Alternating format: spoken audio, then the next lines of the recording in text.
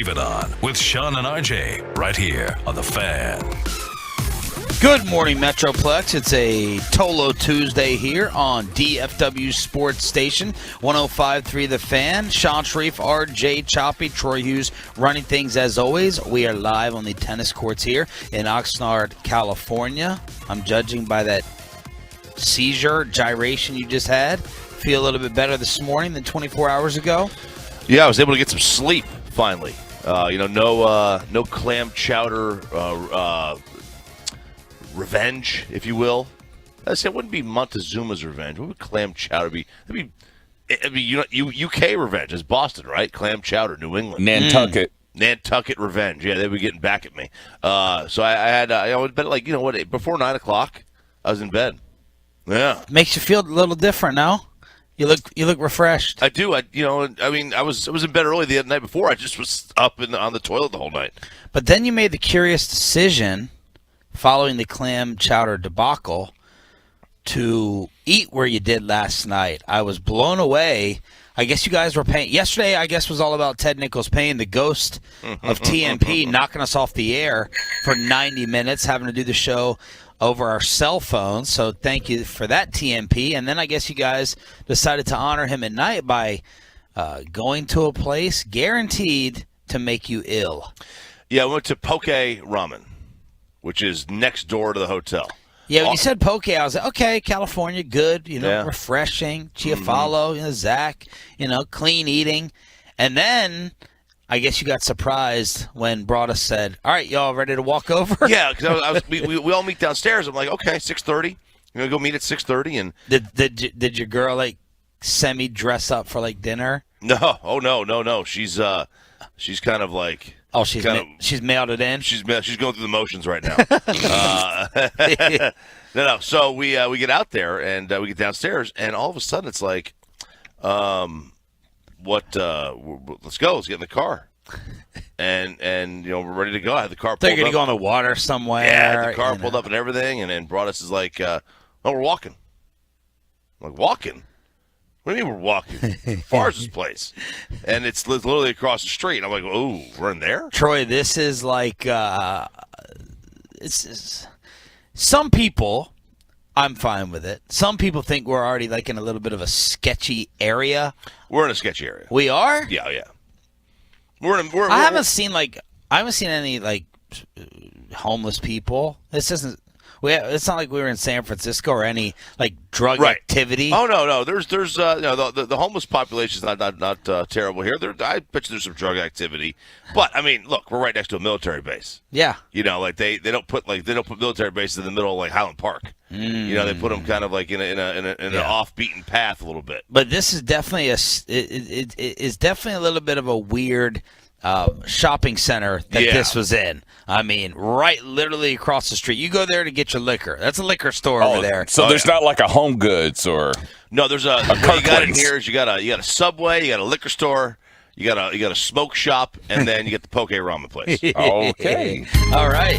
So we'll see how that ends up working today with the seafood selection after the clam chowder. Today is trade deadline day in Major League Baseball. I'm kind of excited for this because up until yesterday, nothing had happened. They're calling it the dead deadline because everyone's waiting on Juan Soto. Yeah. Soto yesterday, of course, has a big possible final game for the Nats. He homered off Scherzer. The Rangers end up losing to the Orioles 7-2 right here on your home for Rangers baseball. Sandler will come on at 7:20 to preview, but there are a lot of insiders predicting an absolute explosion today because everything has just been building up and waiting for Juan Soto to be decided. Yeah, and yesterday we already saw that a little bit starting in a little bit. So we've had, the Mariners got Luis Castillo. The Yankees had already traded for Andrew Benintendi. Beyond that, there hadn't been a ton of movement. Well, yesterday, it kind of gets kicked off. Flurry. Yesterday was a flurry. A flurry of it. Flurry of moves. And in the American League, it was like, okay, there are two teams that actually are trying here. And that was like the Astros and the Yankees. They knew that they were the two best. And, the Astros get Trey Mancini, and then the Yankees get Frankie Montas. But then you also had Josh Hader go to the Padres. And the Padres apparently did not give up any of their top prospects to get Hader. Everyone that was on the table for Soto is still available for the Padres to trade. Keep that in mind. Yeah. The Rays get David Peralta. You see other guys. Chris Martin from a Ranger goes to the Dodgers, and then so you see a little bit of that yesterday, and then everybody's waiting for today. Everybody's waiting for Juan Soto. You saw a couple of teams, make hard pushes to the Angels for Shohei, but Artie Moreno is like, nope, we're not trading him. Trout's on the shelf, Rendon's on the shelf. I need people to come out here. Artie Moreno's a moron. Okay, you're literally saying I don't want to trade Shohei because you don't have anybody else to come out to the ballpark for you over the next week? Well, like I said a couple weeks ago, they have already achieved – it's like the opposite of the Marlins. The Marlins blew the whole thing up with Jeter. They had the young core that you dream of. Mm-hmm. You had it. And then, because of finances, they blew it up. How many teams have had the star power of Shohei Ohtani and Mike Trout? I mean, you have two of the top three stars in the game. That's got to be tough to give up from a marketing standpoint. Mm-hmm. You spent the money on Rendon as well. Like, what's more likely? I know what recent history has said. No one underachieves like the Angels.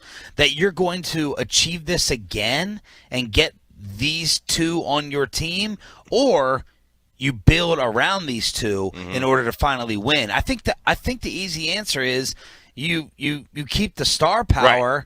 Because, think of what they have. They have arguably the best player ever, or a top three player ever, and they have Babe Ruth. Yeah. That's very hard to walk away from. Very hard to walk away from, and I get it. I understand from that perspective.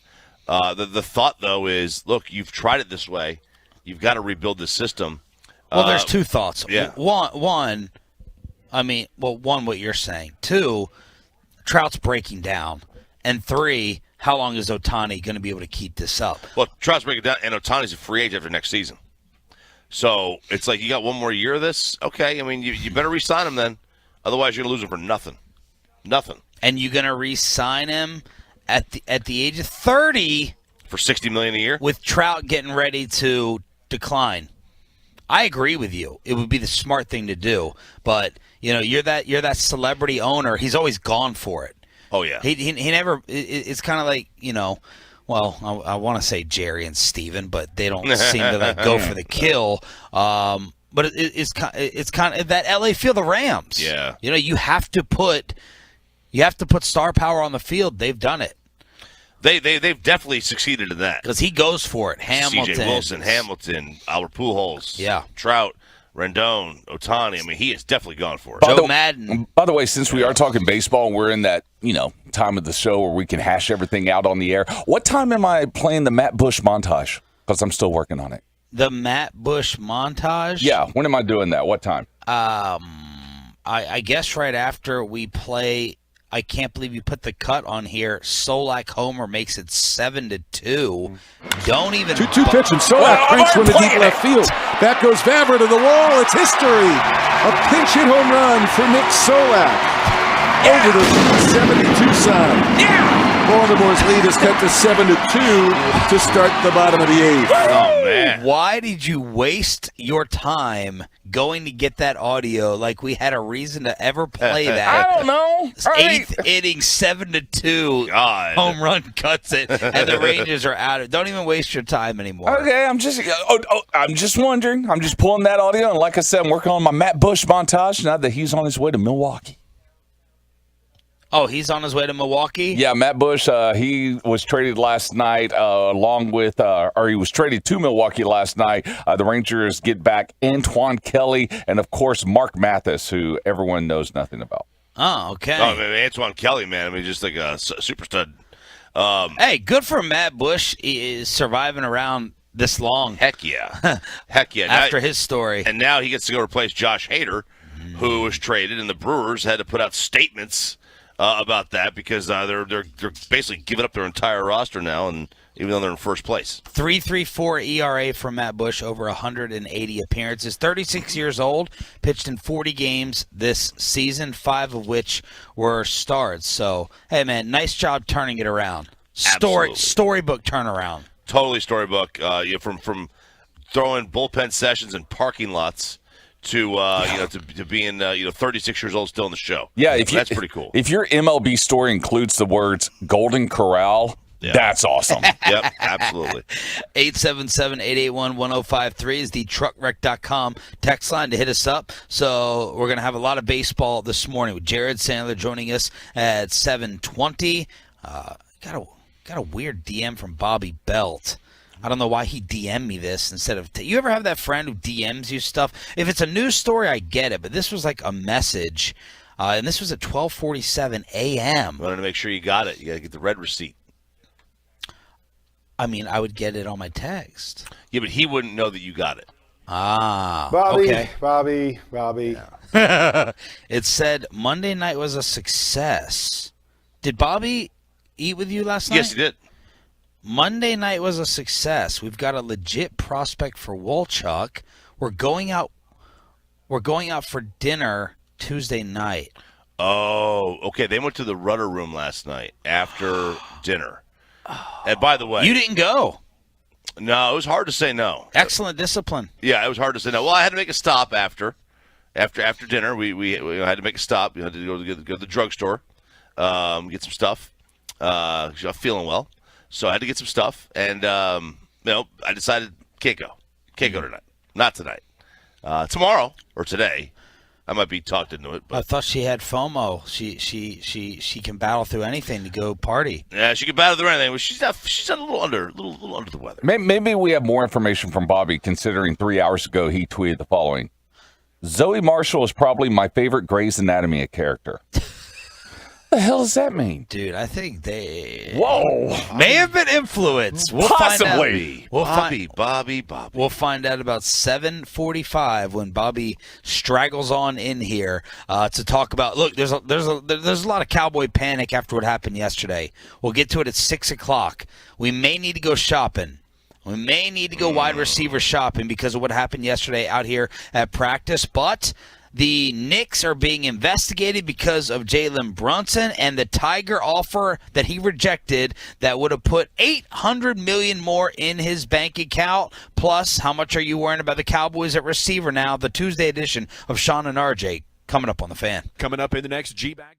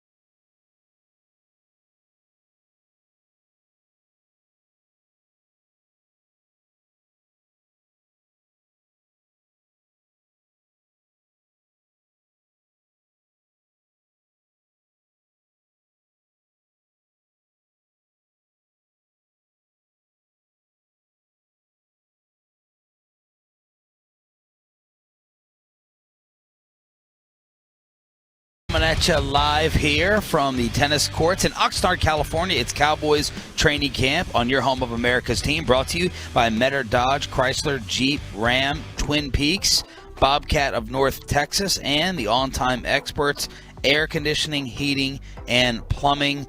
I don't care about this story. I thought we were done with this story, but I had Manny Tolo send it to me, so I'm just going to read it and move on. That the New York Knicks are being investigated for tampering with Jaylen Brunson. Do not care. They're looking into the Knicks. Of course they tampered. We knew they tampered months ago. Cuban knew it. Everybody knew it.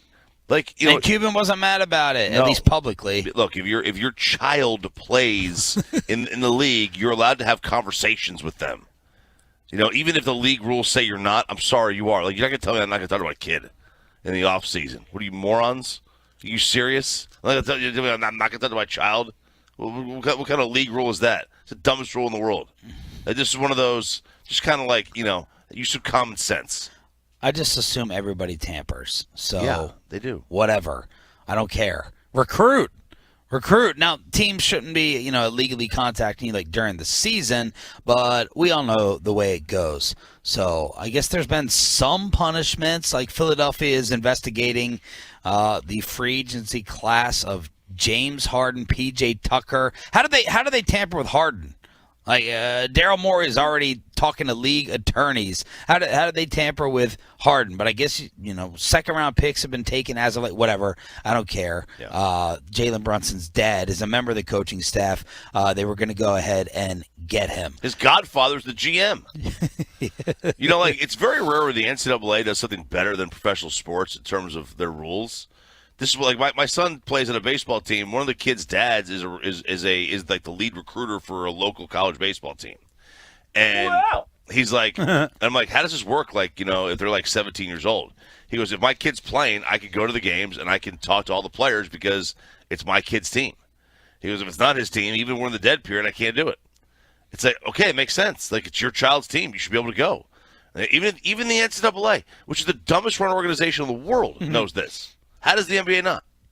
877-881-1053, truckwreck.com text line. Greg Norman went on Fox News and said that Tiger turned down $700 to $800 million to join LIV. I don't. First, these numbers, they sound made up at this point. that the Saudis are giving, it sounds made up. Why didn't they have enough money to make Charles Barkley an offer? I don't know. No fallout on why they never made Charles the offer? I'm stunned they never made him the offer. How do they not make it? The whole thing was there's an offer coming. That was the entire thing. What happened? What did they do? Did they just decide to get cold feet? Or they were going to give him an offer once they realized, maybe once they found out what his salary was, they were like, oh, we ain't doing that. We're not going to give him $40 million a year. And then yesterday, the news came out that the PGA Tour kind of increasing things. Yeah. What where is the parade for Phil? It's not happening. Where is the celebration? And I was the only one to come out and say, we got a little bit of an overreaction to Phil Mickelson. Phil Mickelson getting attacked a little bit too much. And I just had a different perspective because, I've tried negotiating at my job for, I don't know. 2 years, 3 years. 3 years, 4 years. Phil Mickelson caused every golfer, everyone on both sides, and Greg Norman to get paid more. And they all owe his ass a big fat thank you instead of making him a pariah, as the PGA Tour is now going to pay out a record $428 million. All of a sudden, where does this money come from? I mean, they've been hoarding this money for decades. The PGA should be ashamed of themselves. These media members that stand for them, the Brandel Chamblees of the world, over the past few months have been just kissing their butts. Should be equally ashamed. Since LIV came on, the PGA Tour has announced record prize money, no cut tournaments, guaranteed money tournaments, bigger player impact program money. Wow. And now they announced they are going to have record prize money for next year. Come on. Where you just found this cash? All these sanctimonious media members, man. Y'all better. And who caused it? Well, Phil did. Phil did. And Tiger Woods changed the game, and he made all these guys mega rich. And Phil is, it's not on the same level because the money's not going to go from $3 million purses to 10. Yep. But they all owe him. The PGA. Thank you. The PGA just proved what Phil was saying. Hey, we're getting screwed around here. There's more to be paid out. And I'm going to go somewhere else that's going to give us that money. And now, since the PGA is scared and petrified, they have to go ahead and match that before they continue to bleed out all their talent. There you go. That's it. Simple. That's all it is.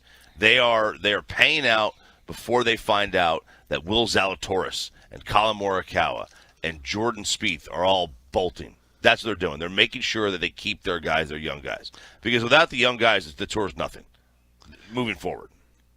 Troy, my apologies. Of course, things went haywire yesterday. Were we supposed to recap, was it Survivor Slam? It was SummerSlam. SummerSlam. Shawn Majors. Was this a big event? I saw Logan Paul trending because of this. Is this where Ric Flair fought? No, Ric Flair. No. Was that sad? That was horrible. Put that man down. Well, Shawn Michaels tried to when he super kicked him years ago. Yeah. And he came back and did this one last match, which was kind of cool because, everyone was there. Everyone came out. The Undertaker showed up. Bret Hart. It was kind of cool. But, yeah, you're talking about SummerSlam on Saturday night.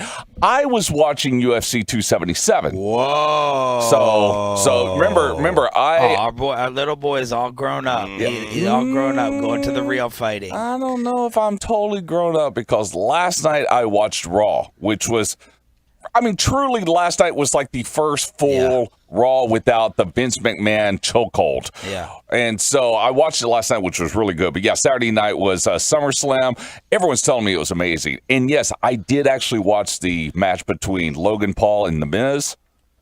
And that kid's special. That kid has some talent. He has some talent. I saw him jump off the turnbuckle to a table. That looked impressive. Yeah. A lot of guys. One of the Pauls has to fight. Yeah, a lot of guys are calling Jake it Paul's out. fight gets canceled because of a weigh-in situation with Rockmont on the other side. Go ahead. No, I was just saying a lot of guys were calling out his match as a spot match. So basically that's where it's just a bunch of jumping around. Think of the Hardy Boys. But, hey, listen, to do that in front of a crowd like that and you're not a full-time wrestler, except he is now because he's been signed to WWE for a multi-year deal, it was impressive. Live on the Fan Cam, live on Twitch, and live on YouTube. It's a Tolo Tuesday edition of Sean and RJ coming at you on your home of the Cowboys and Rangers MLB trade deadline day. But we were on the sideline where the Cowboys receiver got hurt. You got a 10-week injury. You already got Michael Gallup missing, and now you got some panic from the Tolos in Cowboy Nation. Who should they go get, and is Mike Bassick really to blame for what happened yesterday out here in Oxnard? 6 a.m. headlines for the 6 a.m. Club with Sean and RJ next.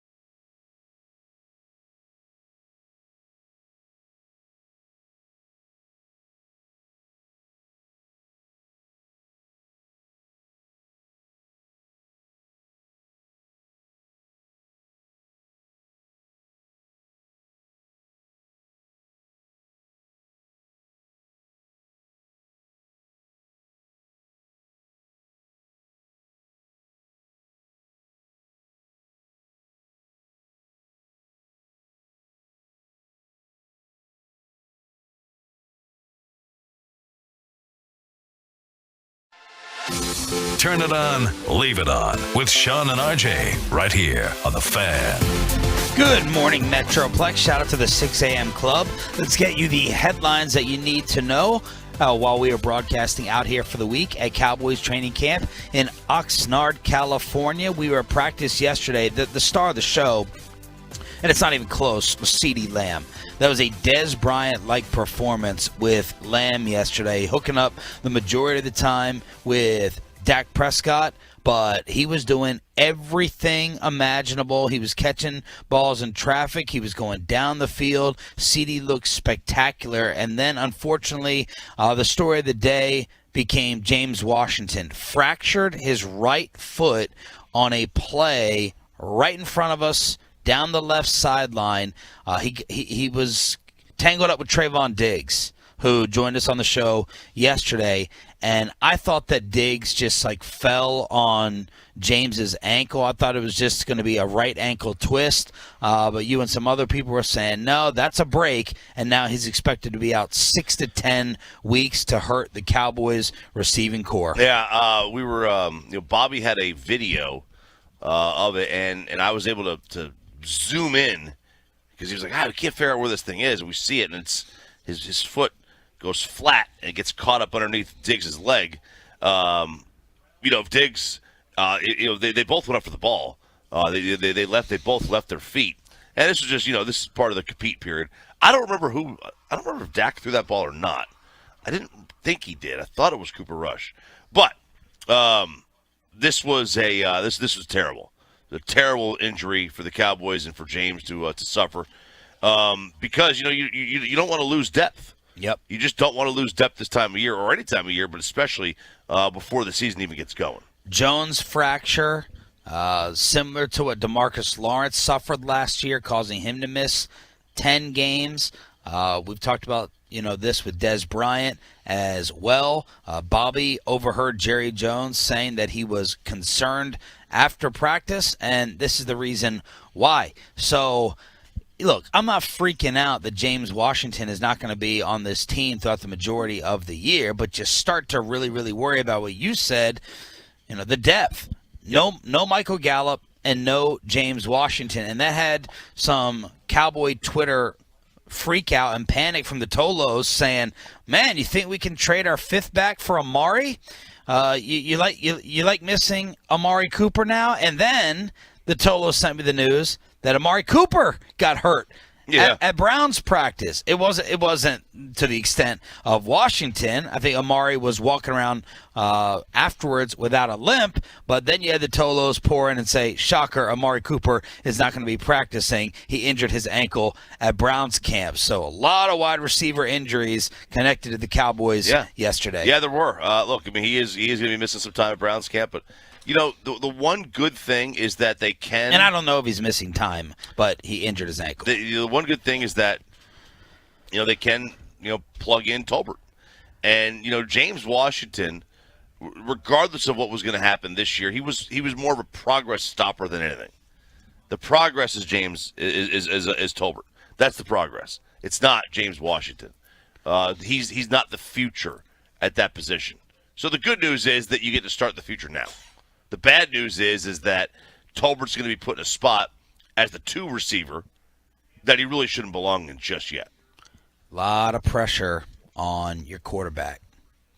Lot of pressure. And one of the things I did not understand, look, if you don't love Amari Cooper and you don't think he showed up in big games and you don't think he showed up on the road and you don't think he was worth $20 million, I'm not going to fight you to the death on all of that.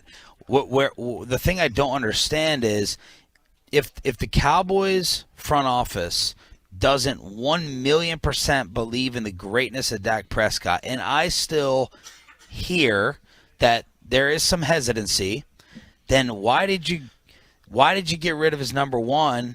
And now, how confident are you that he's just going to be able to elevate whoever you throw out there? You put James Tolbert, a rookie, and then you go get Turpin from the USFL, and you got a brand new number 1 in a third-year player. Okay, that's a lot of belief. That confuses me, and a lot of pressure on your quarterback in a year in which people are putting a spotlight on him again, as always. I mean, look, I want names. Who are the people who are in the organization that aren't still buying in? I'm not saying that from you. I want names. I want these people to come forward. I think it's the people that write the checks. You think the Joneses? The Joneses know that they have to put, and I know this is going to sound generic, they know they have to put a lot of help around Dak if they want to get to where they want to go. They need to put a good offensive line around him. I think receiving-wise, if they have a good offensive line, he's at a point where he can be okay. Okay, why do you say that? He's never gone without. Silver Spoon, I mess with him about. Well, because he's never gone without doesn't mean he can't. That's true. It's like Lamar. Like Lamar's never had to throw 60 times a game. Doesn't mean he can't. Like I err on the side of, well, he can until he shows me he can't. I don't do that, but you entitled to.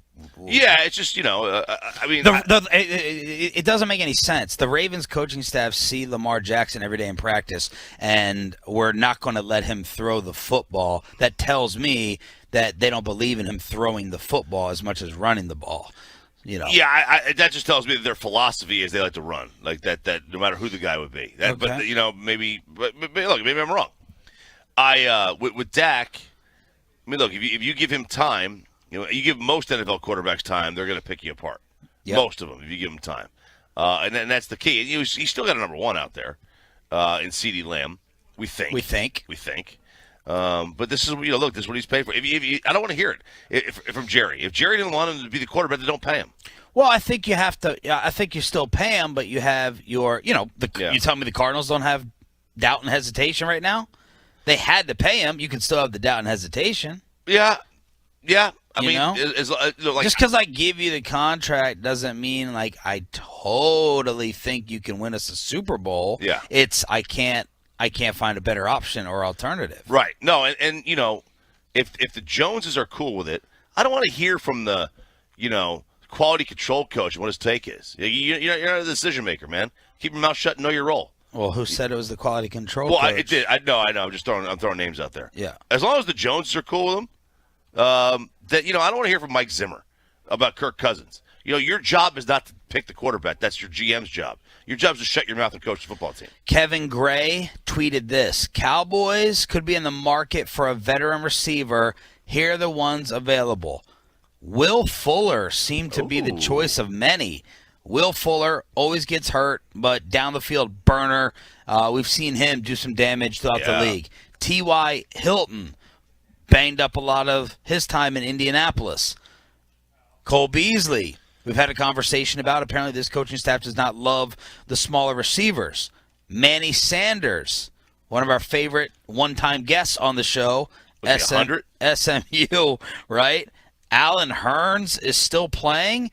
And then the man that Sean McVay was kissing up to yesterday, Odell Beckham Jr., as some Cowboy fans were tweeting him, "Yo, Odell, what you up to?"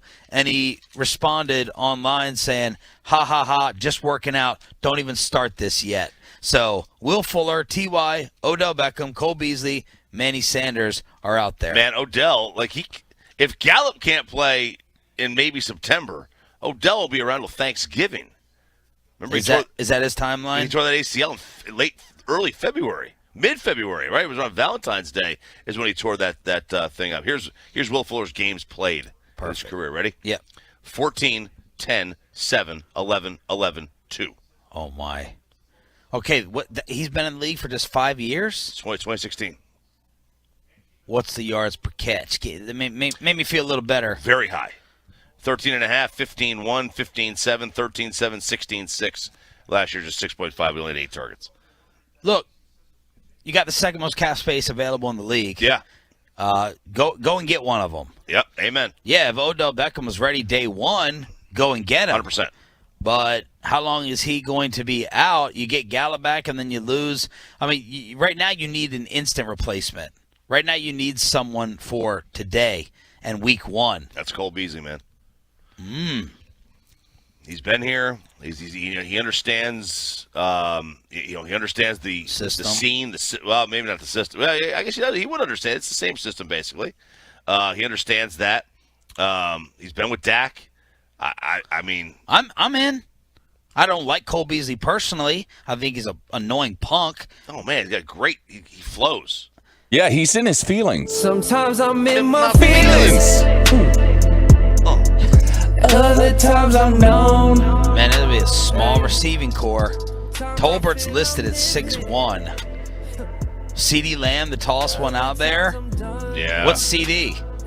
Oh. Maybe 6'2"? He ain't 6'3". I don't think he ain't very big. 6'2". 6'2". So 6'2", 6'1", and 5 whatever with Cole Beasley. But look, right now, I don't know if you can be picky about your height and weight. You need some veteran bodies in here. Yeah, you do. You worry about that later. You know, we've gotten to a point in the NFL where size. Say it. Size doesn't matter. There you go. I mean, look, think about it. The quarterbacks are shorter than ever. Receivers are, corners are not necessarily 5'10" anymore. Look how big Diggs is. Tyreek Cooper is small. We're moving Micah to edge at 240 pounds. Man, I tried to type in CeeDee Lamb height, and I got CeeLo Green height. What happened to CeeLo Green? Man, he had that song that I liked. Isn't that him? Well, give me a little bit more. Yeah. I'm not sure if I heard it all. What was it? Blank you, da-da. Yeah, well, you kind of fade away when you throw homophobic slurs out there on stage and also accuse of sexual battery. That kind of stuff kind of ruins a career. Oh, okay. So. Yeah, it's a very short-lived career. Yeah. 5'7" listed for CeeLo, in case you were wondering. I know you were. No, he's not. Oh, you think that's He's way short. I met CeeLo Green. Oh! Yeah, he is shorter than that. 877-881-1053, truckwreck.com text line. I want to know who the Tolos are suggesting to come on in after James Washington broke his right foot and is now going to be out 6 to 10 weeks. What are we getting, RJ, in terms of solutions on the fan text? Well, they are saying, a lot of people are saying bringing Will Fuller, like you had mentioned, that people were hitting you up, and that was the most common consensus. You got some Cole Beasley. Hey, bring in Des Bryant. We got Fehoko. We'll be okay. We don't need an instant replacement. We can just kind of wait on it and see what's out there. I think they have a hard time bringing Cole in when they implied the anti-vaccine Cooper was part of why he's gone. Antonio Brown, Deshawn Jackson. Oh, Antonio Brown. Man, I would totally. Manny Sanders is a gamer. Andre tweeted us the highlight. Yes, Cooper Rush threw that pass as the Cowboy backup quarterbacks have not put on a show out here. Danucci, most accurate quarterback in the league during practice, man. Well, if we just did that thing where they're throwing into the colored boxes on the net, Danucci would be Tom Brady out here, and then your boy Will Greer. I can't look anymore. I have to turn my head away, dude. If I do turn my head away, I might get hit in the temple, judging by some of these passes. Because he's got such a laser rocket arm. Good God. From the years of chemicals that he's been injecting into his body. Hey, there was a time where his name was thrown in the Heisman race, if you guys remember. What a hot mess. Yeah. Good grief. But what else stood out yesterday? Oh, Tyler Smith buried Tristan Hill. There was a little video they got put out as Tyler Smith showing off the strength. He's a monster. So is Ridgeway. Ridgeway out here is good Lord. He's the one that it's like when we did the pregame show with Mark Colombo and we go out pregame and you felt like you could go, well, maybe it was post-game. Probably post-game after the radio show. And you go have drinks with Colombo, and you feel like you can talk smack to anyone in the whole place. Oh, yeah. Talk to anyone. And then when you're out with Colombo and Corey Proctor, that's how I feel about Tyler Smith and Ridgeway out here as Tyler Smith put Tristan Hill into the dirt. TJ Vasher showing up with a couple more nice catches, and Mike Bassick is getting blamed for the James Washington injury as apparently KMC was – did a round table on who was going to get hurt yesterday since they were putting the pads on. All right. Yeah. So this is like the death pool. I think, Bassick was kind of saying, you put the pads on, someone's going to get hurt. Who do y'all think it'll be? And then, bam, it happens with the Cowboys receiver. So we'll have to ask Mike about that lovely preview. I like the injury pool. I think that's a good one to go with. I think we should do that every single day. Yeah, if we're talking about maybe Eagles camp or the Commanders. Eagles camp. One more on the fan text. Our boy 337. Tony Pollard played wide out in college. There's your guy. Oh man, just you want more touches for him? And you get smaller, even smaller. Even smaller. Even smaller. Yep. But faster. You're pretty fast. Yep. Pollard, Turpin, Lamb, maybe add in a little Beasley. Go Zig while everyone's zagging. Yep. 877-881-1053, truckwreck.com text line to hit us up here on your home of the Cowboys. We are live in Oxnard. I think today's going to be very exciting throughout the morning and afternoon. It is trade deadline day. We'll bring you the very latest on the Rangers. They made a move last night, and the fallout from Deshawn Watson and whether people lost their minds yesterday over his 6-game suspension. Next on The Fan. Let's get you over to Diamond.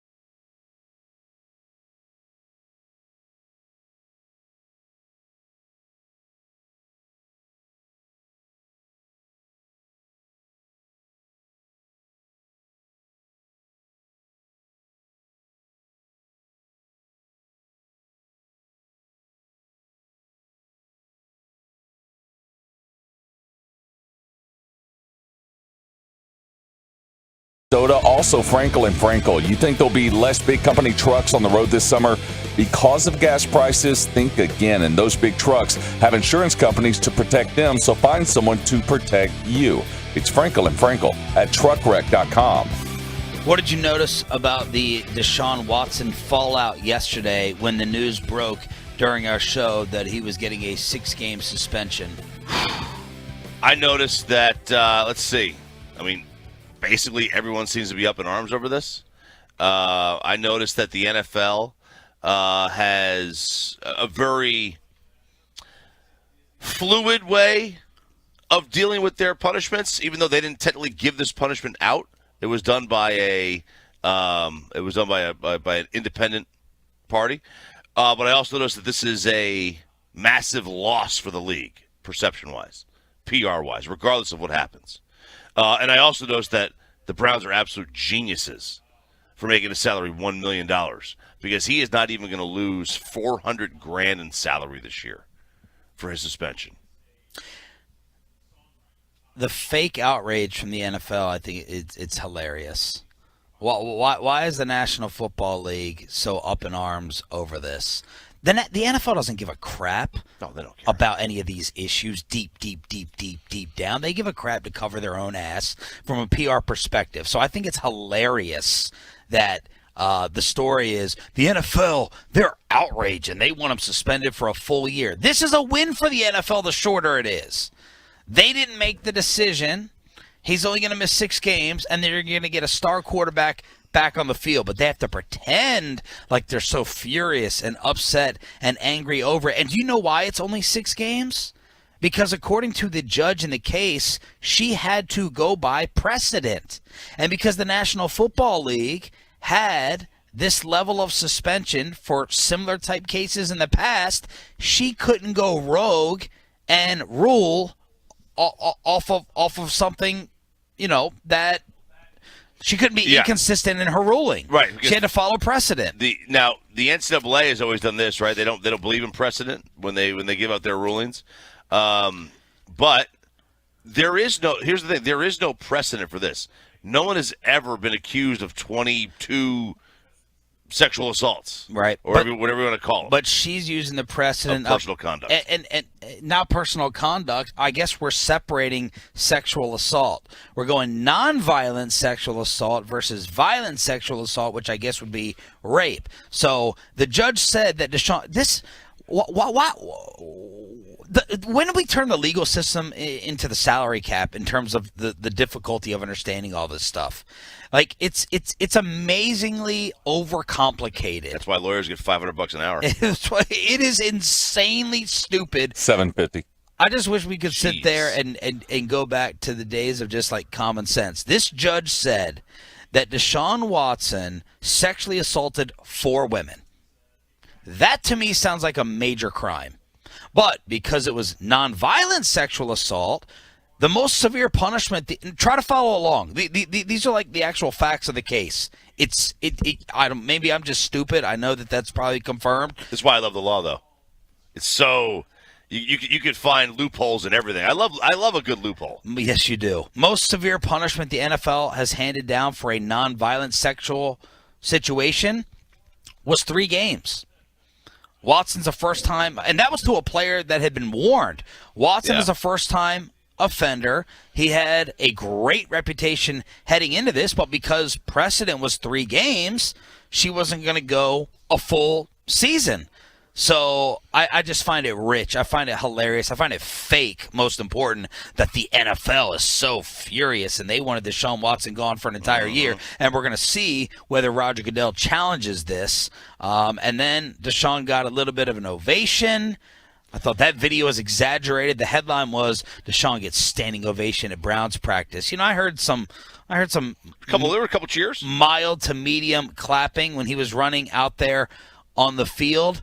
And so that's where we stand in terms of what happened. But it was ruled that Watson violated 3 aspects of the conduct policy: sexual assault, conduct that poses a genuine danger to the safety and well-being of another person, and 3, conduct that undermines or puts at risk the integrity of the NFL. So 6 games for now. Yep, and that may change. The NFL may appeal this or go with Article 46 and just go rogue and do what he wants to.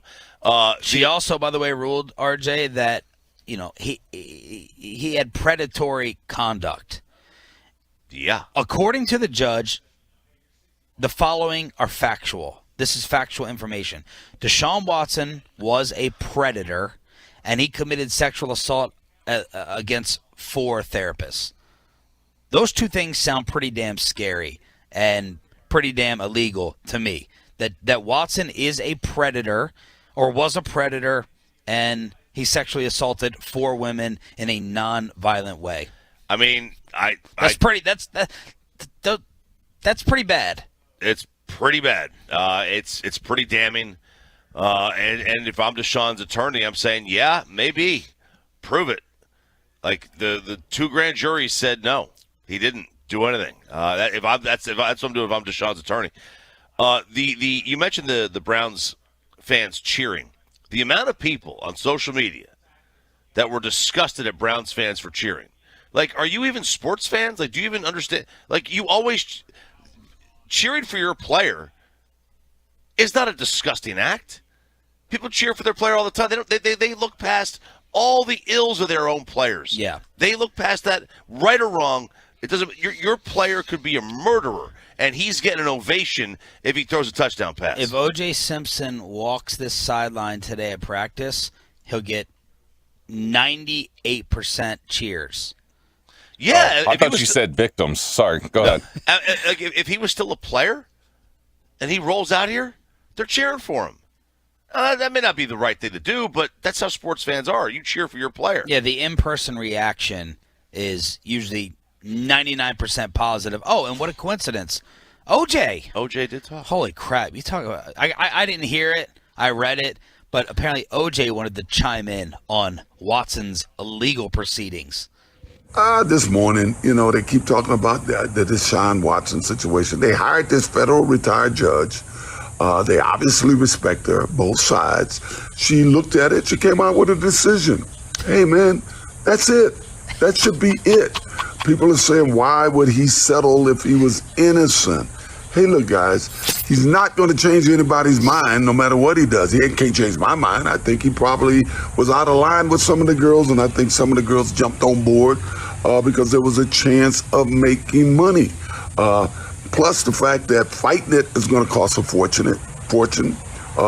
I'm pretty sure the legal fees of fighting it wouldn't be much different than what he paid off in settling these cases. I'd just like to see it go away at this point. If I want to see negative and hear negative news every morning, I'll just watch Fox News Channel. They'll tell me what's wrong with America and everybody. I'm just saying. Take care. This was amazing when he goes, I believe he probably did something wrong. I mean, that is the No. No. What's amazing is, hey, the judge made the ruling. Move on. You respect it. You respect it. Move on. Obviously, when a judge just makes that ruling, just go ahead with it. Just deal with it. I wonder if OJ had that same feeling when he finally did go to jail for the robbery case that he got in trouble for, and then he's like, hey, I don't want this. Why are we paying attention to negative stories? Let's just move on. I'm happy. We'll be all happy. What a we're all friends here. Let's just be happy. What a convenient. All right. Do you think? You're a great person to ask this to. Thank you. Do you think... Oh, you should have just left it at, you're a great person. Yeah. I was like, don't thank me yet. Do you think OJ has, convinced himself that he's innocent? Because when someone's this delusional and, gets on there to react to things, it's like, okay, they're not here with us. They're living in another world. The Costanza line. It's not a lie. If you believe it. It's not a lie if you believe it. I wonder, over time, people convince themselves of, fiction, that's actually the truth. I wonder where OJ stands with that in his own mind. I think OJ is, if I was inside that brain of his, I think what I would say to myself, let's just assume that he did it. I'm saying he did. Just if I had to convince myself, was in a fit of romantic love rage. That's what I was in. What are the Tolos saying about the Watson punishment before we get you a Rangers trade deadline update on deadline day? Let's see. OJ has now become our moral compass. Yeah.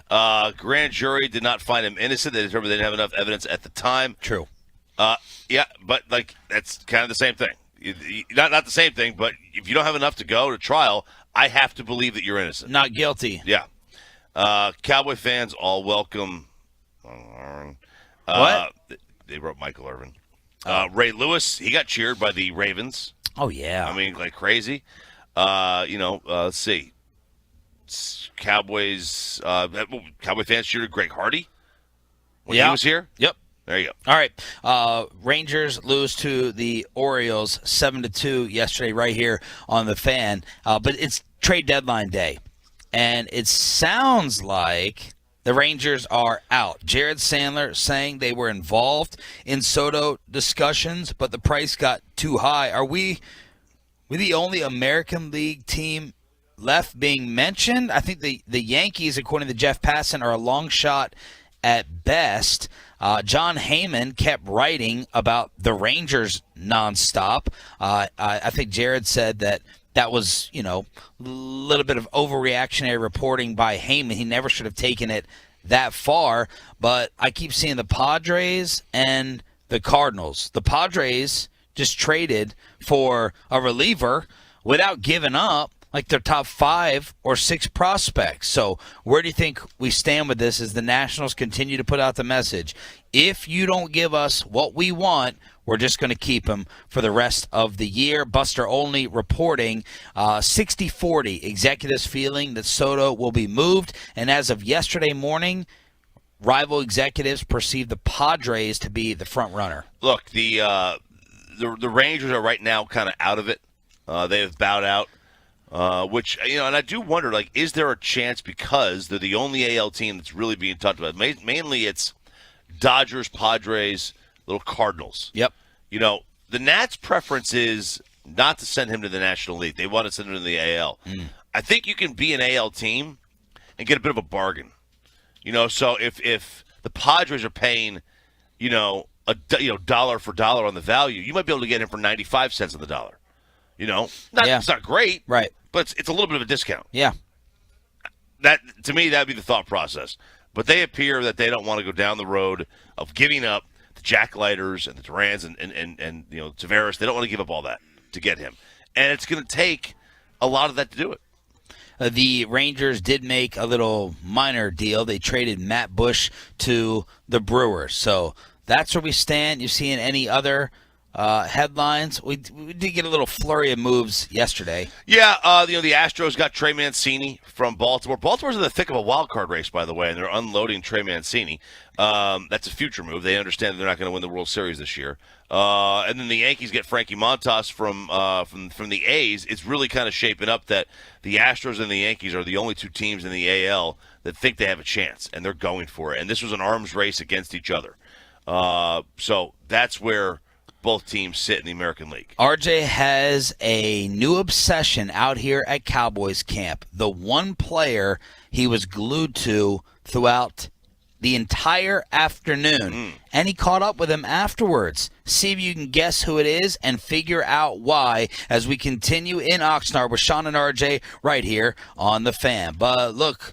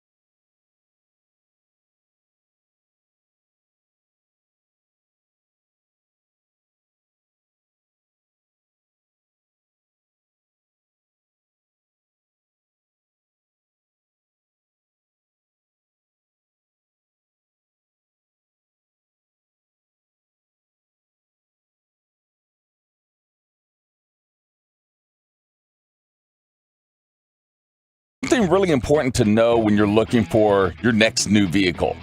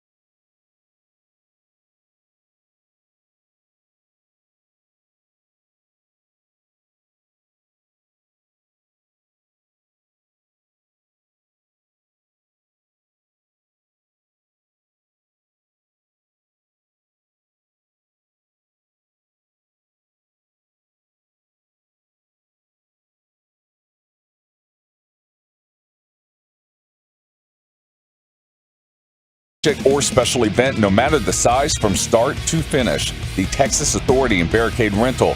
BuyersBarricades.com. CeeDee Lamb dominating practice yesterday, but the big story is James Washington with a broken bone in his foot. He's going to be gone 6 to 10 weeks. We'll recap it in headlines at 7 o'clock as we are out here in Oxnard, California. The media party is taking place tomorrow night. Oh, yeah.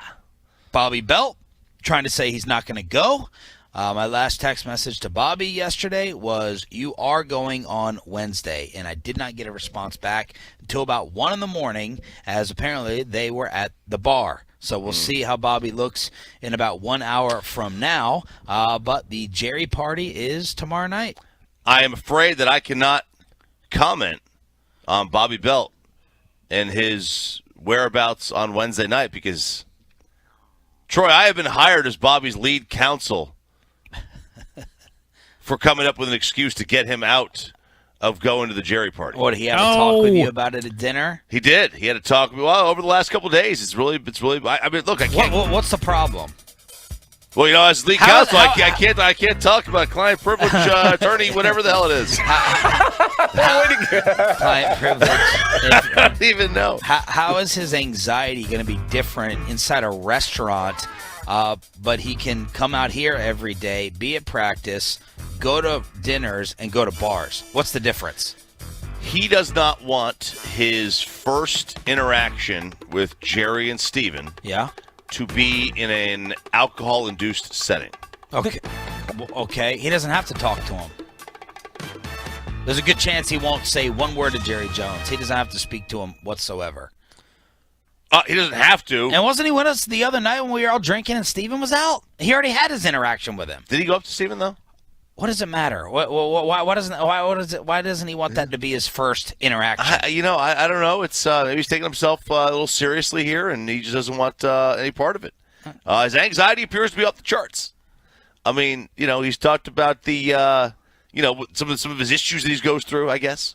I don't know, but that's where he is. So he is enlisted. Better call Chop, trying to come up with an excuse. I told him, run with the anxiety, man. Nobody can say anything to you about anxiety. If you say you have anxiety for something, nobody can get on you. Yeah, I was about to say maybe he could just not drink, and then I thought, no, that's not possible. That's not possible. Hey, he could be our DD. Oh, Broadus is going to be the DD. Broadus is even going.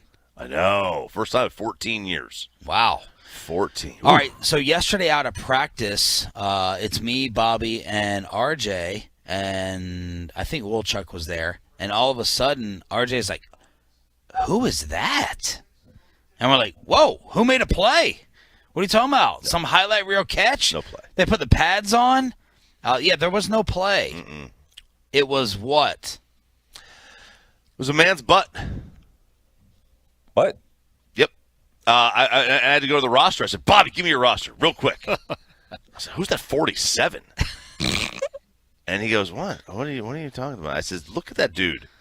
And I said, that is the most perfect pair of buttocks I've ever come across in my life. Clip that. I've never seen anything like it on a man.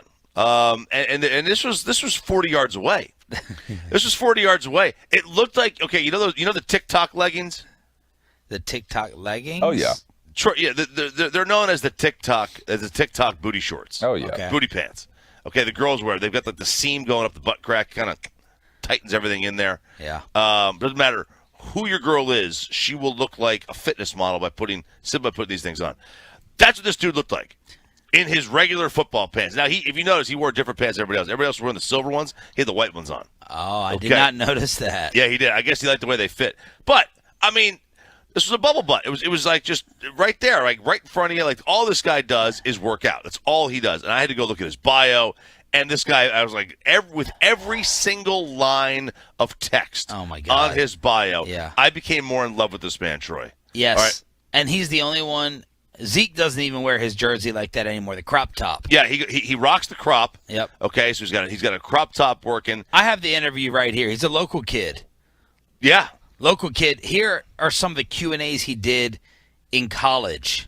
It's from Terrell, Troy. And this is where I didn't even want to – I'm not even going to – I'll never talk to this guy ever because of his favorite food answer.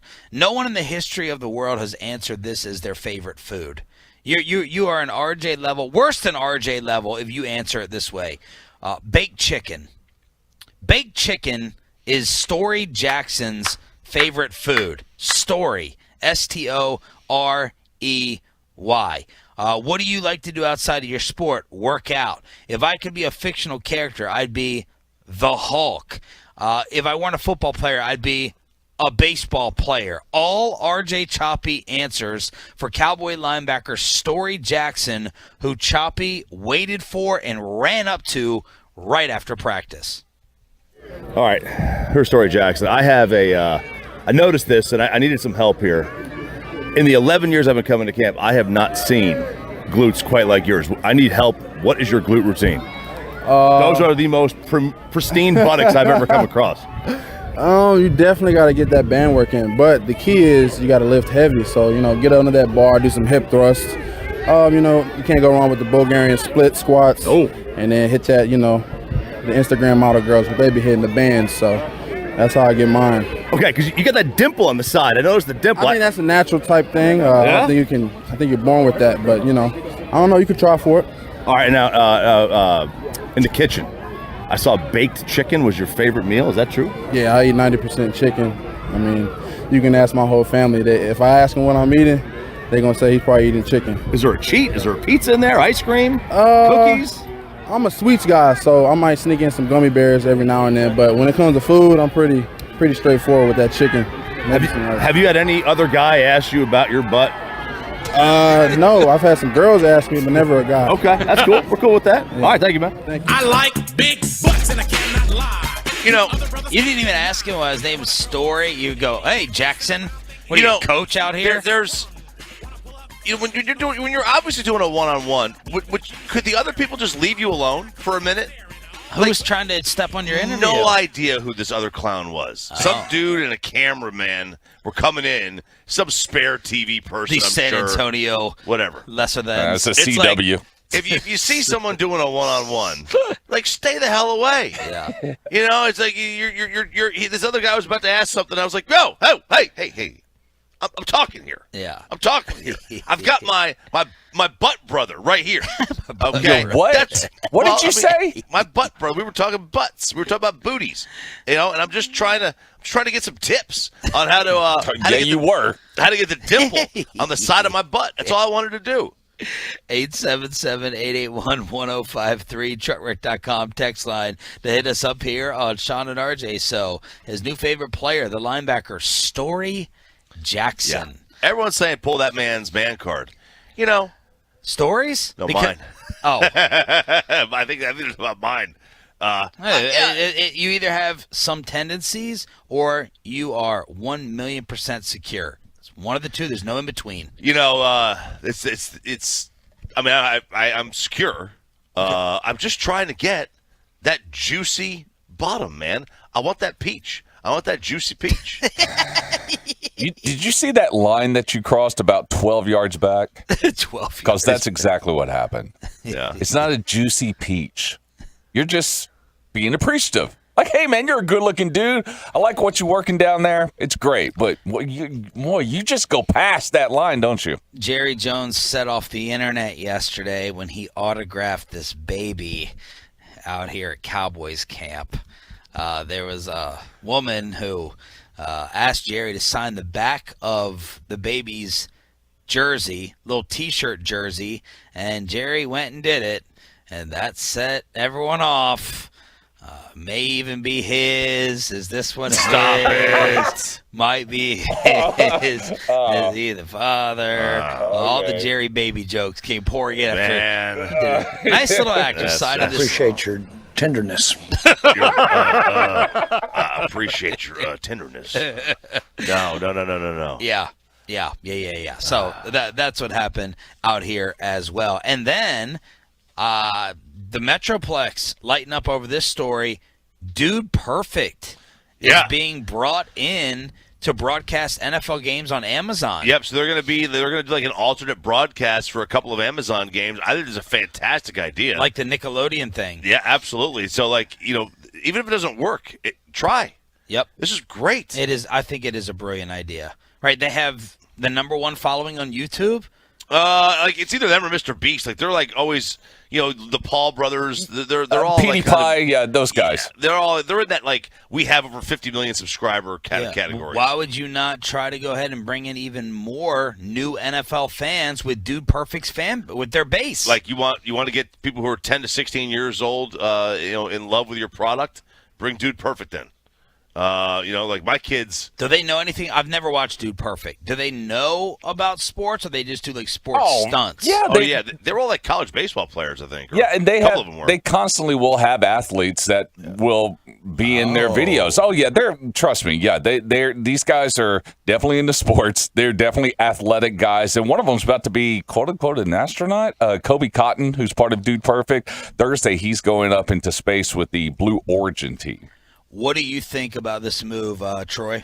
I mean, it's great. Well, any of your kids watch their broadcast on Amazon? Maybe not my kids. I mean, my son's now 15, almost 16, so he's a little bit older. But when Dude Perfect was in the height for him, like maybe 5-6 years ago, yeah, he would absolutely be tuned in. So younger generation, I'm talking about kids that are anywhere between the age of like 7 and 12. Yeah, they're going to tune in because they know of Dude Perfect. And yours? Oh, I took them to see Dude Perfect last fall at Dickies Arena. They loved it. They've watched these guys all the time. Now they don't watch them as much as they used to. They've gotten more into video gamers, like watching gamers and stuff. But yeah, they still check them out. All right, what are the Cowboys now going to do at receiver after the James Washington injury? Amari gets banged up. Is Stephen Jones looking like a genius? We got Deshaun Watson fallout, and today is baseball trade deadline day. What are the Rangers up to? Headlines on a Tolo Tuesday next. Let's get you over to Athletic Greens, some AG1 in your life. As I've been trying to get and stay healthier, as I've been getting older, trying to get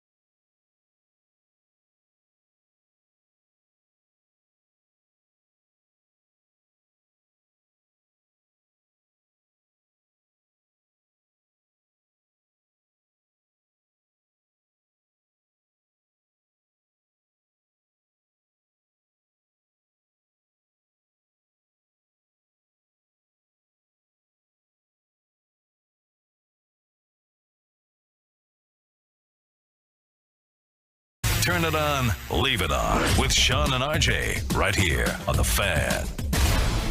It was a great day for one receiver and a really bad day for another. Good morning, Metroplex.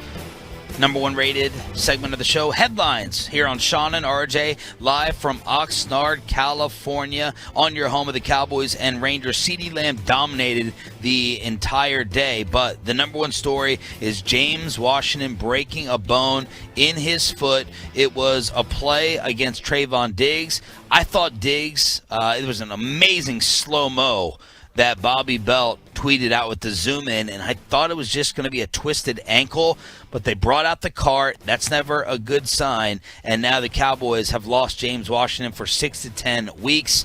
DeMarcus Lawrence had a similar injury. He was out for 10. We're talking about the Jones fracture.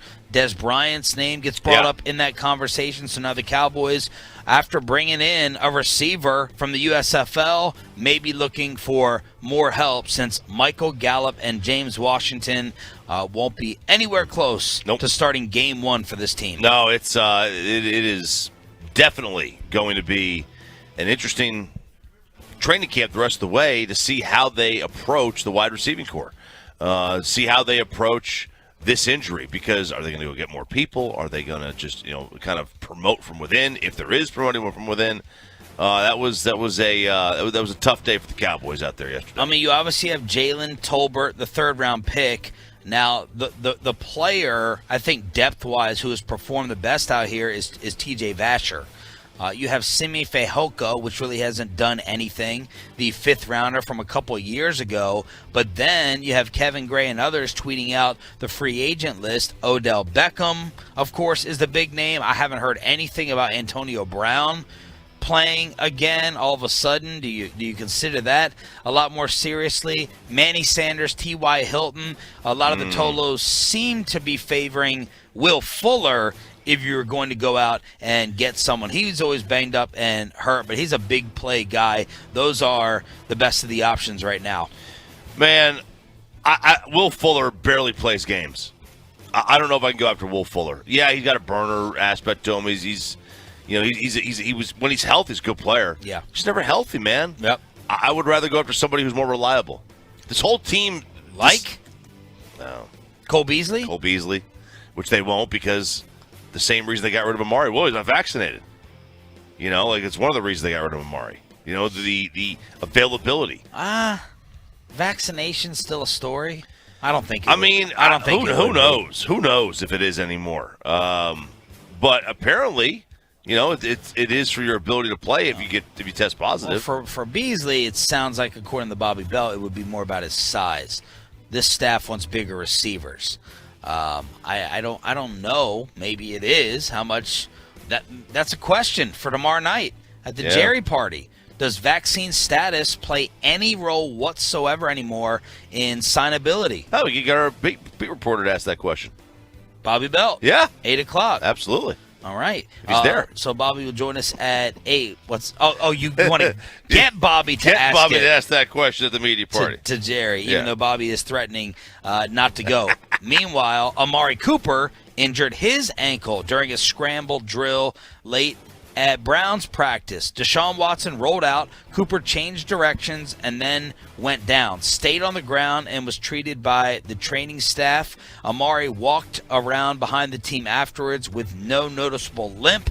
From Browns reporters, this is the perspective. And then we are waiting for more of an update. But the great Texas William on Twitter did the Grim Reaper going down the hall. And he said, Stephen Jones looking like a genius right now. Randy Puplist was the first door with the blood coming out. Leal back issue. Amari ankle injury. And then William put the Grim Reaper knocking on the door of Connor Williams. Oh, no. Out He's there next. in Miami. So could he be next?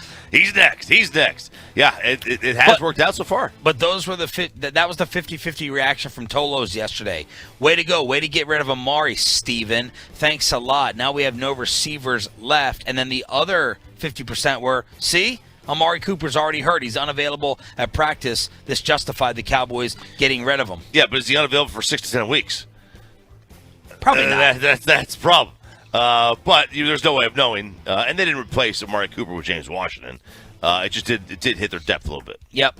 Depth is the big problem right now. So we'll ask Bobby what they're going to do about it. Truckwreck.com text line 877-881-1053. It is Major League Baseball trade deadline day. Rangers lose to the Orioles 7-2, and they make a move. Little minor move. Matt Bush is traded to the Milwaukee Brewers. What is going on with Juan Soto, as he had a possible final lasting memory? It was definitely, if it's the last game, had a fantastic memory for the Nats, as he homered off of Scherzer, 3 walks, on base in every plate appearance, had a stolen base, scored on a heads-up play as the Nats were taking on the Mets. Nationals Park could be the final game, the final at-bats for Juan Soto in today's deadline. Yep, could be. And I saw a great tweet about that in reference to that tweet that you just mentioned, and they said, but he didn't catch a fly ball.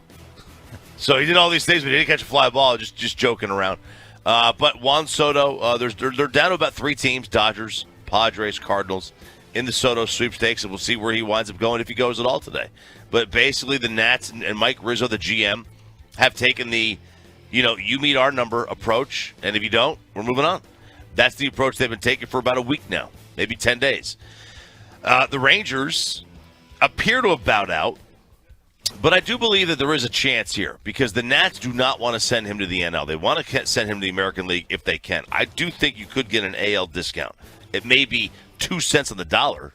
Instead of paying a full dollar for dollar value, you're paying 98 cents, but it's still something. You might be able to get just a bit of a discount. ESPN reports the Angels have been dangling Shohei leading up to the deadline, but 2 executives that have previously been identified as potential landing spots viewed this as highly unlikely. One was under the impression the Angels are not seriously looking to move him now, but maybe they can get a sense of what the market looks like to help out their offseason strategy. Their owner, Artie Moreno, has been categorically against the concept of a rebuild. So that's the update on Shohei Ohtani, Juan Soto, and what could happen today. Man, how fun is it to be a Padres fan right now? Oh, my God, it's great. A.J. Preller, the John Daniels protege, I mean, this guy, they're like the Rams of Major League Baseball in terms of being in on everyone, and you feel like they're making phone calls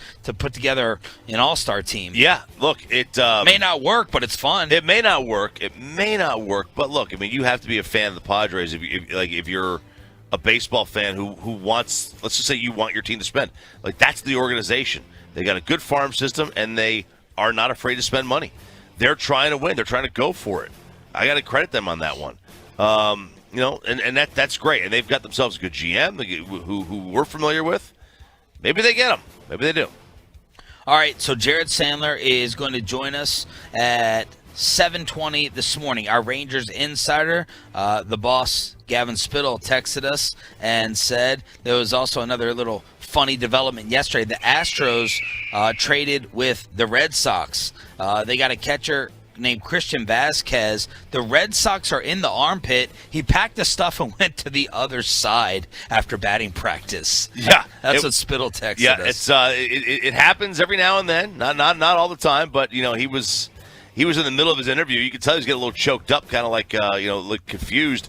And then the PR guy grabbed him and took him away. He said, "Come on, let's go." Yeah, we're gonna go to the other side. It was weird because even JD Martinez after the game said it was strange because Vasquez went through the hitters meeting with the Red Sox and then went to the Astros clubhouse, so he knew what their approach would be going up against the Astros in the game.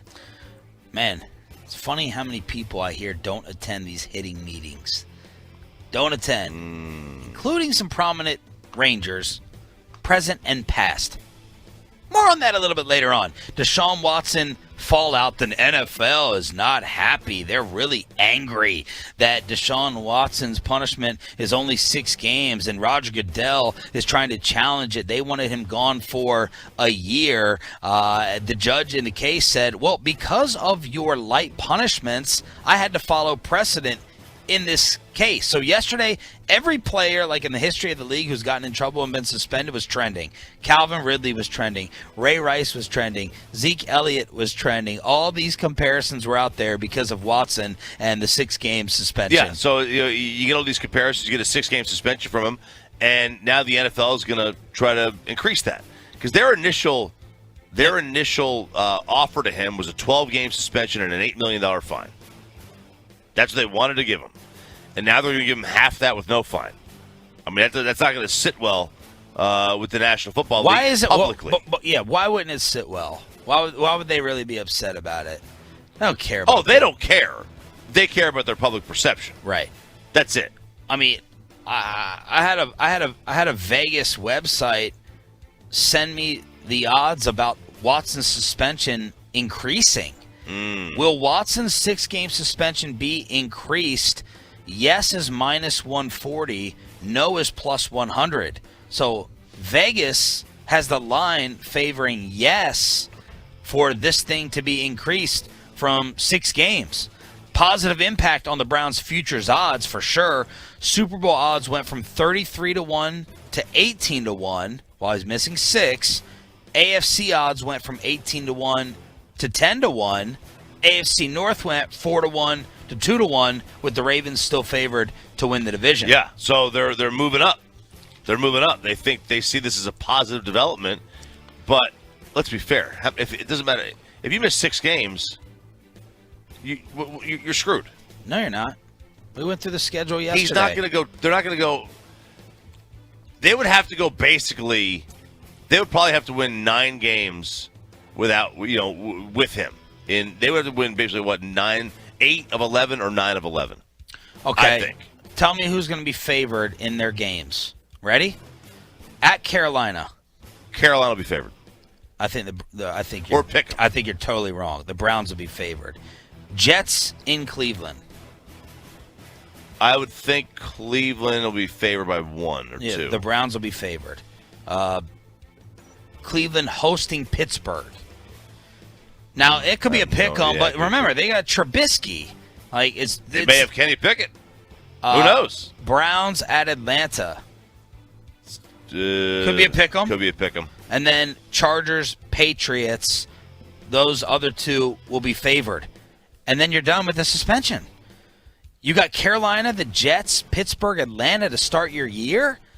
They'll probably be 3. They'll probably be either 3-3 or 2-4, I think. If they come out with a winning record, then all bets are off. Okay. Kevin Stefanski, Browns head coach, commenting on the big news yesterday. Deshawn has told you guys in a press conference, he's told me privately, he wants to be the best version of himself. I believe that wholeheartedly. He's working on that, and I'll let Deshawn at some point speak for himself. I've tried to just be where my feet are and operate with the information that we have available to us. So, this process is not my process. So it's agreed upon by the PA and the NFL, and all I can do is respect it. Must be fun to be Kevin Stefanski answering all these questions. But the outrage, you knew there was going to be outrage either way. But Deshaun Watson getting applauded at Browns practice. People were ticked off over that. They're finding out how much money he's actually losing. People are ticked off over that.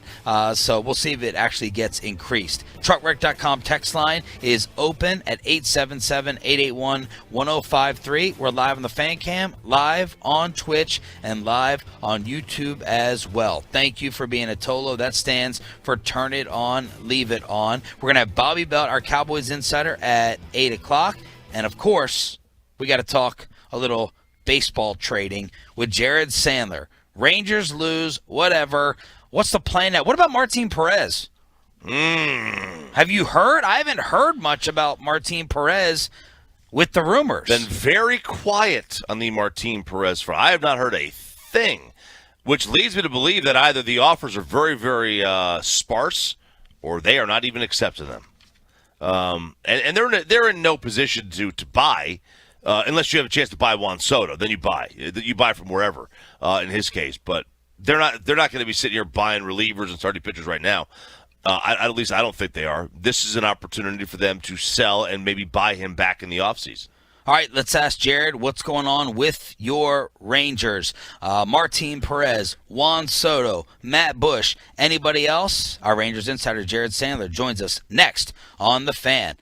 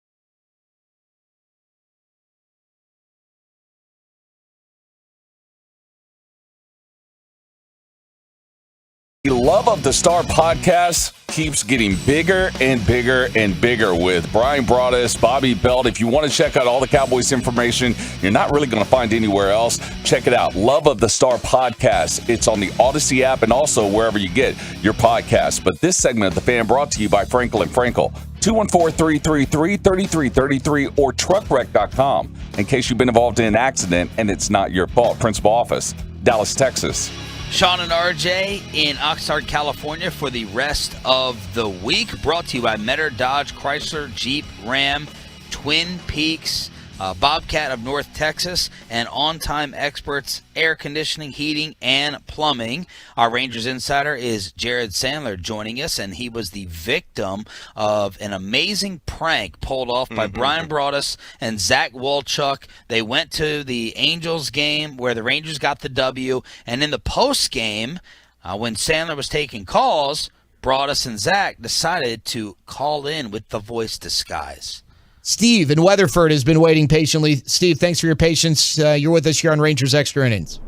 Yeah, I didn't know when you were going to stop talking there. I've only been waiting about 15 minutes. I just wanted to know about the catcher's interference call. If you could help me understand that ruling there that happened during the game, that would be brilliant. Thank you, Jared. Brilliant. Yeah, sorry that trying to give throw answers. My apologies to the other callers who are also in line. I can give one-word answers if needed, if that's something that people want to do. Then Broaddus got him, and then Zach calling again. Good morning, Jared. What's up, fellas? Good morning. Why can't you go along with the joke? You loosen up, laugh a little bit. I didn't know it was a joke. Here's the deal, okay? First of all, you guys were so wrong yesterday when you said that I wasn't actually happy when I found out it was a prank. You know what it's like talking to yourself at 11 o'clock at night for, like, let's just say 100 of the nights a year? I bring on all the pranks. I don't care. That makes it fun.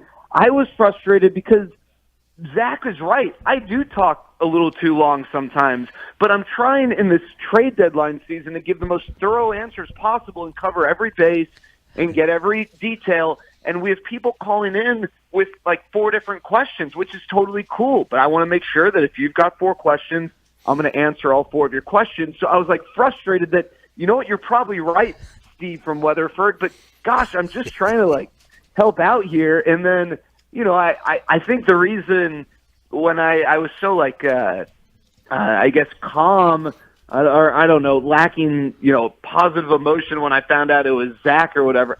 I mean, you know how exhausting it is an 11-game road trip on the West Coast when you're not getting home until 2 a.m. But no, that was great. They got me. That was well played. And every time I hear it, I feel like an idiot because it is so clear that Steven Weatherford was Zach, and I didn't pick up on it. And then whatever I forget who brought it was. Let's hear the second one. Here's a second clip. Let's go out to Joe in Flower Mound. Joe, appreciate your patience here on Rangers Extra Innings. Yeah, I kind of agree with Steve and from Weatherford. You take way too long to answer these questions. Can you explain the catcher's interference thing to us out here today, please? I'll hang up and listen. Thank you. Okay, so we got a bit. I appreciate that. That's good, though. I like the bit. I mean, that sounded like Broaddus from the jump. Yep. Yeah, it sounded like Broaddus from the jump. They got me. Yeah, they got you. That was very good. All right, are the Rangers going to get anyone? They traded Matt Bush last night to the Brewers. Where do we stand on Soto? Where do we stand on Martin Perez and anything else we need to know? Yeah, I don't really think Soto's much of an option. You know, the price for him appears to be exorbitant and good, you know, for the Nationals. It should be. They should not. You know, I heard RJ last segment say that Mike Rizzo's got a price, and if you don't meet it, then that's it. You know, they don't need to trade him. And I think RJ's right, and I think that's the way it should be for a guy like Juan Soto. And I think at this point, I don't know that that's a price the Rangers are going to meet unless something drastically changes here between now and 5 o'clock. And with Martin Perez, I think something could happen for sure. I just don't know that the offers for Martin Perez are that robust. If you think about it, Martin Perez is an all-star, and he's had a great year. This is not to take anything away from Martin Perez. But if you look at the teams who are, like, locks to be in the playoffs, teams that aren't necessarily making a move to try and get into the playoffs, but teams that are making a move to try and bolster their run, their rotations are all really good. And would Martin Perez be one of their 4 best starters, which is really kind of what you need to be in the playoff rotation and thus to have value? Maybe he could be, if you were to really break it down, but it's not so, free and clear enough to where a team would justify, giving you that really good offer. And then, he doesn't have a track record of having this level of success. And the other thing is, in the industry, there's a lot of emphasis placed on swing and miss and strikeouts. And Martin Perez has been so good at this year, but that's not one of his strengths. He's not a big swing and miss guy. He's not a big strikeout guy. As a matter of fact, he leads Major League Baseball in strikeouts looking, because that's how he butters his bread. So I think it's possible. I think they're still going to have some conversations. My sense is that they're just not getting the type of offer that would make it make sense, and perhaps they're going to instead look to see what it would take to keep Martin Perez to make sure this rotation has some stability and depth here the next couple of years. So he'd be more of a guy a team would look at as he might be our 5. Like, we would need him for September and not, to get to the playoffs, but not necessarily one of the guys we would count on in October. Yeah, I think it depends on the rotation. Like, let's just take the Astros. The Astros they're going to be in the playoffs, right? Mm-hmm. No one's really worried about. Is he one of their 4 best starters? You can make a case that he is. Like, if the Astros were just drafting a team, would he be one of their? Yeah, he could be. But I don't know that it's, just so brutally clear that it's like, yeah, we have to get him. He is absolutely going to upgrade our rotation. That's not a shot at Martin. That's just the way that these teams are constructed. The Yankees getting Frankie Montas. Their rotation's stacked. The Dodgers, as long as Kershaw's healthy, don't need him. The Mets, they don't need him.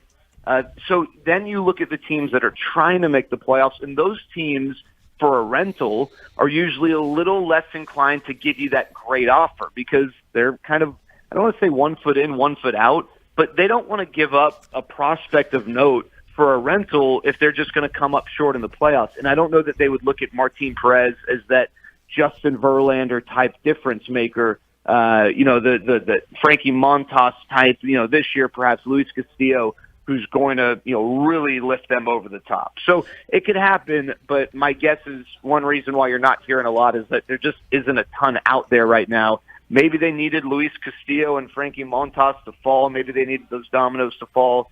But I just don't know that the sex appeal is really there right now. Rangers insider Jared Sandler on Major League Baseball trade deadline day. This is also your home of Rangers baseball. Look, we don't know the exact offers around the league for Soto, but based upon the names thrown around or what you know, how's the Rangers package compare to some of the other teams and what we could give up, Jared, and what we would be left with in the cupboard compared to some of these other organizations like the Cardinals or the Padres or anyone else involved? Yeah, the Rangers, compared to the Padres, especially after the Padres made the move they made yesterday to get Josh Hader, they would have a much more attractive farm system post-Soto trade than, say, the Padres, maybe even the Cardinals. The problem is you're depleting a lot of your near Major League ready depth in all likelihood. So Jack Leiter is almost certainly going to be in that deal. If the Nationals love Leody Taveras, he's going to be in the deal. If the Nationals want, Cole Winn, he's going to be in the deal, right? So you're probably looking at those 3. I don't know that they would want Adolis Garcia, although he's got 4 years of control left. And if they want someone who's going to, maybe he's in the deal. Owen White might be in the deal. And that could be the package. And it could be even more than that. Maybe they want to layer it a little bit. They want to go with someone who's maybe a few years away, and maybe Evan Carter's in the deal. You're probably giving up, by the Nationals' estimation, not what Baseball America says, not what MLB Pipeline says. It's whatever the Nationals, how they evaluate. But you're probably giving up, my guess is, 5 of your top 10 prospects. And now the Rangers have the depth to where they're not going to be the worst farm system in baseball if they make that move, but they're certainly going to be a bottom third farm system because a lot of that near Major League ready talent is going to be gone. And it just makes it it makes it that much more important that they hit on the guys they have, and that they, because of the contract you're going to inevitably give out to Juan Soto, that your free agent decisions are spot on. It makes the margin for error so much more slim to go and get one guy. And let me bring up one thing about Juan Soto. Listen, not going to complain if Juan Soto is a Texas Ranger, but something that needs to be considered is this is not a great defensive team. And Juan Soto is a poor defensive outfielder. And at some point, you're going to have to start making decisions to improve your team defensively. Because when you get to October and you play in these close games, we talk about these one-run games, what very few people bring up is one big reason why the Rangers have struggled in one-run games is that they've been really poor defensively. And they've been poor defensively sometimes in these critical moments.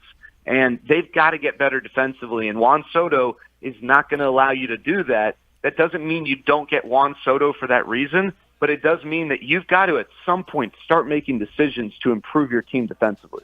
Were your social media followers more in favor or against the Rangers trading for Soto? Yeah, I think probably 60-40 in favor of it because he's a recognizable superstar.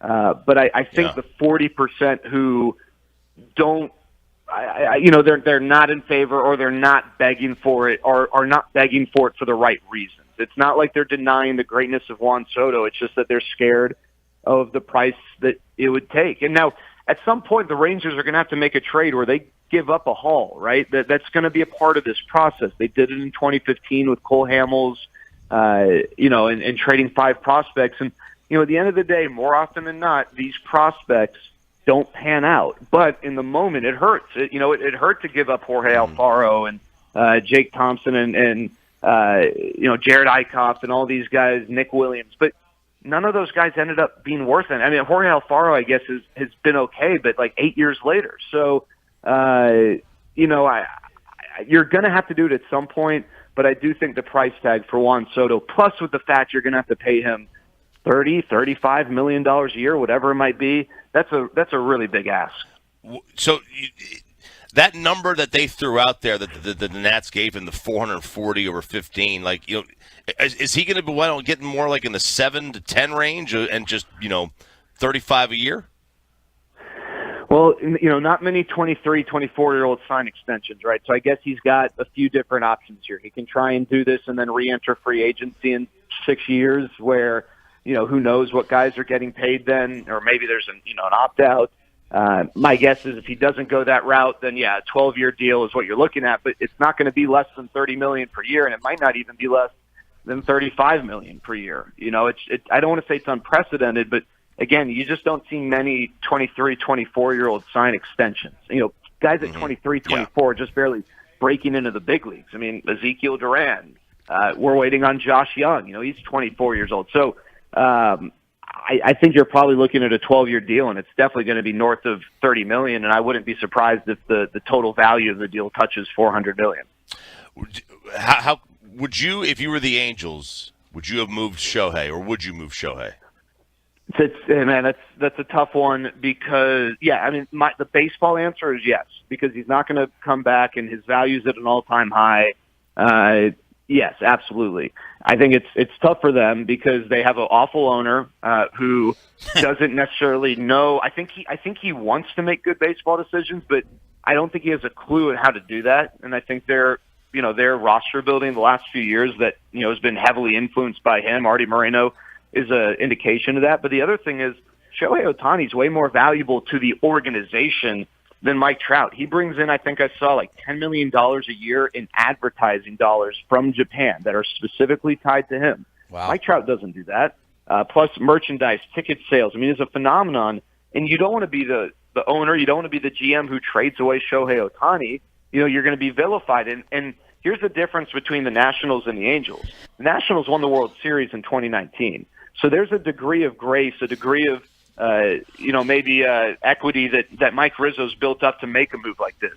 The storyline with the Angels, they won a World Series 2 decades ago, but the last decade, the storyline is you have wasted all this tremendous talent, and there's, aggravation and frustration built within that fan base. If they would have won a World Series 3 years ago, then I don't think this would be nearly as tough for Artie Moreno or Perry Manassian to do.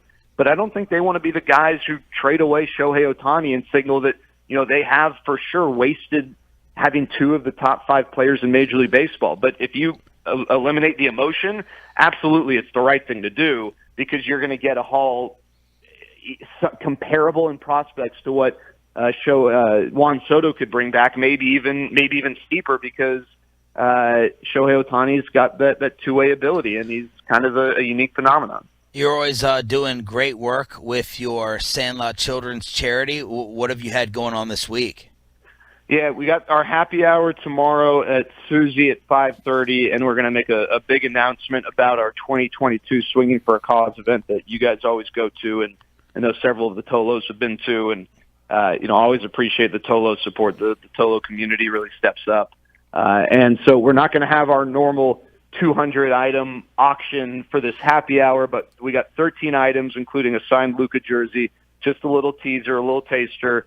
You can go to 1053thefan.com/Sandlot. The event tomorrow is free to join. It's a come-and-go casual thing.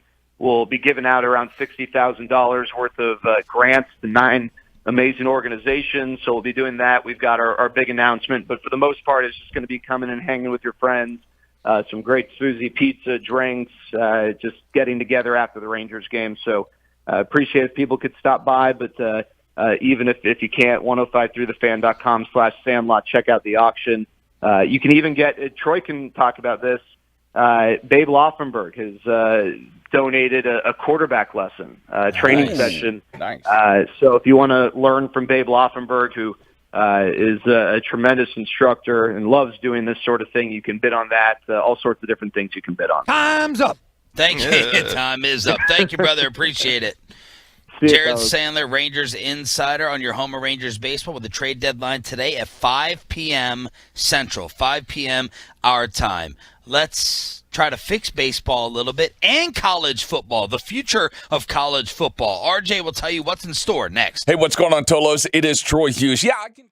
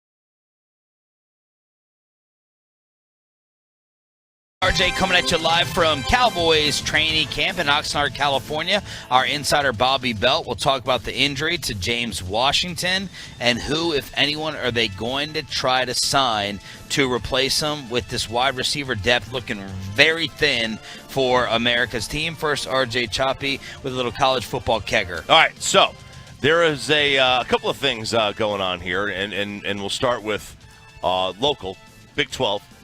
The Pac-12 is basically saying that the Big 12 is trying to destabilize our conference.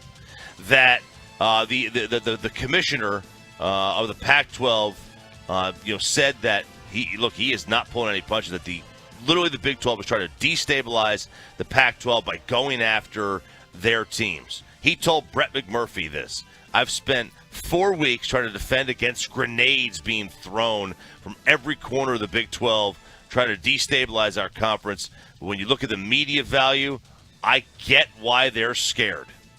And then he said that, when he was responding to the Big 12's commissioner's comments about the Big 12 being open for business, he said, "We haven't decided if we're going shopping there or not." Turning the tables on them. That's a pretty good line by George Klavikoff. So there is a lot of back and forth. Ever since the Big 12 and the Pac-12 decided to call off talks of a merger, they're at war. And both conferences are trying to make sure and figure out if they have a wartime CEO or not. 'Cause that's basically what they're going. They are going to be picking each other off. This is going to be intriguing. If you're the Big 12, you're going to go after Arizona State, Colorado and Utah, Oregon and Washington. The Big 10 is going to go after Oregon, Washington, Stanford, and Cal. Obviously, Oregon and Washington, you do not want to go to the Big 12. You want to go to the Big 10. The other schools, you'll settle because you're not going to be invited to the Big 10 most likely, and you'll settle for the Big 12. Not that that's settling. So that's where we sit on the realignment and with the remaining there. Now let's go to this survey. ESPN has 200 coaches, players, and administrators various questions about college football and the state of the future of college football. All right. First of all, 80% of the people polled believe schools will pay athletes directly within the next decade. Schools will pay athletes directly. So you'll be full-fledged employees of the university. Wow. As opposed to NIL money where you just get sponsorship dollars. Okay.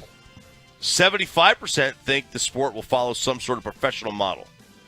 Schools forming conferences based on willingness to pay players. And 98% think more realignments are in store sooner rather than later. All right?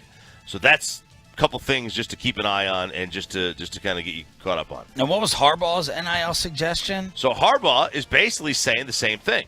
His realignment suggestion is that each conference should directly sign players to NIL deals. So you're a high school recruit.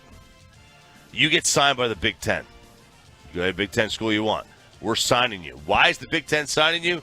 The Big Ten is signing you based off their TV contracts. So the Big Ten gets, let's say they get $2 billion a year from the TV network, which they don't. But each team's got 100 players. You got 14 teams or 16 teams, and then you will pay those players an equal amount of money for the TV contract because they are being shown on TV. But why would the Big Ten pay me versus just like Ohio State? Because the Big Ten is the one with the TV contract. So every player will get money from the Big Ten. As long as you go to the Big Ten school, you're going to get money from the Big Ten for having the Big Ten show your face on their TV broadcast. And also the difference between an NIL deal being paid to these athletes by some company that's making supplements or by a car dealership is that if you're being paid by the school or by the conference, then they hold you to the narrative. They get to tell you basically what to do because you are an employee. So if you step out of the line, then they can dangle that carrot right in front of you like, hey, if you don't do what we're supposed to do and you say this or do this outside or even inside the football realm, we can take that money away from you. Yeah, and they could probably actually force you to sign a contract too. Yep. Where, you can't be transferring willy-nilly the way they are now. So these are, look, the conferences probably should be paying the players for showing them on TV. The NFL splits the money with the TV revenue with the players. All these sport leagues do. So that probably is what is next coming down the pike. I thought it was an interesting idea by Jim Harbaugh. The future of the sport. Do you want the NIL, the transfer portal, on-field rules, recruiting, bowl games, athlete empowerment, or realignment? Ugh. Troy, why don't you pick? Well, Sean loves bowl games. He's a big fan of the Meineke Car Care Bowl, also the Bad Boys Mower Bowl. If it's not the Final Four, I don't care. Dang it. No one cares. Unless you go to that school. Okay, so here go to bowl games, right? 6% surveyed said the sport has become too regional. 45% said the lack of elite football played in the Northeast and West Coast was not hurting the game's health. However, 80% of players who responded said if you gave me NIL payments to play in a bowl, I would play. Oh, okay. More than half said there would be fewer opt-outs for the bowl games if they were paid closer to the end of the regular season. Right? So instead of, so that if you play the bowl games in late November, early December, as opposed to January, when they've already been off several weeks, they don't want to be out there. They want to move on with their lives. They want to get to the college football, or they want to get to the NFL draft and the combine. Yep. So move the bowl games to early December. Playoff expansion would help the bowl system. By a majority of people saying the bowl system would be helped by playoff expansion. You want more playoffs? I'm always in favor normally of more playoffs. Give me a reason to watch games that matter, even though history has shown none of the lower seeds have a chance, and they're not going to advance and win the whole thing. A third favored, putting forth a 12-team format. Another third said an 8-team model would be best. 36% said the best way to save the bowl system was playoffs expansion. So that's what we have when it comes to the bowl season with college football. In recruiting, I found this to be kind of interesting because they were talking about moving all these dates of you've got like an early signing period, early December, and then you've got the late signing period in early February, and they want to find a way to move these dates because the recruits. They want the recruits to be, and the coaching, they're changing coaches too early in the season, okay? And they're getting rid of these coaches so early because of that recruiting thing, because they want to have these guys, a new coach in place before the recruiting period starts. So they're thinking of moving it back and pushing it back again and getting rid of that early signing day because of that, because these coaches are getting no time whatsoever. And then finally, speaking of, trying to fix sports, adjust things, and universities, Scott Boras, the baseball devil, as Randy Galloway called him. Great Satan. The great Satan says baseball needs to be like a university. My point is, until you have a system where Major League Baseball says, we are like a university, we have tenure, any coach, anybody at this level that comes in gets these types of rewards, this type of insurance, this type of dynamic. And every club must contribute a certain amount of money. We do this so that all the managers, coaches, development people are commonly paid regardless of the team, and it's done from a Major League Baseball standard. Then you're going to attract a level of employees that have a career opportunity rather than being part of something of an individual team and such where you're worried about tenure, worrying about so you're going to be honest about what's going on, and you're going to get more of a universal method for development that is certified more in a league standard than an individual standard. Okay, so I found this to be one of the best and worst ideas I've ever heard in my life. So, he's basically saying that all these players, these minor league players, should be taught and trained essentially the same way and developed essentially the same way, which is crazy because each organization has their own means of developing. Yeah, the same way, meaning what? What does that mean? Yeah, I mean, you basically go to an academy. Yeah. Some organizations train you better than others. Some the Astros were really at the forefront of spin rates over the last several years, and pitchers would go to Houston and all of a sudden transform their careers. Charlie Morton and Verlander at the end of his career was much better in Houston than he was at the end of Detroit. They were able to find Lance McCullers had a career change. Some people are just better at developing. You don't want to dumb that down and do it at the league level. Cowboys better hope they can develop some receivers. The big stories yesterday from practice, CeeDee Lamb dominating and James Washington getting carted out of here. Are they going to replace James Washington and go shopping? Let's sit down with our Cowboys insider, Bobby Belt, next on The Fan. Let's get your carpet clean.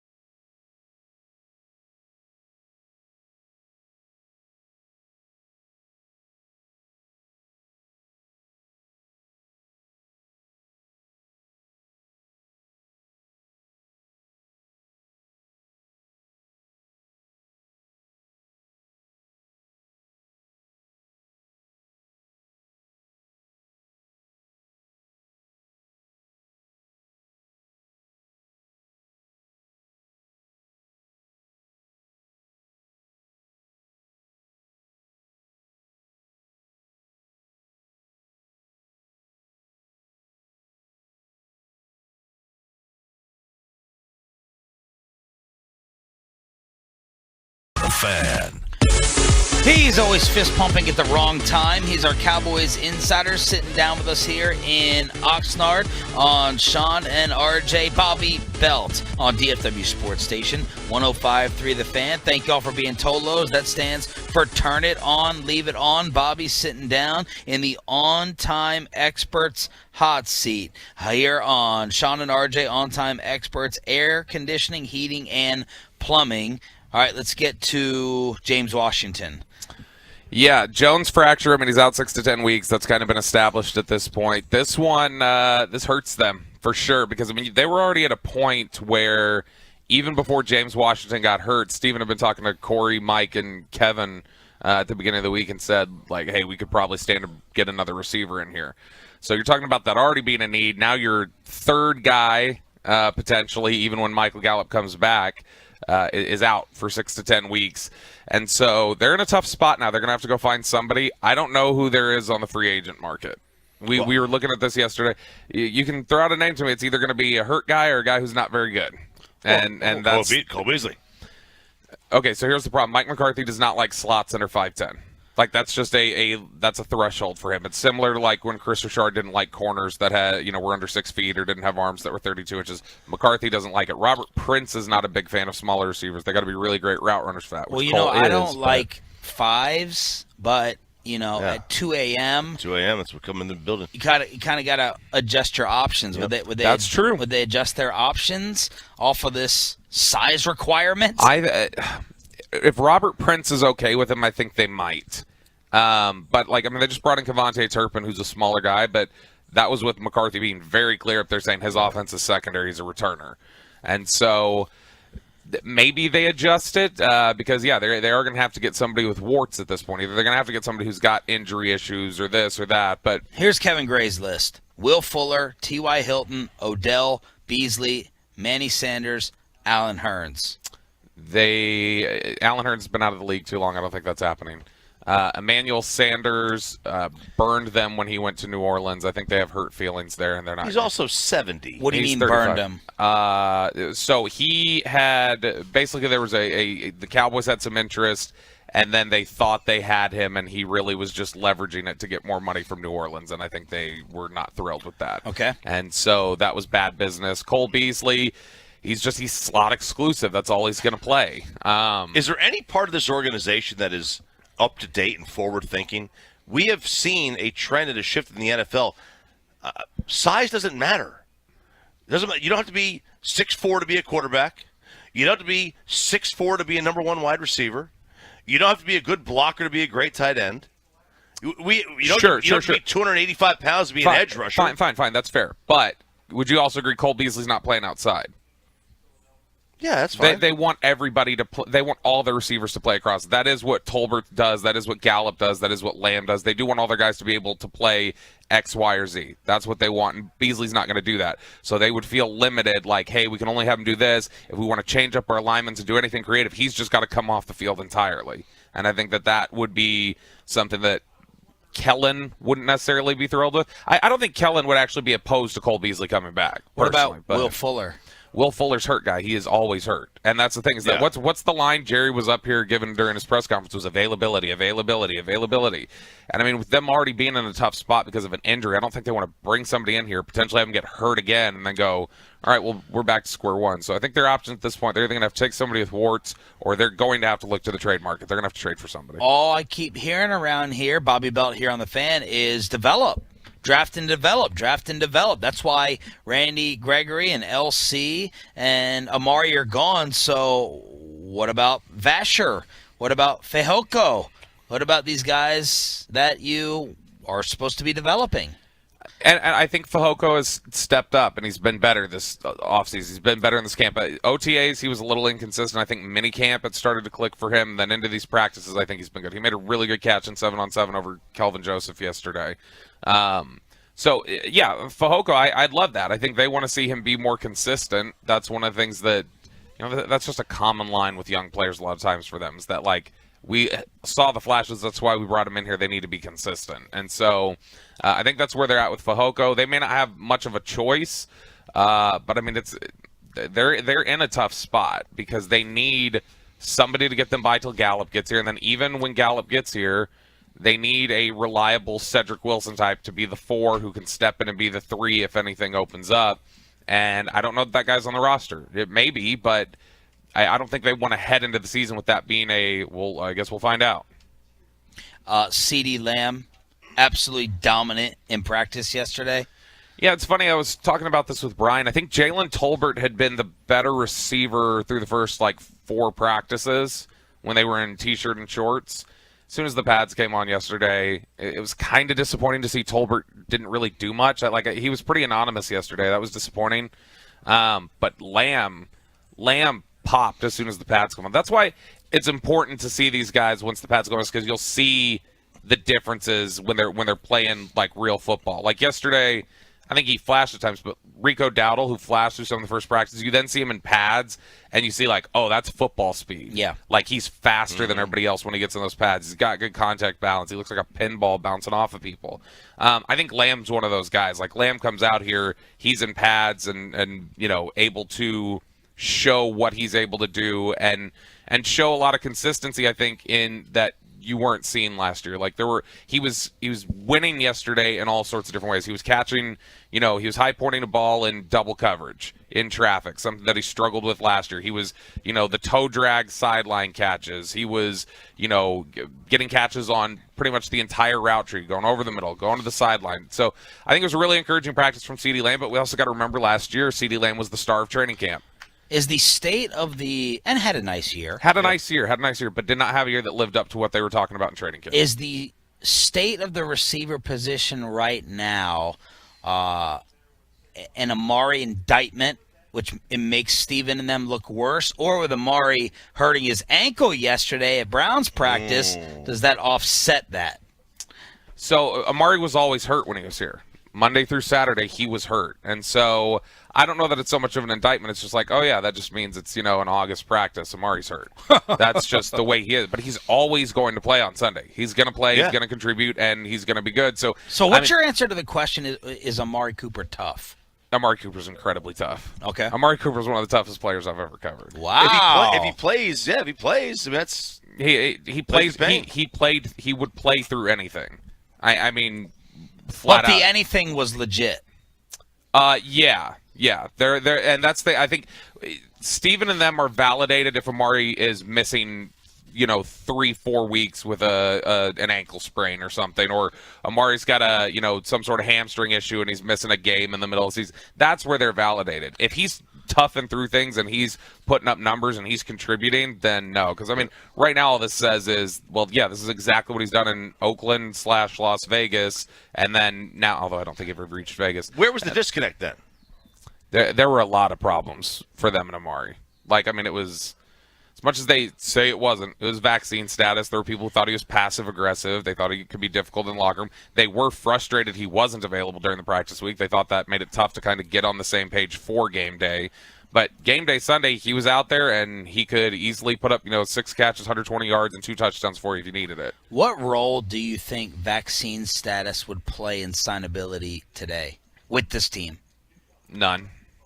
Not a factor. None. So Cole Beasley, they would sign him, not an issue. Yeah, I don't think you know that, or you're just guessing? No, I agree with you, but I was wondering if you knew that. No, I mean, it's been inferred from people that I've talked to. It hasn't been said as directly as that, but it's from people I've talked to, it sounded like that's not something they're worried about. They're not going to worry about it until the league is making them worry about it. Okay, that makes sense, and I agree with that. I think it's a non-story or getting ready to be. Yeah, and I think a lot of people, I mean, I don't have the fan text open, but I guess when Cole's name came up, a lot of people were probably saying something to the effect of, Cole burned too many bridges. No, Cole didn't burn too many bridges here. Again, the analogy I've made here is Bryce Butler went on, Fox Sports and basically said Scott Linehan didn't know what the hell he was doing, and 9 months later he was in the offensive room again with Scott Linehan still as the offensive coordinator. If they need somebody, they'll do it. What's going on at left guard?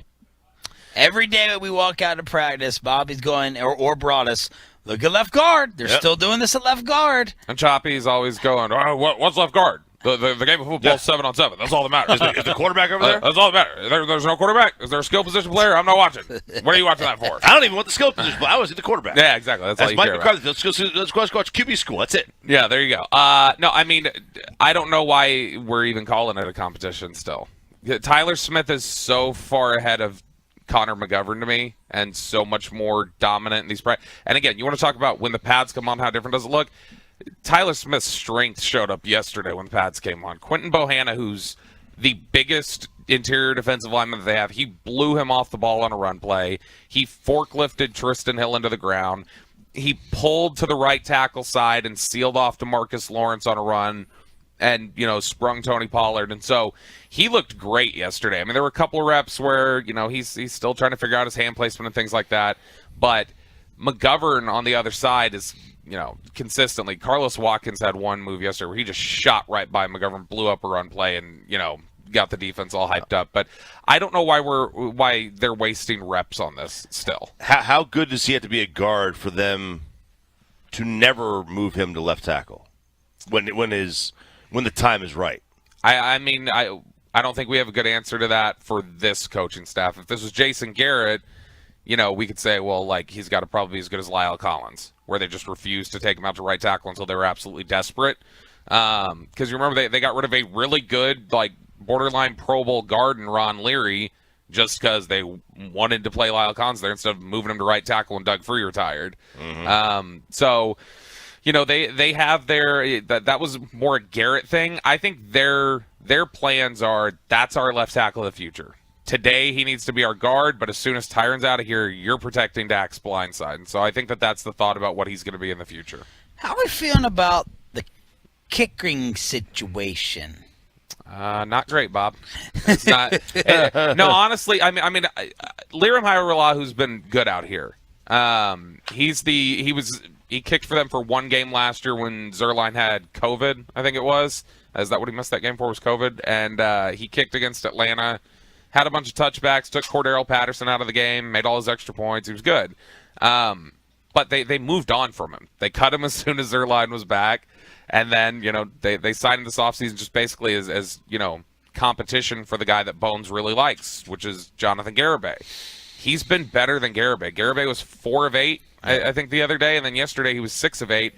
And even the stuff he's making, man, it's that left hook. Everything with that ball is trending left.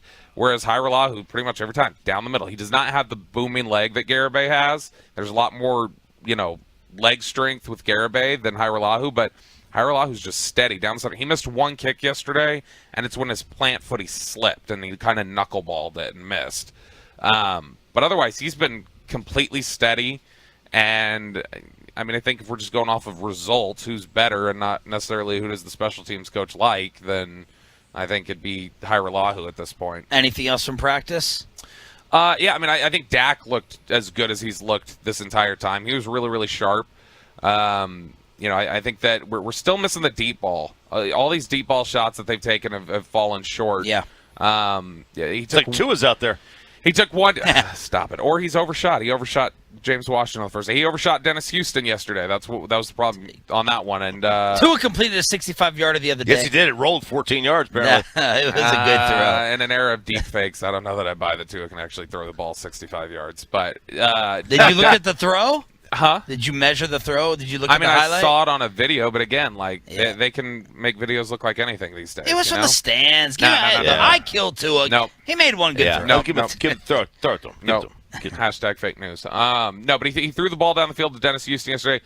Way overshot him. Dak was trying to get a holding call against Trayvon Diggs. Diggs was kind of trolling him going back, though. I was like, hey, throw me a better ball.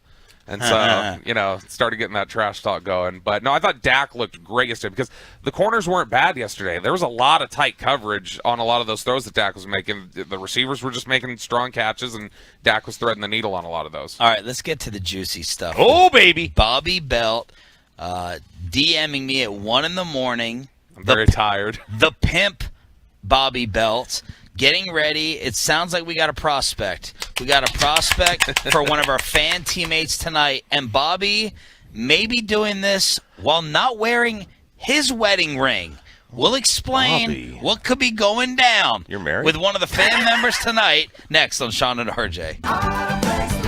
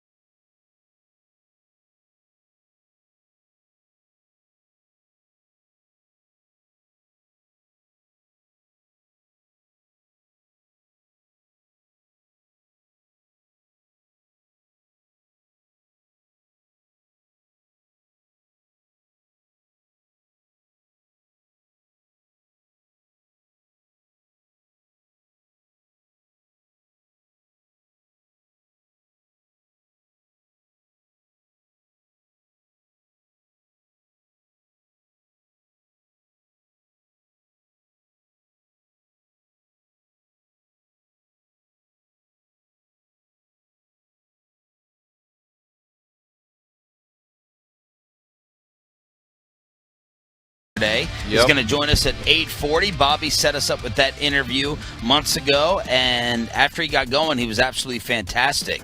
So he should be even better in person. Cowboys safety J-Ron Kearse will be joining us at 8:40. The group that Brad Sham told me he thought was the strongest on this football team, the safety group. And that threw me for a loop. I was pretty stunned by that. Yeah, I don't think I'd agree with that. I think it's defensive line. That's where Tough, Snowflake. Yeah, I know. They got defensive line. I think that's their strongest group on the team. Wow, I think that's a little bit crazy too. They're going to probably end up cutting 3 guys who will end up on NFL rosters after that. Oh, hang on a second, though. Let me rephrase that, Sean. Here comes the Micah question. Is Mike on the defensive line? No, he's splitting time. Dude, McCarthy's setting you up for that the other day, where he said up there at the press conference, it's very possible Mike is going to be a better player and not put up the same stats. He's telling you he's not going to play defensive end as much. What about the D tackles? I feel like every single year D tackle's a weakness around here. Odigizua was really good last year before he hit kind of the rookie wall, and I think he's better prepared for that this year. He's looked great out here at these, pads on, pads off. He's looked great. They're really excited about Golston, who they've now moved inside. I think Gallimore showed some stuff in the second half of last year when he got back healthy. And so, no, I think the tackles are looking pretty good. And, Okay. And, I mean, they've got edge depth. They realistically could leave camp without Tristan Hill, Terrell Basham, one of these D tackles like Quentin Bohanna, and all 3 of those guys would probably get scooped up by NFL teams. So, they've got a lot of depth there. Why do you feel confident in right defensive end? I don't feel as confident as I would have if they would have just re-signed Randy, but Dorrance Armstrong played better last year. Dante Fowler has had, a double-digit sack year in his career and is extremely motivated to play well with Dan Quinn. That's the other thing is I just trust Dan Quinn to use talent correctly, and Dante Fowler's a talented player. And in 1 year, he basically had Randy Gregory's career sack total. He did. Yeah, look, that's like, I know you're semi-trolling me, but it's true. He has shown he can do it. It's one of those things where it's like if you do it once, like that gives you the confidence that it can be done again. And it was just 2 years ago or whatever that he put up 11.5 sacks. So Sam Williams is a guy they were very high on, second-round pick. He needs to produce. He needs to be that guy. And Stevens talked about him and how impressed they are with him. And so I think that they've got a decent collection there off the right side, and that's honestly why Basham, I think, it might be on the bubble. We interviewed Basham for KNC yesterday, and I asked him if Broadus was a psycho for making his bed, and he was like, yeah. He's like, I'd look a little sideways at that guy. Really? Yeah. Was he wearing his first question? He said, "Does he live with his mama?" He's like, maybe his mom. And I was like, no, he's 58 years old. He's like, oh. He's like, I was just thinking if his mom always makes him make his bed, that it might be habit when he came out here. Was he wearing his Peter Griffin chain? He was not, but we talked about that. And so you'll have to listen to KNC today about why he has it. I asked him why he bought that. All right, talk to us about last night, where you guys went. What was on? So we were... The Wooly Bully Project. Yeah, buddy. Bobby Belt here on the Fan. We were a little 50-50 on if we were going to go out or not, because obviously now we're into the weeknights and stuff like that. It's a little tougher with the turnaround. But we decided, let's go out to Rudder Room because somebody that we interact with on Twitter, somebody who listens to the station, was like, hey, you guys should come out. We're going to be hanging out in Rudder Room. I think he's from Fresno, so he's like 3 hours from here, but he's down hanging out at camp. And so he's like, hey, while I'm in town, I'd love to meet you guys, get a beer or whatever. And so we were like, yeah, we're already thinking about heading over there anyway, so let's go. So we went over there, and he was there with his girlfriend and a buddy of his, and then he had 2 single lady friends. Oh, wow. Yeah, and so he's got the 2 single lady friends there, and very quickly we could tell Wolchuk kind of had eyes on one. And so Chi-Chi and I were like, all right, just kind of like the unspoken communication, like hand signals and stuff, like, all right, this is what we need to coordinate and make happen. Okay, so were these like were these any Port the Storm kind of girls, or were they like there's something to it? No. There was good wholesome Wolchuk woman. No, there was something to that, and man, I don't know if they realized that Wolchuk's like 31 now, because the one that he had eyes on, she's younger. She's 23. Whoa! So, yeah. Outdoing you, RJ. Yeah. Zach Disick. No. But he was doing well. We Cheech and I Did were you just trying make to a Scott Disick reference? Yeah. Jesus. Oh my gosh, saw, dude. So we were talking, and Cheech and I were just like, all right, this is what we got to make happen. We went inside at one point, bought drinks for everybody. It's like, all right, let's get drinks for everybody. Let's keep hanging out and talking. So we go in, we get drinks, buy a round of shots, and we're talking to the guy that we were meeting out there, and Cheech and I let him know, like, hey, that's Wolchuk's single. And he's like, well, she's single too. And it's like, all right, well, we're gonna like he's got eyes on her, and so like we're gonna try and just like get them to talk to each other, get them to know each other a little bit. So of course she's single. She was just allowed to date 3 weeks ago. That's true. Because you took a photo of him at the bar the other night, put it on Yeah. Twitter, and he was doing good, wasn't he? Yeah, he look, the hardest thing to do in the world, okay, everybody says, outside of hit a baseball, is to do the cold walk up to a girl at a bar. It's the hard when you walk across the room. It's the hardest thing in the world to do. Well, and here's where I was really proud of him, how far he's come. Because you saw how, like, that first night Friday, you talked to him a little bit. You could tell he was a little, I don't know. Yeah. We've gotten to the point now where Walt, Cheech, and I were inside talking to this guy, and he was left outside with the ladies. When we came back out, he had gotten her phone number on his own, without us around. Wow. So they were, I don't know, but we didn't get to talk it, so I don't know how he, like, swung it and how he positioned it, but he got her number. And so then it was like, we were kind of hanging out. It was getting near the end of drinks, and it's like, we're kind of hungry. Do y'all want to go get food with us? So, like, we offered to go get food. So we hop in the car. We're giving Wolchuk a pep talk, like, hey, man, like this is good. Do it. You were trying to get him to close it last night? No. We were just trying to get it like, hey, man, like, like, this is good. Like, just keep, talking. Yeah. And we knew they were going to be in town today as well. And so then we got there. We went and got some canes and wow, hanging out. We were eating and First romantic dinner. And Zach, hey, no. Again, we said we're gonna go get food. Where do y'all want to go? And she said she wanted to go to Cane's. So we're like, we're going to Cane's. Okay. And like Chi-Chi was trying. He's like, I don't want to go to Cane's though. I'm not in the mood for Cane's. And it's like, dude, shut up. That's not what this is about. Where did he want to go? He didn't even have a place in mind. He's like, Didn't you guys already eat a poke bowl? Yeah, and I was like, he's like, I don't know, I just wanted to suggest somewhere, like, give us another option. I'm like, no, I don't want you to put, like, it's 11:30 at night. I don't want you to put up any resistance and be difficult right now while we're trying to help. 11:30 at like, night. be quiet. Yeah. And so we went over to Cane's, and while we're there, they start talking about where all we've eaten, and she mentions, like, have you guys had Korean barbecue yet? And Zach's like, no, we were talking about going there tonight, didn't end up going. And she's like, oh, my gosh. She's like, we're doing dinner tomorrow night. Whoa! And she's like, so she booked it. Yeah, she's like, we're all going to dinner tomorrow night. And so we're going to dinner tonight. And we're all going to hang out. And then we're all going to transition after that, go to the bar. Wow. And Transition. Now, Zach is... Pause. But Zach has a roommate in Chiafalo. So? Yeah. I have a room. Are you gonna watch? Are you just gonna watch? No, I'm saying I have a room. I'm saying my point is, he's I got a have a roommate. room. How's he gonna do it? Chi-Chi and I can go Video for a coordinator. walk. There's a whole beach out there. We can go for a nice like walk on the beach. Okay. For the 2 It's been minutes. a while for we'll Zach. touch Just go on meat. downstairs, hit the elevator down, you'll be done. Yeah. So he's feeling good, confident. Yeah. No, I think he's feeling confident about what he's done these last few days. I think he feels like that's what training camp's all about, right? Getting the reps so that when you go home and it's the regular season. Your wife is all cool with all this. You just being there with the two other single girls and going to the dinners and Yeah. Because like she knows like especially like Chi-Chi's there with me and stuff like. Cheech isn't going to. I'm not going to do anything, but Cheech isn't going to let anything happen either. Like Cheech will be there and watching out. Even without your wedding ring. I'm wearing right Do here. you know this? Right I here. don't know this. And that's another reason. Remember, Cheech gave me my wedding ring. Bobby Belt has gotten away Oh gosh. with not wearing a wedding ring for 6 years. 6 years he didn't wear a wedding ring until the other day we were pre-gaming. And in walks Chiafalo with a bag of wedding rings. Like the rubber ones. And he goes, here you go. I got you covered.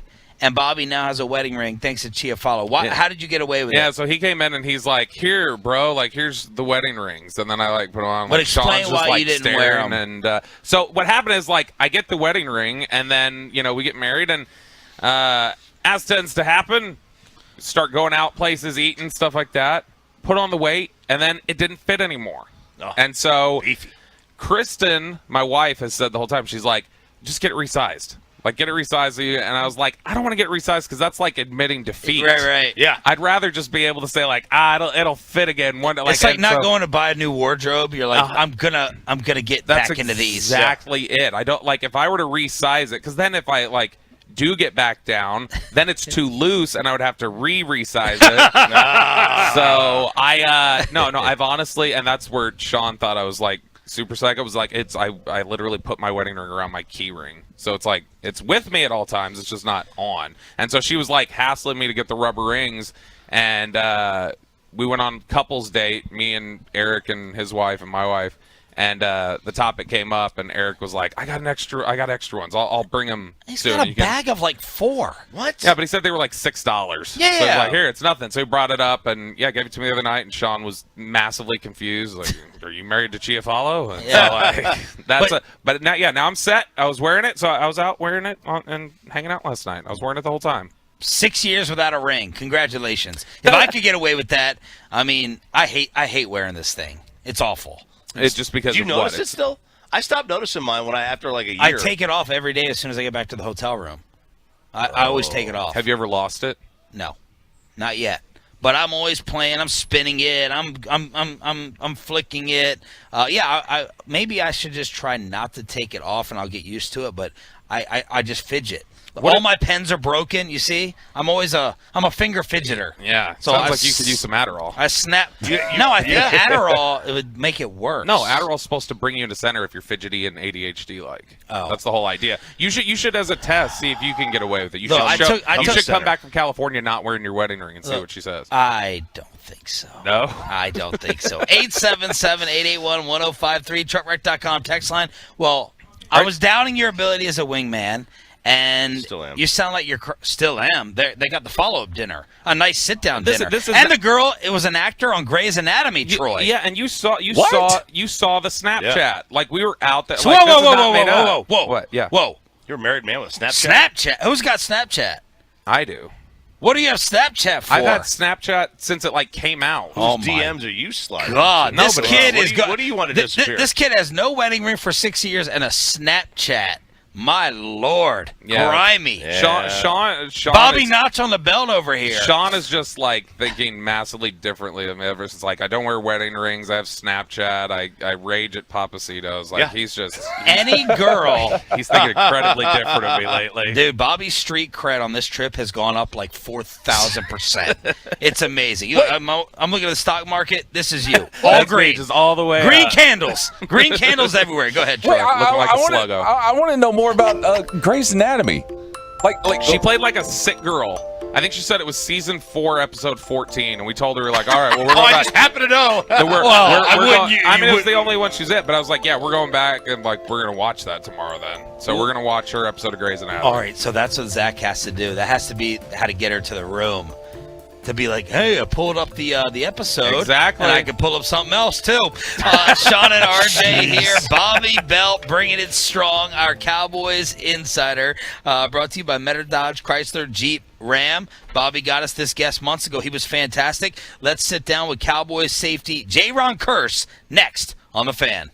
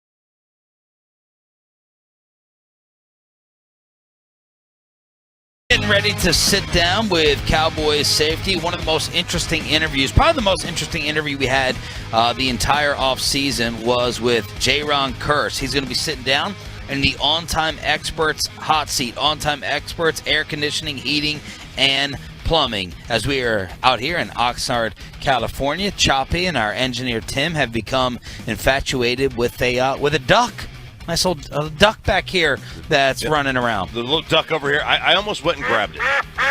I was going to grab it, and I was going to pet it. I was going to put it right on my lap, and I was going to pet it. And I was going to see if you wanted to grab it and pet it, and play with my duck. Nope. And then if you happen to step on it, he goes, "Hey, did somebody step on a duck?" Which is it's a toot joke. It's a toot joke, Sean. But no, I always wanted a pet. No, you didn't. You've never been interested in a dog I whatsoever. didn't say a dog. I said a pet. Okay. Like? Well, a squirrel. A squirrel would be a nice pet. Not necessarily any kind of marmot. I don't want a ferret. But a squirrel, I think, is a fine little animal to have. I think a duck would be nice. I think if you had a good duck. All right, that's enough. Micah Parsons sat down with the NFL Network. Troy cut one before Jaylen Kearse joins us. Bobby Belt, our Cowboys insider, just said Mike McCarthy's trying to tell us that Micah is not going to play D-end as much this year. He was asked about playing linebacker as well on TV. I do take pride in that, and sometimes, and we talk about it every day, you got to own your role. So it might not be something I want to do, but it's something that's going to help us win games, and that's what it's all about. And when you just own your role and own your responsibilities, it leads to a lot of good things. I might not want to spy at Kyler Murray all game, but that's what I got to do because I know how special Kyler Murray is. I might not want to cover a Dalvin Cook all game, but we know how special Dalvin is. So I take pride in that versatility, and, sometimes you don't show up on the stat sheet, but I know what I can bring to the team and how many times it's going to take to win these games and how we got to get to that bowl, and that's what it's really all about.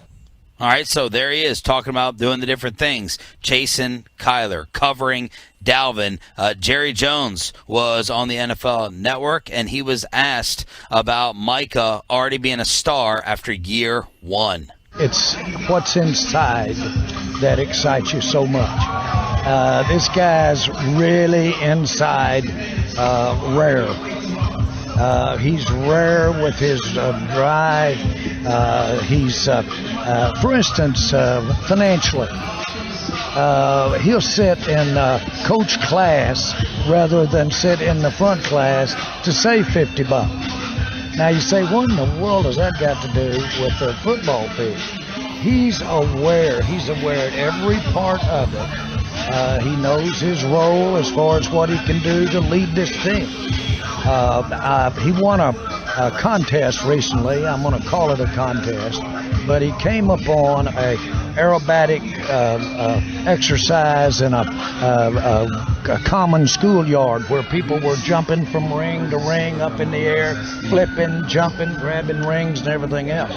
He took that 250 pounds and he went up in that air and he did those rings and grabbed them and jump off like he'd been doing that for 100 years in some trapeze show.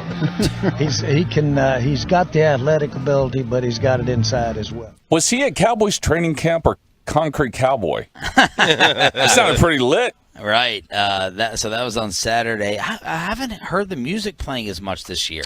I've been very disappointed in that. I have too, because I come out here, and this this is frank. I use a lot of this time out here to find the new song to listen to. Yeah. Got bust out my spot. There's my duck again. I got my Spotify. I use the Shazam feature. What song is this? Ooh, what is this? This is good. All right, let's. Look at this bag that Jaylen Kearse is bringing to the table as the Cowboys safety is sitting down with us here on Sean and RJ 105.3 The Fan. Go ahead, sir. Grab your headphones. Are you 50% this morning? Did you just wake up? Literally, are you freezing cold? I'm just waking up. How many minutes ago? I woke up about 6:30. Okay. About 6:30. Okay. Have the teeth been brushed? Yes. Okay. Yes.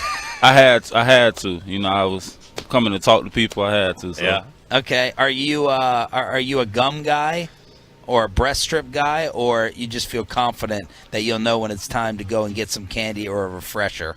I'm just confident I know when the time is. All right, Yeah. so you don't carry it on you. You don't carry gum on you. I have some gum in my car every now and then, but my kids usually just kind of steal that. They take my kids pop it in, take 3 bites, then spit it out. It's like, what a waste. Yeah, see, I'm that type of guy too. I keep gum in the car, but as far as carrying it on me, nah. All right, let's show the Tolos your shoe game here. What we got here? Wait, am I doing this the right way? Here we go. What are these, J-Ron? Yeezys. Oh, Yeezys. Yeah. Yeezys, and the bag is what? The bag. This is a Go Yard. Go Yard? Yeah. Okay, and Are those like Croc Yeezys? Oh, are they foam runners? Yeah. Oh, yeah. God, What, Troy? J-Ron. What do you know about them? I know they're ugly, but that's okay. Listen, they are, but they're also hip and cool, and I get it. But He's saying this back in Dallas. He's talking all big back in Dallas. Oh no, I would tell him to his face. I mean, foam runner, you have to have an eclectic style to wear the foam runners. I cannot. I'm a 44-year-old man with 3 kids. I can't wear foam runners. What else do you own of Kanye's? You love his style and his fashion? I mean, his style is his style. It's unique to him. But I have a couple pair of his boots. I know you've got some Pablo shirts. You've got to have some Pablo gear. No, I actually don't. Really? I actually don't. Okay. You the big story yesterday was James Washington, but you had a scare as well, at least to the fans. You said you weren't scared whatsoever as you came jogging back out to an applause. What happened with you yesterday at practice? I just tried to plant, and my foot was too wide, and just hyperextended my knee a little bit. But I'm good and ready to go. Thank God. Yeah. How's camp been going so far? It's been going pretty good. A lot of good things, seeing a lot of good things from a lot of young players, and as a collective group on defense, doing a lot of good things as well as what the guys are doing on offense. You like practicing out here versus Frisco with the Heat? Yes, 100%. I take this weather over where we came from in Dallas any day. You look like you're trying to warm up right now with your hands. You do. Are you cold? What's I'm the temperature? I'm not cold. I'm just nervous. Nah. I don't get nervous. You don't get nervous for games? Nah, I used to. When did that stop and why? What made you just not feel nervous? You just knew you could play? It's confidence. I used to get nervous, like wondering what will happen, what if this happens, but now at this point it's just I'm confident, so whatever does happen, it just is what it is. Who was a quarterback or receiver that you were nervous to go up against early on, either because you were a huge fan or you're like, oh my gosh, can I match up with this guy? Early on, who was one that you felt, you remember your stomach having the butterflies? We'll have to say Aaron Rodgers and Devontae. That was like my first shot really playing back in Minnesota. And we played them on a Sunday. It's a noon game, and it was just Aaron Rodgers and Devontae Adams, and I was playing the nickel. So, did they do work? They had a catch. They got me for one catch. They got me for one catch. Do you feel better now knowing that Aaron Rodgers is so weird? Does it feel better about the whole experience? That he went through 12 days of pooping and vomiting just to lose a couple of pounds? See, I didn't actually know that. I didn't know that. Yeah, he went through this, it's called a panchakarma. It's where you go on this retreat and you eat is it ghee butter, whatever it is? Ghee, just terrible. You eat butter for 4 days. Yeah, see, I didn't know that. That's not, hell no. I couldn't. Hell no, exactly. Yeah, I couldn't do it. J-Rod Kurtz joining us here on Sean and RJ, 105.3 The Fan. You seen any of the differences with Dak? Dalton Schultz was talking about his arm strength, some of the different angles with the throws. How's Dak been looking out here? He's been looking good, and you can just tell that, he's in a different state. Like you said, from the way he's throwing the ball, his arm angles, just his communication all around. And I was actually joking with him yesterday. We were doing our walkthrough, and he pulled the no look out. Yeah, that was pretty good to see. And I said something to him. He's just like, I'm adding to my bag. So, hey, Robert Saleh, the Jets coach. Everyone's talking about these new helmets, right, with the extra padding. How much heavier are they? How do they feel to you? I don't know. I don't have to wear one. So. Oh, you don't? It's just what, linebackers? It's just linebackers and D-line, and then offensive linemen and tight ends. Yeah. So I don't have to wear one.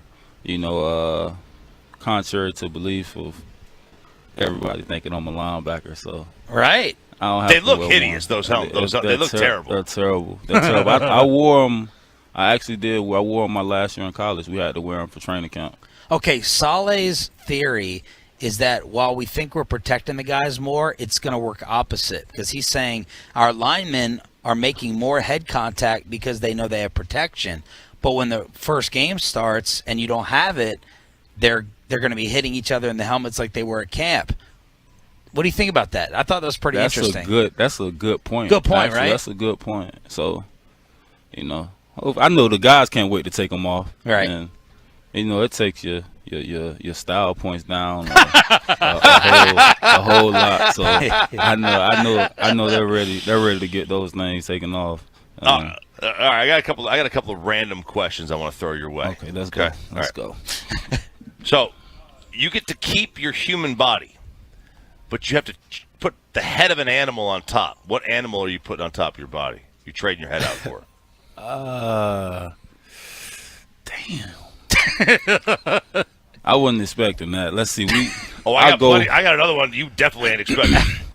I'll go with a lion. A lion head. Yep. Everyone loves the lion. Everyone loves the lion. Everyone loves the lion. Have you made fun of Micah for walking around with this little blankie around here? What is he wearing? What's up with that? Oh no, man! Mike is unique in a lot of ways. When it comes to on the field, he's a unique player. He's a unique human. Now, if you busted his balls over it, could he take it, or would he get sensitive? It depends. It depends on his mood. Yeah, you can get a couple jokes in, but it depends on how he's feeling at that time. So. Okay. All right. Chop. You can have a car or a cell phone, but not both. Any car? No. Good follow-up. Yeah, it's good follow-up. Good follow-up. Yeah, there's no parameters to this. Any car, but you can, once you choose one, you can never have the other. Great question.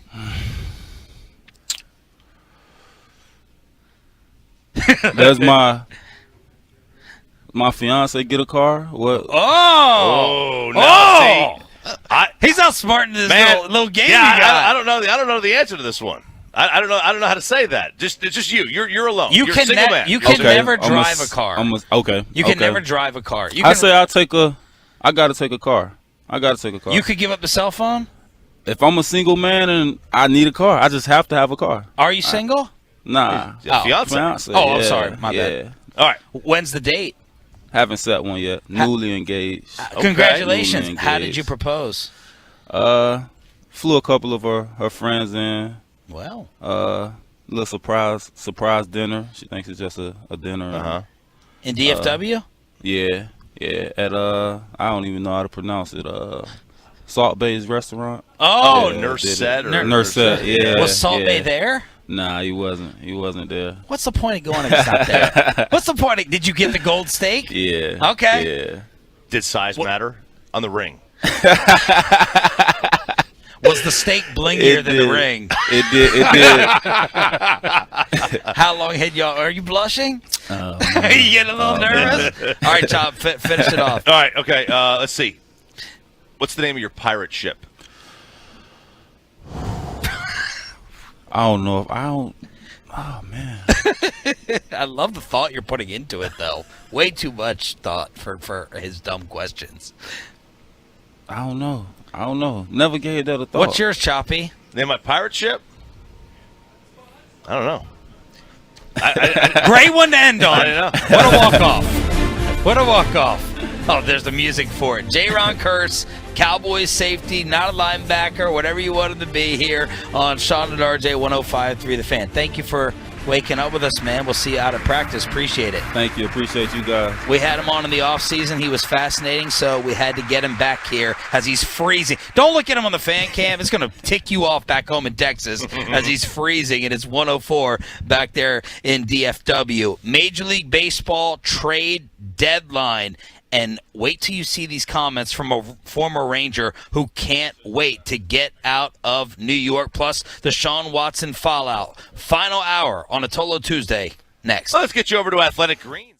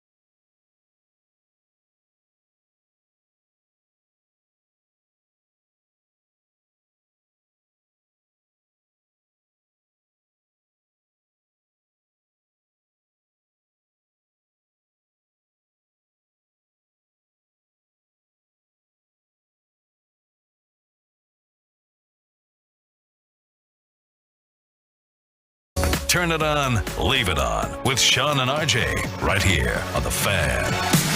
Final hour of a Tolo Tuesday edition. Choppy's fist pumping on the fan cam. Thanks for joining the show as we are live from Oxnard, California on DFW Sports Station. We'll have a brand new addition to our fan team. Tuesday and Thursdays, we're going to introduce Patrick Walker to the morning show at Voice of the Star on Twitter. So we'll talk about wide receiver shopping, who has jumped out at practice, who Patrick wants to see more from. 9:20. I don't want to overreact, but it was a verified blue check mark that sent out a picture of Luka Doncic. And if this is legit, if this is true, he is crushing the offseason. I did not think it was necessarily the case when he was playing for his national team. I was like, there's some photos that look really good, but in actually watching him play, he didn't look that different. What do you think, RJ? I just retweeted it at 1053SS. At 1053SS. If that is a current photo, Luka Doncic is crushing the offseason because he is noticeably leaner and thinner. I just hope it's legit and true. All right, how long do you need to stare at it? Jesus. Yeah, because you have Sean's camera on you, so there's two cameras on you on the fan cam. Oh, perfect. Now that's why he's doing it. He already salivated over this Cowboy linebacker yesterday. Now he's just staring a hole through my computer. I'm not impressed. Oh, okay. Why? He's too thin. He looks like he's about to. He's for, the way the fanny pack is rocking. It looks like he's about to go see. Oh crap, man! I'm losing my mind here. What the hell's his name? Jack Johnson. No, he looks like he's about to go see some pop artist. I don't know. I'm not impressed. Like he's going to Coachella. Yeah. He's got. That's it. He looks like he's going to go to Coachella. He looks like he needs a fedora to wear sideways. You think this is current photo? Legit? Yeah, I think it is current. Yeah, that is current. Okay. Yeah. Troy, you looking at it at 1053SS? Kirk Henderson tweeted it out. It says, old argument, Luka too heavy. New argument, get that man some Whataburger. Yeah, I was about to say, it definitely looks, I appreciate him, according to this photo, vacationing in Croatia. But in any case, I'm not looking at it like, wow, he's ripped. Oh, he got back in the gym. No, I just look at it as a guy who's been chilling by the pool and kind of lean looking. He looks like a Charlie Puth fan. Listen, nothing wrong with Charlie Puth. Nothing wrong with him I'm at all. I'm a fan of Charlie Puth. That's what he looks like. He looks like a musician. Is he going to do something to his eyebrow? I think it's fantastic news. I'm not worried about his bulk. No. He's naturally bulky. So get that cardiovascular so you don't fade at the end of the Warriors series. And more importantly, whether it works or not, just the fact that he would show the commitment, actually commit to it, and he's got kind of that MJ Kobe offseason in him. I just want to know whether he would attack it this way. And if this is legit, then I think he is. Okay, Major League Baseball trade deadline. I'm excited today, RJ. It could be just an explosion of activity because everything has been paralyzed and frozen by Juan Soto. Some insiders saying it could be one of the most active and chaotic 24 to 30-hour spans of deadline dealing that we've ever seen because Juan Soto is holding everything up. They're calling it the dead deadline. Last year it was slow too. Then there's 36 trades in the last 48 hours. So Jared Sandler joined us earlier. It doesn't sound like they're getting offers that really impress them for Martin Perez. It doesn't sound like they want to meet the asking price for Soto. So right now, and they dealt Matt Bush last night to the Brewers. Right now, it seems like we're not going to have a lot to recap tomorrow in terms of Ranger deals. No, I would think not, unless they obviously get that better offer for Perez, or somehow they work their way back into the Soto sweepstakes, which could be kind of cool. So if you were in the front office, would you circle buyers, sellers, or stagnant for the Rangers? I'm a buyer for Juan Soto. I'm a seller for everything else. I'm willing to buy a future Hall of Famer. Other than that, short of him, I'm not worried about buying. I want to sell. And I want to sell everything. I want to sell Martin Perez. Even if I get Juan Soto, I still want to sell Martin Perez. Really? Absolutely. Because he's not part of your future long-term plans. Your future long-term plans are guys that are 24 years old. Well, you're not looking at yourself as an immediate contender, and then you want to get rid of your ace while getting a guy that should make you, on paper, have the best 3 middle lineup in baseball? Well, I don't know that they would have the best middle line. I mean, it's a good one. It's up there. Simeon, Seager, and Soto is definitely up there. I mean, maybe not middle, but just threesome. Yeah, it's definitely up there. But I don't consider Martinez. That's the thing. I don't think Martinez an ace. I think this is a fluke.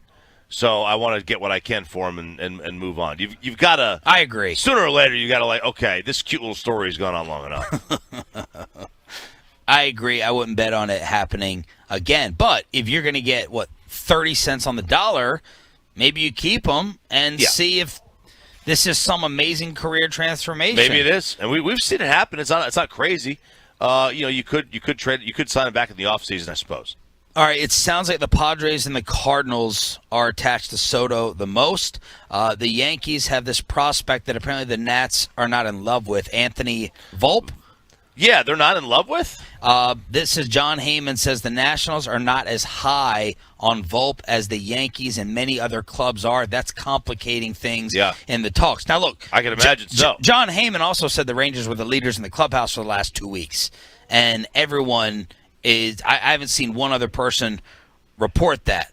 Let's see. Bob Nightingale, USA Today, he says it's the Dodgers who have been making the most aggressive offers for Soto, not the Cardinals or the Padres. And A.J. Preller is lurking still with his top 5 or 6 prospects after they didn't have to give up any for the reliever yesterday. Wow.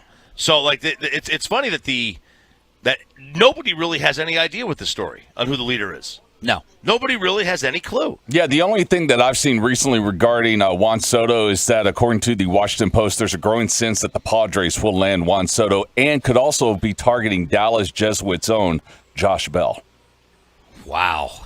A.J. Preller been given the green light. Last night, Soto, and what could be his final game in Washington for the Nats, homered off of Scherzer. He was on base nonstop, so it feels like the entire baseball world is waiting for that domino to drop, but it doesn't sound like the Rangers are going to be heavy in these talks. No, it doesn't. Which, whatever. I mean, that's what the route they have decided on. To me, I think every trade deadline's an opportunity to improve your team, right? And be that as it may, in selling or buying, if the number one goal is not to get better every trade deadline, which clearly it is, it's just a matter of you want to get better today or push it down the road. All right.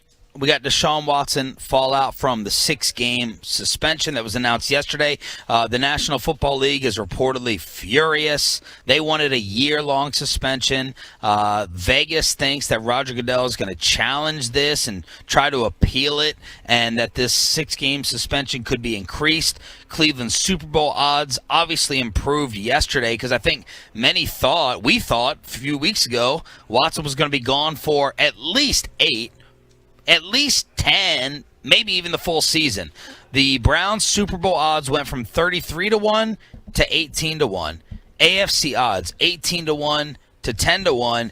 AFC North 4-1 to 2-1, with the Ravens still favored to win the division. By the way, if you take the morals and ethics and charges out of it, maybe impossible to do, but if you take those things out of it, the judgment legally, the Cleveland Browns are going to end up proving why everyone else was stupid not to go down this path with Deshaun Watson.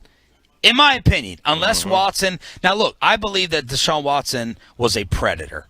That's what the judge said. He had predatory tendencies, and he sexually assaulted 4 massage therapists. Now, it wasn't violent sexual assault, so apparently we have this, line of separation here in sexual assault. But if you sexually assault 4 women, I would think that, you should probably be in jail and not playing football. But the Browns read the tea leaves correctly on this. They just did. And yesterday was a very nice win for them.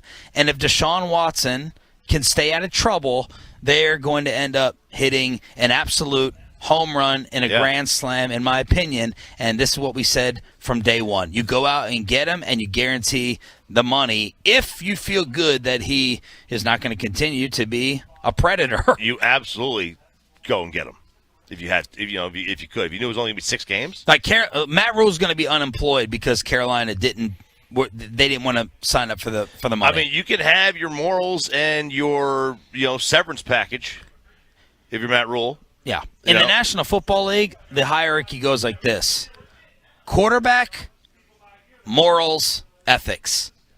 Quarterback comes first. It's just at the top of the list. Quarterback definitely comes first. Otherwise, you're gone. Hey, give me a freaking break about the NFL's pissed off about this. What a joke. Well, they're pissed off that their PR is taking a hit. They don't care about. They don't care. Deshaun Watson's off the field legal issues. They care about whether or not he can play, make them money, get them TV views, get them clicks on the internet. That's what they care about. Yeah, the National Football. What's the NFL so angry about? The judge said that she made this ruling based upon precedent and other rulings that the NFL had decided on. So they couldn't make it some type of crazy difference in terms of the punishment. Yep. That they follow along with similar guidelines. That's what the judge said. So they can act all fake. It's BS. Completely BS that they're really, truly outraged about this or any other serious issue to this degree. They're not outraged. They never have been. They're outraged that they look bad. They're outraged at the judge. But do they look bad since this is the judge, or they're just going to be mixed in with it? They'll be mixed in with it. People will see that he got suspended for 6 games. They won't remember who suspended him. They won't remember that it's an independent judge. They're going to remember that the NFL suspended Deshaun Watson 6 games, right, and not 12 or a year or 2. Calvin Ridley got more for a $1,500 bet. They don't care. They don't care. Baker, former Brownie, was asked about the Watson suspension. Honestly, it's none of my business. I don't play against the other quarterback. I know it's the most cliche thing to say, but that's just the truth. When it comes down to it, I'm game planning against their defense. And if I'm playing or not, I'm trying to help this team win. And that's my mindset going into it, so I got to keep getting better. But I'm not focused about week 1 right now. I'm working on each day, each install, and continuing to get better. He's so boring right now. There is so disappointing. Panthers, Browns, week 1 is what he's alluding to, Troy. There is definitely a tide of brewing over in the Carolinas because people feel as though he is not being gracious as to the opportunity he's been given. He goes into the presser yesterday in a pair of socks, shorts and T-shirt. He's just walking up. All the other players are like cleaned up, ready to talk after practice. A lot of people are calling him out, saying that he is coming in with that same attitude he had in Cleveland. Oh, really? Yeah. How can players not walk around in shorts and a T-shirt? What are you supposed to do? What's the problem with that? I mean, clean yourself up a little bit. You're the quarterback. You're supposed to set an example. I mean, for God's sake, don't turn your hat around. Don't turn that cap around, Romo. It's like you noticed about Dan Quinn yesterday. Yeah, I mean, Dan Quinn, Troy, you can tell he wants to be a head coach of this league again. You know why? His hat was forward. No more backwards hat No so more backwards far. hat. He ain't a teenager anymore. He's not trying to fit in with the kids. All right.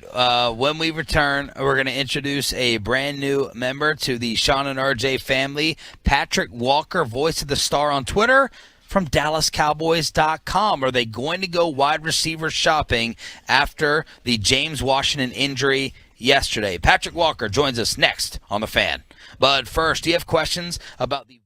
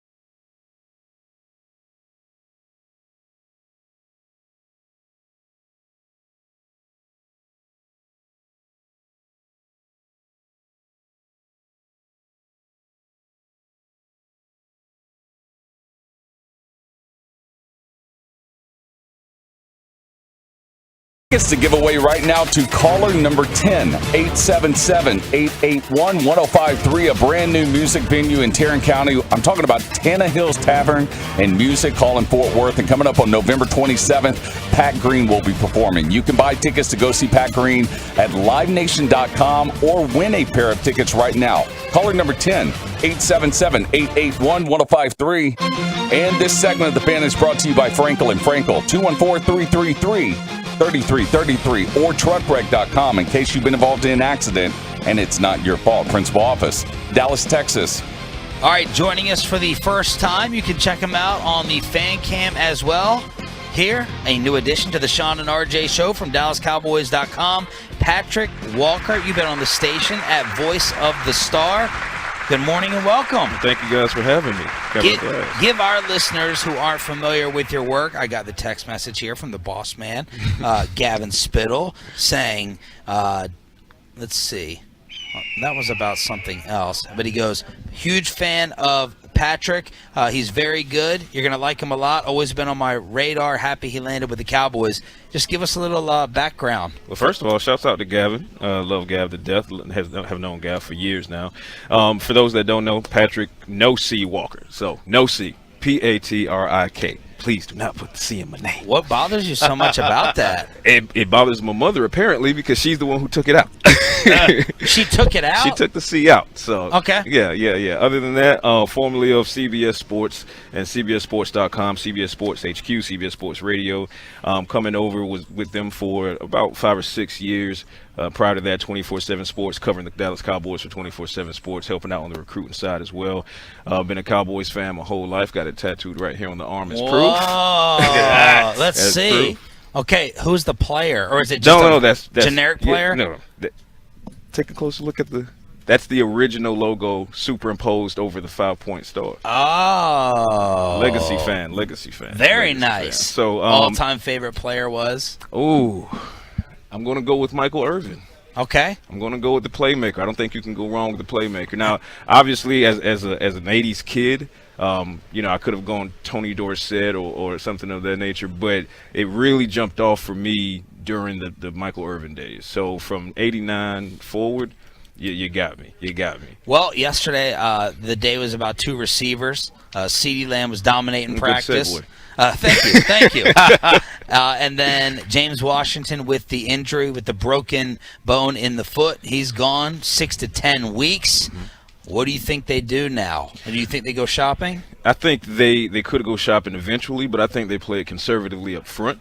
I think they're going to use these next few days as an opportunity to see what they really have in their young core. You talk about a guy like Jaylen Tolbert, the rookie 3rd-round pick. Tolbert is going to be looked upon. He was already going to be looked upon to challenge James Washington for potentially that wide receiver 2 role, wherein Michael Gallup is likely going to miss several games to start the season, so they need that wide receiver 2 behind CeeDee Lamb, and Washington was going to challenge with Tolbert for that. So I think in the moment, we can probably go ahead and pencil in Tolbert for wide receiver 2, and we'll see how that shakes out, because he's got some competition behind him as well, albeit youthful. You talk about a guy like Simi Fehoko, familiar with the system. He's been making a couple of big plays, had a good tip drill. He turned into a touchdown on Monday, first padded practice. Late last week, had an acrobatic one-handed touchdown catch. Keep an eye on Fehoko. There's an undrafted guy who I really am falling in love with from a football standpoint, Paul. Dennis Houston, undrafted guy out of Western Illinois, somebody to keep an eye on if you're a Cowboys fan.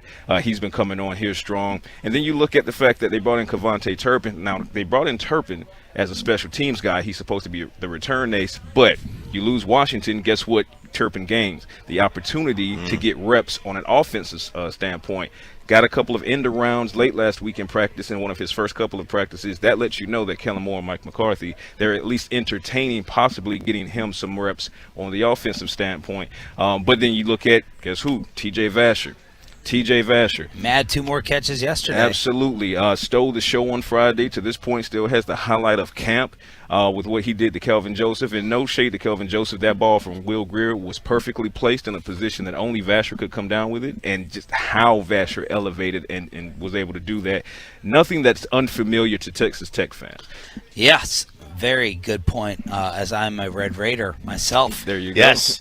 He's not watched a single game with himself as a fan yet, but he'll get there this year. Yeah, I'll get there this year. What is your answer or thought, Patrick, on the Cowboys being cheap this offseason, and Stephen Jones, to the appearance of many fans, not willing to spend, and we've taken a step backwards this offseason. What's your response to that? I agree to the latter, that the team has most certainly taken a step back. Now, obviously, Stephen Jones and Jerry Jones, they feel like, and they've said it publicly, they feel like they're potentially better. On paper, I respectfully disagree. I think that when you talk about losing a 4-time Pro Bowler in Amari Cooper and you don't have a definitive replacement just yet, that in and of itself is a step back until further notice. Is that the biggest loss? By the way, Amari hurting the ankle yesterday at Browns camp. We'll see how serious. Between Amari, Randy, and LC, is Amari your biggest concern of those three that left? In the moment when that happened, I probably would have said it would have been Randy. Because at that point, although you have, to my opinion, an undervalued pass rusher in Durant Armstrong, I do think he's undervalued as far as just how fans look at him, but he's very talented at what he does. But that was prior to us going out and getting Sam Williams. I think Sam Williams has the potential to be an absolute monster in Dan Quinn's system. So if you look at it, if you fast forward to today, you look at what happened with James Washington on yesterday. Yeah, I think now the wide receiver room is really ailing. You don't know what you're going to get. I saw our good friend Kyle Youmans, he put out yesterday. Speak for yourself. Yeah. Don't put me in that way, Kyle Youmans. CeeDee Lamb and Noah Brown are the only two Cowboys receivers right now that have an NFL touchdown on their resume. So that is very, very concerning. So that in and of itself lets you know just how disconcerting right now the wide receiver position is. So for me, I think Amari Cooper is the biggest loss. As far as the cheapness, I think it's more so just frugality. I think it's dad versus son when it comes to the purse, comes to the pocketbook. Obviously Jerry, I believe him wholeheartedly. Jerry would absolutely spend any amount of money necessary to get another Super Bowl here. He's desperately trying to get number 6. It's been eluding him. As long as he was the GM. As long as he was. Well, that's a topic in and of itself, right? Shouts out to Will McClay and Steven. Now, Steven, though, however, is much more of a frugal type of manager when it comes to the books, and he's not the guy that's going to go out and make big splashes in free agency. So what I've always said is, if they can ever hit the sweet spot between what Jerry used to be in the 90s as far as spending, go out get a guy like Deion Sanders and mix that perfectly with what Steven is looking to do, then your salary cap will never truly be in jeopardy. But constantly rolling over $20-25 million per year, we understand you're going to have guys that you need to get on contract next year. Trevon Diggs is coming up as a perfect example. But there are always ways to work around that, and we continuously see it in teams like the New Orleans Saints, the Los Angeles Rams. The salary cap is not real. It's simply a tool to help teams manage better their finances. But at the end of the day, we're seeing this time and again, if you want to go and get a guy, you can go and get a guy. You just got to make some magic work. They understand that, though, right? Yeah, they do. They just refuse to do it. I think it's more so who has their hand on the purse string at any given moment. And more often than not lately, it's Steven that's controlling that particular aspect of it. And it works out well sometimes, because you look at bringing in value signings like Jerron Kearse, for example. That's a feather in Steven's cap. Those are the types of things. Malik Hooker, for example, that's another feather in Steven's cap. So be it Jerry's way of handling the books financially and going out and making the big splashes, or Steven's way of being more frugal with it, both have feathers in their cap, because there is some overspending that Jerry has done that has gotten forgotten, right? You go out and you look at Roy Williams, the receiver. That wasn't a Steven move. That was a Jerry move, but it's not discussed right now because fans don't want to discuss it. It's something they like to forget. So I think it's easy to kind of pigeonhole one way or the other and say, okay, well, this team is being too cheap right now. Okay, well, that's fair if you assess it, from a smaller standpoint. But if you expand it from a tunnel vision, you'll see, well, the reason Jerron Kearse is here, and he's here on good money as far as team-friendly deal, is because of how Steven managed that. Same goes for a player like Malik Hooker. So it can go either way. At the moment, though, given how dire straits they're in at wide receiver, I think they need to go out and get one of these veterans, someone that's more proven than James Washington was at the time of that signing. Patrick Walker joining us from DallasCowboys.com every Tuesday and Thursday here on Sean and RJ on your home of America's team. Let's talk about some of the big fellas up front. What did you notice from Tyler Smith yesterday? And you also said that you were impressed with John Ridgeway. He's a monster. He is an absolute monster. Just a tree with arms and legs. Ridgeway, the thing with Ridgeway is he comes in and his biggest attribute is that he's a road grader. And I'm seeing that time and time again in practice. His power is just phenomenal. His bull rush, his ability to get his blocker into the personal space of the quarterback time and time again, rep and rep again. The only thing I would say to Ridgeway is I would like to see him develop a little bit more finesse. Let's see some swim moves. Let's see your ability to get around your blocker as much as you can get through them. But he's young. He still has some growing to do. He's a rookie 5th-round pick. The Cowboys understand that. I think he's going to be a problem eventually in the NFL. Will it be as early as 2022? Time will tell, but I think if you're talking more of a year 2 development on Ridgeway, I think he's going to be a problem alongside guys like Neville Gallimore. I predicted last season that Neville Gallimore would have a breakout year, derailed by the gruesome elbow injury he suffered last preseason, lost a ton of time, but when he came back on the back end of the season, he pretty much hit the ground running. You're going to look at some of the film against the Commanders. He was absolutely mauling guys. I think Gallimore is going to lead the charge on that interior defensive line. And then guys like Oso Digizua, Chauncey Golston, Quentin Bohanna, they're going to follow that lead. Spoke with Neville earlier this week, or maybe last week, late last week, and I was asking him, does he expect both himself and the interior defensive line to have breakout seasons? His answer was simply, quote unquote, absolutely, believe it. The time is now. They want to, quote unquote, set the world on fire. That's the kind of energy and leadership that you're going to get from Gallimore that filters down to somebody like Osa, whom I spoke with yesterday about the potential for the defensive tackle group to break out. And Osa said, yeah, they're feeding off of each other, and that helps him from a competitive standpoint because he said, and I quote, I want to get me some too.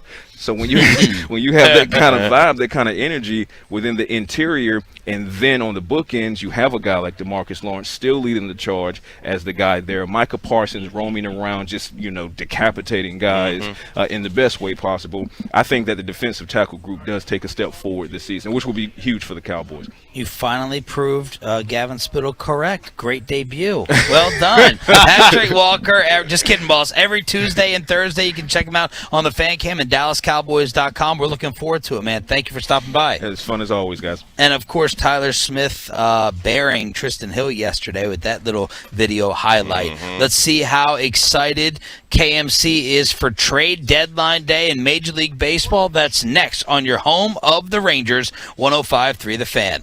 But first,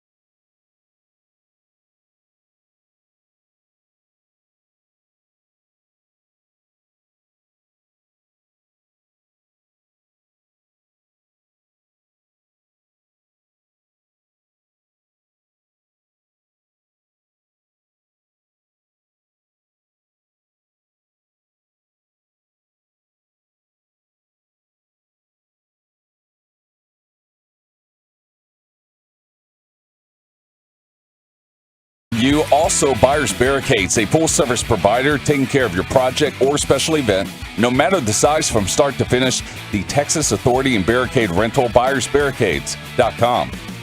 All right, let's crosstalk with KMC. We got Kevin Hagelin, Mike Bassick, and Corey Majors. Corey, what's coming up on this show? Cowboys defensive end Terrell Basham joins us at 11 today. The Mike McCarthy presser, and Chrissy Scales going to hop on with us at 1.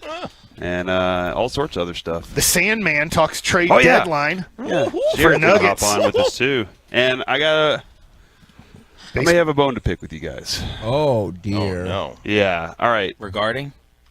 Which one of you's on the third floor? Both. Both of you. I don't want to give the number away, but are y'all in the teens? No.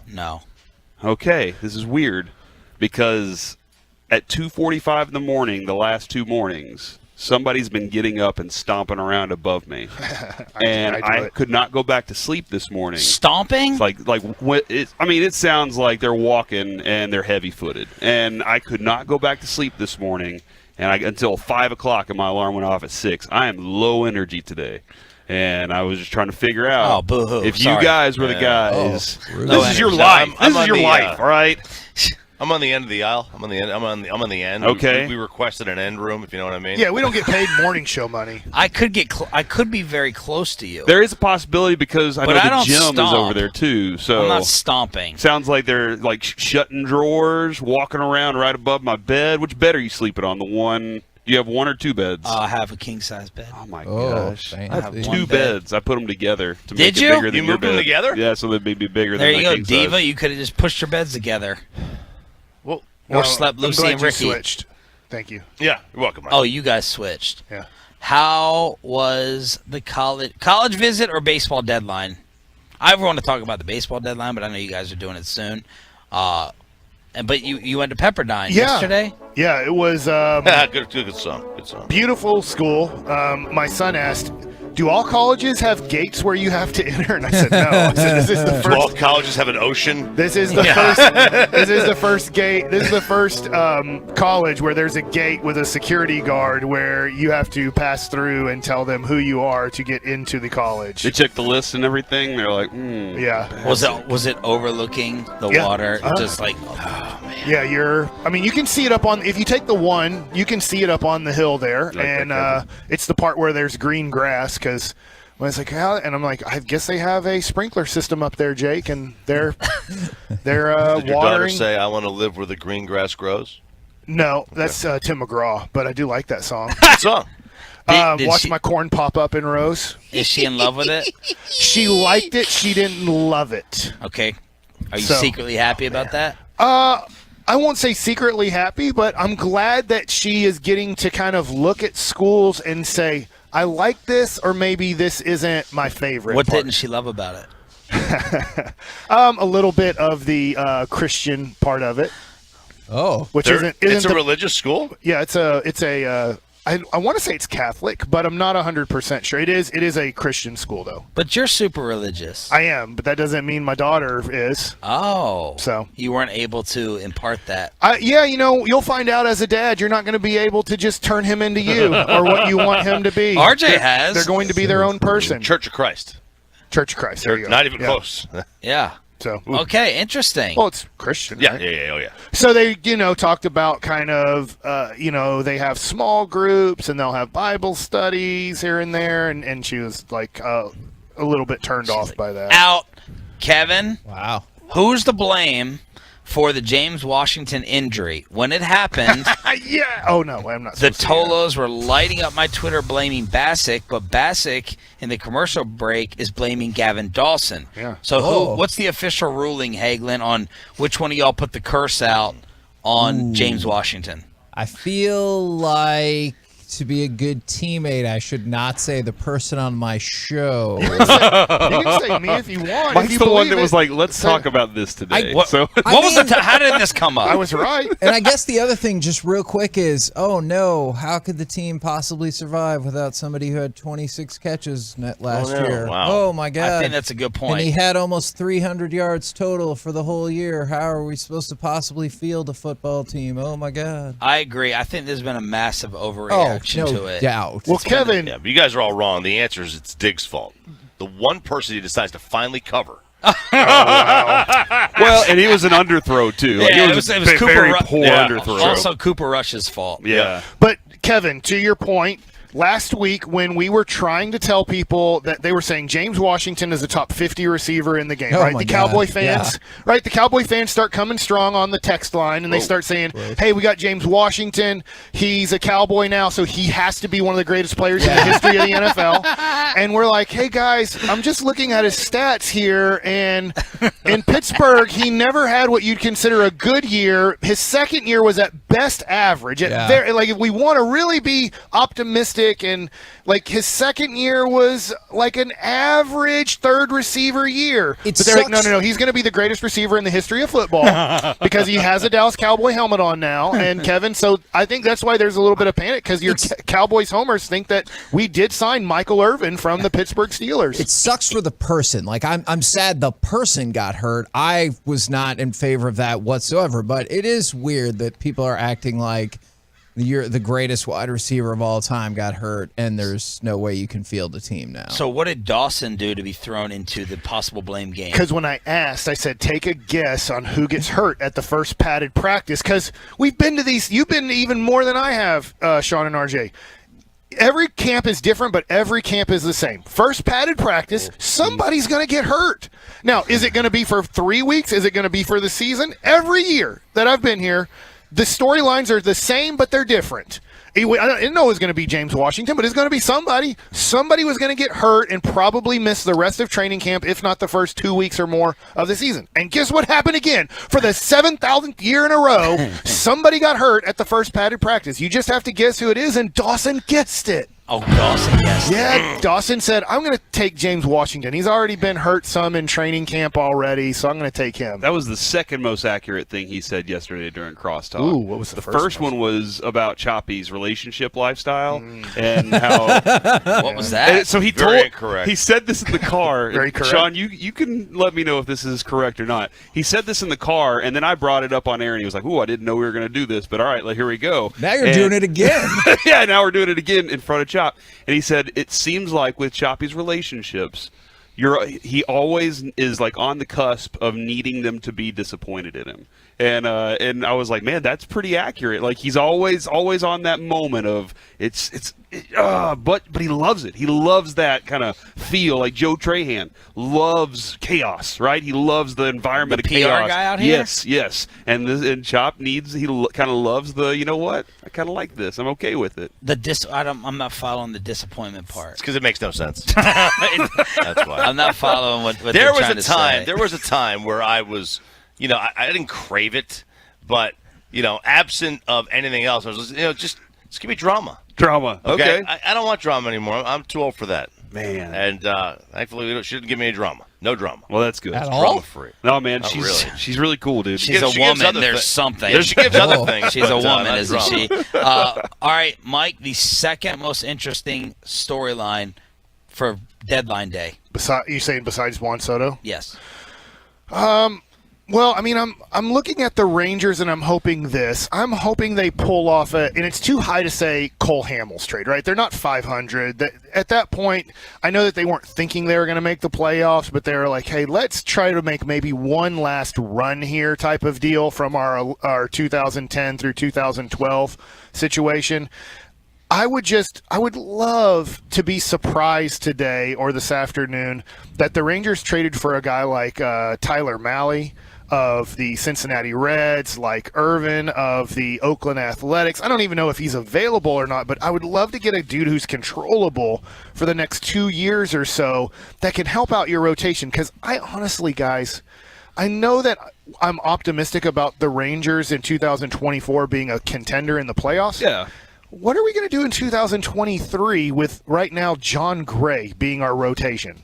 Well, I mean, Patchwork it lose together 90 games. Yeah. Patchwork it together, Yeah, man. you got to find a way to do that. They're gonna sign guys this offseason. They're gonna spend money again, I assume. Yeah. The Twins are finalizing a deal for O's closer Lopez. So the Yeah. Orioles, Mancini, now Lopez. You know, it's interesting because Adley Rushman is turning out to be the Buster Posey of this generation. big Like, time. they were horrible. He gets called up for the first 3 weeks. I don't even think he was batting 100. I think he went 0 for his first 21 or something like that. Yeah, and now he's turned that team from almost 20 games under 500 to a game over 500. And it's not all him, but there's something about special players and special people like Buster Posey, like it seems Adley Rushman, #1 overall pick in 2019, that he came to the team, and now all of a sudden they're a team that plays about 15 games over 500 with him on the team. Corey had shown me a Tampa Bay reporter saying Tristan Wirfs was carted off. That would have been the second practice. That would have been the second Buccaneer to be missing for Tom Brady up front, and then he just followed it up 8 minutes ago. I'm told nothing serious with Wirfs. Dang it. We played the Bucks early, so Tom Brady will show that nothing matters with him. I had that internal reaction. Oh, yeah. But I don't think you're supposed to root for injuries. But I always am like, yes, that quarterback's out for the year. They face the Cowboys. Good to go. Our show had a guy say who's going to get hurt on the first day of padded practice. Our show doesn't You care. guys might as well do the death poll next, like the death in. draft. Oh, is that on all of us? Man, I had a terrible dream last You vote night. on who's going to die first. Somebody's going to walk to the tent today. That's the way But do football you- goes. That's why I don't want my kids playing this sport. It's too easy to get hurt. But There's too many ways to get hurt. I'm surprised that the big story is not that you all, called someone getting hurt. It's any psycho that believes that the jinx had anything to do with it. And you're a baseball player. You all believe in jinxes, so I'm surprised that you didn't want to, We only believe in jinxes around baseball. You're not a baseball player. Yes, I am. I'm talking to Mike. I've done this for a decade. Why are you talking? When they have the first spring training game of the year, usually nobody gets hurt. When they have the first padded practice out here in Oxnard, 100% of the time, 100%, somebody gets hurt at that padded practice. It might not be major injury, but people start going into the tents now. You're hitting each other now. People are going to get hurt, of course. This is football. Thanks, ball sack. Somebody's going to poke their coach eye them out. up. This is the most. Coach 'em This is up. where you get hurt the most. This is why parents don't like their kids playing this sport. Yeah, we worry about the head injuries, but it's really easy to break bones in this sport. God, man, I got my kids' football schedule for yesterday. A text message about the junior high football. Yeah. And I'm like, please, God, this is not happening. What? What's wrong? I don't want to play. Like, What? I don't want him to play. It's not. Dude, Why the not? night Just before. don't want any part of it. He's a baseball player. Yep. Like, I don't want him to get hurt. What if he gets hurt and he ruins his fall season? What's the benefit of Developmental playing season. football if that's not your passion or whatever? The only thing that can happen is negative things. He's literally playing because his friends are playing. That's like, We're back tomorrow morning. It's the KMC Masterpiece next on The Fan. But let's get you over to Cars.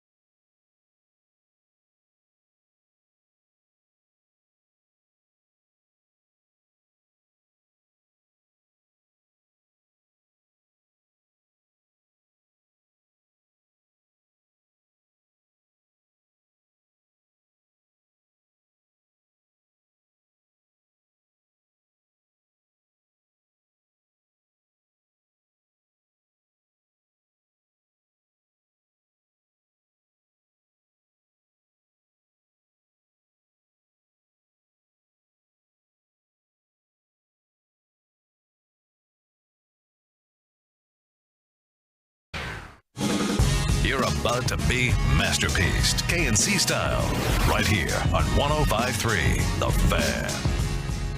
We're back here on the KNC Masterpiece on 105.3 The Fan. And Kevin, oh my gosh, what are we going to do without James Washington? He was going to be the best receiver on the Season's team, maybe. over. And everything's going to go wrong now. Actually, I will say this, man. CeeDee Lamb looked really, really good yesterday, and that was a positive for practice because, Mike, we've been watching a guy that couldn't connect with his quarterback like all week long, and then all of a sudden they say put the pads on and they're full speed, and they looked really nice yesterday. So that was a nice thing to finally get to see. Yeah, you want to see positive things for your most important players, and isn't CeeDee Lamb? I know, take out the quarterback. Everybody's the quarterback. The second most important player for the Dallas Cowboys on offense is CeeDee Lamb this year? I would think so. That's what I think. Kevin, how do you feel about that? Is that including like offensive linemen and stuff? Yeah, you can disagree. Because Kevin loves Zach Martin. Yeah, so don't forget that. I would be inclined to still actually think it's Tyron, even though we've talked about like the potential for his injury. I think I would go Tyron first, but I understand your point of how important CeeDee Lamb is for sure. And so CeeDee Lamb has to kind of become what we think is a top 10 receiver in the NFL, where there's kind of no doubt that like he is, when they list next year's top 10 receivers in the NFL, CeeDee Lamb is somewhere, let's just say 5 to 10 on that list. And that would mean, man, that was a heck of a season for CeeDee Lamb, and we need that. And it was the first padded practice. It doesn't mean they're going to have an unbelievable season, or if something bad happened with somebody, doesn't mean they're going to have a bad season. But it's nice to talk about CeeDee Lamb and Dak Prescott looking good in the first padded practice. Kevin, the other thing that I really stuck out to me is every time that Tony Pollard got the ball, there was space for him by the offensive line, and he was explosive. Like, this dude just took off upfield, did not hesitate, very rarely even had to make cuts. Just said, see you later. And I was like, man, it's going to be, if they just please do it. Okay, does that make watching practice like all the more difficult, I guess, because you're watching and you're like, no, I've seen it work in theory. Yeah. And so I would like to see it tried out in a game. Applied science. Yeah. Knowing full well, you might, but you might never get to see it to that extent. And you're like, no, I saw it. It happened. I don't understand. No, absolutely. That's exactly what happens. Is you're saying, okay, why don't we apply this the right way? Why don't we actually put this on the field whenever it goes down? What happens? What changes whenever they're out there? So that is something that kind of does become a little frustrating. There was a scare with Jaron Curse. When I saw, you were really scared about that, was. right? I actually I'm glad I didn't tweet anything because I would have been dead wrong about it. But I was like, he came off, he was limping right ankle, and he laid down on the ground and right in front of me, and I was like, oh my gosh, this isn't good. And that I didn't know about the James Washington moment yet, Mike. So I was thinking that Curse was the first one down. I was like, oh no! And nobody named him yesterday, right? I don't think anybody actually did bring his name up, so that was a good thing too. I had to actually, and I feel bad about this, but this is where sports superstitions, knowing full well that they're not real, but I think that they are. That is the dynamic of being a sports fan. Like, internally, deep down, I know that's not why this was happening, but I had to turn down the volume. I did not turn it off because you turn it on, leave it on. I had to turn down the volume on G-Bag Nation about 5 minutes into the show because I thought me listening to them in that moment is why everything had gone wrong. So, like, here's how it went. In the crosstalk, this discussion, which some of us were not huge fans of, about who might get hurt. 1 minute into G-Bag Nation. It was 2:01 here in the Central Time Zone. I know this is different for you guys. They were like, James Washington is down. I was like, oh my God. And then Corey, you sent me the text and you're like, oh my God, Jaron Curse just went down. And then I heard Chiafalo, I think, was like, looks like Curse is down. And I was like, what the hell is happening? Yeah. And so I just turned the volume down and I was like, you know what?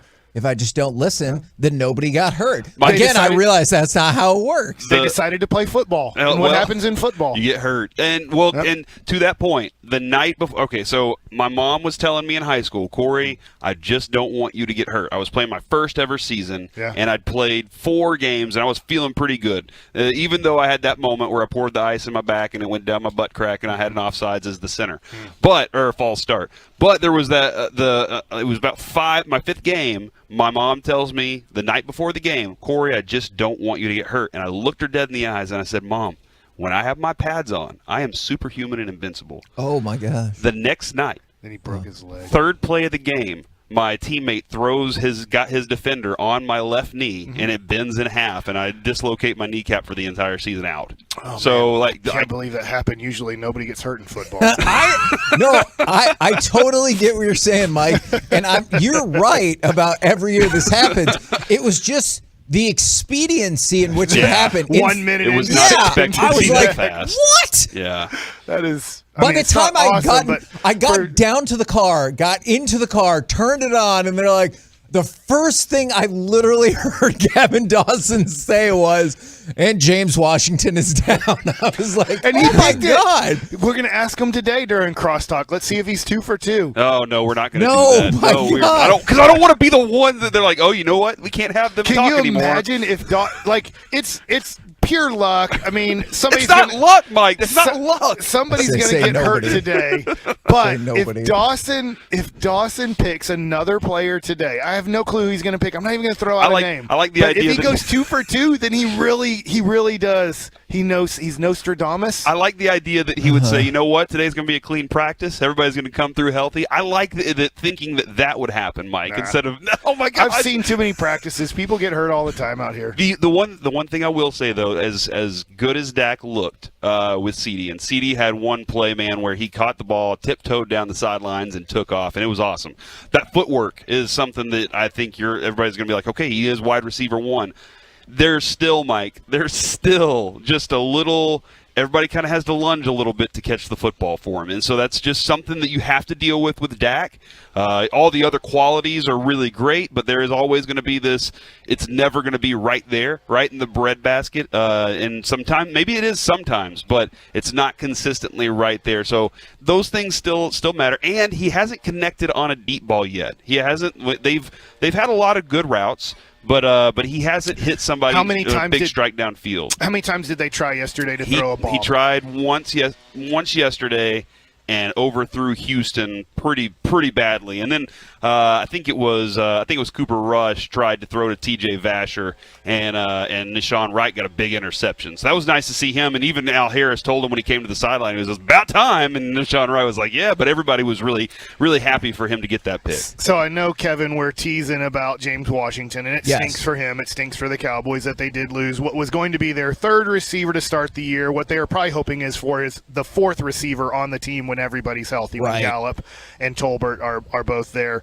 Do you think that the team's third receiver is in camp right now, or do you think that they're going to go outside of this camp right now to get their third receiver for week 1? I think it should be in camp right now, but I do not believe that is what the Cowboys will do. But then again, my view might be colored just at that moment by everybody on social media who is listing all these people, including Odell Beckham Jr. And I'm like, hold on, isn't Michael Gallup going to be back before Odell Beckham Jr. is going to be back? But I mean, I am curious, and I know this is where, like, I don't totally always understand. It's not just Cowboys fans, but fans of anybody is like, well, why not I'm just throw out 2 names.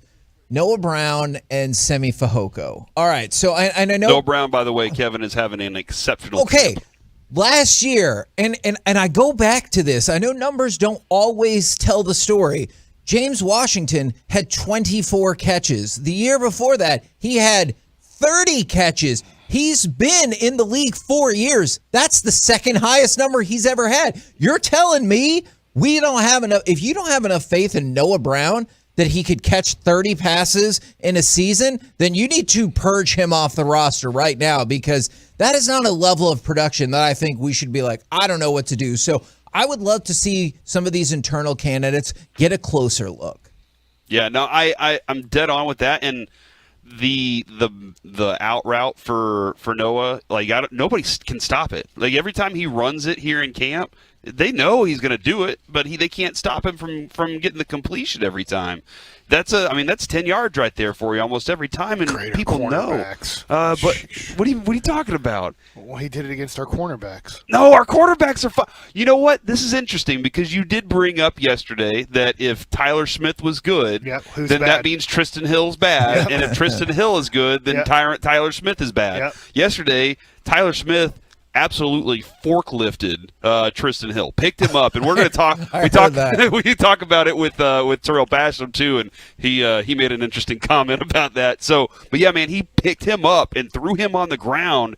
And I'll say this: watching him yesterday, Mike, when you said Pro Bowler in the first 4 years at least once, I think it's going to happen.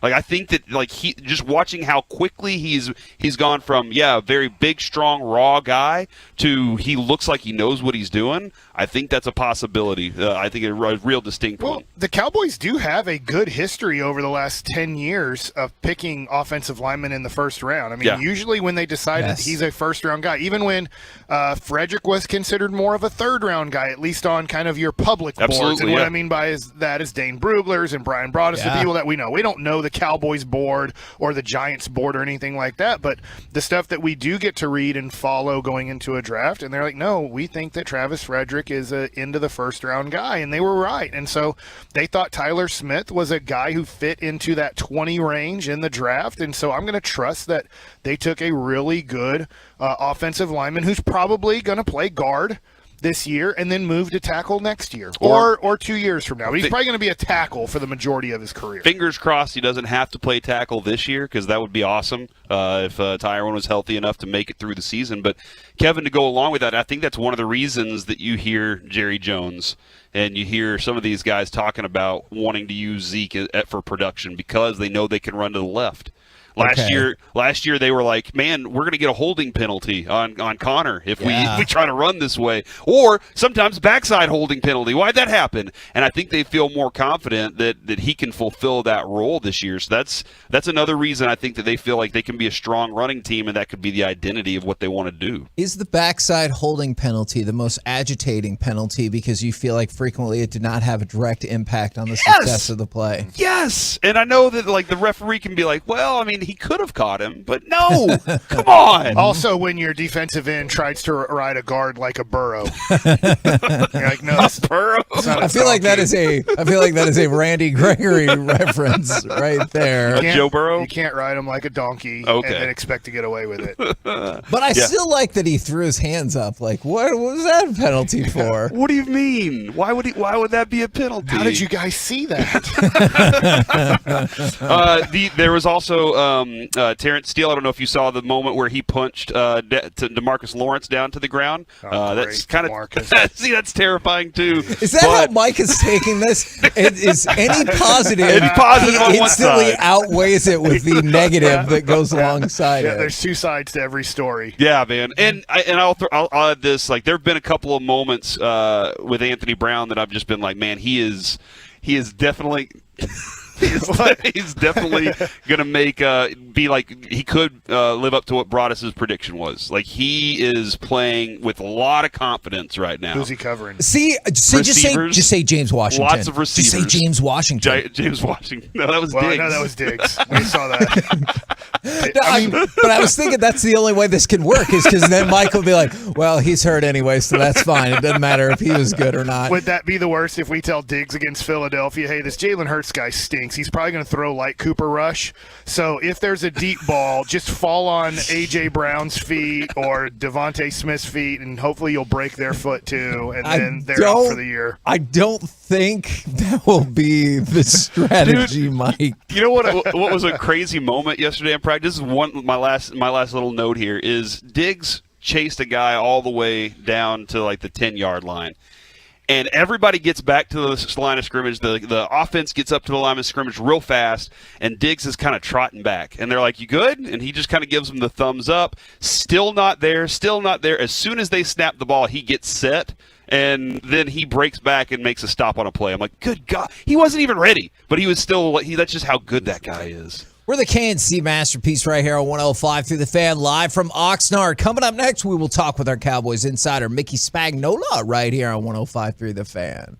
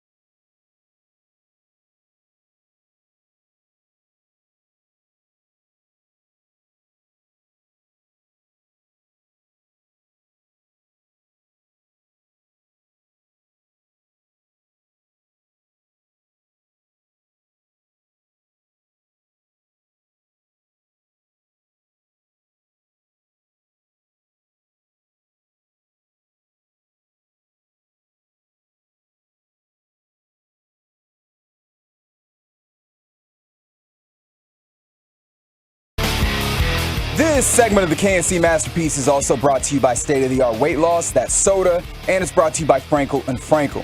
You think there will be less big company trucks out on the road this summer because of gas prices?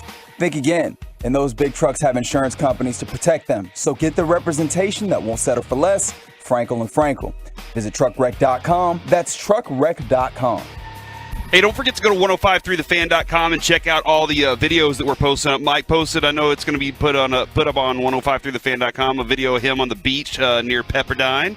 I posted a video yesterday from the beach, as a matter of fact, with some Cowboys notes from yesterday. So trying to get out to the beach, Kevin, to do some things. Where are your videos, bro? Well, that's a good question. I was about to say, we're going to the doctor right after the show. Do you think the doctor and or my wife would want video taken there? Yes, absolutely. You know what? Let's see. Let's ask. Not from certain angles, I bet. Let's ask the man on the On-Time Experts hot seat, powered by the On-Time Experts air conditioning, heating, and plumbing, Mickey Spagnola. How's it going today? Good morning, fellas. How's it going? Do you want to see a video of is it sonogram you're going through today? Yeah. Okay. Yeah. The sonogram from Kevin's baby thing today. Yeah, let's go. Nice. I think my wife is hoping that the baby's already like 9 pounds and they'll be like, it's time for the baby to come out. Then maybe we can actually get some proof that this is for real. Yeah, this is a real thing. He's just not hanging back. If I send you a picture of the car seat installed in my car, do you think I'm just really committed to the bit? Yes, that's not a baby. Okay, that's a good point. That's a very good Technically point. not a baby. That's so you can get in the HOV lane, right? Oh, that is a great point. Mickey knows all the scams. I like it. All right, so Mickey, do you have any update on the potential new wide receiver, or are we good? Are we hiring from within? No, they're not hiring from within. You know, if you look at what's available after CeeDee Lamb, Noah Brown and anybody else on this little roster of wide receivers, not one of them have caught an NFL touchdown. Oh. Think about that. Oh, man. And Noah's been around for, 4 years Are now? you serious? No, Brown. Think about it. I think this is going to be his 5th year, right? You never caught a touchdown? You want me to read the names?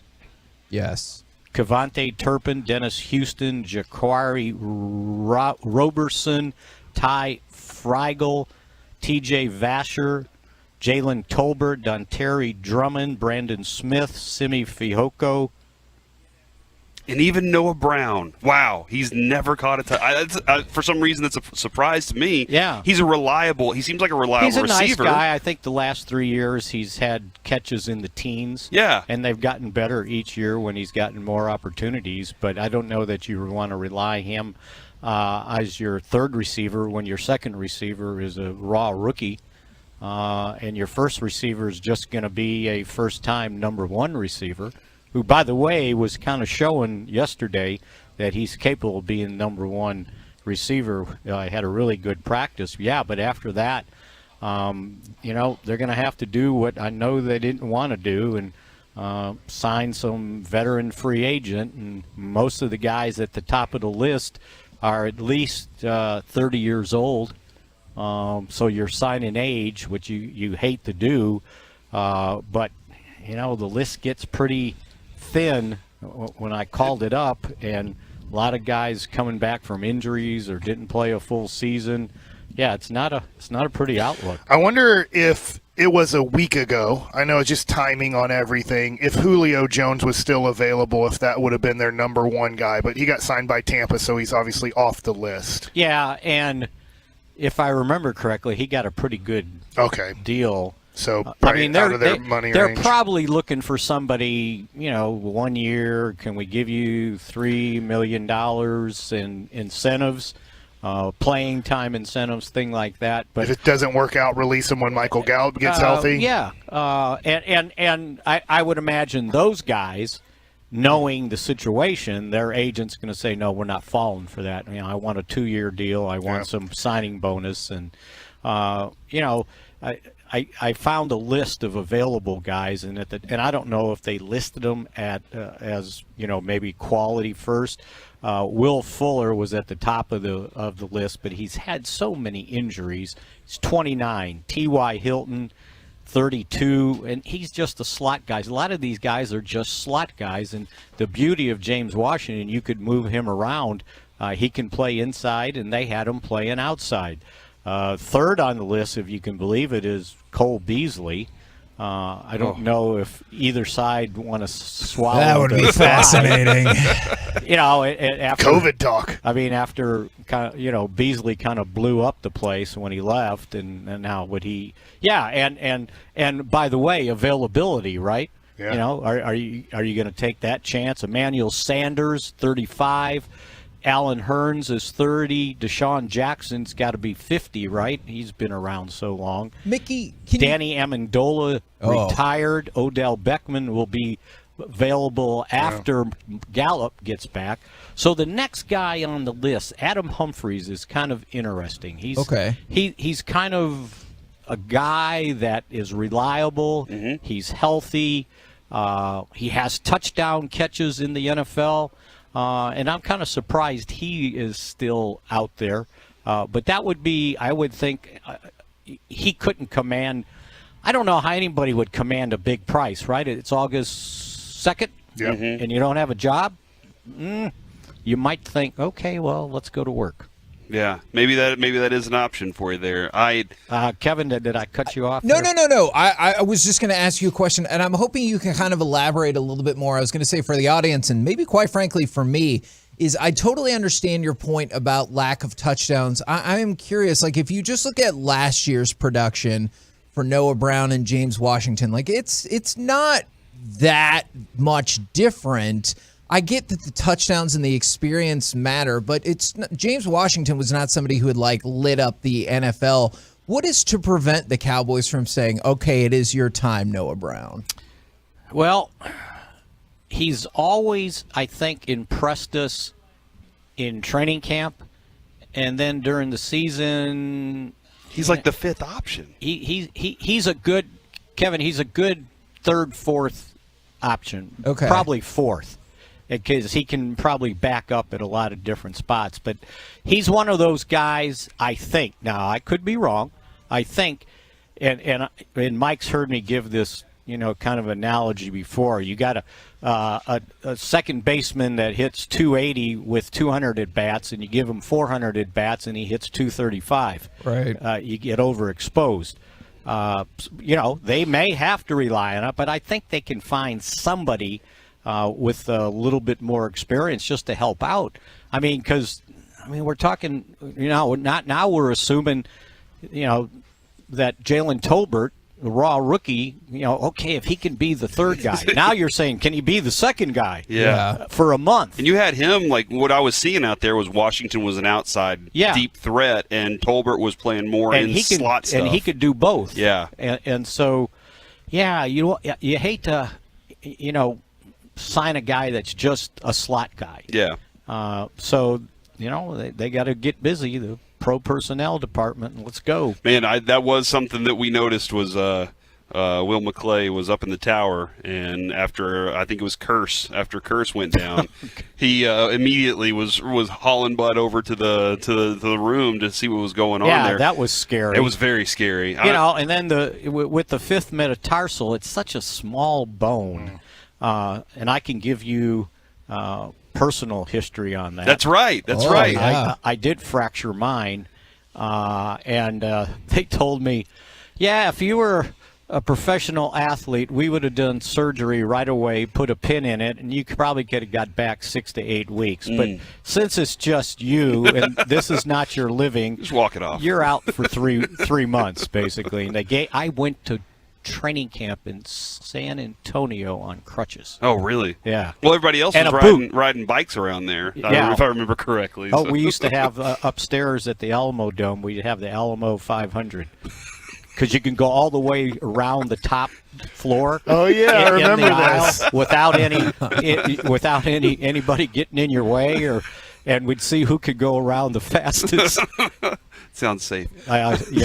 Well, that was in my we younger days, right? All right. So there is one other thing that one other spot I'm kind of interested in, because it seems like there's a lot of people there, and I don't know how it's going to shake out. But the defensive line has a lot of names. who's doing the right things for you at the moment? Because we have Basham coming on later today, and he was with this team, and he was with Dan Quinn before, but with all the names, is he going to be one that kind of gets left out and finds himself on somebody else's NFL Yeah, roster? he needs to have, I think, a very good training camp and preseason. I counted them up yesterday when we were talking about it on our podcast, and I came up with 12 names that you would recognize. Yeah.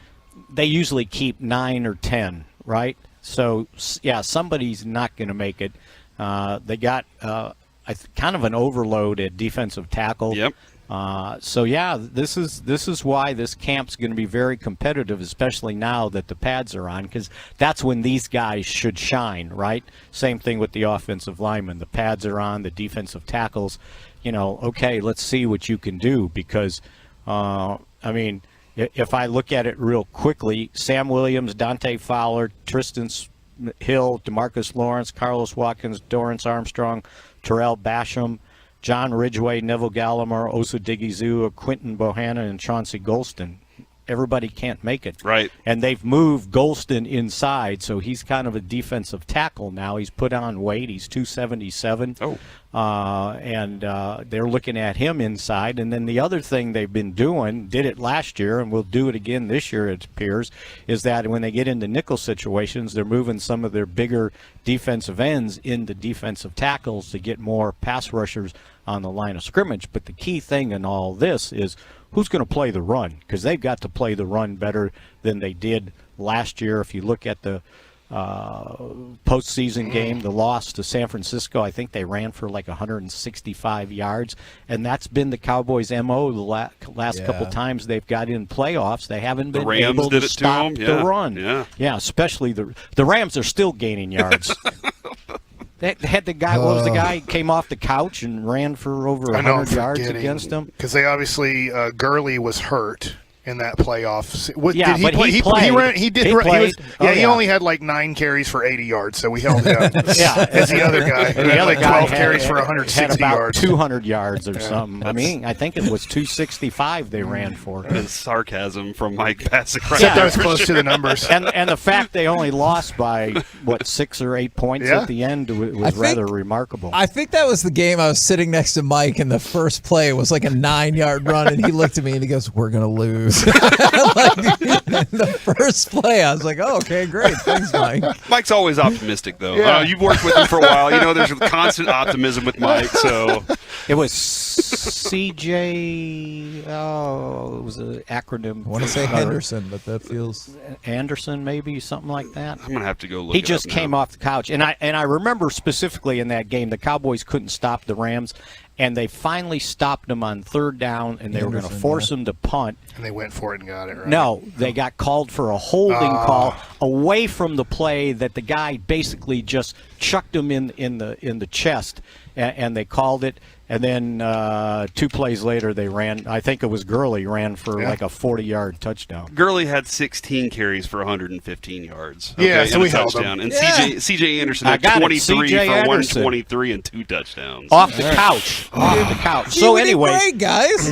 Go back to what we were talking about. Those defensive tackles have got to grow up quick. Boy, they got to play. And the good thing is Gallimore's back. We forget he only played like 3-4 games last year. He suffered that elbow injury in training camp or a preseason game and missed that whole, 2/3 of the season. So he can play, and that's a good thing. And now we can see what the rest of these guys can do. All right, Mick, we got to get to baseball nuggets and talk about your manager falling asleep in the dugout. No, did he really? Yeah, he did. In the first inning. In the first inning.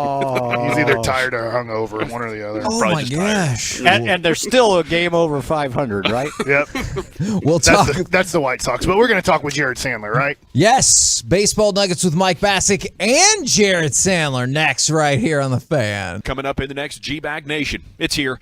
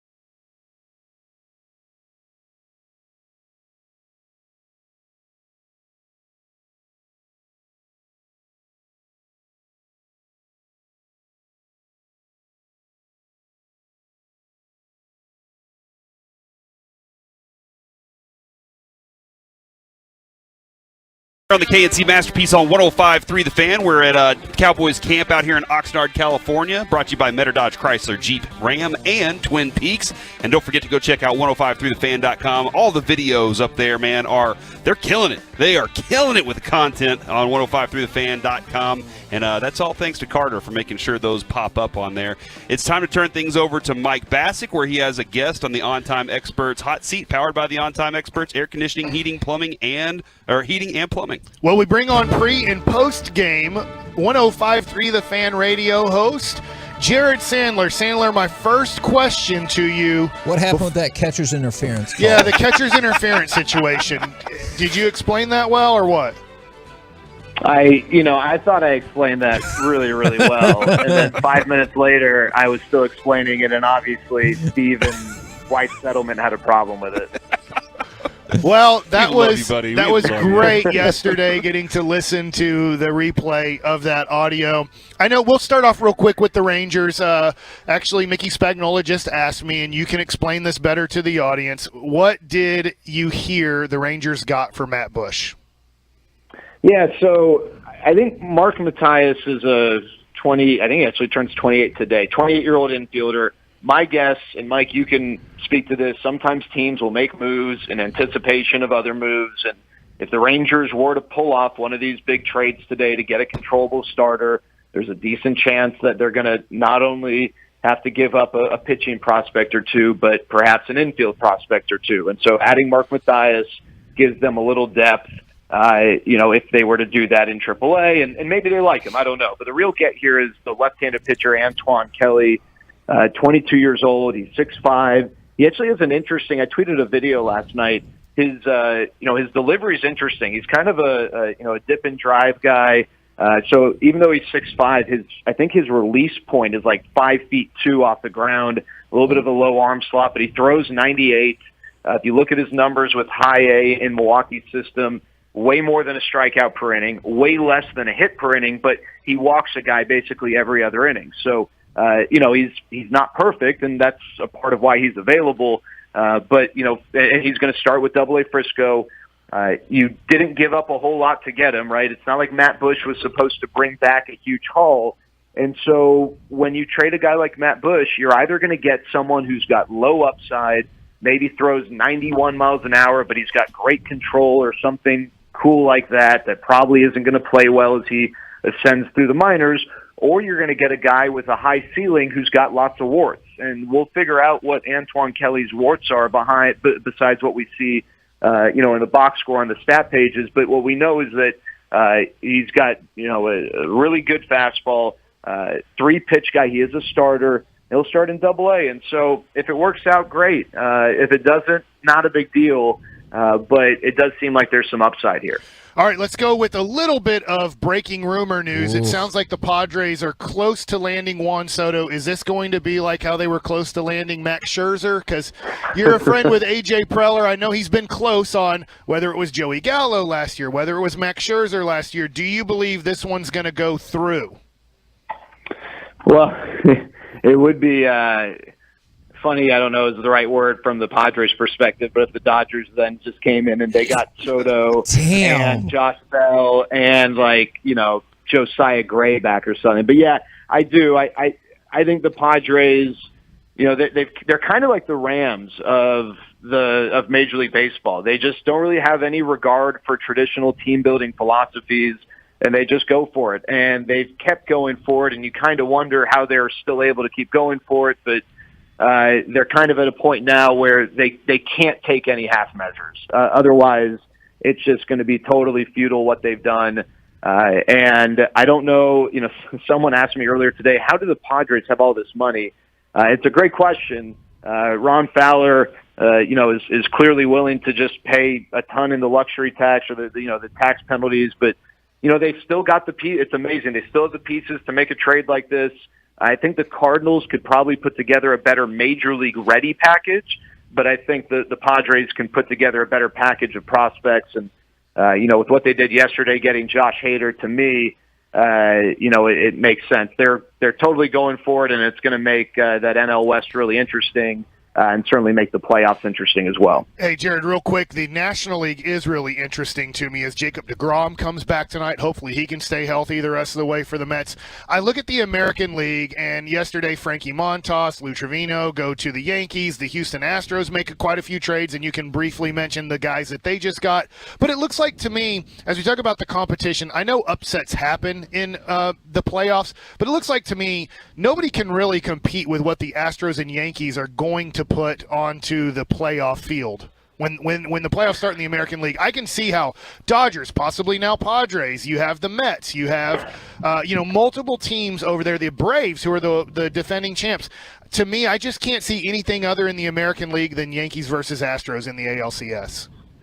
No, I agree with that. I mean, I think going into the year, the thought was maybe the White Sox or the Blue Jays could put together a team that could compete, but the White Sox have just kind of been a big mess, and they can't stay healthy. And the Blue Jays just haven't gotten, what they expected from a pitching standpoint. So yeah, I agree. I think those two teams are separating themselves, and I think that's in part what's impacting this trade market too. Is that if you're an American League team, you're really probably not willing to give up a lot unless it's for a long-term asset, because you're looking at the odds. You're going to help yourself. You're going to make some moves to help yourself. But, you look at the Yankees, you look at the Astros, and, do I really want to go all in if I'm 4 steps behind them for a guy that's just going to maybe, allow me to inch closer but not really take a big giant leap? Whereas, that National League market's way more competitive because of what you just talked about. There are a lot more teams who are built up really well that can compete. You just don't have that nearly as much in the American League. But then you get the Mariners. They're in a different boat because they're on the rise. It's not all about this year, and so that's why they've got an asset who are going to be able to contribute for this year, but also beyond. And those are the teams that can be dangerous. But anything in the rental market in the American League is kind of dead because of what those two teams have done to separate themselves. Jared, how do you feel about John Morosi? John, I think he's a really good guy. He's like the fastest talker I think I've ever heard in my life. He's brilliant. His wife's a doctor, and his younger daughter used to intern for me in Michigan. His sources say that the Nats are set to receive C.J. Abrams, Robert Hassel III, James Wood, and Harlan Susanna for Juan Soto and Josh Bell. So that's there you go. As of a few minutes ago. And I imagine that Eric Hosmer is going to get moved now. The Padres have been trying desperately to move Eric Hosmer. It's weird because you ask some people, they're like, I don't understand. All this guy's done is, hit well and play good first base, but they just seem to hate him for being really good. I think that you can certainly improve from Eric Hosmer, but it's the contract they're trying to get off of. Robert Hassel's the guy the Padres were dangling to the Rangers in the Joey Gallo deal last year. Remember, it probably came down to the Yankees and the Padres. Mm-hmm. The Rangers went the route of getting more prospects, maybe, even though none of the prospects they got had, the standing, the ranking as high as Robert Hassel, who's he's 23, by the way. Prospect. Yeah, he's 23 on the top 100. Right, so top 25 prospects, but so he's super talented. C.J. Abrams, 21-year-old shortstop / outfielder now, has been one of the top prospects in baseball. So San Diego's farm system is pretty bare now, but those two guys are huge. And I wonder if Mackenzie Gore would have been in the deal had he not had this arm injury recently. But yeah, there you go. And now that Padres-Dodgers arms race in the West is going to keep going, and I would imagine the Dodgers make some sort of a move today. And that was going to be my question. How do they now stack up with not only the Dodgers, but the Mets, as we were talking about the American League Championship Series almost feeling like it's done? Do the Padres now move ahead of either of those teams? What about the Braves, dude? Don't forget them. They are freaking on fire right now. Yeah, don't forget about the Braves. That's Mike's favorite team. Remember, he wanted the Rangers to trade for every single one of their pitchers 4 years ago. It worked out. They won a World Series last year. Look at Colby Allard. Yeah, I think that there are a lot of options here, both in the rental and the long-term market. Soto getting dealt. I don't think Ohtani gets dealt. If he does, though, it would be to the Mets. I think that's the team that would make that move. Which would be absolutely remarkable. The Dodgers are in a weird position where, we thought they already had like this ready, complete team when the season started, and their lineup is silly.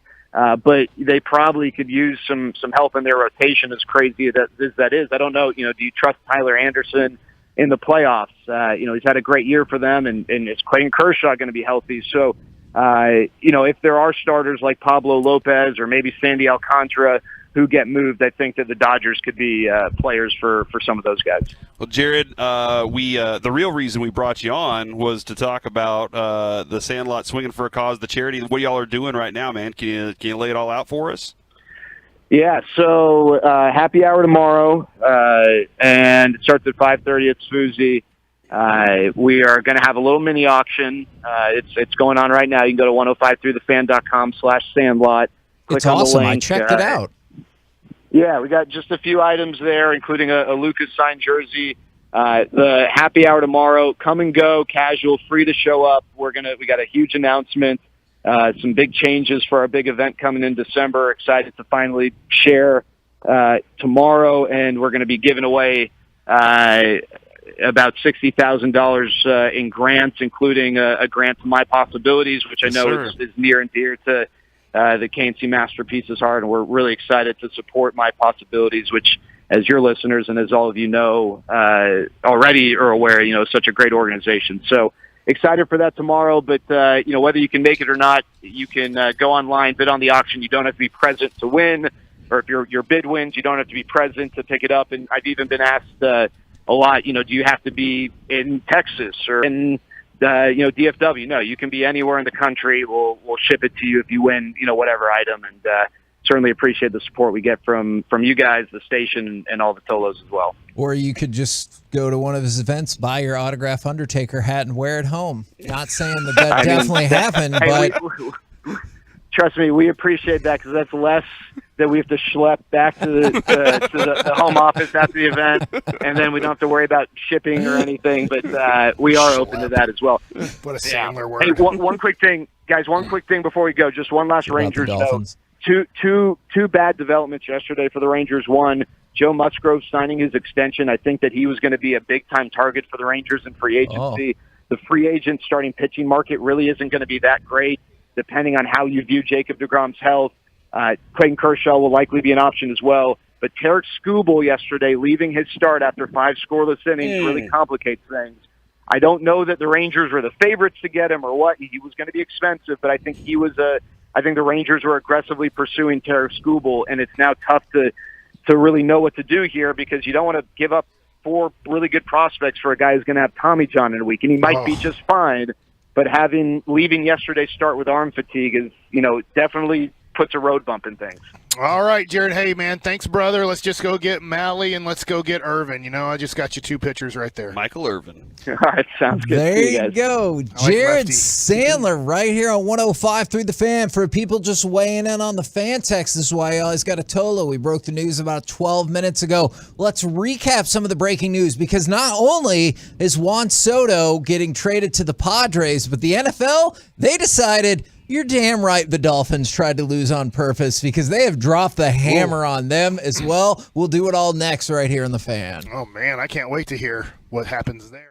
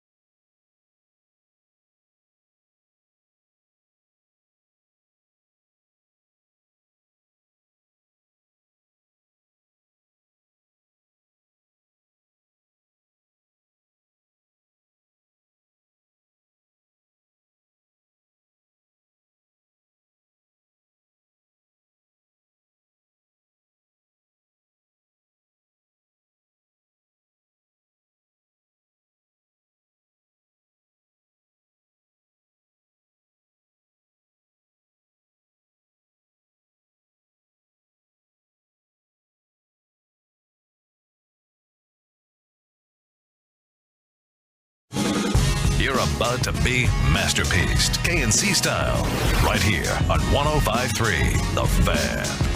Hey, we're back here on the KNC Masterpiece on 105.3 The Fan. We're hanging out at Oxnard at the Cowboys training camp where practice will be padded again today, Mike. So be prepared for that one. We're not going to make any bold predictions there. We're just going to leave that alone. Move on about our business so they can. I'm going to make a prediction. Do not make any predictions, Just Mike. happens at 1:45. That'll be. Oh man. No, you're confused because it's 1:45 during crosstalk. Okay. Not here because then practice will be over. Yeah, okay, at that time. Go to 1053thefan.com. Check out all of the videos we've been posting up. There is a video right now that Sharif posted up of you doing Mike Bassick's Punch-Out. So that's up there now. Yeah, it's working. He was on the elliptical, so I had to get in a cardio workout, which, man, doing boxing from Peloton, my cardio, my heart rate is way higher doing that than doing Peloton or doing elliptical or anything. So there you go, Kevin. You can box now and get a great workout in. All right, Kevin, there's some breaking news you got to get to. All right, so we talked about Juan Soto getting traded to the Padres. They were only agreeing on one more piece, but it sounds like everything else is agreed upon, and that's going to happen for Juan Soto and Josh Bell. So the NFL was like, you know what? Let's go ahead and put this news out. Maybe no one will pay attention. And essentially a ruling that agrees that the Dolphins were trying to lose on purpose. The Dolphins will forfeit their first-round pick in next year's draft, their third-round pick in the draft after that. Their owner is suspended for half the season and fined $1.5 million. Their vice chairman cannot go to any meetings for the rest of the year and fined $500,000, with the committee also deciding that in the future, more stringent discipline, including suspensions, will be imposed and kind of outlined for tampering with the integrity of the game. The integrity of the game, So basically, they're like, you know what? Coach was right. Y'all were trying to lose on purpose. Well, I mean, every team tries to lose late if there's a special quarterback in the draft. I agree with you there, Mike. I'm very interested in this thought, though, because Brian Flores gets, really nothing, right? Other than being like, you know what, I was right. It's like the Mavericks. If something happens with the Brunson stuff, the Mavericks get nothing. They're not going to get draft picks or any players. But it's like, well, you got this little bit of satisfaction. Here's my solution for that. Brian Flores gets that first-round draft pick, and if somebody hires him as their head coach next year, he brings along that extra first-round draft pick. Immediately hire that guy. Right, Jerry, go do it right now so we can have an extra first-round pick. Yeah, I'd absolutely do something like that. Did they just say, you know what, we're going with 31 this year? Is that how they rock it then? Yeah. Wow, okay. That's how it was. I mean, I know Patriots. Patriots this year, I know it was second-round picks in basketball, but there was only 28 second-round picks because of the tampering stuff or whatever a couple teams got put with. So, man, it's so weird how yesterday it just, to me, feels like, hey, Deshaun Watson, hey, no problem, man. You know, go Rocket. Do what you do. But integrity of the game, we got to come down quickly. I mean, that very clearly lays bare what the NFL's priorities are, right? Yes, it the is. Things that are going to affect the money when it comes to betting and integrity of the game. Those things could really affect the viability of the entire operation. They're going to come down hard on, and what they do not particularly care about is how their players interact with women, as long as it does not create a large groundswell or outpouring of emotion amongst their fan base. And the way the NFL did it was it's diabolically brilliant, because it's terrible, because they farmed it out to an independent judge, an arbiter. She said, if you look through that ruling, which I did, she goes, oh, yeah, no, this would fit the NFL's definition of sexual assault, and I do not believe that Deshaun Watson showed any remorse. However, per the bylaws of the NFL, the maximum you can get is 6 games. So the NFL can lean back and say, hey, we gave it to an independent arbiter, and if nobody reads into it, you can be like, oh, well, what can you do? That's what the judge said, even though the judge was like, I am confined to only do 6 games, and in this they're confined by nothing, and they're like, all right, $2 million in fines, 3rd-round draft pick, 1st-round draft pick, full season suspension for one, half season suspension for the others. Like, it is kind of wild. But at the same time, they have tried to soften some of these things. Like, one of the things, and it's a very extensive article paper, which it's going to happen because they're going to try and like hide some of this stuff within it. When it comes to like the actual Stephen Ross offering to pay Brian Flores $100,000 to lose games, there's, quote, however phrased, such a comment was not intended to be taken as a serious offer. Which you are giving him a lot of benefit of the doubt while you also simultaneously say that like he is violating the integrity of this game. So like I think that we have to remember that the NFL owners are the people who are at the top of the food chain with this hierarchy. Even not wanting to Goodell, set precedent a certain right? way. So like, hey man, as much as we're going to penalize you, you still are my boss. You know. Yeah. I am kind of interested then, like, Mike was bringing that up whenever a team, we talked to a lot of people about this. There are conversations about, hey, should we go ahead and say that this season is a wash? We have an opportunity to go do something different. Should we all agree and nod together that we're going to make this season we're going to tank the rest of the way? And I mean, I don't know that when you're in that position that nobody's going to agree on it, right? Like, it seems like that'll happen again, but I guess offering and bribing a guy won't happen again. Okay, I have more information about this. This penalty is only in part because of that. Really? Yeah. It's also because the Dolphins had quote-unquote impermissible communication with Tom Brady in 2019 and 2020 when he was still with the Patriots, and also with Sean Payton before he had officially announced his retirement. So you remember when we were talking about like that mystery meeting on the docks that was supposedly going to be with like Tom Brady and maybe Sean Payton and everything like that? This is another thing where it feels like the NFL's like, yeah, no, we definitely think that might have been about to happen. You guys are way out of control, all right? So just kind of scale it back just a little bit because y'all have gone a little too far with this. Take some time off, breathe. Yeah, take a little breath, and then y'all can get back to business as usual and see if Tua can actually throw to Tyreek. It's wild. Now, to go along with this, and I want to kind of wrap this all together because there's so much breaking stuff happening. Is Mike, I wanted to get your input. You talked about the Braves, the Mets, the Dodgers. It feels a little bit more complicated up at the top of the National League. Getting Soto, getting Josh Bell. Where does that put the Padres in your hierarchy of the top of the National League? Right in the mix. Can you imagine? I don't know how they're going to do it, but who's going to lead off? But your first 4 hitters in some form or fashion, in some point in September, it could be Juan Soto leading off with Manny Machado batting second, Josh Bell batting third, and Fernando Tatis Jr. batting fourth. Like you go lefty, righty to start off. I don't know exactly how they're going to do it. If it matters that they want to go left, right. But yeah, that is pretty sick. That being said, come playoff time, pitching is so important. Right. If the Mets are 100% healthy and they go DeGrom, Scherzer, Bassett, to me, that's my favorite. Even though, offensively, I would say they're maybe a little behind the other teams when the Dodgers are completely healthy lineup-wise, when the Padres, if they're completely healthy. The Mets, obviously, Frankie Lindor's really hot right now. Pete Alonso's having a very good year. They have a good offense. That is going to be super fun, National League, when you get to divisional series, because there's a good chance that those 4 teams are going to meet, and I don't know who I'd just be like, oh, yeah, that and that. But whoever plays the Yankees and Astros, they're in deep doo-doo. Yeah, because when it comes to the Mets, they have big-time pitchers that can put donuts up. Like that's like in the playoffs. That's a proven fact. They know how to do that. So that is a terrifying thing. As long as they can get 1 run, maybe that might be enough. Okay, I have one more note for you. I wonder what if Eric Hosmer says no to the trade? And that's what I was about to say. I have one more note for you on Soto, and it's that Hosmer has a no trade clause that includes Washington, and that's what they were waiting on. Hosmer, Soto, and Bell are all represented by Scott Boras.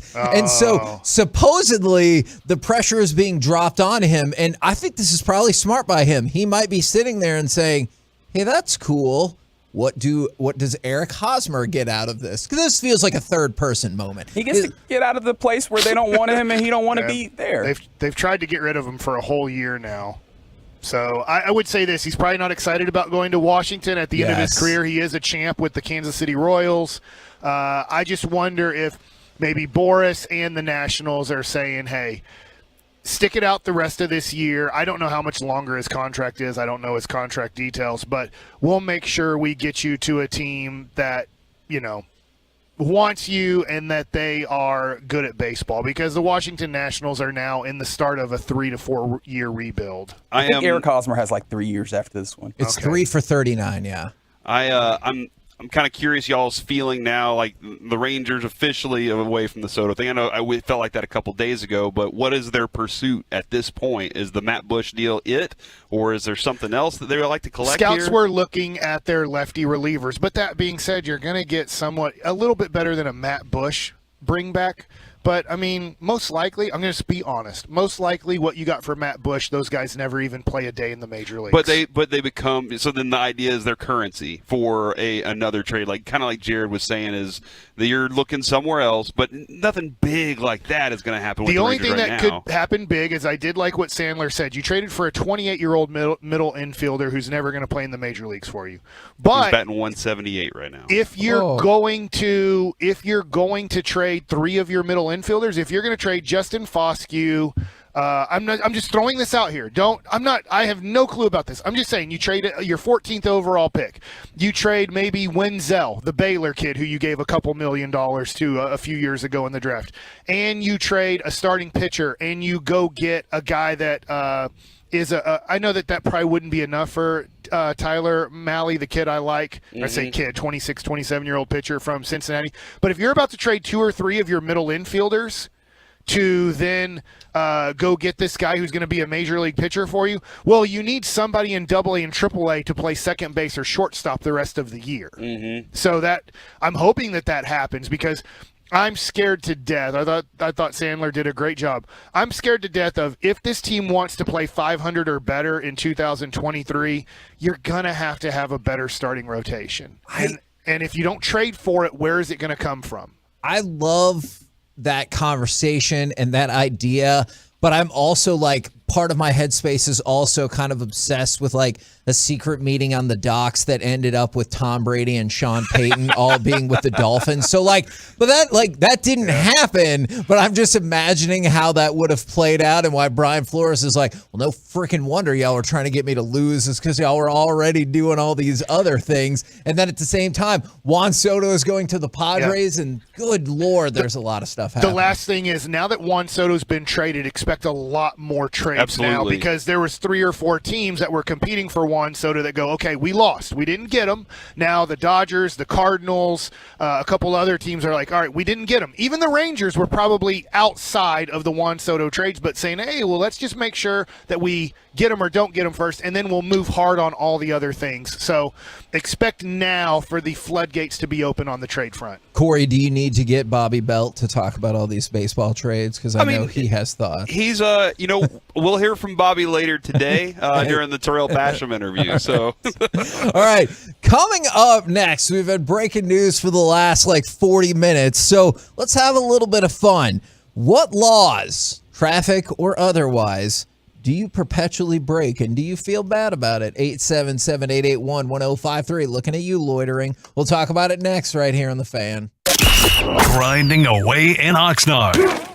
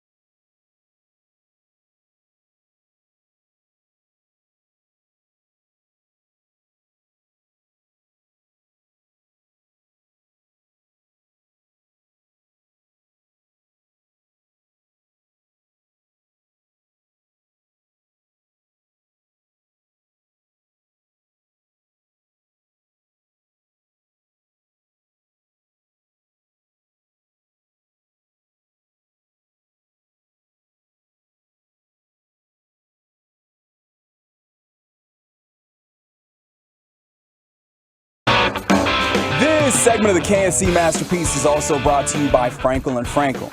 You think there will be less big company trucks on the road this summer because of gas prices? Think again, and those big trucks have insurance companies to protect them. So get the representation that won't settle for less, Frankel & Frankel.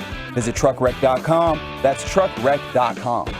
Back here on the KNC Masterpiece on 105.3 The Fan. Second padded practice will be going on today out here at Dallas Cowboys training camp in Oxnard, where the weather is, Mike, again, absolutely beautiful. Just saw 1053thefan.com Joey Gallo's story. He said he hit rock bottom and he does not want to show his face. Wants to be. It's so sad. It's very sad stuff coming out of that story. Go check it out on 1053thefan.com. Says he wants to be traded before the deadline today. So one of the things in that story, y'all, is somebody was like, "Oh, do you still get recognized out on the streets?" And he said, "I don't go out." Yeah, he doesn't want to be in the streets of New York because he doesn't want that kind of criticism. And I get it, man. That could kill the mental health there.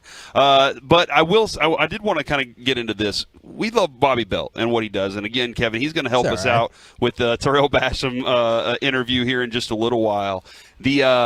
He posts some really good stuff up on the internet during Cowboys practice. You get that video of him posting where Tyler Smith absolutely picks up Tristan Hill and pushes him out of the way.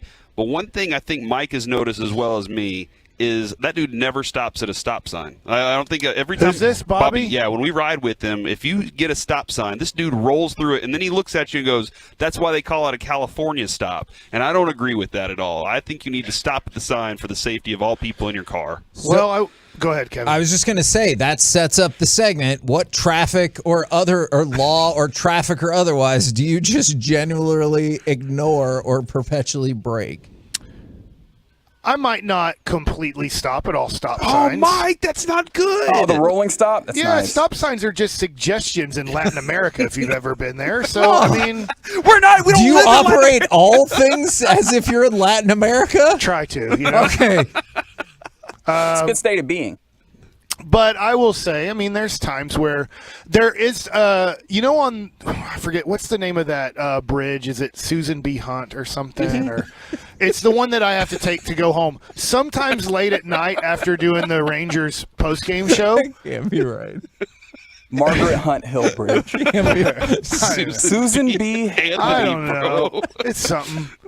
The bridge, the new bridge, it takes you into Oak Cliff. Sometimes the green arrow won't work. It just stays red. And so I'll sit there, and it'll just stay red. And then Travis, I'm like, okay, I'm next. And then it doesn't go. And then I'm like, you know what? Obviously, the arrow's not ever going to happen. So then I just go, okay, nobody's, coming this way. So I then just take the deal. And just like, you think that it's like it's not that you're impatient? I don't feel like I'm breaking the law. At this point, the arrow's broken or the light's broken at midnight or whatever. So it's just saying, hey, you got to go at some point because we're not going to give you the green arrow. You need to tweet that to City of Dallas so that they can go fix at it. the Susan B. Hunt Bridge. It's not that they won't know never where find it. They won't know where to go if you tweet that to them. So just make sure you get the right bridge. There was a couple that I immediately thought about is jaywalking and the no right turn on red. I was like, oh, please. That is your own cautious, scaredy cat nature. If there's nobody coming, I'm going to make a right turn on red. But the jaywalking thing, I also liberally ignore, ironically enough. I don't even know what jaywalking is, honestly. You don't cross at like a crosswalk. You just randomly do it where you're just where you're not supposed to. Oh yeah, I'll do that all the time. Is it like what's the difference? Yeah. Except I did it in Malibu yesterday. In second grade, I should have crossed at the crosswalk because I decided just to run across the street and a car whipped around a car that stopped for me and hit me. So that was. Oh my God! Yeah, that's what they're trying to avoid with the jaywalking rule, dude. Yeah. So I learned my lesson there, but I'm like they don't want to hit me now. I had to explain to my kids as we were watching Dodgeball the other night, where nobody makes you bleed your own blood, which is just a great line. Nobody makes me bleed my own blood. Is, hey, when you get hit by a car in these comedy movies, they make it act like it's not that big of a deal. You usually die when that happens, so don't get hit by a car. It was but one you didn't die. No, I didn't die.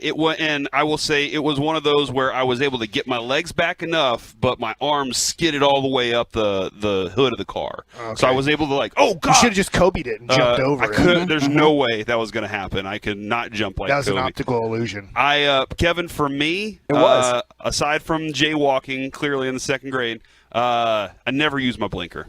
Come on, dude. Yeah, because here's my deal. I'm in the left lane going as fast as I can to get home anyway. All right, I usually am trying to avoid as much traffic as possible, so I'm trying to be in space. So you think you can outspeed the traffic? Yeah. Okay. So I'm ahead far enough. I don't need to use my blinker because I can see where you are, and you'll be able to see that I'm moving, and it's not going to bother you anyway. So, but Avery does ask me. He's like, Dad, why do you never use your blinker? And I'm like, son, I should be a better example for you, but too bad. That's what my son did to beat me down the last year or so, and he would be like, impressionable driver in the car, and I was like, oh yeah, my bad. And shame is a valuable tool. It really is. From the 469, the solid white line, I cross that thing all the time. All right, so I had a friend back in college who told me that the solid white line is just a suggestion. He's like, you can cross over it whenever you want. And I said, no, you can't. He goes, like stop signs. Yeah. He said, of course it's a suggestion. If it was a rule, it would be a wall. And that has always stuck with me as really sound advice. Has he driven on like them 2-lane highway or the 1 lane each way highways in the country? Because that's not how that works. It'll be a problem. I think it's usually coming into play more in like the merges and stuff. And they're like, oh, you can't merge yet. And you're like, well, you do not understand how we constructed this part of 75. I have to get across 4 lanes of traffic to get to the exit I need to because that's the way this feeder road right here was set up. And that is the dumb. Okay, I do have a question about this rule. On-ramp, if you prefer. I need to know the law here, okay? All right, so can y'all help me with this law? I feel like probably not. When you leave the building, if you go up to make the U-turn to get back onto 75 heading north, there is a yield sign at the U-turn. There is also a stoplight for people that are going to be turning right. Who has the right of way at that point, the yielder or the stop sign? Because they need to stop first, right? Right. And they should be turning right into the right lane, not right into the lane that sends you 3 lanes over to get onto the highway. So I always say I have the right of way as the yielder because I'm going straight into this left lane and going down, whereas you're coming across 3 lanes. You should turn into the right lane first and then move over to get in. It sounds weird that they'd have a yield and a stop sign at the same place because yield means you have to yield. It's a stoplight, so sometimes it's green. Yeah, good point, Mike. Stop means stop. I really wanted to answer your question, Corey, but then I got caught up I got caught up thinking about how angry people who don't understand the yield sign make me. If there's nobody coming, you don't have to stop. And that infuriates me. Yeah, but how will you know? You have to stop to be able to see. No, you don't. You need to use your eyes. And I don't know how you got your driver's license to begin with. All right, so we've talked a lot about traffic rules, but there's other laws and things that you're not supposed to do. People are breaking them. And I spiritually agree with the 817. They say they illegally stream all pro sports events. I won't say all. Like, I've gone largely legal, except for boxing. I less than legally stream boxing. Okay, There's just not. I'm not doing no pay-per-view. I'm sorry. Ever? I don't got it, dog. Because you don't have the money, or even if you had the money, you're against the concept, and you. Oh no, I don't have. Okay, like I mean, come on. Kevin will have you over at his house. I'm kind of against the concept as well. Like this, that's 65. What I thought. Also, there it is. Aren't they doing like it's $60 for the standard definition? I'm like, dude, who's watching standard definition nowadays? Now I got to pay $80 or whatever. No, I'm not doing this. From the 682, I used to wonder about this. I haven't thought about this in a long time. I still exploit the self-checkout at the grocery store. I get chicken every Sunday to grill. Haven't paid for chicken in months. Whoa. I always wondered that at the beginning, and I haven't thought about people like not scanning things at the self-checkout forever, which I probably should since self-checkout's like more available than ever. Do you say beep then? I'm kind of curious how they do it. Do they just kind of just put it in the bag, or do they go beep and then put it in? How does that accomplish? You scan bananas instead. I have had a moment where I was like, I went to go put something in the bag, and Avery goes, "You didn't scan it," and I was like, "Oh, crud. I did not intentionally do that, but then I had to go back and do it just to be a good example to the son. So from the 254, it's jaywalking. Oh, what about texting and driving? I still don't know if I've ever seen anybody ever get pulled over for that, or I don't know anybody who's ever got a ticket for that, but that's a law. I'm kind of curious about if I go to my phone to change, let's say I have the Odyssey app up and I want to change the channels on my Odyssey app. Are they looking at me on my phone while I'm driving going, oh, man, that guy right there, he's clearly texting? Certain municipalities have, particular phone usage in general, but I think a lot of them use, texting specifically, so you might be able to get away with that. Apple CarPlay has actually helped me out a lot, Kevin, because I can just Siri it, a text back to somebody, so I don't do that anymore. And then maybe the number one thing that I see on here that we haven't talked about yet, seatbelt wearing. Oh, I thought you were going to talk about the person who said they got rid of their car insurance because Kevin told me to. No, that did not ever happen. You absolutely need to have car insurance. You said that multiple times. I don't understand why you don't wear a seatbelt. That doesn't make any sense to me. That saves your life. Yeah. That literally can save your life. Yeah, but it puts a crease in my dress shirt, Well, it ended Bobby Hurley's career. Yeah. Well, he wasn't wearing a seatbelt, got thrown from the car, career over. I don't understand why you get a ticket for that, though. Because they're trying to. Because people won't do things that are good for them, even though they're good for them, unless you tell them that they have to. Name a thing, Kevin, that people are like, you know what? I'm just willing to do it because it's good for me, even if I don't have to. Man, drink water. I guess we are not always great at that. Yeah. So there you go, man. That's for sure.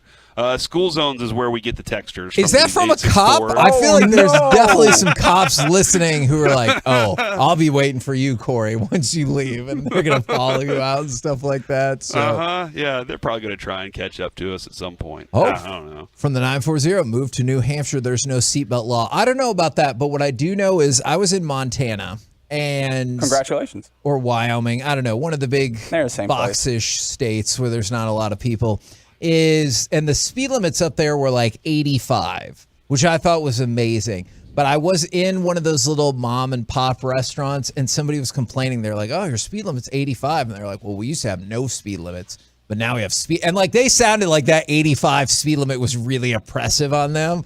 And I liked it. That lady was passionate about no speed limits. From the 775, Mike, I think this is towards you. Don't you guys know to set your front tires right on third line behind traffic light if you're stopped? It triggers the light for you to turn and change red to the light from red. I do what? You have to get your tires on the third line from the thing. So there's the two big fat white lines, and then there's a third line, and your tires need to be right there on it. You go past it or before it? You right before it, and that triggers them to go ahead and the light to go ahead and turn for you. I've been on that Susan B. Hunt Bridge, and there's been multiple cars waiting. Bridge. And it's Anthony B. Hunt? No. Oh, my gosh. I like how consistent he's been with this misstate. Is it Susan? It's not Susan. It's Margaret. It is Margaret. You got Margaret the Hunt right. Hill. Why don't they just name it the White Bridge with strings on it? That's How is that a catchier name? Yeah, that's more words. Well, I can remember that. We're the KNC the masterpiece. St. Louis thing. Right here on 105.3 The Fan. There's your fake legal St. talk. Louis thing. The Arch. God, I want everything to be renamed how Mike thinks it should be renamed. In case you missed it, Juan Soto is probably going to get traded to the Padres as we wait for Eric Hosmer to make up his mind. And then the Dolphins lost multiple draft picks and got fined $2 million and had suspensions to their ownership for subverting the game with what Brian Flores said, but also improperly tampering with Tom Brady and Drew Brees. Been a lot going on today. Coming up next, we will go back to the NFL because it's time for a little bit more of Gridiron Gravy. National writers love these young Cowboys. Plus, kicker talk next on The Fan. Just like you've heard.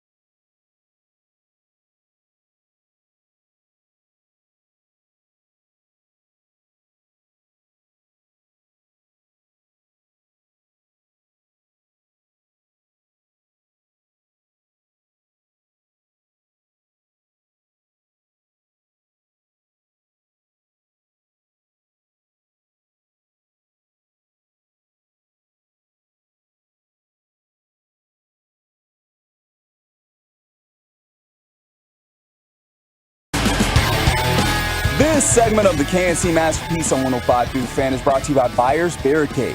If you're in need of traffic control or barricade rentals, Buyers Barricades is a full-service provider taking care of your project or special event no matter the size from start to finish. The Texas Authority and Barricade Rental, buyersbarricades.com. Back here on the KNC Masterpiece on 105.3 The Fan. You can go to 105.3thefan.com. Check out all the videos right now, man. There's some really good content up there. Mike's punching some stuff there as well. So that's going to be rocking. And we're all brought to you here out at Cowboys Camp in Oxnard, California by Metter Dodge, Chrysler, Jeep, Ram, and Twin Peaks. And right now, it's time to go around the entire NFL and dip into some gridiron gravy. Fish tacos. And we start. No. Corey, I heard that. By the way, my wife had thoughts about it. She goes, it just feels like there was so much placenta talk. And there was way too much. I'm sorry for that. All right. Not for me. You asked earlier, what does Brian Flores get for being vindicated by all of the stuff coming out about the Dolphins? A brand new car. A placenta. No, he just, I mean, maybe, I don't know, his personal situation. Rights. The Dolphins got their first-round draft pick in 2023, so the next draft taken away. Their third-round pick in the draft after that taken away. Their owner has been suspended half the season or a little bit less than half the season and fined $1.5 million, and another executive banned from all NFL functions for the year and fined $500,000. The NFL also said, quote, the comments made by Mr. Ross did not affect Coach Flores' commitment to win, and the Dolphins competed to win every game. Coach Flores is to be commended for not allowing any comment about the relative importance of draft position to affect his commitment to win throughout the season. What's his job status right now? He's an assistant with the Pittsburgh. Yeah. Okay. I was going to say the Steelers. Hey. All right. Well, there you go then. So he should be commended for that. And a trip to Maui. I think that's easy for him to prove, too, because they were 0-7 and finished the year 5-11. So, like, I don't feel like if you go from 0-7 to closing out 5-4, you could be like, yeah, we were trying to lose. Mm-hmm. We just did. We had lots of games under our belt there. At it. Let's go from that to DirecTV is kind of staying in the game, and I hadn't really thought about this aspect. So DirecTV is going to be the provider of the Sunday ticket and Thursday Night Football to bars and restaurants. So here's the idea. Maybe not all bars and restaurants are set up with streaming capabilities for all of their TVs. And people are like, well, can't you just upgrade? And so the NFL is trying to make it easier, the upgrade process easier for bars and restaurants by saying that they can keep the system they have in place. And that will be DirecTV's only method to continue a Sunday ticket and to stream the previously Amazon, or to show the previously Amazon only Thursday Night Football games.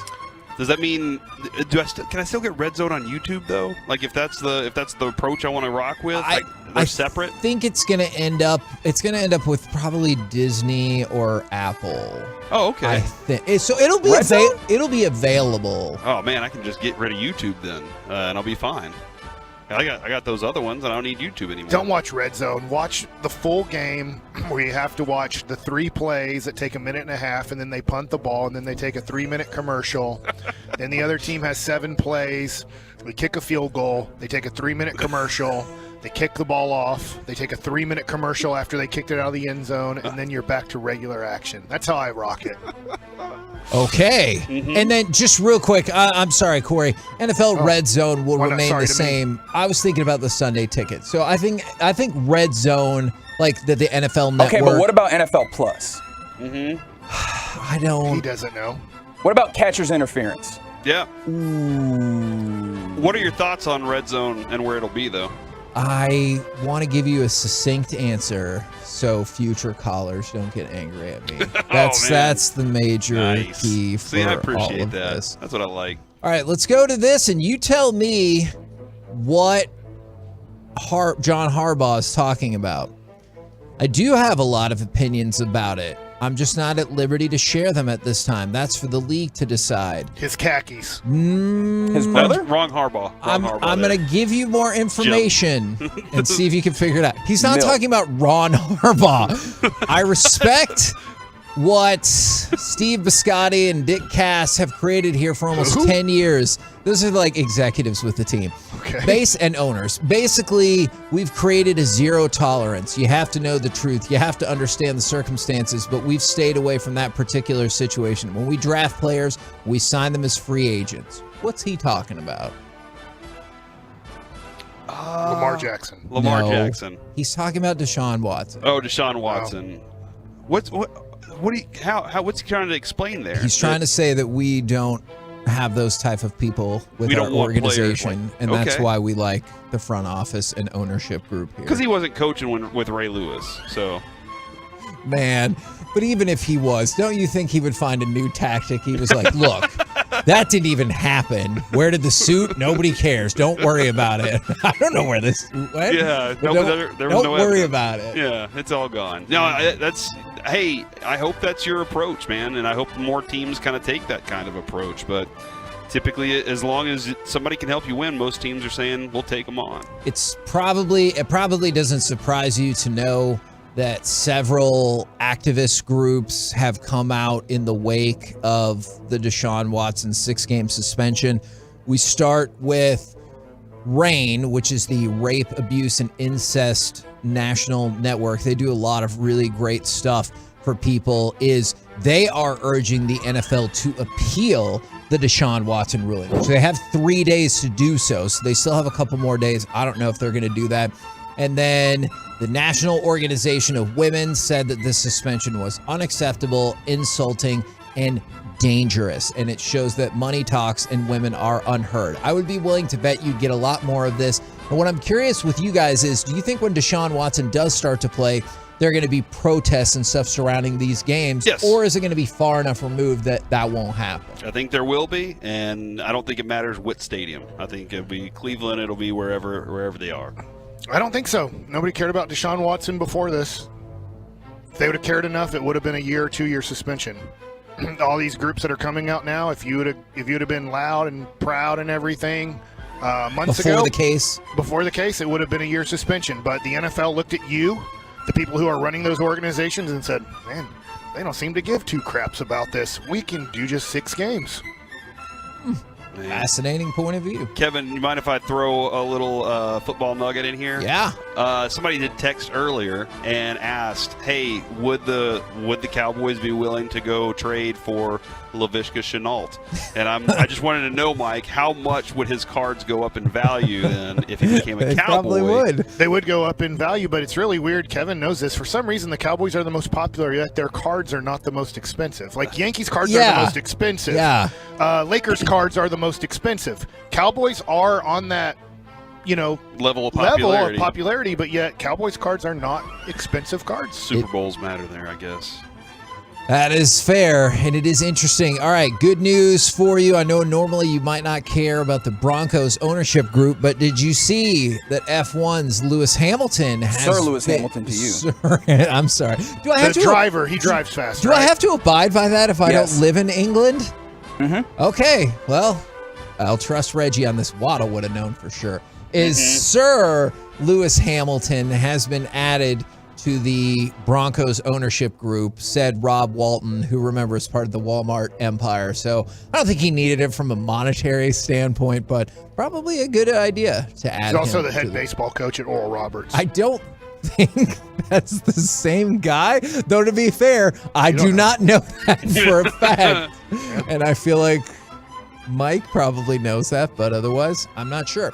All right, so some good stuff coming out about the Cowboys from multiple national outlets. For example, ESPN Plus has their top 25 NFL prospects in 2022 for breakout candidates. They put Jabril Cox on the list at number 24.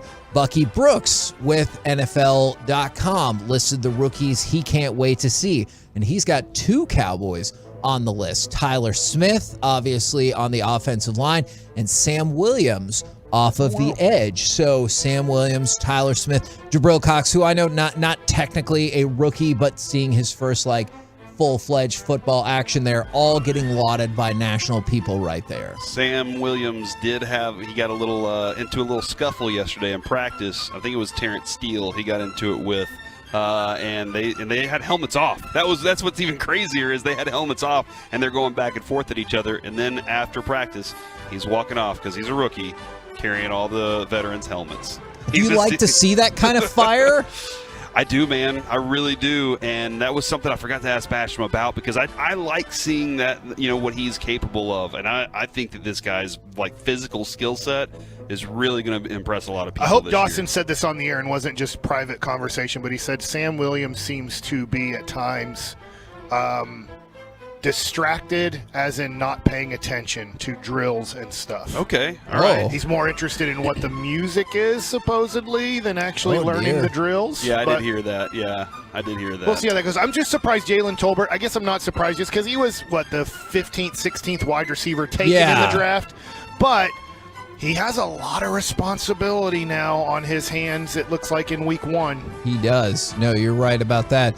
And then just real quick, the Steelers gave Chris Boswell a 4-year, $20 million contract. This is their kicker. That includes $12.5 million guaranteed, tied with Justin Tucker for the biggest kicker contract ever. We're the KNC Masterpiece right here on 105 through the Fan. Coming up next, we will talk with Cowboys defensive lineman Terrell Basham, plus the greatest NFL player at every position in history. The Cowboys have one of them, but it isn't running back. Talk about it all next right here on the Fan. Listen.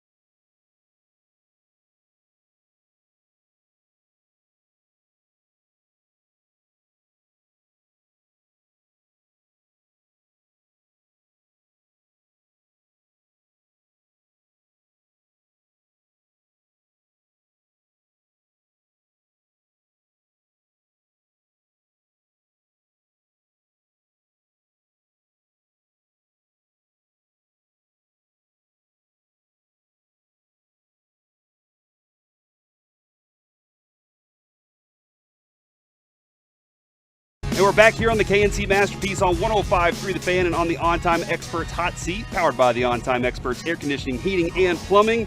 We got Terrell Basham joining us today. Terrell, how's the stand-up What's life good, going, baby? Man? Everything good in the comedy Ooh, world? trying to get these shoes off, man.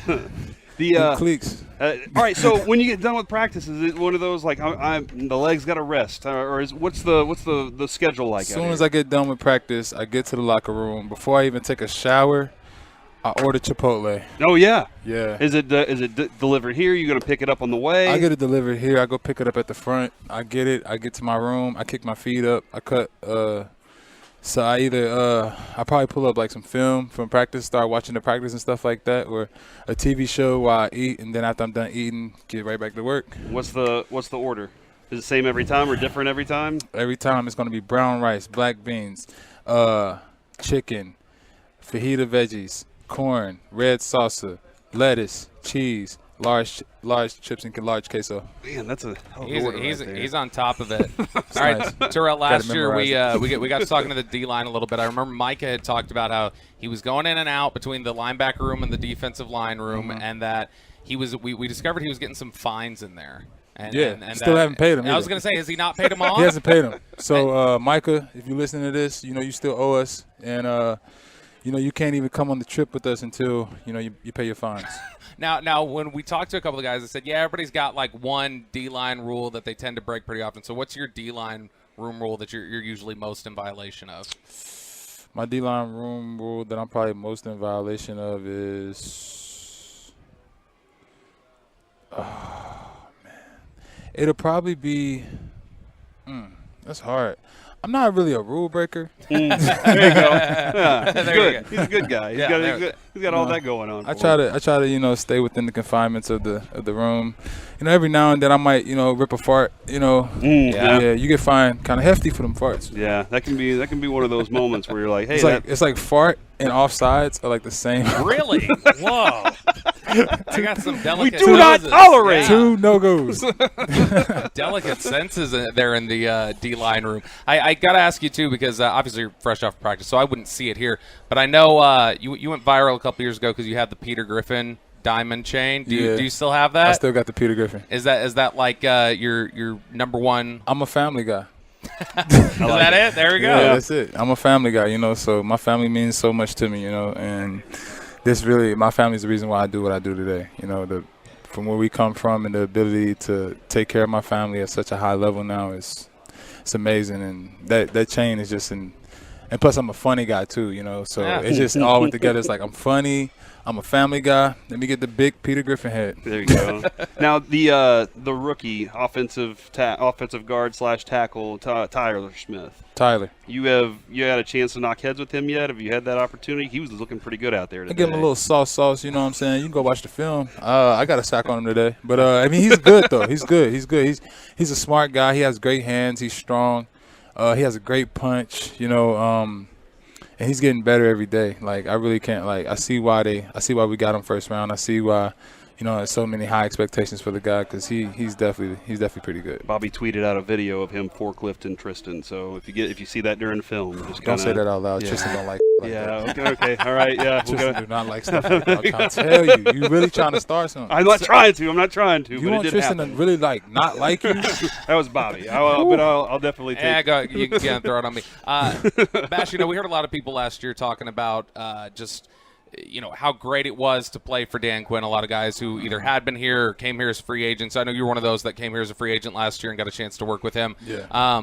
Just talk about what Dan Quinn brings to the table and just how different it is playing for him as opposed to other people that you've played for over the years. He's honestly a great coach to play for because he's very hands-on. He's not like your average D coordinator that will just sit back, call plays, tell a coach to get a guy right. Like he's going to come to you, get you right himself. He's very hands-on with the D-line. We work with him in bag drills and stuff like that every day. Like he's out there busting the sweat with us. Like, You know, it's certain stuff like that when you got a coach, it just makes you want to do as much as you can for somebody like that. You know what I'm saying? Because he's putting in the work with us. I was listening to Fowler talk about, like, he doesn't just look at you as this is all you are. He looks at you and says, oh, you're able to do this too? Oh, now we can find this for you, and all these different things, and being able to be a multiple defense. How much does that help you guys? It's great because he really finds the best way to use a guy. He's not going to put a guy in a situation that's really not comfortable to that guy, that doesn't really let that guy shine. You know what I'm saying? And let his light shine in those areas. Like, if he knows that you're good on movements, he's going to put you on as many movements as possible. If he knows you're good at setting the edge, he's going to put you right on the edge and let you set it. Like, he's not going to waste nobody's time, especially not his. Now, last year against Washington, it was pick party and sack party. Those two things were happening. And what's more fun as a defensive lineman, obviously getting to the quarterback's great, but when you turn around and know that pressure helps you get an interception too, now y'all got to get it off the field. Where you at on those? Those are the best moments in football for me. You know, when rush and coverage work hand in hand, and we're up there putting the pressure on. Either we get the sack. If we don't get the sack, then we force a bad pass and let one of the guys back there get a 50-50 ball or something like that. Like, that's the best. Those are the moments you live for, because then, like, you can tell you get on that roll, there's nothing that they can do to stop it. You know what I'm saying? Like, we're on a roll right now. Like, you just got to get out the way. Now, Bash, who are you rooming with here at camp? I don't room with nobody else. You're solo. Yeah, I got this is year 6. So this is year 6. Here you go, because I feel like you would have some strong takes on this. I'm rooming with somebody here at the station, a guy named Brian Broadus, and we're at the hotel. And every day he's making his bed the way, like, the hotel staff would, like, tucking in the sheet and everything like that. I am of the belief that that's crazy behavior. That on vacation, like at the hotel, you're not letting the staff come in and do it. He's making it as well or better as the staff would. Does he still live with his mom? No, he's 58 years old. He's single? No, he's got a girlfriend now. Yeah, everything's going good. What is that, man? Is that crazy? Is that crazy behavior? He likes it tidy. He likes it tidy. I mean, habits, man. I guess. Would you look a little sideways at a guy like that? I would look like, I don't know. Maybe he's a little OCD. I don't know. Maybe he's got a little obsessive cleaning disorder. I don't know. Like, maybe that's just like something. It's just like a pet peeve for him. Like, I don't know. Maybe his mom got on him too much about it when he was young, so it's impossible for him to get out of his bed without making it back. I know some people like that. It's impossible for him to get out of the bed without making it back. But that's why I actually was he still live with his mom.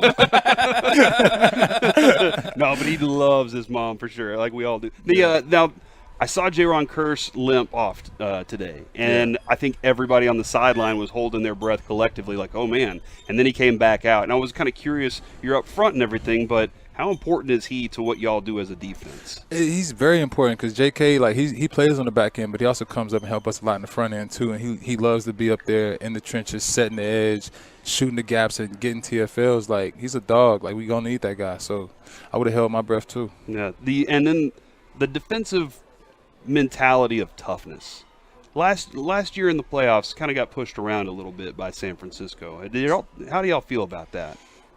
Like I said, like this is all I was saying, like how we were on, like, talking about rushing coverage and how you get on the roll, how it's hard to stop somebody. We probably caught the hottest team that week in the league. They were on a roll for the past couple weeks.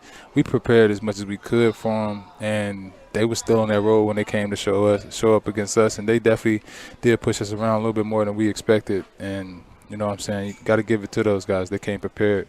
And also, there's a couple of good pizza places out here, all right? And I think there are 3 types of people when it comes to pizza. They either take the big slice, the one with the most toppings on it, or just the first one that they see. Where do you stand on this? See, I guess you missed out on the 4th type of person. Oh, there's a 4th. Oh, I didn't know this. Me, I look for the pizza that looks the sauciest. The sauciest? Oh, not the most cheese. Really? No, I like the sauce. Like, anytime I order pizza, I ask for extra sauce on the pizza. It's something about, like, when you bite into a pizza and it's, like, juicy, like, versus it just being cheese. So do you like you want the one that has the sauce and the sauce? So you like the Detroit style that does like the sauce on top of the cheese? I don't like deep dish pizzas and stuff like that. I'll eat I like thin crust, but saucy. Like, it's kind of hard to explain. Try it one time. Like, you'll be like, It's such a juicy slice of pizza. Like, We're gonna have to do that and follow back up after practice. and one the of thing these about days. the thing about the saucy pieces, when you order them, they stay hot longer because the sauce is what keeps it hot. I don't think I knew that. Oh, that's smart. Cheese cools way faster. Bread cools way faster. The sauce stays hot longer. Man, It's he's, like- he's playing chess while we're playing checkers. It's like here. water stays warm longer than sand. Yep. Sand gets air blown over. Makes so much sense now. blowing my mind. Yeah. Here. Thank you, Terrell Basham, for joining us today. Really appreciate it, Hope man. y'all enjoy that pizza tonight. Absolutely, we will. That was one of my favorite interviews. He fits in so well. Yeah. And then Corey dropping that little nugget about water stays hotter longer than sand or whatever the hell you Physics, said. bro. And you know what's funny is I was listening to the audio before we had an opportunity to play, and before we even get into the interview, he was fun. Can I just play just a little bit of this? 1 2, mic check 1 2 1 2. Mic check 1 2 1 2. That's how you knew. And I loved at the end when he's like, enjoy L's pizza tonight. And he's like, because he was like, and look for the sauciest piece. I can add this too. At the end of it, this doesn't typically happen. He asked Tim Palmer what his name was. He asked me and Bobby both what our names were and if we were having a good day before he took off. So that doesn't generally happen where a guy's like, hey, what's your name again? All right, man. I hope you all have a good day. I have updates to both of our breaking news stories from earlier today. Do you want the Dolphins update or do you want the Juan Soto update? The Dolphins have forfeited the season. They're so bad at the NFL. They're not. Oh, man. Tua's not going to get his chance to prove it then. Yeah. Wow, that's wild. They have not. The NFL determined, and this is the part that boggles my mind. Remember the thing I read you earlier from Roger Goodell where he was like, Coach Brian Flores should be commended for not trying to lose. They also put out this statement. The Dolphins did not intentionally lose games, nor did anyone at the club, including Mr. Ross, instruct Coach Flores to do so. Then why the hell would you commend Coach Flores for anything? And then Stephen Ross boldly decided to put out his own statement. Oh, wow. Quote, the independent investigation cleared our organization on any issues related to tanking and all of Brian Flores' other allegations. As I've said all along, these allegations were malicious and defamatory. And then don't worry about the part where we still got fined 2 draft picks and $2 million, and I got suspended and another person got suspended. Look, if at the end you just come out and you declare that you won loud enough, maybe you did, Yeah, he said, I will accept that outcome because the most important thing is that there are no distractions. So he's like, we lost the case. We got away with the murder. Then we got popped for the manslaughter, and I can live with that. And so that's why we're not going to challenge that. It's a bizarre day on the Dolphins front where now the insinuation is that all of that penalty was for talking to Tom Brady and Drew Brees. Now, on the Juan Soto front, Eric Hosmer declined to be part of the deal, but the deal is apparently still done anyway, and Juan Soto is still going to the Padres despite Eric Hosmer not being part of the deal. Can you imagine? I know, Kevin, you'd probably say yes because you're a great employee. I'm not. And at times. Sometimes I get the feeling that you do not like me being a great employee, Mike. No, I don't. You should see Tim Cullen's eyes. You should be more like an MLB player and unionize. Yeah, you're messing up the curve. I'm sorry. If you've made $100 million in your career, you've signed with the San Diego Padres when they stunk. But they gave you the most money. You're like, dude, I get to live the rest of my career, most likely, in San Diego. I know that he hasn't been as good of a player as they would have hoped, and they haven't reached the pinnacle of where they wanted it to be. But you have this no-trade clause in your contract. They're like, here's the deal. Would you like to leave your multi-million-dollar house in San Diego the rest of your life to go play for the worst team in baseball, who really doesn't want you either, and you're going to go have to live in Washington, D.C., probably a place that you don't want to live, or you can be connected to the government. You can help the government make decisions. Or you can just say, no, I'm going to stay in San Diego, fart heads. Deal with it. You can release me if you want. You still owe me all the money. It's all guaranteed in baseball. Do we know what the other options are, like any other options of trade that he would accept? Well, obviously, there are 20 teams that he has to go to. He can't stop, yeah. He can't stop. But there are 10 teams that are on his list that if they say, you're going here, he's like, no, I'm not. And what about are the Rangers on that list? Are we going to make a trade for him? I mean, he was part of a possibility last year at this time. I would say that the Rangers would say now with Nathaniel Lowe hitting better than him. Oh, no. What? I mean, so we're going to take a player that's not as good of a hitter as Nathaniel Lowe and pay him $13 million a year for the next 3 years? That doesn't make sense. So, and then just looking at the other contenders real quick, the word is that the Dodgers are looking at Ian Happ and David Robertson, while the Mets are also interested in Robertson and Wilson Contreras. So look for the Cubs to still be busy in the mix here. Kevin, Mike, is it Ian Happ or is it Jan or is it which one is it? I think it's Iron Eagle. Iron Happ Eagle. Just because there's a movie. If there was a movie named Iron Happ, he would have changed his name from Ian to Iron. Iron Happ Anthony. All right. Iron Eagle here. Just saw, we had all kinds of updates to breaking news. We talked with Terrell Basham. So coming up next, how about this? The best players at every position in NFL history. The Cowboys have one of them, but it is not running back. Get those guesses in, 877-881-1053. We'll do it next right here on The Fan. We're in Cali, and the living is easy. Bring it up!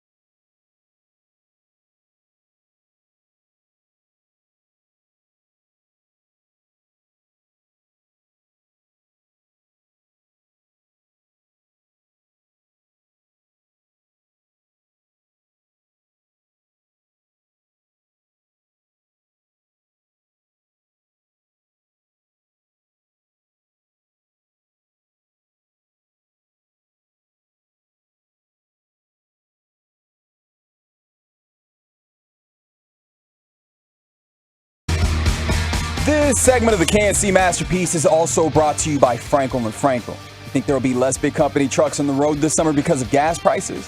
Think again. And those big trucks have insurance companies to protect them. So get the representation that won't settle for less. Frankel & Frankel. Visit truckwreck.com. That's truckwreck.com. Back here on the KNC Masterpiece on 105.3 The Fan, out here at Cowboys training camp, live in Oxnard, kind of getting ready for the second padded practice, and Mike is already all over what's going on around the rest of the padded practices. We'll get that update in just a moment. We're all brought to you by Better Dodge Chrysler Jeep Ram and Twin Peaks.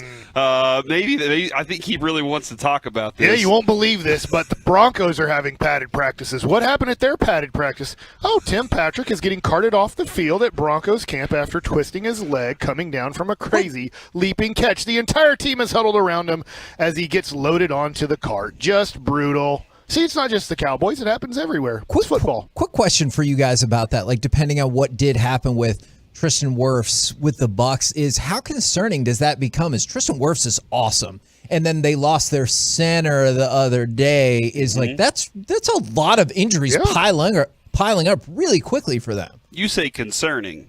I say thumbs up because Cowboys to play them. Got to square off with them immediately. So that's just my approach of it. All right, so I was flipping through this, Corey, and I want to put a warning on here. I know you're not a fan of too many experts. Let me ask you this. What if it's a panel of 50 experts, reporters, and historians to give you the best of all time? I will not call them experts. I will call them a panel. Okay. And leave it at panel because that's too many. You can't have that many experts. All right. There is a 50-person panel. Thank you. That has the best at every position in football. And so what I was kind of thinking is, how would you guys like to go through the offense today and perhaps, if we like it, do the defense tomorrow? And this is the history of football? In the history of Not football. Like this season's best? Nope. History of football. Man, I think let's rock this thing. Mike, do you want to take a guess? Who's I was just looking at Tristan Wirfs real quick. It says that he just had cramps. Yeah. It turns out so he was he's not, okay. Yeah. He was carted off for cramps? Yeah, they said because of the Tampa heat and everything. Okay. I mean, Matt Lombardo, and I don't know this dude name. He has 84,000 followers, so it says Commissioner Cheesh. But yeah, it's like, wait, is this real? But no, there's multiple people saying worse. At least they're reporting that it was just cramps because of the heat. So And Mike knows the heat think in Florida because Mike had to rehab in Florida once. So no, I was. They sent me to AAA. Then screwed over my career and ended it. So I mean, they got what they wanted. All right, so thanks a lot, Jim Bowden. The goats of football, quarterback. Don't we have to go Brady? Steve DeBerg. I think he is. I think he gets to watch the best. I think Steve DeBerg got a great seat in. He just would get traded right after they'd bring in Joe Montana, who's number 2. Steve DeBerg. Damn it! You did it. Oh, you love him too, bro. Man. You love him too. I do. I've asked for him to be on the show many times. Tom Brady got 44 of the 50 votes. Joe Montana got 4 votes. Who gets the other 2? Terry. Nope. John Elway. Nope. Staubach. Nope. Manning? Peyton Manning. Yes. That's good. 5 MVPs. Peyton Manning is correct. Is that a lot? Yes. Okay. That is the most ever. It's weird how he is just – I know he isn't forgotten because we have the Manning broadcast. He does a lot of commercials. I get Peyton Manning's around, but I'm glad that he's that high on this list because obviously he had a little bit of – it's different. Basketball, you can control a lot more of the game like Jordan could or LeBron can or whatever, but – if Peyton Manning's not in the New England Patriots Tom Brady era, he probably gets 3 or 4 Super Bowl champions, and then we're going, hey, this guy might be better than Joe Montana. Maybe he's the best. But Tom Brady has just destroyed all that conversation. It's just too impossible to argue it. I think I'm not going to fall for that. I think the next position is maybe the most interesting. Who's the greatest running back of all time? Barry Sanders. Barry Sanders is second to Jim Brown, and Emmett is 4th. So is it go Jim Brown, Barry Sanders, Walter Payton? Very good, Mike. Yeah, it is 50.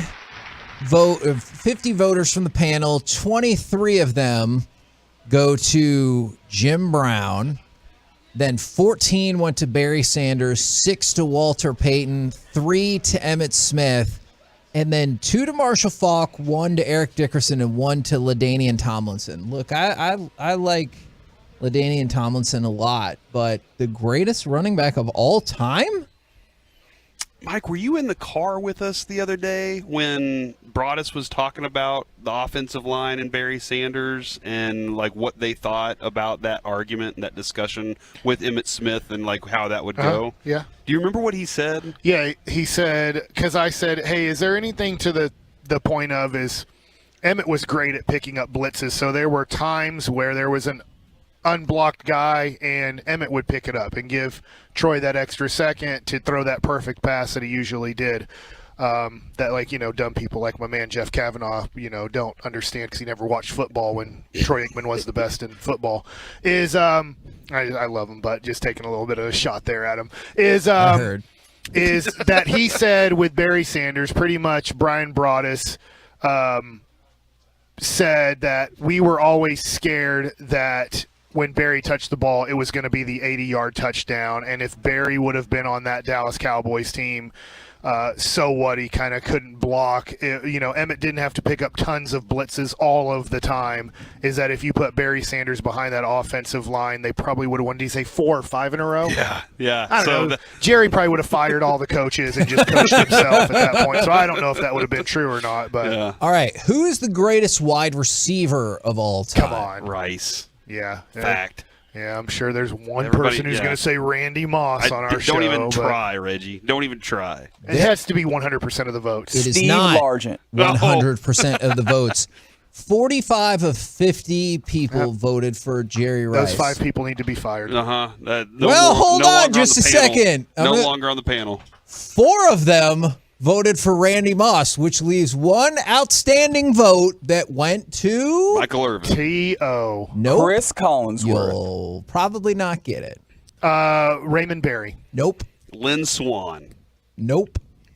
Did Marvin Harrison, was he on the panel? Like, did he vote for himself?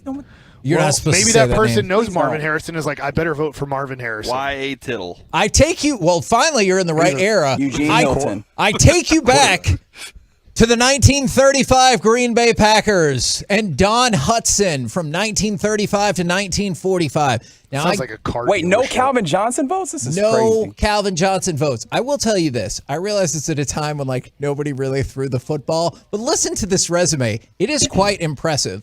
In 11 seasons, Don Hudson, he won the NFL championship 3 times, was MVP twice, All-Pro 8 times, led the league in receptions 8 times, led the league in yards 7 times, led the league in touchdowns 9 times, and also led the league in interceptions 1 year.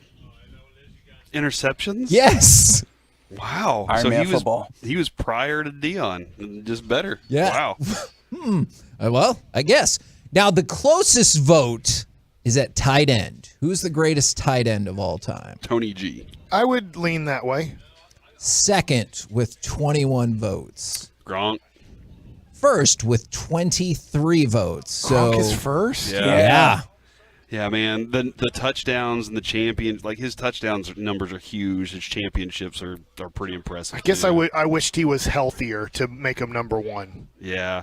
And then I would probably be I'd probably throw Gates in there, but I feel like Kelsey at some point now makes his, I can see that. his statement at some point. And this is do they not count? Sharp current? was awesome. Antonio Gates. Brady was there, but yeah, I would go Gates next. Yeah, And the, then Witten. the rest of Jason Witten unfortunately didn't get any votes. The rest of the votes are distributed between Kellen Winslow, the elder, not the terrible one. Oh, okay. I was like, Mike what? Ditka, Antonio Gates, Ozzie Newsome, and Shannon Sharp all picked up votes. That is a really good list, and Mike, we just pointed out Whitney isn't even on it. Man, that's an impressive list. Yeah. What about our guy? Will he start making it? Schultz. Yeah.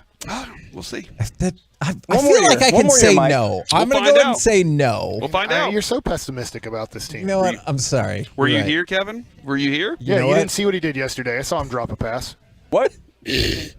Well, that's what Jamar Chase did last year. He decided to drop all his passes in preseason and then be maybe the greatest wide receiver. That's of right. the Save year. him for the season, Kevin. You know what? That's a great Schultz point. is getting all his drops out. From one current Bengal to a former Bengal, professional transition, the greatest offensive tackle of all time, Anthony Munoz. We had lunch with him in Houston.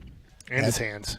That is true. It's technically correct because we were in the Yes. same restaurant next to each other. So Others on the list: Jonathan Ogden, Orlando Pace, Walter Jones, Jackie Slater, Forrest Gregg, Willie Rofe, not Forrest Joe Gregg. Thomas. It is Forrest Gregg and Gary Zimmerman. Now we get to the greatest guard of all time, Larry Michael Allen. Jordan. What? Not basketball guard. Oh, That's okay. a good answer. Yeah, he's up there, though. Yeah. I'll tell you what, in your face, Kevin. He's technically correct, which, as we know, is the best kind of correct. The greatest football guard Wait till of the next all position. We're going to really screw him over. time. Is I in said fact Larry Allen. It's Larry Allen. Larry Allen, who once said his mission on the field was to make the other guy quit. And I mean, I tell you, man, We like that, but we want you to go to the next position. Hold on, that story still does stand out to me. Where I walked up and he and Leroy Glover were sitting on the couch, and I was very new to DallasCowboys.com. And I walk over and I'm like, I'm going to get an interview with Larry Allen, and I'm like, excuse me, excuse me, Larry, can I? And he looks up at me and goes, "Why are you talking to me?" And I was like, "Oh my God!" I almost pooped myself right there. And Leroy Glover just laughed and was like, "I'll talk to you." And I was like, "Oh my God!" And then he was like, "I don't talk to media." And I was like, "Okay, I did not know that." Ready for the next position? I know This is it. going to be a tough one. Who's- This will be very I know. tough. I hate you guys in advance. Who's the greatest center of all time? Kenny Lofton. Bill Russell Moses has Malone. the most championships. Bernie And Kareem, Williams. the points, Wilt, 50 and 25 in a year. This is always the toughest one to Are do. we And then giving enough Ralph Sampson love here? Gary Matthews. Ralph Jr. made Sampson that is not the awesome greatest catch. center of all time. He was part of the Twin Towers, basketball-wise. Tim great. Duncan really got to be considered, though. When Josh Hamilton was in center field, it was Oh my almost God. That's a good call. Hate Yeah. What about both the of you hockey? I guys don't know so what much. position. Did you just say what about the hockey That's guy? right. You heard him. There's a center in hockey, I think. Madonna, yeah, I'll take Madonna. They play the center. The wings are on the sides. Kevin, The answer we were looking for is any of these Mike right? Webster. Mike yeah. Webster. That was actually going to be my next guess, yeah. He was a was smaller guy. that was my first guess. It just seemed too obvious. uh-huh. Did you get it? Yes. Where's It's Mark not Stadowski? Webster, the TV character. Mike said a Webster cartoon. from the It's not a Steelers. cartoon. It's a real person. Yes, that's why I stopped myself. It is a real person. So Mike Webster, God, I hate you guys, is the greatest football center of all time to go along with Larry Allen, Anthony Munoz, Rob Gronkowski, Jerry Rice, Jim Brown, and Tom Brady. Tomorrow, I might not even want to get back into this tomorrow. We'll go through the greatest defensive players of all time. Could the Cowboys have another person rule over their position? Oh, man, we forgot Gretzky's a center. Oh, he was a center? Yeah. Is that He's the probably- hockey guy that you were talking about when you said that hockey guy who plays center? I don't know what positions hockey people play. Goalie. I know what goalie is. They put on all the pads. That's all they do. Kevin, I'm pretty sure tomorrow the best corner will be in West Baltimore. Don't worry about that, though. Everything's Okay. going to be fine. It always is. All the but pieces matter. what happened to Wallace? What happened Where's to the boy Wallace? string? Coming up next, how will I try to mess up Mike's segment after what just happened? Man, the hot tub was pumping last night. Oh, my gosh. Let's talk about that next. Coming up in the next G-Bag Nation.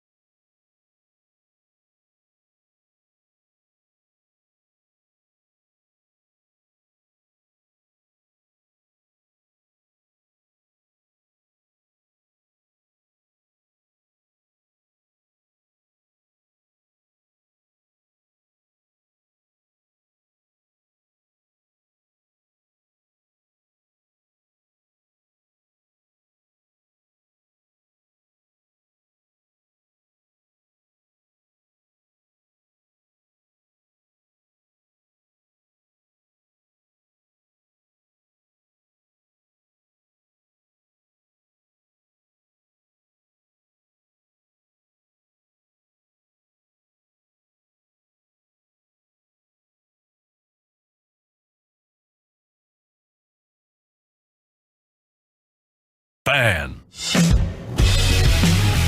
This segment of the KNC Masterpiece on 105.3 The Fan is brought to you by Buyers Barricades. If you're in need of traffic control or barricade rentals, Buyers Barricades is a full-service provider taking care of your project or special event, no matter the size, from start to finish.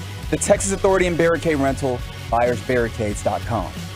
Back here on the KNC Masterpiece on 105.3 The Fan. Corey Majors, Mike Bassick, all out here live in Oxnard for Cowboys training camp padded practice getting underway in just a moment. Kevin is still allegedly back in the studio, about to have a baby. We'll see how that goes, and we're hoping for all good things there. I'll give you a dilation update today. If it's real, we'll see how that goes. Yeah, you got to get a video of the dilation that's going to go down today. Oh, my God. Looking forward to it. That's always weird. It is time for Mike Likes It, and Mike, we have a couple guests joining us today. It's the Nosebleeds from G-Bag Nation. What's up, boys? What's up, fellas? So, Zach, you're trying to get hooked up here in Oxnard, right? That's your goal? Seems like it's it. Bobby's goal number one, and then it's Wolchuk's goal. Right. Okay. Right. That's how this is going. I think I would have had a hookup for you last night at the hotel in the hot tub. Well, where was the invitation? At the Holiday Inn. No-tell motel. Just look out the window. So, you know, we don't have the hotel views. We had a day. We had a day yesterday in Malibu. The road. Robes. So you got a date tonight, right? Yeah, we're going for Korean barbecue. Okay. So last night the kids are like, "Hey, let's go to the hot tub," and so we're like, "All right, well, we'll go to the hot tub." And luckily, nobody was in the hot tub, but there was a guy down, in the pool area, just drinking a 6-pack and. On one of those vape pens, smoking on one of those vape pens. I don't know what was in the vape, but so eventually probably weed. He gets enough courage up to hop in the hot tub with 3 kids and a mom and a dad. I'm the dad. And who is the mom? My wife. Okay. And so she sounds hot. This guy's name is, let's just say his name is David. Okay. And he's a 24-year-old person in the Navy. As you've seen, I don't know if you guys see it in the morning, we're near a naval base, so there's a lot of Navy. I totally thought you were talking about Hellman, Mike. I thought you were trying to protect David Hellman. David's older than 24, I right? totally thought trying to get up his courage. Yeah. So I start talking to this guy. His name's David, who's 24 years old in the Navy, and he's from Tyler, Texas. Okay. And you couldn't be more drunk without being passed out. I mean, he was slurring, and he's like, "I'm so sorry, I'm just so drunk." Oh. Sounds like he was cross-faded. Sounds like Bobby last night. He was hammered. Well, what's the worst thing that a guy would, if you were in a hot tub with a guy, what would be the worst thing that guy could do to you while you were in the hot tub? Crap in the hot tub. Poke you. Okay? Sit in my lap. Poke you. How about wanting to give you a hug? I don't want to hug people in the water. That's like unless it's my wife who I'm trying to. Right, but another man that you don't know? Or I don't even want to hug other women in the water. I had to hug David 3 Well, speak for times yourself. because this man wanted hugs. Hugs multiple? Like he was going around and just He's saying, like, "I please need hug me. Late in the And hand night, pounds. as I decided, you know what? Hugs and hand pounds, baby. I was getting to know a lot about David. As he said, he grew up poor. I asked him about chicken fried steak versus steak, and he said chicken fried steak. He's pouring from the country. Man, I like chicken fried steak. He must too. be a big fan of gridiron gravy. So what would you guys choose, chicken fried steak or steak, if you had the choice? I'm just gonna do some good old fashioned regular steak there. Yeah. I'm gonna use steak as well. Well, after I had to unfortunately give this man 3 hugs in You the did hot it tub. skin to skin? You like nipple to I nipple? was trying so hard. I was doing the side hug as much as I could. He actually, at some point, we were talking about country music, and I said, "Well, name your 5 favorite country artists," and he would say George Strait, Garth Brooks, Waylon Jennings, somebody I didn't know, and George Strait. My wife goes, "You named George Strait twice," and he goes, "Well, he's good." That's how much I love him. Yeah. Could he be? Was he burly? Was he like very hairy man, or was it all shaven? He was for a you? little bit hairy, but I mean, he's drunk. And then when the night came to a close, he then sat in between me and my wife. Oh, wow. He wanted to, at one point in the hot tub, 2-step with me. When I denied the 2-step with me, then he asked my 17-year-old daughter if she knew how to 2-step. And I was like, all right, this is getting to be a little bit too much. You didn't 2-step with him, though? I did. I decided not to. That's and where you drew luckily, the my line? daughter didn't either in the hot tub. And so we left David. I said, hey, David, so just, this is, I'm Mike, and that's my wife. And everybody said their name. And then I looked at David. I go, David, do you remember our names? And he's like, Mary Kate, Ashley, Duke, Elizabeth.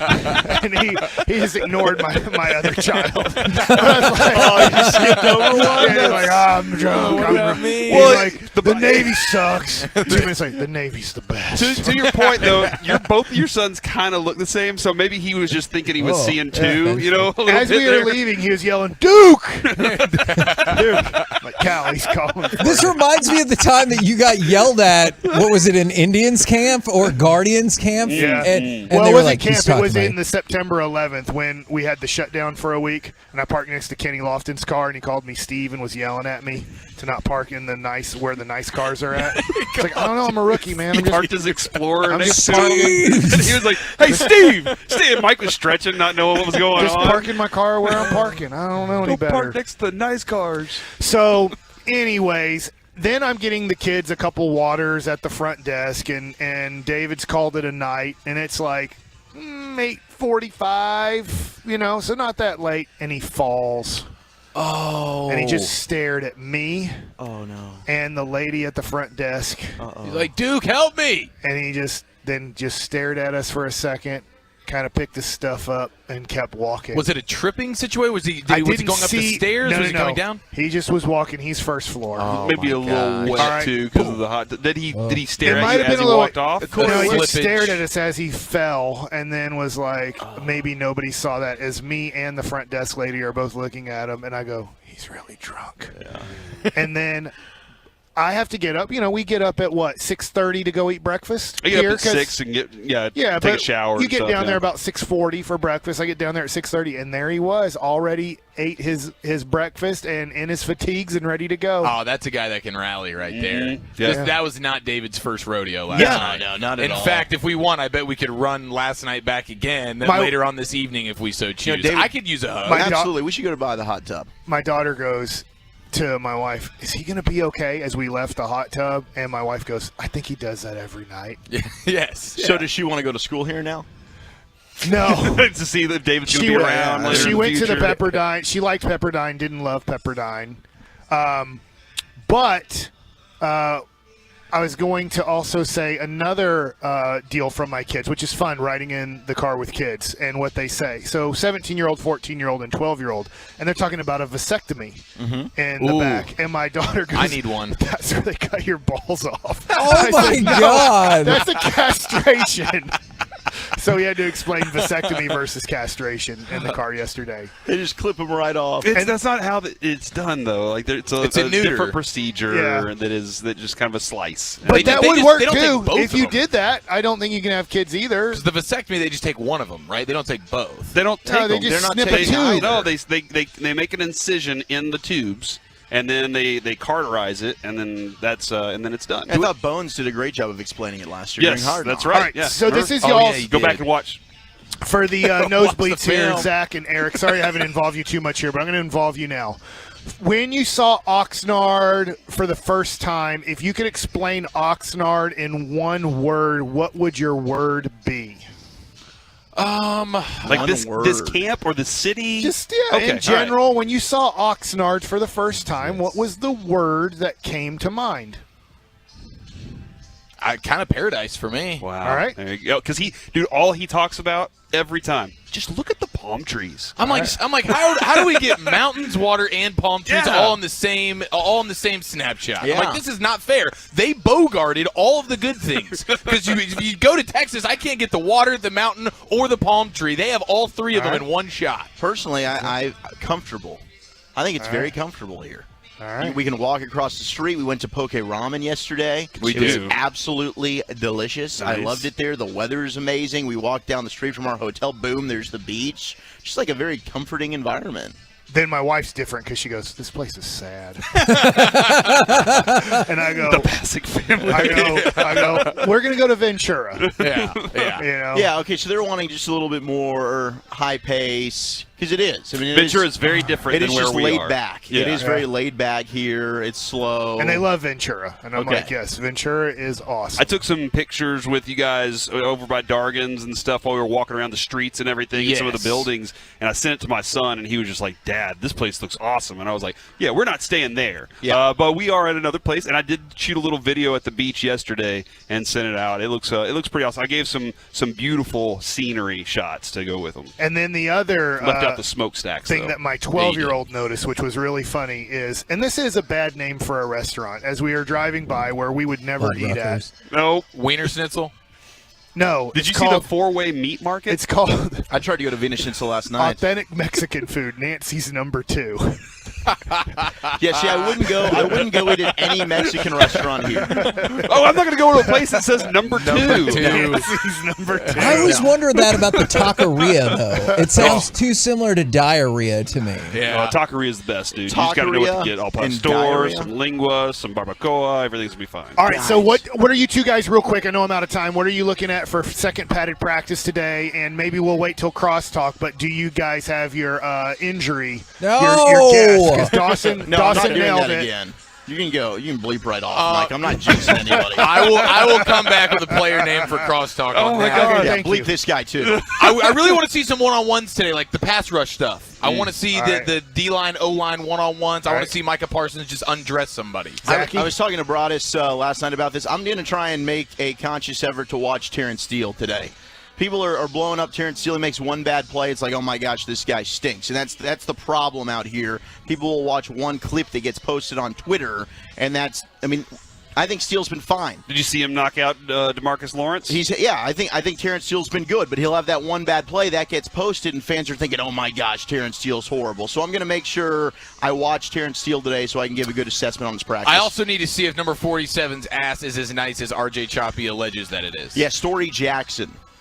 Let's see. I'm hoping eyes are all on that. number glutes. 24 takes it to another level. What's Marion his name? Barber? No. R.I.P. Tony Dixon. Tony Dixon. No, this is Mukwamu. Oh, yes. yeah, He's I'm got the hoping- hoochie daddy shorts. I'm hoping he just does jockstrap today for practice. Yeah. I'm hoping he just, because that's the next level. He's just wearing underwear there. I call them whitey tighties, but they're black. He comes out in like chaps. spandex. Yeah, but kinda. I'm hoping he goes jockstrap for practice Yeah. today to really show. his- Channel is inner Gardner Minshew, who does the jockstrap stretch in the Yeah. locker room before every game. All right, that's Mike likes it. You know, I can't wait. In 30, 45 minutes, we get Gavin Dawson and see if he can go 2 for 2 today. I'm going to hug Mike in the hot tub tonight. Should we take our shirts off? When we hug? Absolutely. Did you go nipple to nipple with that guy, honestly, Mike? You can't say that. Somewhat. You did.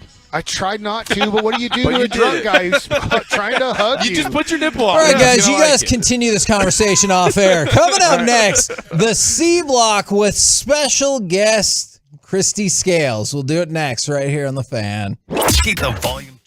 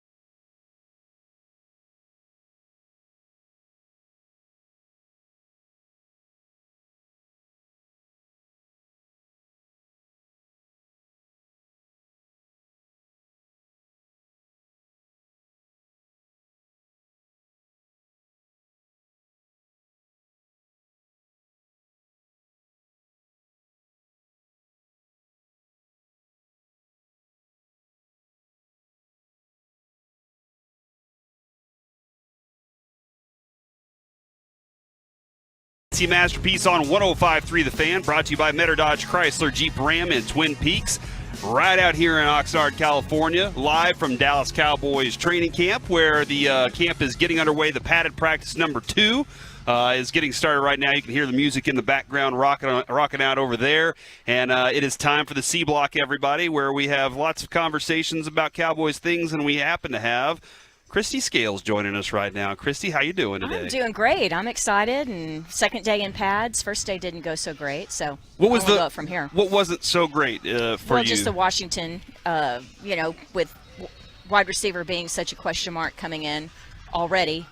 And then Washington, who's going to be one of your top 3 or certainly 4. And, probably could be up to 10 weeks now with a foot fracture and surgery today. So, yeah, but what it does do, I think that the team pretty much knew what to expect with Washington, with 4 years in the league, and kind of knew what to expect. So it'll give some of these younger guys, Tolbert, guys like Vasher, Fehoko, Dennis Houston is somebody that I'm told by a lot of people in the building, even before camp started, that keep an eye on this guy. I know that there are some people in the personnel department that are very high on him.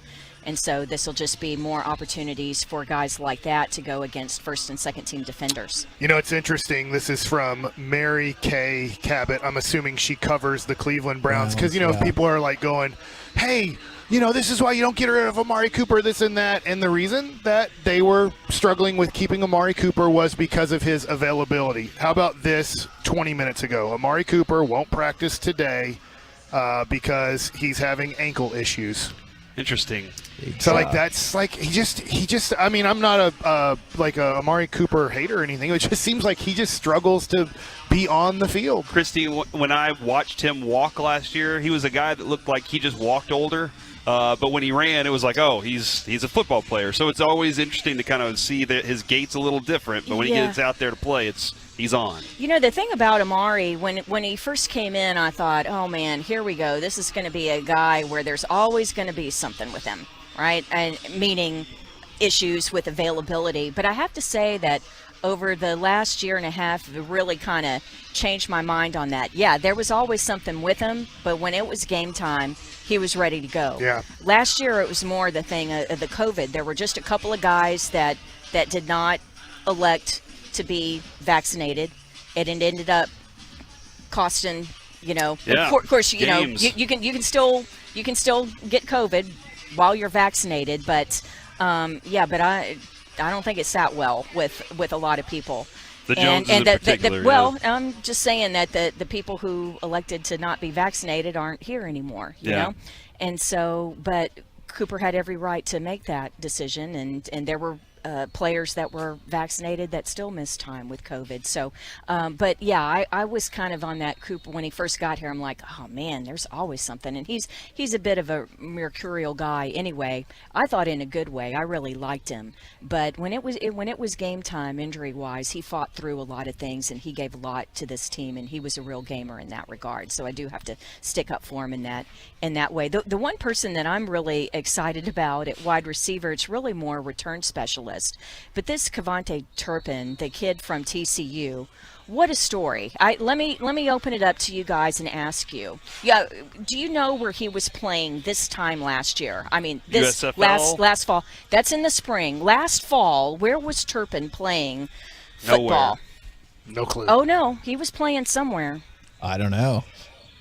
The Wrocław Panthers in Poland of the European League. Christy, by the way, Christy Scales on the On Time Experts hot seat powered by the On Time Experts air conditioning, heating, and plumbing. Kevin is down line right now because he's expecting a baby. I don't know if you were like, oh, where's that voice coming from? I just wanted you to know that Kevin is allegedly having a baby. This may be the first in human history. Kevin, my wife God. Is definitely having a baby. Your wife. Yes. I'm sorry. Allegedly. I'm sorry. I was a little confused there. So, well, congratulations. Thank you very, very much. back to if you heard Kevin, I didn't want you to be too Oh, surprised. okay. So Okay. back to the Turpin conversation. Well, wait a minute. Are we? Is there a dilation? Or they're already dilated? We to a have certain- another appointment today because we're to weekly appointments, and I will give everybody a dilation update. I know people are very concerned after the show today. Thanks, Kevin. We appreciate that. No man. problem.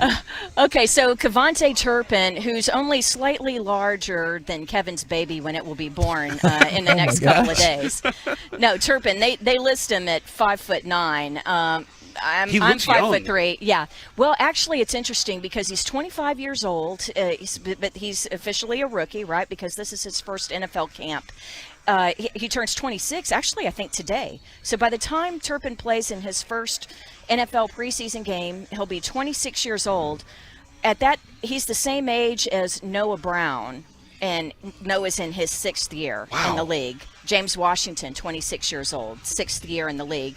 Tyron Smith was in his 7th year in the NFL and already multiple-time All-Pro and tens of millions of dollars by the time he was 26. And then you have guys like Turpin who are getting their first crack at the NFL at this age. So that's why I love training camp and I love preseason is there are always these long shot stories, these Rudies, as it were. And so this is a kid who the NFL is his 5th football league since leaving TCU. And that's the fan-controlled football league. The Glacier Boys, was his team in the fan-controlled football league. He played for the Sea Lions. That was in the Spring League. That's down in Austin. With the I believe it's pronounced Wrocław, but it looks like Wrocław Panthers in Poland. So he's playing against guys literally named like Miroslav and Gregor and people like that. I have no clue there was professional football in Poland. Yeah. There's one Polish team and the other ones are in Germany. So he's playing against the Hamburg Sea Lions and teams like that. And then of course USFL, the New Jersey Generals this past spring. So it's hard not to root for a guy like that who Seems like he just likes ball. Well, he won't be denied, right? Yeah. So and he's super fast, 4.29. He said is his fastest 40. I think at the pro day he ran a 4.38. But going to be interesting to see because there's certainly room at punt return. The Cowboys had the 3rd worst punt return average in the NFL last year. You don't want CD back there. I don't want CD back there returning punts. And then Cedric Wilson, who shared punt return duties with CD last year, of course, is in Miami. So there is a slot available if he's able to take advantage. Christy, what position are you or player are you going to be kind of looking at today, and what is maybe your most fun part about when you talk about how you like training camp? What is maybe the most fun, maybe one-on-one matchups or things that you really enjoy watching the most? What I watch is to figure out which young guys are kind of catching the coach's eye and going to get opportunities as camp goes along and more time in preseason games. The way that you do that is you watch special teams. Who are these no-name guys or undrafted guys that are maybe running 3rd and 4th team special teams and now they're up to 2nd team, maybe even 1st team? That's how you know which guys are getting work to be the backup deep snapper. That's how you know Blake Jarwin. I always remember he was an undrafted guy out of Oklahoma State, tight end, and they'd have him stay after practice and do some deep snapping. It's like, ooh, if they're investing time after practice in this kid, there's something that they like about him. And it's like, okay, there's your first clue. Who's getting 2nd team punt protector after Noah Brown? There's little key spots like that that are important. It's the minutia. But if you see who's getting opportunities in places like that, you know who's caught the coach's eye and who has a real good chance to make the team. But what I'll be looking for today is, how are they going to manage the wide receiver reps? And are they still going to be moving the guys around? That's the thing about CD and Jaylen Tolbert and stuff like that. And Washington was getting stuff inside and outside.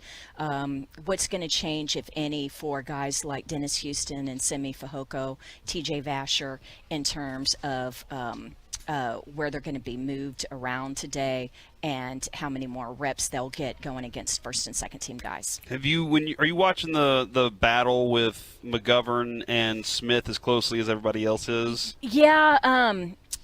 Although I did watch a little bit of pass rush drills yesterday, but I'm going to concentrate more on the offensive and defensive lines today, just because everything was kind of distracted yesterday with the Washington injury.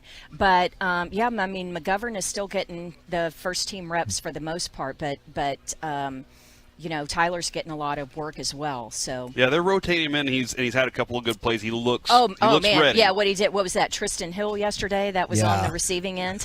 Yeah, that was very impressive. Actually, did a couple of events in the off season at the Star with Tyler Smith, and really, you know, a really nice young man. Such a great story. He's a guy you root for too. Blunt's disease, you know, when he was in high school there. He's from Fort Worth, and I think he said it was Cook's children he was at, so he goes back and does a lot with them. Blunt's disease is where it's basically like it's your lower legs, basically bow-leggedness, right? They had to break his legs and reset him, and he was there in the hospital for a while, and now goes back and wants to be an inspiration to kids that are there that are afflicted with the same thing. So there's a lot to root for.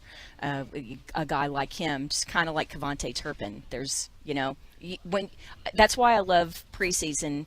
It's a time to learn the backstories, and then as a reporter, particularly a sideline reporter, I love the preseason games, particularly the second half, because it is these third and fourth string guys, these long shots, and you get a chance to tell their stories because you're not so much worried about, you know, it's not like they're game planning for it, and the final score is not the most important thing. It's talking about which guys have a chance to crack the roster, and so you get to tell those the stories. Quality of their reps. Exactly. I know you'd mentioned the competition at left guard, but and assuming there's no injury or anything like that, there's no way that Tyler Smith is not your starting left guard, though, right? Well, if I had to put money on it, I'd say it's Tyler Smith, and then you can still use McGovern as you did last year with some of those special packages and have him basically as a blocking fullback and the like. And then there are other little things that you see where when they bring in an extra tackle to be basically like a jumbo package, where you bring in an extra offensive tackle and put him outside of Tyron Smith or outside of Terrence Steele, you know, for these short yardage situations.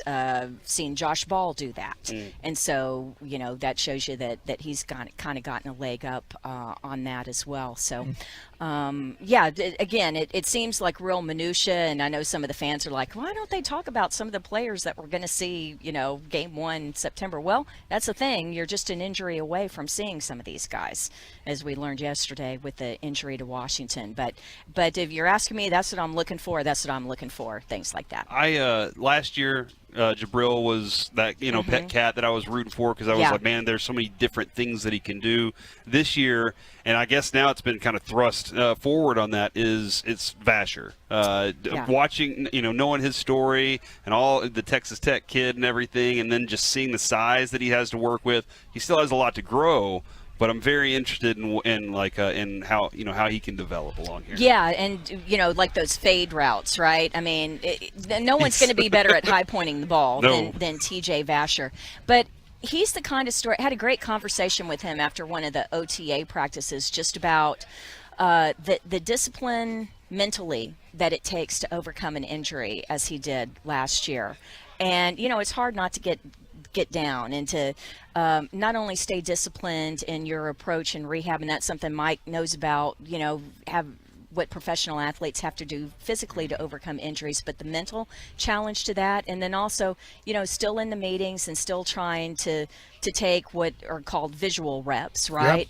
Yep. And so it would be easy to lag, right, to not be 100% into that, but he seemed like he really put in the work last year, and I'm hopeful that it's really going to pay off for him this preseason, because he's a young man that you can really, really root for. And just, in fact, I'm going to do a story about him in the game day program, and that's why I did the one-on-one interview. And after talking with him, you know, he seems like a kid that's really got it all together. I'm rooting hard for him. Yeah, they never show how boring and tedious rehab is in those movies where somebody gets hurt, or in commercials like with Klay Thompson, on really I say boringness, but the minutia of going through the the slowness of the process, because we can make 9 months or 12 months look really quick, but man, every day that you're going through that is just like I want to do more, I want to do more, right? Yeah, and like, slow down. You need to be able to this is lift what your you do leg today. first. We're going to do this today, and that's all we're going to do today. And it's just slogging through it,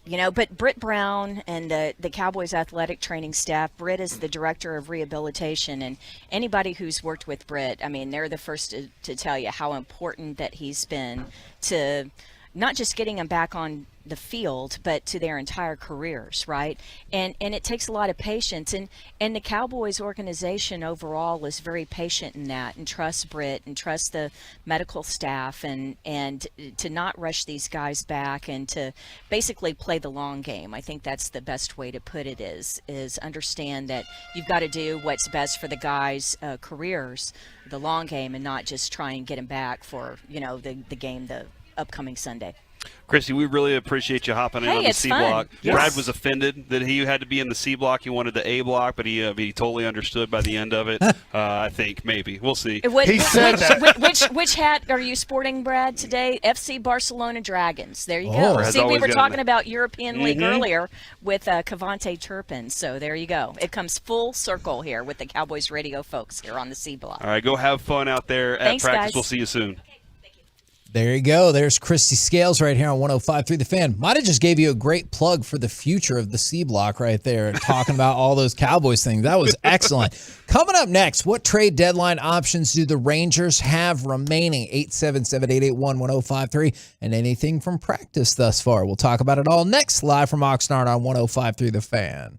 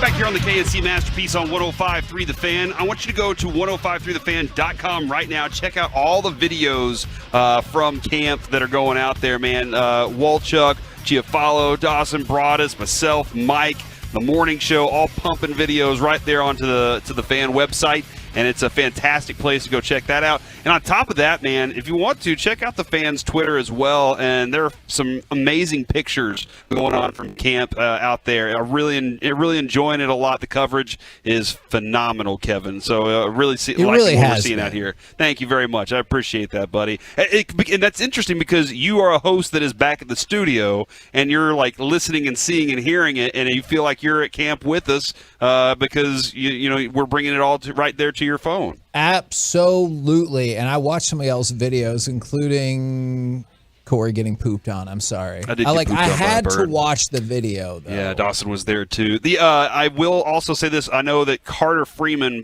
posted up the Terrell Basham interview. If you missed that earlier today, he's an entertaining fella. So go ahead and check that out as well.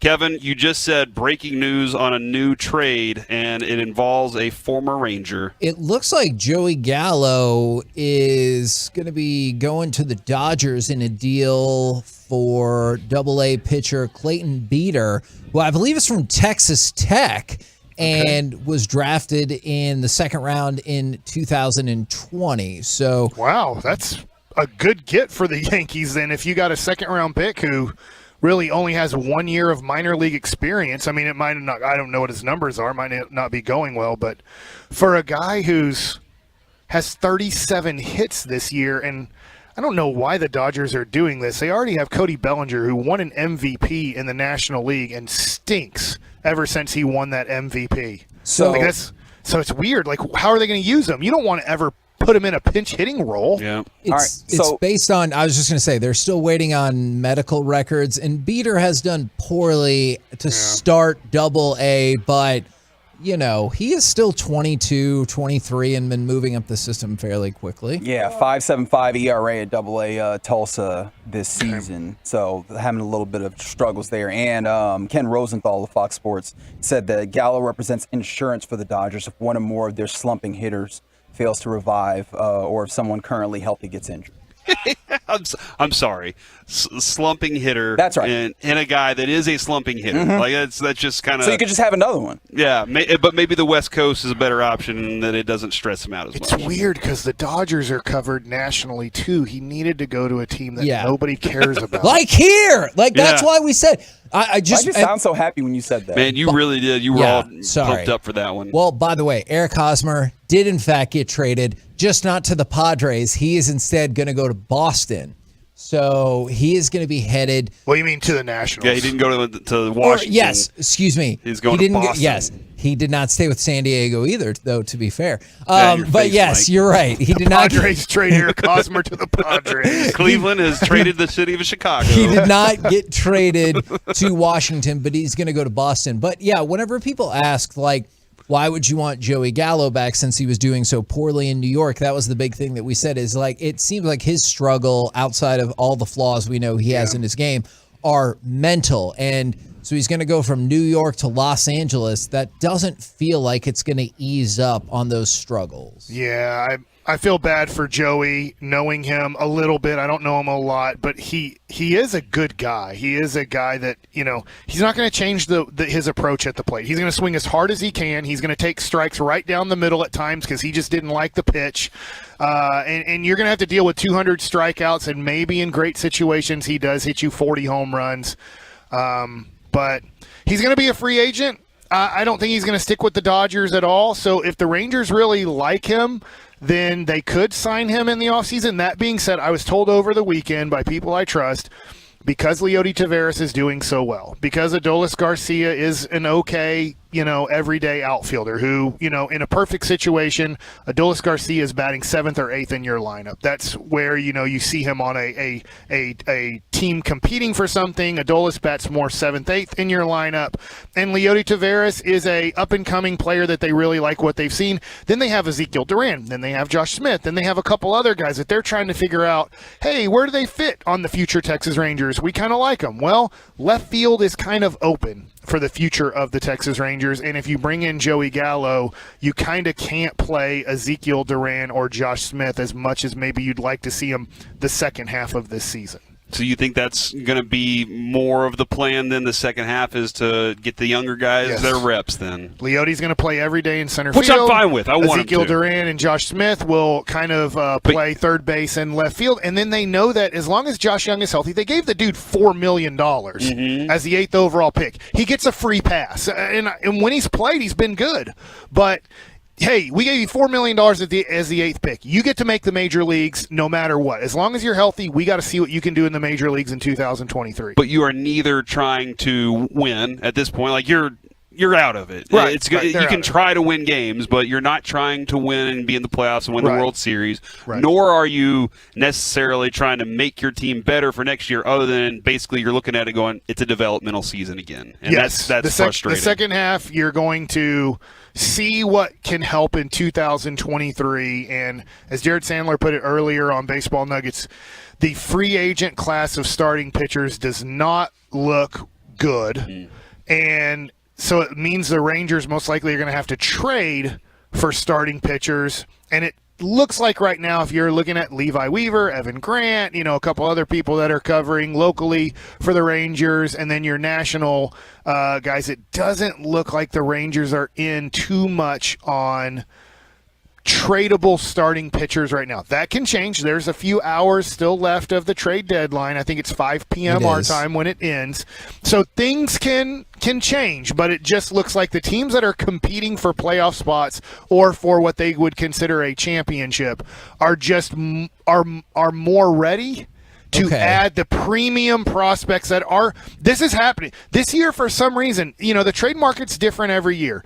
The Mariners traded 3 of their top 5 prospects for Luis Castillo. You just saw the Padres traded everything good in their organization that's not in the major leagues for the most part for Juan Soto. If you look at what you got for Frankie Montas, like the Yankees said, hey, we're going in on this. The Astros are trading quite a bit to try to put together one more championship team in Houston this year. So when the Rangers, you want them to do something. I've had people tweet me and text me, why aren't the Rangers trying to do this or do that? I'm like, hey, right now the trade market says you need to throw in Jack Leiter. You need to throw in Josh Young. You need to trade Ezekiel Duran. You need to trade guys that are considered top 5 prospects in your organization if you want something good at this deadline. When I was looking at an article in the Dallas Morning News, they had 6 names that could pop up. One of them was actually Joey Gallo, but Cole Calhoun, Martin Perez, and Matt Moore. I know you said not so much on Moore Perez. could be a really good option. Yeah. Well, I do think Moore / Brett Martin are going to get traded in the next hours. Okay. I don't know the value you get for left-handed relievers that teams will look at and go, hey, we think they can help us in the 6th and 7th Double A inning. starter? I mean, well, there's a whole bunch of Double A starters. You have 5 Double A starters. Would that be, I'm just trying to roll it around here a little bit. They're not worth a Triple A starter. I guess the best way to put this is this. Because I just don't like that, because a AAA starter could be a guy who's never going to pitch in the major leagues in his life. But like you're getting the 5th starter on a AAA rotation. So I would rather say it this way. The Rangers are probably looking at somebody's 15th to 20th best prospect for one of their left-handed relievers. All right, and I'm not doing anything with Perez there. And I don't Perez, think so, yeah. I think they're going to try to keep him to keep somewhat of a rotation the rest of this season. I know like a Bobby Belt doesn't like that. And then it probably puts you in a better position to re-sign him in the offseason to a 2 to 3 year deal. Somebody did ask on the fan text, Mike, and I'm interested to hear your response to this. Why don't you rip Joey Gallo the same way you do Dwight Powell? I'm interested to hear, because they may be looking at him saying they're the same guy to me. To you, it might be.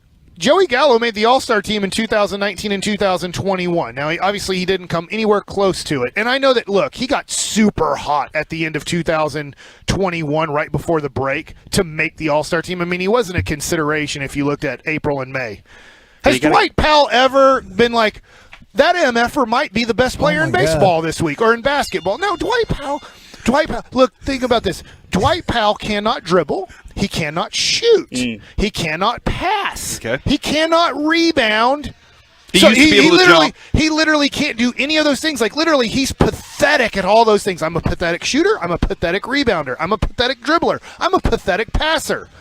When Joey Gallo is right, and it's rare, Joey Gallo is arguably the best power hitter in the game for small stretches during the season. Joey Gallo won a Gold Glove and deserved to win the Gold Glove in the American League for right field. Have we ever said, you know what, I think Dwight Powell deserves defensive all first team or second team? Not no, yet. he's not even close. Not yet. We're just praying to God that he's an average defender at times. So, I mean, like he's a bad defender. He's a bad offensive player in general. Joey Gallo can be really bad. But we know that he's going to be a really good defender in the outfield. Like, even when it's going bad, and I'm not saying I want Joey Gallo, but Joey Gallo and Dwight Powell don't even compare.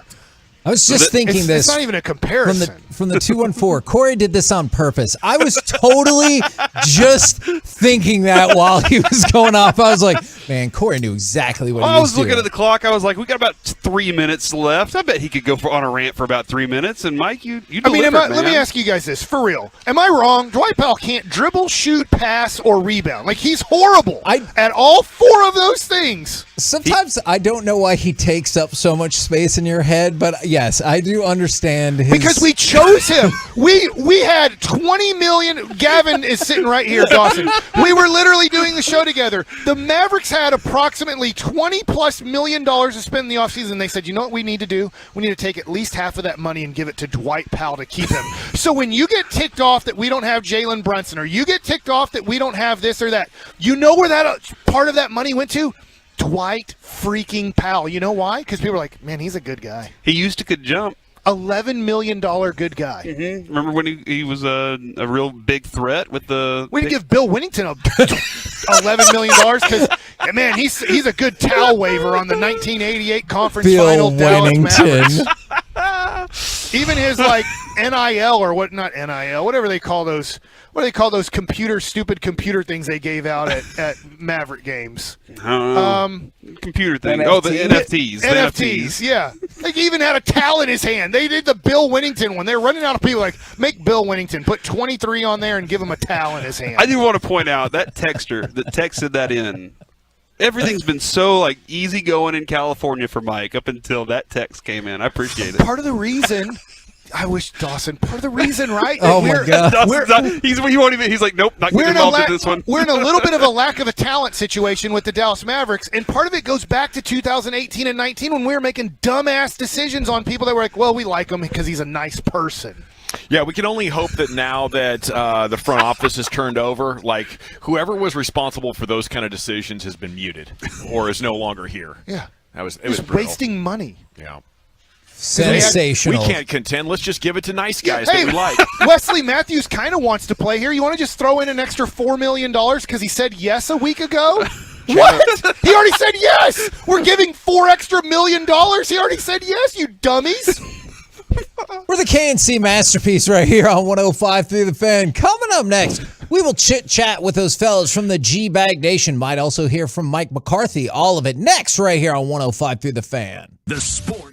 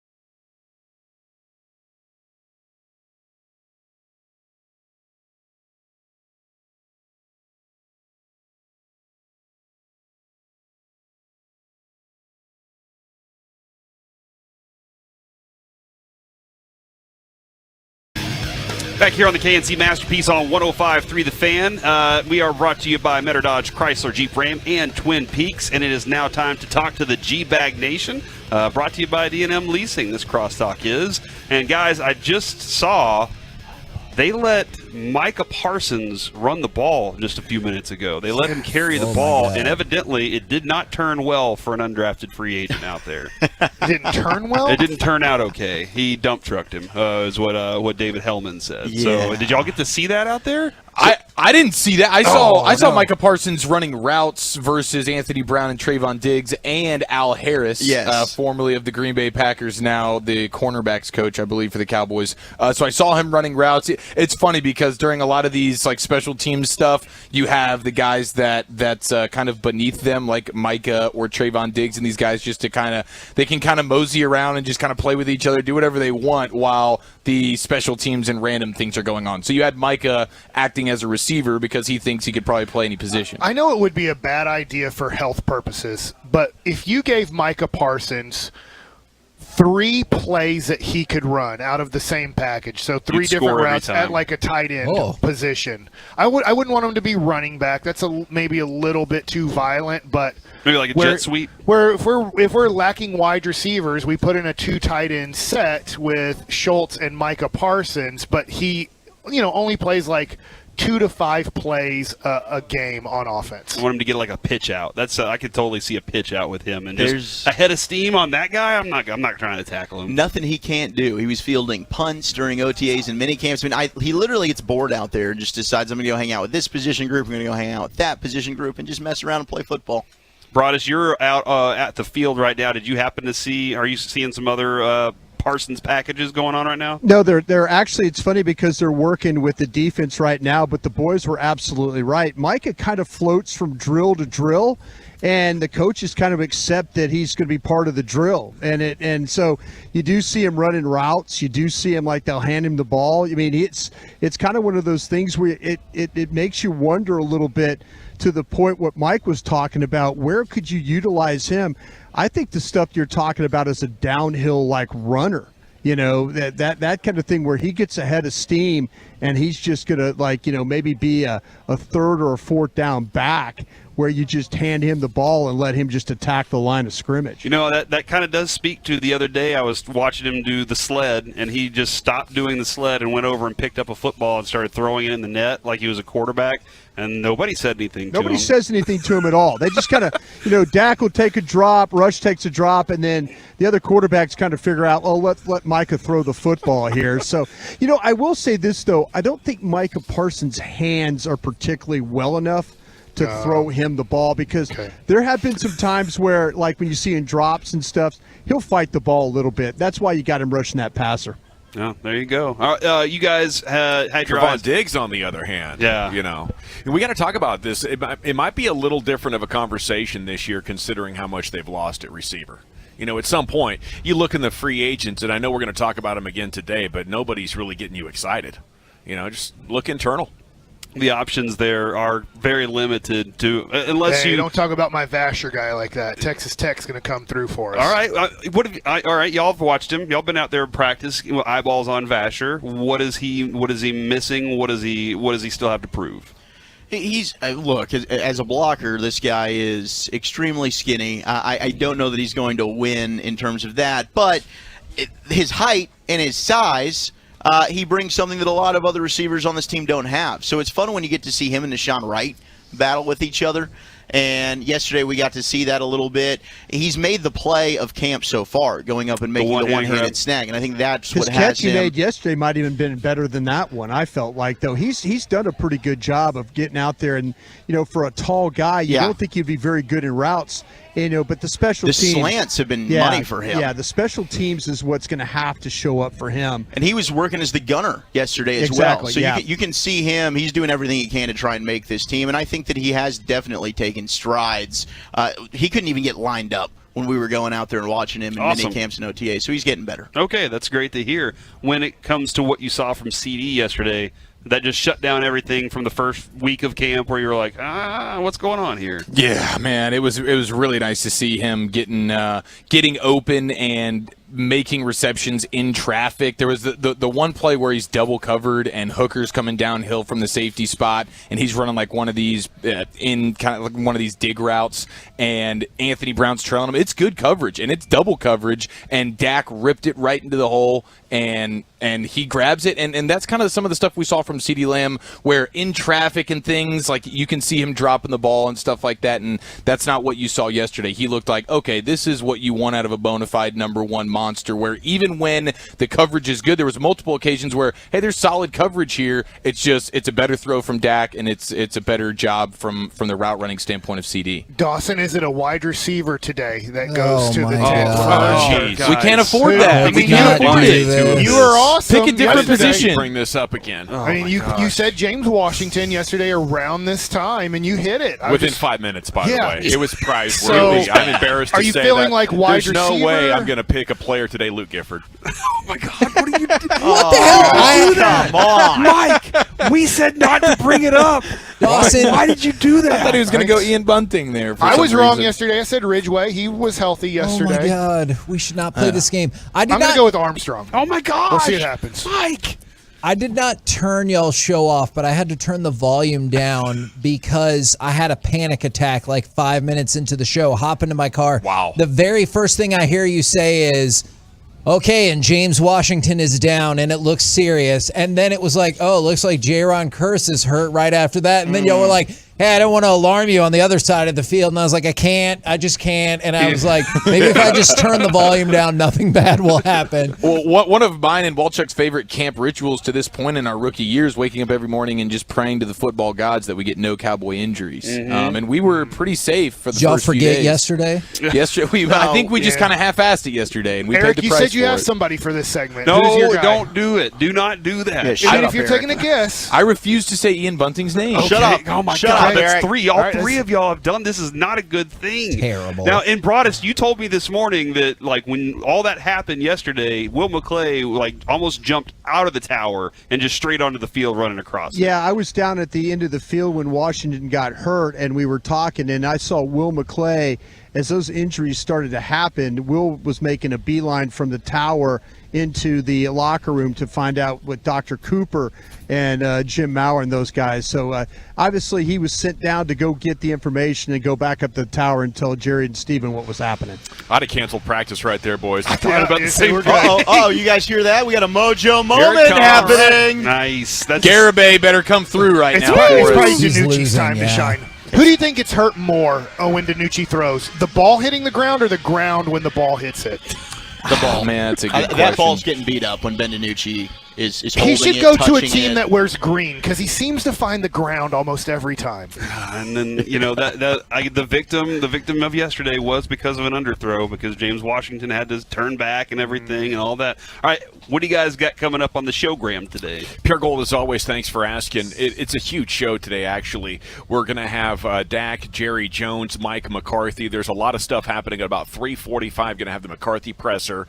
Jerry and Dak will be on the tennis courts after that to drop by our broadcast position. Woo! So we look forward to that. And Jonathan Hernandez, who is back for the Rangers. I think it's 5 innings so far without giving up a run. He's the closer Is he now. getting the G-bag bomb? Yeah, and it's going to get even better because he's going to join us in the 5, either 5 or 5:20. Been texting with Blake Does about the that. G-bag bump translate to football? Because y'all are interviewing a couple people that I think we would all support that with. I can't confirm that it does. Okay. We'll have to see how it goes. All right. But There you go. we are hopeful. Did not go well for can't Amari confirm. last year. Oh, yeah. But this is a new year, new life. He's all right. He's resting and recovering already in Brown's camp with his ankle. He was having a great camp. They were very impressed one with him. day. Yeah, Kevin Stefanski was loving what he saw. All A lot right. of talent in that body. All right. Roll Bye, Kevin. home Love you, with Kevin. the G-Vag Nation. See ya. Love you guys as well. Kev, you're the best, Kev. You All re- right, let's go Stop see that. those centimeters. You really should roll home with the G-Vag Nation today. Jerry Jones, Dak Prescott. Holy crap. It is a stacked lineup. Come back and see us tomorrow. Short show leading into Rangers, 10 a.m. to 12:30 p.m. right here on 105.3 The Fan. Say Osa tomorrow, Kevin. Oso Diggy Zuwa. Say goodnight, Kevin. Good night. Coming up on The Fan.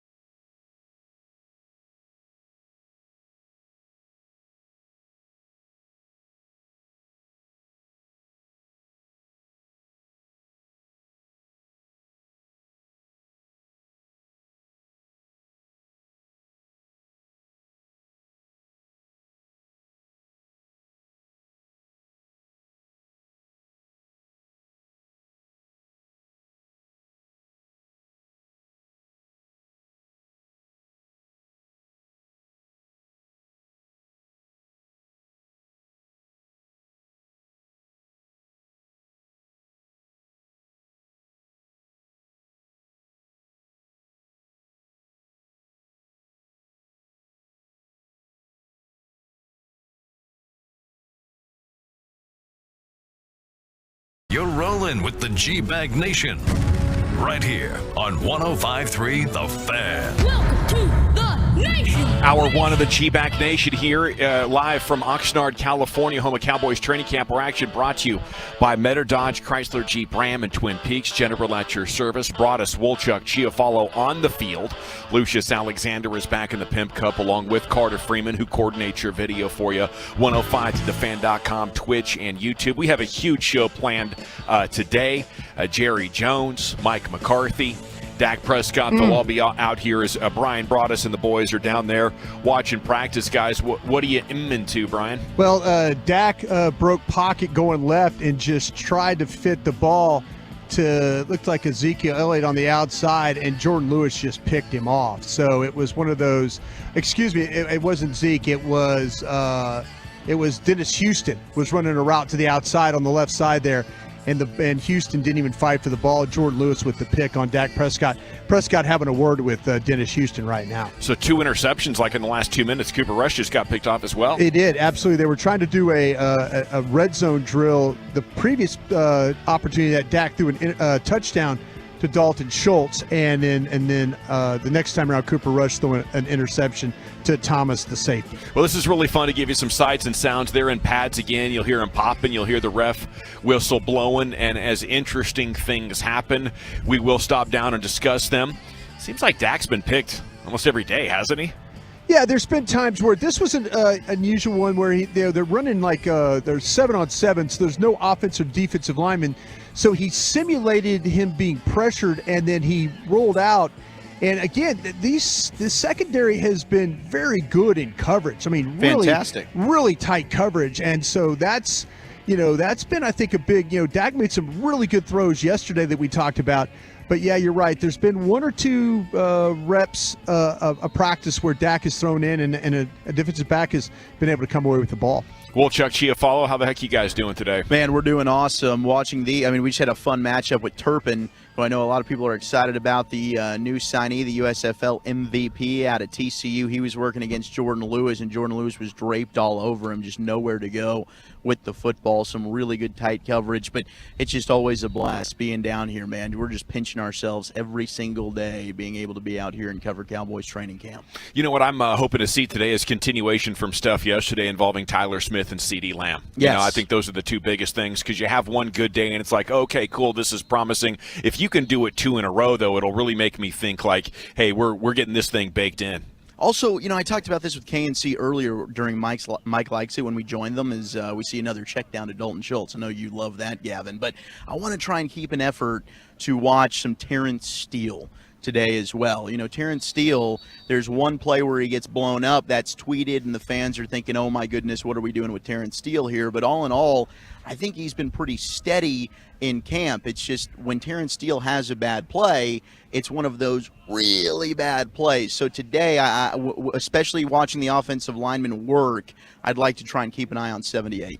Okay, Chiafalo, how you doing? What are you keeping an eye on? Doing fantastic. I'm hoping to see if we get some of these one-on-one, the O-line, D-line pass rush one-on-ones, because that's not part of the schedule. They're doing what they call a pod drill, which is really 3-on-3 right now. I'm trying to keep an eye on that down there.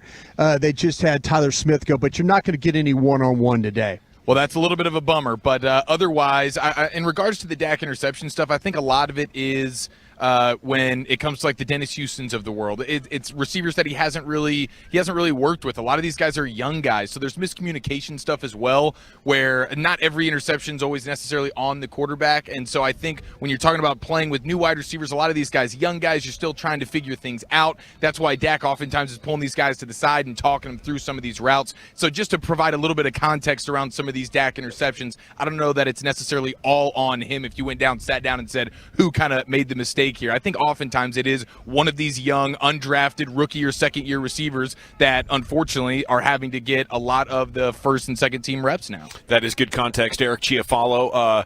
Okay, so let's do this before they get into another team portion. Does it seem like maybe they need another kicker?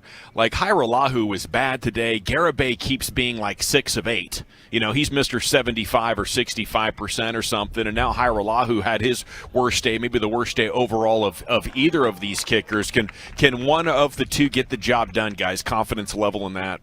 Man, it's hard to be overly confident in either one of these guys because you haven't seen either one of them be very consistent at this point. And so when you start, we all know as Cowboys fans some of these nightmare kicking end game, end of half scenarios. I don't know how you can really be confident in these dudes. Now, once you get them in a preseason game, you start seeing them. Maybe you feel a little bit differently. But in practice, I don't think we're really watching a kicker that anybody should be feeling overly confident about right now. That is for sure. Brian, how about wide receiver? You hearing anything? No, we're going to have a bunch of names. I reached out to the gang of 7, so when we get start talking about potential trade names and stuff like that, everybody seems to feel like that Will Fuller would be the best name to go get right now off that street. Agreed. And if that's the case, then maybe they have to go get that done. But there are some names of guys that potentially could be traded for. But it's not one of those things where you're going to get really, really excited about the opportunity. Darius Slay Slayton from the Giants. Slayton from the Giants, was a name that guys mentioned that maybe that the Giants were going to probably put a couple of guys out there and keep an eye on. Maybe Slayton be a guy that could be traded for. Very interesting. Yeah, there's the other thing to consider is how much money are they going to spend, though? Are they going to get anybody like Filler or Slayton, who I imagine at this point are not veteran minimum type of salary guys? How much money are the Cowboys willing to throw out here for any guys? So far, it's been budget dude after budget dude, so I don't know where that line even is. Yeah, I kind of feel like that this is going to be one of those situations where they're going to try and get Tolbert ready. They'll try and get Pollard some opportunities, and then they're going to lean on Schultz a little bit here. I mean, we're starting to see a little bit of Turpin has actually made a couple of different plays. I know when I talk to people in the organization about Turpin, the first thing they mention is returner. And it's not really about receiver. They mentioned, but he actually in the 7-on-7 period has made a couple of catches inside.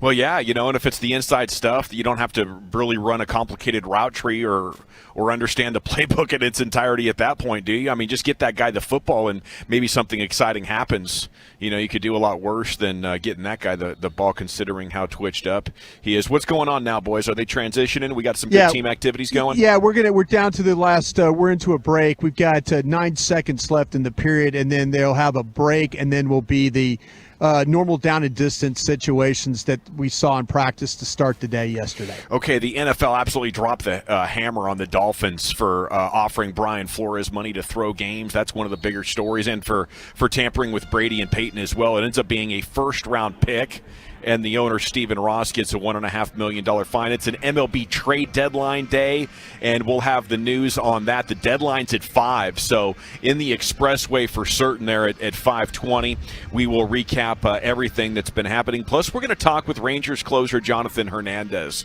this afternoon. Have so much going on. Juan Soto traded to the Padres, and Greg Norman talking more about the money that they were offering Tiger Woods over there at the LIV to get him to come over and play with the Saudis. But it is the G-Bag Nation. We got 3 live mics coverage for you as the Cowboys are in the process of heading for some team drills, and the boys are going to give you some play-by-play and analysis. Where are we heading, guys? Looks like they're plating the ball here. They're placing it about the 30-yard line. We're going to have the offense and defense. It looks like we might end up getting some 11-on-11, I'm hoping. No, that's what it is. We're now into that team portion of practice. So, yeah, you're going to get some competitive periods here. We're going to see the down and distance. The chains are out right now. And just a reminder, we do have the NFL officials here as well. Brad Allen and his crew working. So, hopefully we'll if there's any flags or anything like that, they'll be able to kind of point those things out. That's something they need to definitely clean up before they get the season started. Huge day for the Cowboys, though, and what's it going to be all for you, Brian? Who are the player or the players you're tracking most today? Yeah, I kind of feel like though that we need to that we talk about the offensive line and what they need to do. What's going to happen at left guard? What's going to happen with Steele at right tackle? Will Dak Prescott still find that magic that he had yesterday, throwing to some tight window throws? If you see anticipation, success, stuff like that, I think that's a good start to practice. All right, you want to give us a little play-by-play description, Wolchuk? Yeah, here we go. Prescott's going to line up under center. They got a big 2 tight end set with McEwen. He's actually going to go in formation. Now he's going to line up as kind of a fullback situation with Zeke. as the halfback. They do have McGovern, who's in there as your starting left guard, and it's going to be a stretch run coming over here to the left side to Zeke, and a beautiful job by Diggs. Yeah. Who ended up getting that one stretched out. Now, Zeke did end up picking up what looked like a first down on the play, but if that was actual real football, I think Trayvon Diggs, if he wanted to lower the pads there, Broadus, he might have been able to make a tackle. From my vantage point up the stands here, Osa Odighizuwa beat McGovern right off the jump. There could have been a tackle for loss for about a 2-yard loss right there. McGovern got beat really quickly. Osa did a nice job of getting up the field. That's an exciting one, isn't it there, Brian? And a big reason yeah, you feel the like three the D-line technique will be better? Yeah, Dak checked the play, and so he obviously took the ball the other way from the right to the left. Here we have a play. They're just going to move the pocket again. CD not with a good block on the edge. Dak just having to throw the ball away.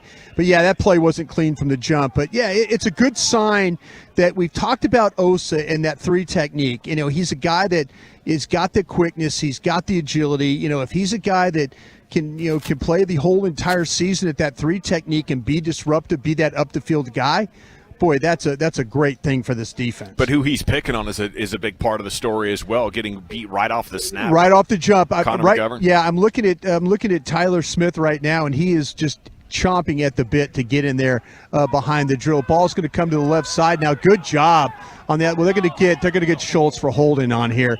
Schultz grabbed Wilson off the edge, and we're going to get a call of holding by Schultz. He had a handful of Wilson on the edge. That's why the ball was able to get to the corner, but unfortunately the official to the side nabbed him for holding. It also looks like, and right now, well, it's the second-team offensive line coming in as Tyler Smith's going to get some looks, but Dennis Houston got the first initial reps in place of James Washington with the ones there, and they do have some affinity, it seems, for Dennis Houston, who's getting the work as the ex-receiver.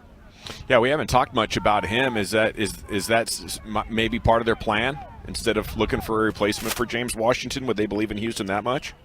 Kind of feel like that, yeah, right now they're going to just see, they probably feel like they've got enough young guys in camp between Houston, Vasher, guys like that to maybe see if one of these guys could definitely shine.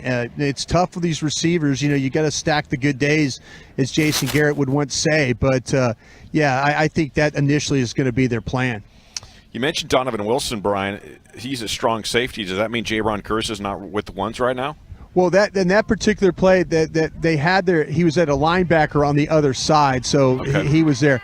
Nice play inside. Good throw by Cooper Rush to Simi Fehoko, making a play on the inside. So there again, there's one of those young receivers running a deep in, and then Cooper Rush with good time actually to throw the football. Good pocket, able to hit Fehoko coming across the middle, went up and make the adjusting catch. And Dante Fowler had a nice rush off the edge there as well, coming off the would have been off the right tackle against that was Josh Ball. Walchuk saying that was against Josh Ball, so nice little Fowler appearance there. But it's Simi Fehoko making the big play. Which one of these wide receivers are going to step up? That's a good spot for Simi right there. Now we get a handoff again. It's the twos versus the twos here. Sam Williams getting involved, and Harper, the young linebacker, getting involved as well. Yeah, Bell was on the play too. They tried to pull Tyler Smith, and he got out there. He just couldn't get leverage on Bell, the safety, who came down to fill in the alley, and the ball got stopped right there at the line of scrimmage. They like Marquise Bell. This is an undrafted free agent. Yeah. They gave him one of the richest contracts ever for an undrafted free agent rookie, and this kid has made some plays. Now, you watch him in individual drills. He looks a little stiff. Dak, a little play-action shot. Nice job by Schultz working the backside, and that was just a quick out route, and that was Dennis Houston, who made a nice job fighting back for the football. He was able to make a catch over Anthony Brown. A little 3-on-3 work there. Yeah, good job. As you mentioned, Dak, straight drop in the pocket. Protection holds up, and that's a tough throw. I mean, he was near left hash all the way to the outside. Brown driving hard on the ball, but great job by the ball placement being right where it needed to be. Dan Quinn's dialing it up with Jayron Kearse lining up in the box, going on the blitz there. He pulled up. I wonder what happens in a real game scenario where Jayron Kearse is full speed on the blitz there. Okay, now it's a handoff up the gut, and who blows it up? Tristan Hill blows it up right in the middle of the defense right there. Okay, nice. Tristan Hill getting involved. Now Zeke's still going to take it all the way to the house as he likes to do, which is nice, and I appreciate it. But that's a 2-yard loss right there. Nice work, Tristan Hill. Yeah, the inside guys right now, we got Farniak, and then you've also got McGovern back in there. So, Zach Martin, you don't feel like Zach Martin's going to bust on a play like that. You see Ridgeway working on Martin there? Yeah, I did. Martin took him down to the ground. Yeah, he sure did, man. There's a lot of power going on between those two cats. What is it, a mix and match between first and second team lines here? Seems like it. It seems like they want the ones to go against the twos and the twos to go against the ones. They kind of flip it around, but Two's done a good job here. I mean, again, on that play, pick and play, ball tries to go to the outside. They just don't get the edge secured. Nothing set. And you got Curse. Just these safeties are filling so hard that these linemen are having a hard time digging them out of there. The Cowboys are loaded with safeties who are not shy when it comes to coming down and run support. Whether it's Donovan Wilson, we've mentioned Curse, who's essentially a hybrid role with that linebacker spot, Marquise Bell. But even Malik Hooker, who we think of as a coverage guy, I think he's been showing a willingness to come down and tackle in the run game. Love it. The guys down on the field. 3 live mics brought to you by Metter Dodge, Chrysler, Jeep, Rams. We've been doing it every afternoon as the Cowboys practice live here in Oxnard, California. We do have the G-Bag of the Day coming up at 2:30. Mike McCarthy's going to do his press conference after practice today, so that'll hit you coming up at about 3:40. 3 live mics continues next here in Oxnard, the Fan. Tennis courts, football fields, 3 a.m. wake-up calls, and late nights. Training camp presented by Meta.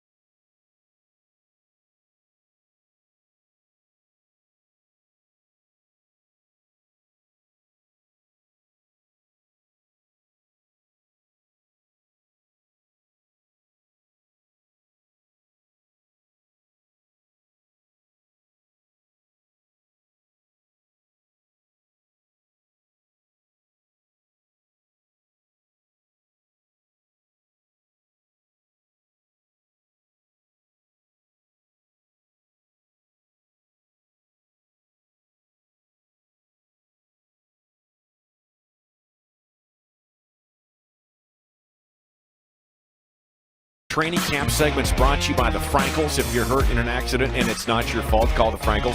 214-333-3333. Go online to truckwreck.com. Broadus, Giafalo, Wolchuk. Tell us about it. Well, Broadus has the up-top view. He's in the stance. We're down on the field around the 40-yard line here.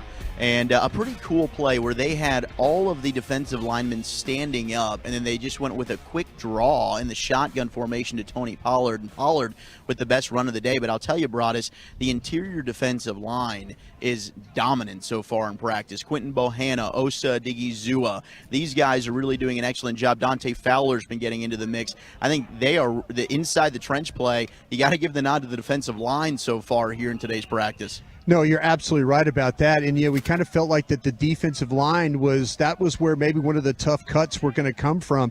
The defensive tackles have done a really good job, and it just hasn't been against backup guys. They've done a good job against the starters as well. So it seems like every time it's Osa's either up the field, Hill's been up the field. Bohanna is like they're holding the point of attack. And you mentioned Fowler. I mean, he's shown really good balance. They've tried to hook him a couple of different times, and he's just not allowed them to get him sealed inside on the play. So good job by him at that left defensive end. Yeah, Fowler versus the twos is no match. He's, whether it's on a pass rush once again, getting back there. Just got him right there. He's getting involved in the run game as well. Ooh, that's a nice play in double coverage over Deshawn Wright. Brandon Smith there. Coyle. Yeah. Brandon Smith. There's another name that you can add into the young group of receivers here. I think TJ Vasher's played pretty well today. He just drew a pass interference on Kelvin Joseph just a few plays ago when we were in the commercial break there. So you see a couple of the young guys, they see the opportunity, they're making some plays, boys. Man, Joseph's getting picked on a lot this camp, isn't he? Yeah, I'm just going to be completely honest and say what we've seen. I don't know that Kelvin Joseph can cover without grabbing right now. He's just not playing with a ton of confidence. It's been a little bit rough so far in the early portion of training camp for Kelvin Joseph as Ezekiel Elliott takes another run to the edge. But even that play prior that was completed to Smith, it would have come back for holding, and I think in game it was a nice little job twisting around a block from Josh Ball for Tristan Hill, and he would have probably sacked Cooper Rush on the play. Wow, nice performance there by Tristan Hill so far today. Yeah, the defensive tackles have been just very active in this practice. Whether it's the ball, they've tried to run the ball to the edge, and they've been able to shoot gaps and just beat either the center's block or the guard's block to try and read right there.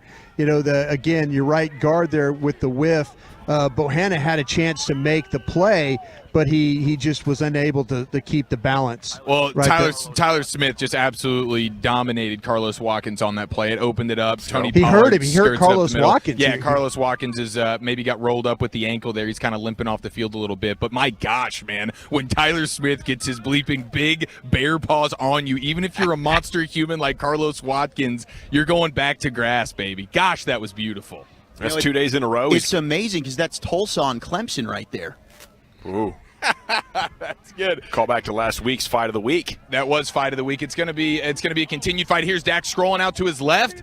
Oh, he's looking for CD Lamb there. Could not connect. That's the backyard football we kind of know and love there. He rolls out to his left. He has to turn his body, contort himself. That's what he's been working on in the offseason. Kind of a little touch floater, but he overshoots it to CD Lamb there. He was open. Yeah. Malik Hooker was there, but CD Lamb was open. Yeah, Tristan Hill once again was able to win. That's the one offensive line in there right now, and he was able to win against Smith that time and to get the pressure on Dak. So CD and Dak not able to recapture the mojo so far, right? No, there hasn't been those throws that we saw yesterday were those tight window throws where they'd be able to come down with them.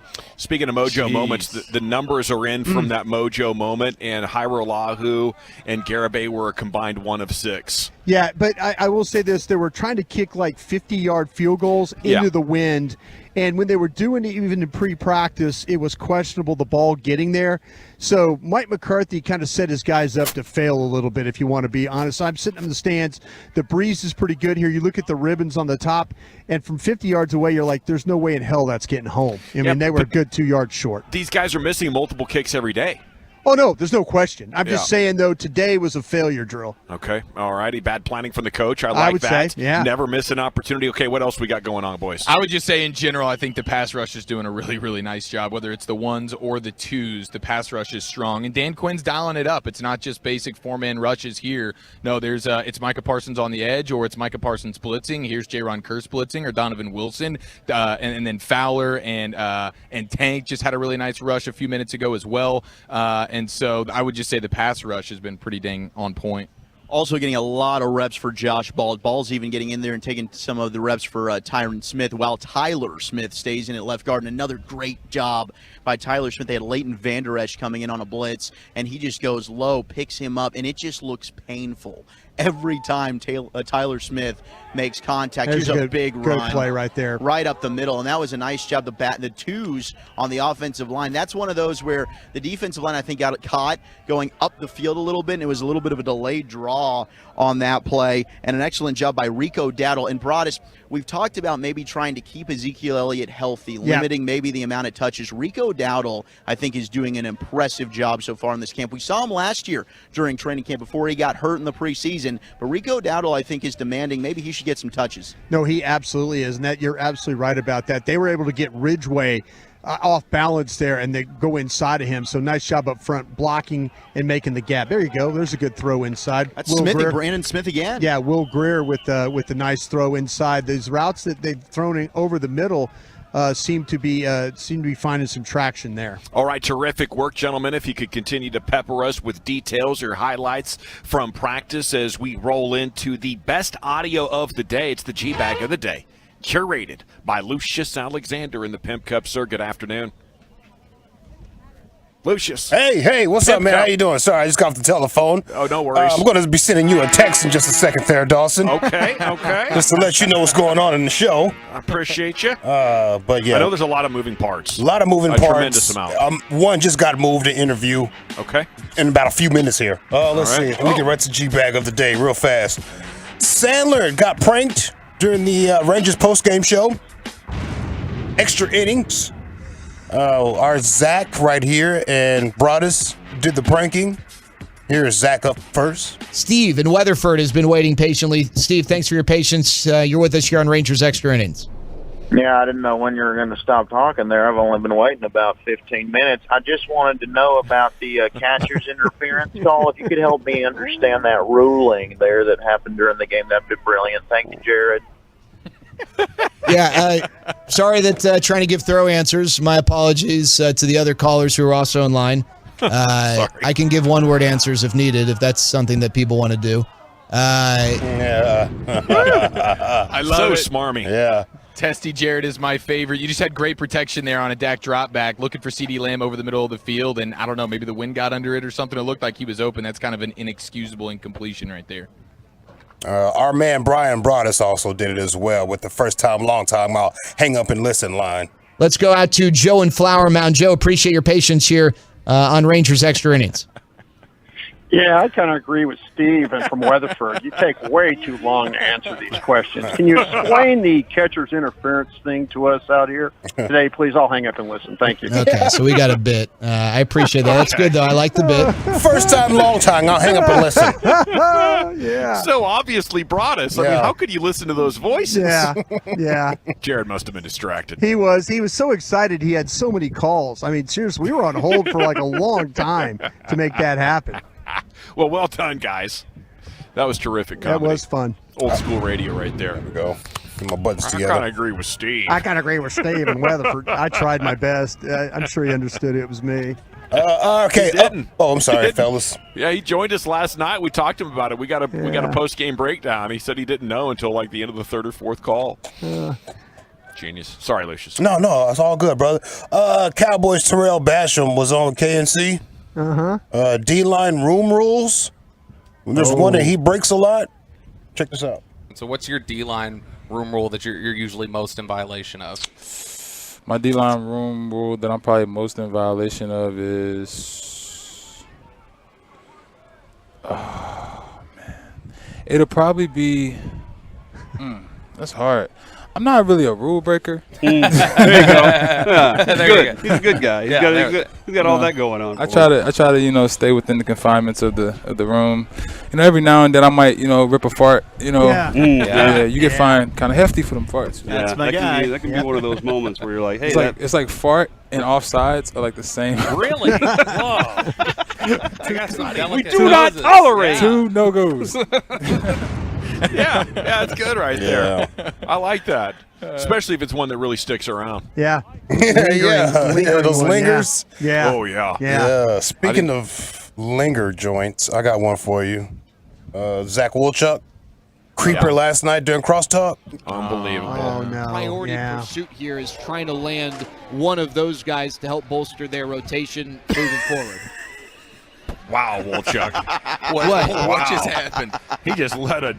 Did he just rip a soda fart off that? That was a cheek flapper. I thought the mic picked it up there, I think, a little bit. Just you so dirty embarrassing. dog. Chris Christie moment.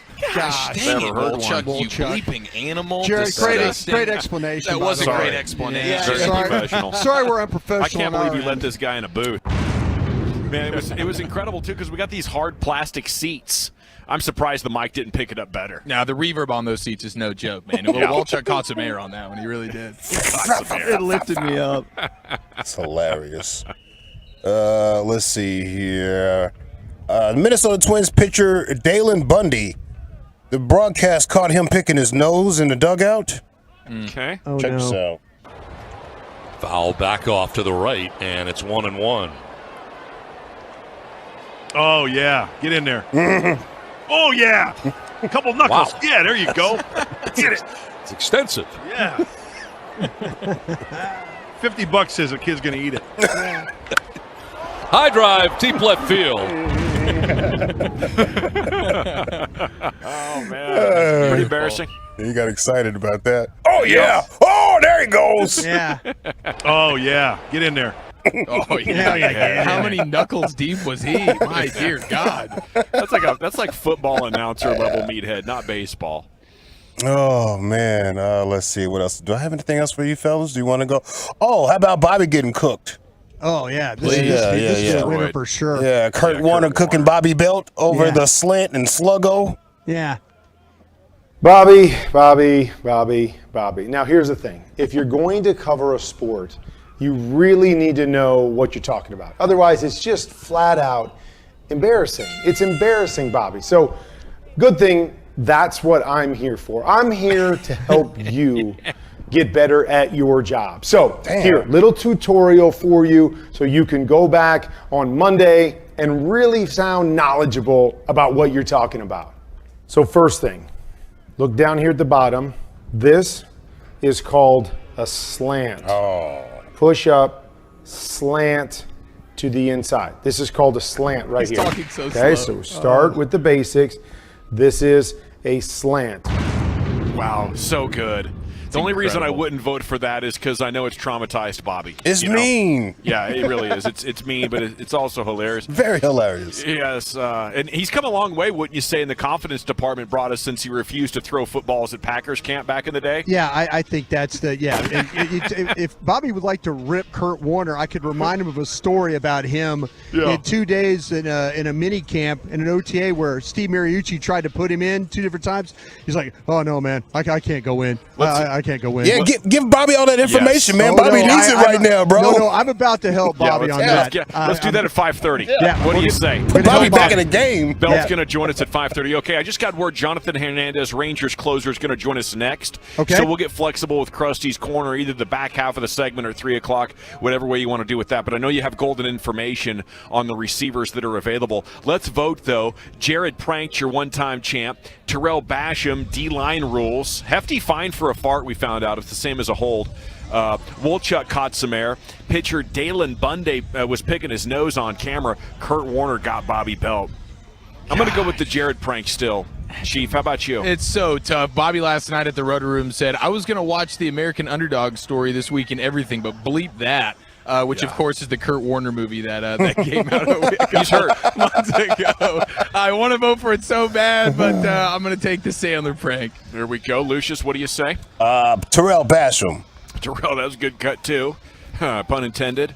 Wolchuk. I'm going Kurt Warner. It's 2-1 right now, Broadus. How you playing it? I'm going to go with Basham on this one.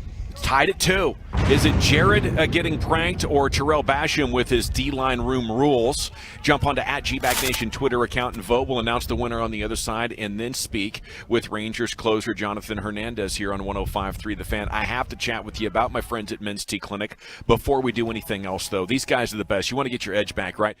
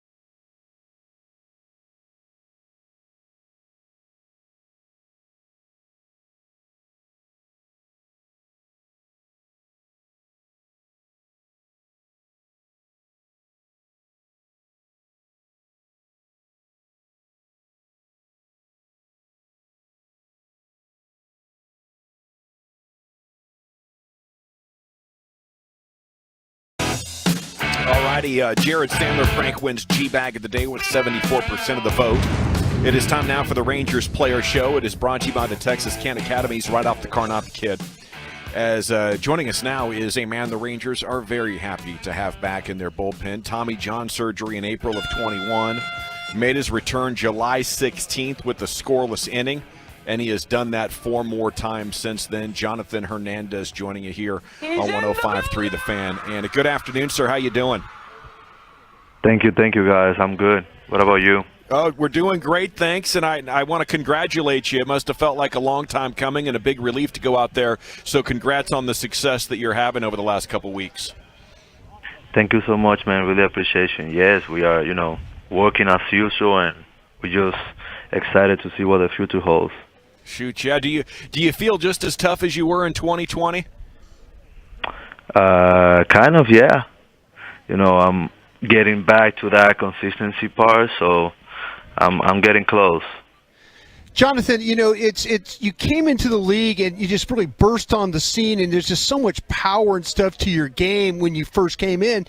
Do you feel like you're getting back to that level? I mean, I don't have access to your numbers and stuff like that, but do you feel like you're kind of getting back to when you first started in the league? I think my first year on 19, my stuff wasn't that better as it was in 2020, but right now I think it's getting same or better than what I was in 2020 based on numbers and, all analytic stuff. So I think we're getting a good track.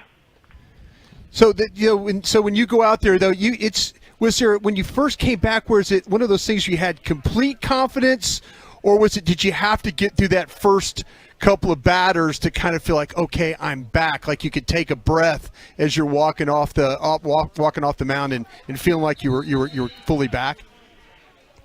Yeah, it was really excitement moment for me and my family after 15 months that I didn't pitch at this level, and coming back from Tommy John, a lot of ups and downs through rehab, not as physically, but more like emotionally part. So I was so excited to be back, and then I was walking out of the bullpen, and I was trying to stay composed and stay focused, and then I went to the game, get my inning, and then after the game I was thinking like, wow, I'm back, and all this hard work that I put in is paying off right now, and all that kind of stuff.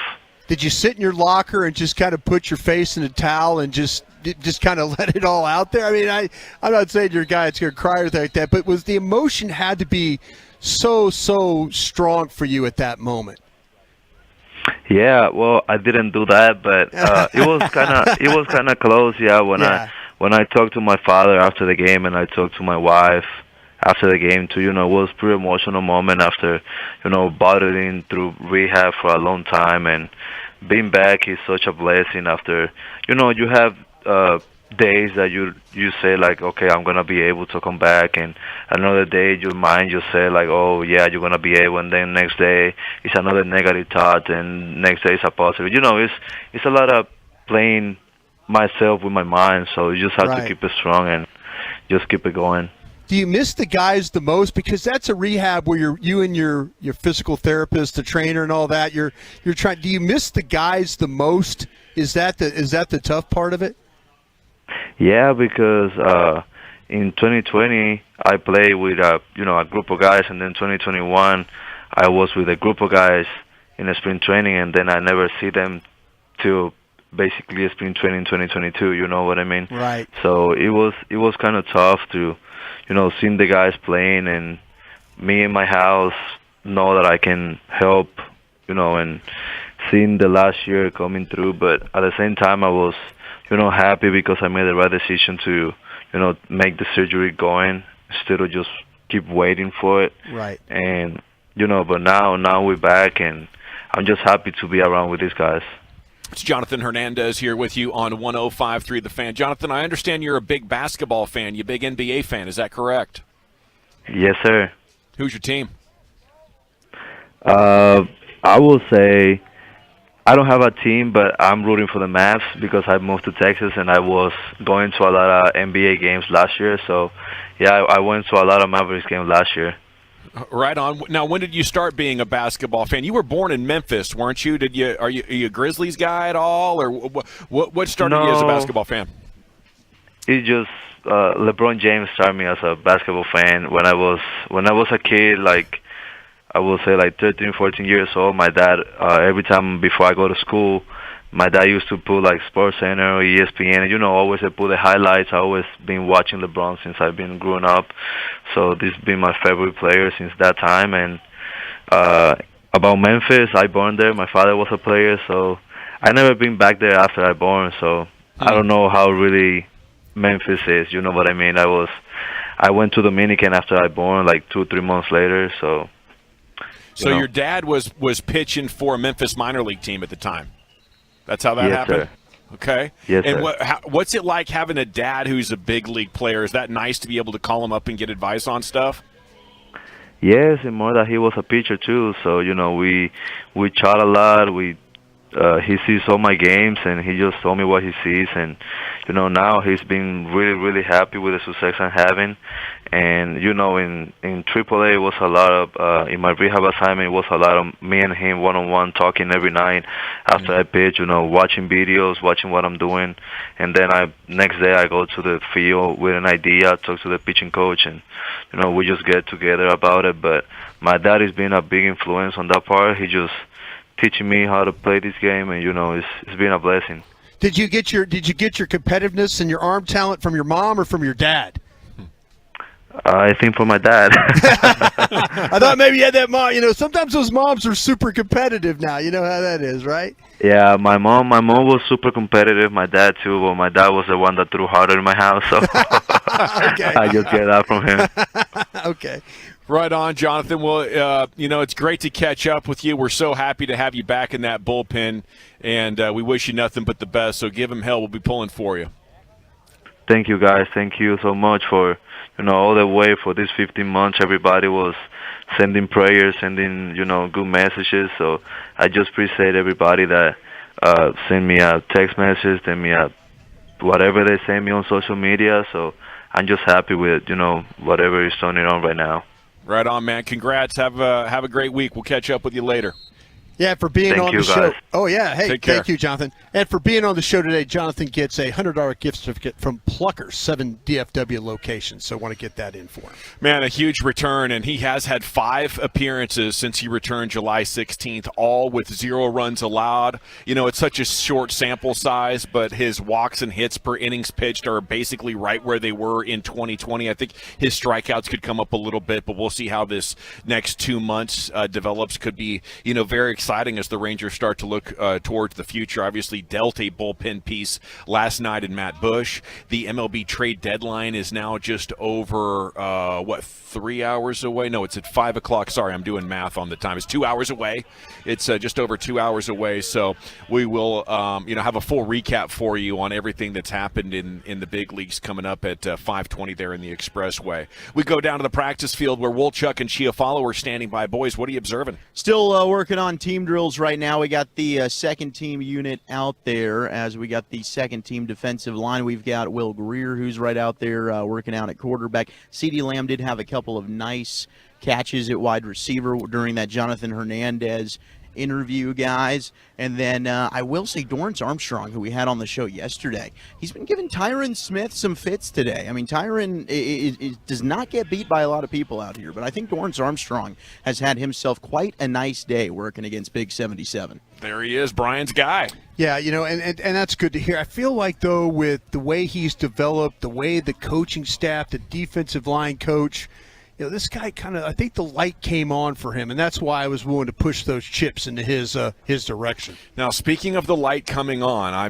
believe I'm getting confirmation now. I thought I heard it during the interview, Brian, but Chiafalo, you might be off the hook. I do believe Brian asked a repeat question of our guest, Jonathan Hernandez, right in there. Yes, okay, thank you. I appreciate that because I was kind of listening. I'm going, okay, is this a very, very similar question about how you felt playing? Like asking you back to old form 2020, 2019. Oh, wow. I think I caught the same thing there, Doss. We might have to run that one back. We might have to get a ruling when the logger picks that up. But yes, I asked him, are you just as tough as you were in 2020? He answered that with the affirmative, and then Brian I was came trying right to get in more with, I was trying to follow up and get more of a response. Sure. I felt like if I could I felt like if I could if I could frame the question the same but differently, that he might understand it a little bit Well, better. if only we could have been able to ask a question, Brian wouldn't shut the bleep up. Ooh. I was wondering what was going on. You know what? I came back to the tent thinking that Dawson might need a hand. I was being a good teammate. There you While go. you guys were hanging out, where mailing it in. like the scout should be on the field, not the guys who the radio. What are you guys. talking about? I'm not here chomping at the bit. All you guys need to do is stop talking for a second, then I'll interject and ask a question. Broadus is like, Brother said, I'll kill some time for you. I'll tell you what, I'm all about, me and the length of these questions, and sometimes I might ask the same question. You never know. Hey, Krusty's Corner, you do what you want at 240. Well, we do need to get into Krusty's Corner. So Oh, let's no, do that. Let's do that coming up no. next. No, you teased it. We've been teasing it. Okay, we you haven't you teased talked to your gang of 7 I did. about the wide receivers. So we need to get that in there. Okay, it's brought to you by Bobcat of North Texas, built to tackle your toughest That's projects. it. We'll do that. We'll get you the top stories from the world of sports that have been developing throughout the afternoon as well, coming up next in the G-Bag Nation. Miss anything?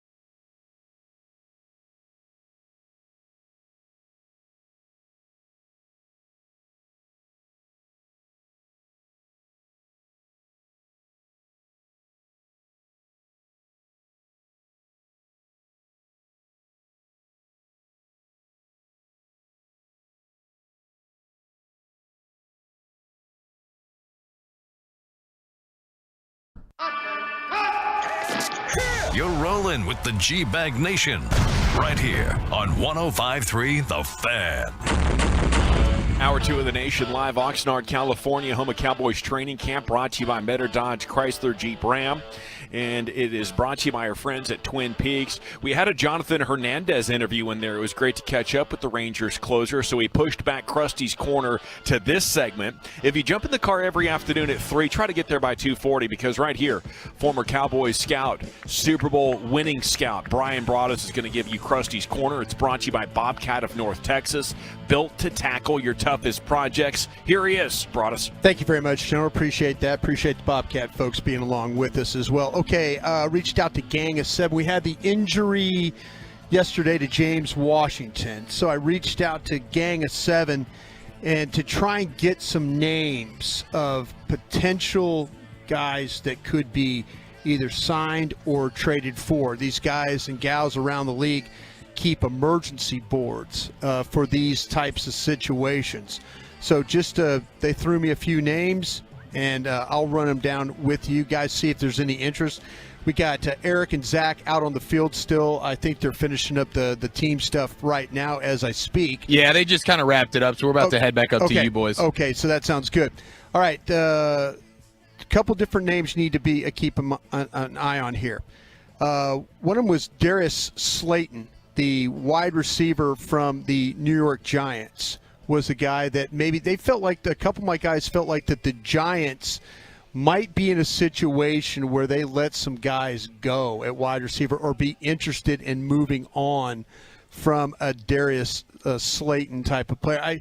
If you follow along what's going on in New York too, there's a lot of people believe that he needs just a change of scenery right there. So that maybe that might be a guy that you could trade for right there with the Giants. Things were going pretty well for him on the uptick, and then last year kind of the brakes got hit on He got exactly right. And I think there was a lot of things with the quarterback situation. Jason Garrett is the offensive coordinator, the head coach, some injuries, things like that always affect how sometimes these receivers. I'll give it to you. That's the first name that I've heard since James Washington went down where I'm like, okay, now we have something that I want to see maybe a little bit more than Jalen Tolbert. Yeah. The next name that they mentioned to me was a guy named Denzel Mims from the New York Jets as a possibility as well. Now, if you talk to people in New York with the Jets, he seems to have kind of found it a little bit here. But going into camp, Mims was a guy that maybe that if you were looking to add a guy or trade for a guy, that he was going to be on the block. But I'll be interested to see how that all plays out because, like I say, talking to people in New York, he's having a pretty good camp to start out with. So Denzel Mims, wide receiver with the Jets. Here's another name that's we're all very, very familiar with is Jalen Reagor with Philadelphia with the Eagles. It's a possibility. He was a first-round pick. He was the same draft at CeeDee Lamb. He's really struggled there in Philadelphia. And they're kind of you talk to people there, they say, well, this guy might be a guy that's on the bubble. So if you're looking at it, you say, well, let's get him out of there before it turns into, we could get him here, get him acclimated, get him in the offense, and kind of work with him that way. So Jalen Reagor is another one. And then the last one they mentioned was a guy named Preston Williams from the Miami Dolphins. Ooh, okay, so this is interesting. Preston Williams, I think, is the most athletically gifted out of this group. Right. He also probably has the most off-the-field issues out of this group. Now, the Cowboys have certainly rolled the dice when it comes to this area, and he has a similar, I think, domestic violence type background where he got accused of that. I believe he's also a Mississippi State Bulldog, like Dak Prescott. Yeah.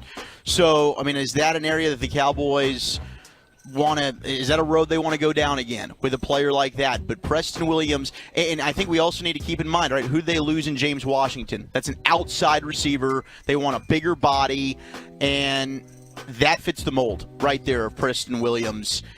Maybe Darius Slayton as well, but I don't know about you. He definitely intrigues me from a talent standpoint, maybe more so than some of these other guys. Another name of guys that's just on the street if you want to go, Chester Rogers is a player that will be working out. From what I've told, is he's a guy that's available right now. He is working out with the Houston Texans, so there's thought that maybe you're going to have to get in there before the Texans to make that happen if you want to get him on board. That's Chester Rogers.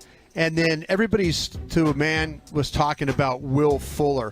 They say Will Fuller's probably the best and say the healthiest of right now of the guys you're talking. Did you say healthy? They mean specifically right now. Okay. Right now, in 5 minutes, things could totally change. That's good. He's healthy right now. Right now. So those are some names that we and they also talked about. I meant to down here about Hardman, who's with Kansas City. Oh, McCall Hardman. McCall Hardman, and they said that he's been a little bit underwhelming, and in a contract year. Interesting. So Interesting. that might be a name that are on people's boards to go and take a peek at right now. That's another one of those speed guys.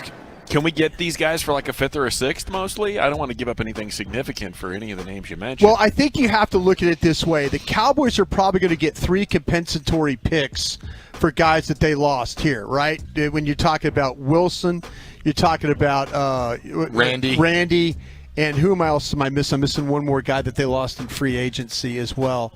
But there's probably three guys that they're going to get compensatory picks on. So it might be if you're thinking that, okay, well, hey, we can get a maybe a 3rd or a 4th or even a 5th or a 6th. Sure. So if you're counting on potential compensatory picks, you might be willing to give up your own to make that happen. With the situation. So when you're talking with the gang, do you feel like they're better than the collection of guys out here that you want to give an opportunity to with your Fajokos and? To me, I would rather have Slayton or guys like that. Hartman. Yeah, I'd rather have guys like that. Well, those are guys that you've actually seen do it before, so you can. That's at least what I'm say, saying. Like, have That's some what I'm type saying. of experience. If you're gonna tell me this is just gonna be okay, run with Noah Brown out there and hope for the best with Schultz and let's try and play Pollard a little bit as a wide receiver. I would rather have a wide receiver in here. I would rather have a guy that can do the job. Heck, you've seen Will Fuller have a 100+ yard game and a couple of touchdowns in the NFL. Yeah. You're basically just let's cross our fingers and pray that some of these guys can step up and make some plays for us. So it's Will Fuller, it's Slayton, and it's Hardman. Those are the 3 guys that we feel like could help more than what we already have. How about you? Would you follow with or Zach with the thing with the guy with Preston Williams? I like Preston Williams. Now, the baggage stuff is. I just don't know how many guys you want to put in your locker room. Now, he's several years removed from this. Yeah, it's been a while. He's been in the league for a few years and hadn't had any issues other than a couple of. He's had some injuries. So how long do you want to bring that up with him when he hasn't had an issue to your point there? But I think that there is a lot of upside, but. There's upside for us. Miami, if they're looking at getting rid of him, maybe that they've seen enough and they're saying, hey, this guy, we're past the upside point. He just doesn't have it. Well, he's now at a place in Miami. I was reading about where he hasn't asked for a trade, but he is frustrated. He's talking with the media about saying he doesn't feel like he's getting enough opportunities and stuff like that in Miami because they have kind of rebolstered that wide receiver room out there with guys like Cedric Wilson. We know about Tyreek Hill. Right. And then they got Waddle. They got a bunch of guys over there. So he's just kind of been pushed down.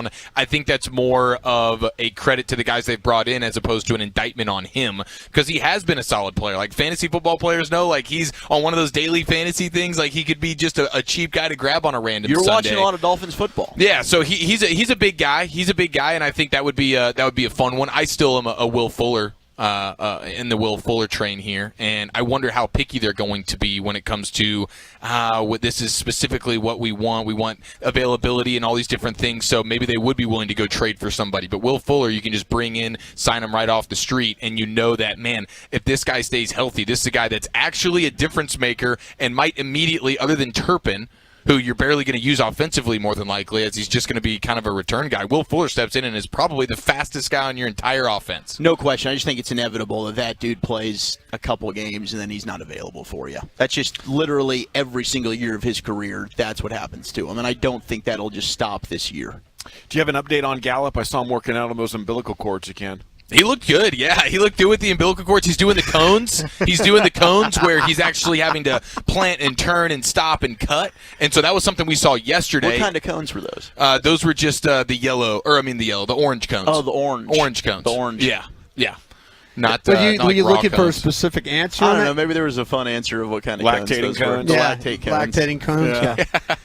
I kind of feel like though, I need to follow back up. He walked by me yesterday, and I was just kind of watching to see if there's any limp or any noticeable knee scars or anything like that. Everything looked pretty clean with him. Looked like I've watched him work out on those cords before, and felt like that. Man, this guy's a lot further along than I thought. And again, not a doctor myself, but I will follow up with him. I maybe the fact that they feel better about him coming back sooner than later might keep them from going out and getting one of these guys. Yeah, but at the same time, you have your first 2 games looking at the Bucks and then the Bengals. You could be 0-2. I don't know how you would look at that. Like, well, it's just going to be a couple of games, or, hey, guys, we don't have that many hard games. 2 of them happen to be weeks 1 and 2. For me, right now, it comes down to how quickly could you get these guys integrated? Is there upside, or are we just taking on somebody else's project? We have enough projects around here and guys that I like. That's why I kind of feel like that they might. Again, these are the names that are on NFL boards. And if they're looking at, these are the names I feel like that if you're going to go out and get a guy, that's who. But there's warts with every one of these players. Mm-hmm.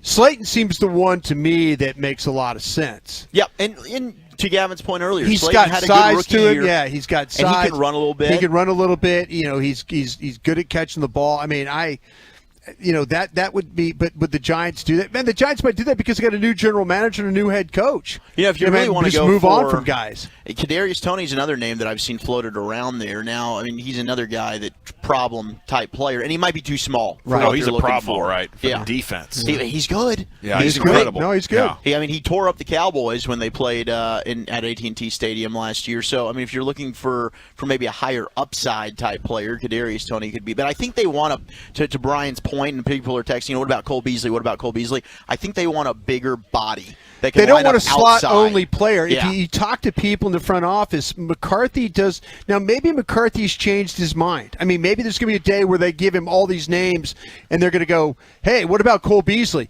I guarantee you, I think Jerry Jones – I would be shocked. I'm just going to say this. I would be shocked after all the things that Cole Beasley said leaving this place, that Jerry Jones is like, oh, come on back. Yeah. Come on back. It's okay. All that vaccination stuff, and then, some of the shots that he took at the organization on the way. I would be super, super surprised. But Mike McCarthy has told people in the organization, I don't want a slot-only guy. Yeah. He's all about the guys that kind of find a way to play all those positions. Well, they're gonna have to make a concession somewhere. They're a bigger team. He's we want availability. This guy's kind of injured. It might be. That's what I'm saying. It might turn into I have no choice. Coach, right. Yeah. Do you think Cole Beasley or one of these other guys? Right, and I know Kellen Moore and Cole Beasley still speak, and they have a relationship. When Cole left Buffalo, I was told Kellen reached out, and they've had a conversation. So there's been communication there, but you're right. I don't know if the Jones family would be too keen on that addition. I like the idea of not wanting a pure slot because we need that space to operate with CeeDee Lamb. We have to, if this is the kind of throws that our offense is going to be directing towards, instead of a Dalton Schultz or Cole Beasley or Jason Witten catching the ball, it needs to be Tony Pollard and CeeDee Lamb. Those guys have an actual chance of splitting 2 defenders and creating a really exciting play. Everybody else that I just mentioned is diving on the ground at the feet of the first tackler that arrives, or easily getting manhandled by a bigger guy. Yeah. So to me, it's not necessarily about I need receivers with versatility. I need CeeDee Lamb to have the freedom to go wherever he wants. Right. Without our second or third best player occupying the middle of that dam so exclusively. Yeah, that makes a ton of sense. And they're doing it with Tolbert as well. They're moving these guys. They're making a concerted effort to, you don't really know on a play-to-play basis where these guys are going to be lined up. And so you have to have another guy in there that can kind of play that part as well. Another reason why I like Will Fuller is because he's a guy that does do the deep ball so well. You like the speed. Yeah. And you're right. Separation, they need that. They need that. And what did the sharp analysis say about Dak? His best throw is the deep ball throw. Mm-hmm. Well, who's the guy that you're throwing deep to right now? Will Fuller could be that guy, and he's the type of guy that defenses have to respect even when he's not getting the ball because he is there's 60 yards down the field, there's a bomb. Because the Will Fuller day is 3 catches for 98 yards and a touchdown. Yeah. And it's like, oh, wow, because boom, all it took was he one. averages 20 yards a catch. Yeah, and so I think you don't have that guy, and if Dak is best at throwing that ball, that just seems like the perfect marriage to me. Dak's going to join us in an hour or so. We'll ask him how much he's missing this guy Michael Gallup out here. We'll see if we can get an update on that. We'd have the Mike McCarthy press conference coming up here at 3:40, 3:45, so maybe he'll give us an update there on how the team is looking at their wide receiver options. Okay, and maybe some injury updates as well. Bobby Belts has been trying to set up Wolchuk, and rumor is he succeeded, and that's going to happen this evening. So we'll get to that. We'll also get you the top stories happening in the world of sports in the Mike McCarthy press conference. Dak after that here in the G-Bag Nation on 105.3 The Fan. Let's chat about my friends at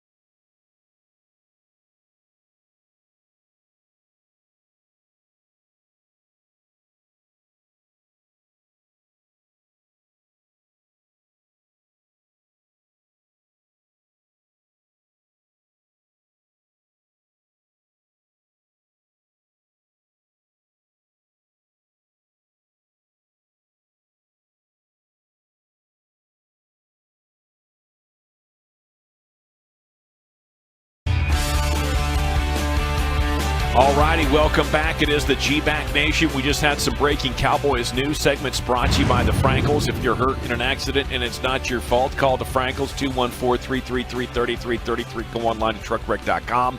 Yes, Jerry Jones to the assembled media just moments ago. They are not going to pursue another wide receiver.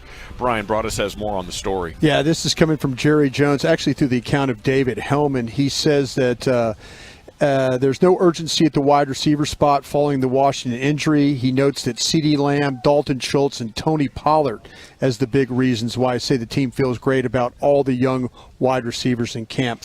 We made a mention of that in our previous segment in Krusty's Corner. Could Schultz and Pollard and those guys, could that be enough to get to make sure that when Gallup, could that be the bridge to get Gallup back here, in the first couple of weeks of the season? To me, there's so much going on here. I think it's a blessing in disguise that we're going to get to see more from Pollard. Just get him in the lineup. I think he could help you more on simple routes than some of these other wide receivers that might run a bigger route tree. And, to me, it's also another reason to believe that this team isn't that urgently pressing to try to win big this year, Brian. And I've been talking about that, and all their actions line up with it. They're like, what? Use any of the cap space to make the team better? Nope, we're not doing it. We're keeping it all. Yeah, and they might be in a situation, too, where they just hate every one of those names I just mentioned. That's their job. Getting overly excited? No, about those that's names? their job. Me personally, I go out, and I try and trade, and I'm not. Maybe it's not Slayton or somebody else, but there's people that'll tell you, and Gavin's brought this up plenty of times as well.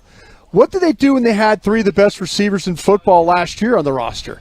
Didn't do anything that much in the second half, right? Yeah, struggled against good teams. So all of a sudden, we're screaming about, they got to do this, they got to do this, and they're looking at me going, no, we don't. Look what happened to us last year. You want us to give assets up for, I just personally feel like that Jerry is saying exactly what's being said in that meeting right there. Mm-hmm. Coaches are telling him we don't need to go add a receiver because we don't think any one of these guys that we're talking about is worth a damn. I guarantee you that's the issue right now. Well, they must like some of the guys they got on this roster right now. They must did. be loving what they got. Yeah. Well, but it's more than just CeeDee Lamb, Dalton Schultz, and Tony Pollard. That means it's like, okay, we trust that Noah Brown's going to be playing well. Or we trust that this Dennis Houston guy's going to be playing well. Simi Fehoko or TJ Vasher.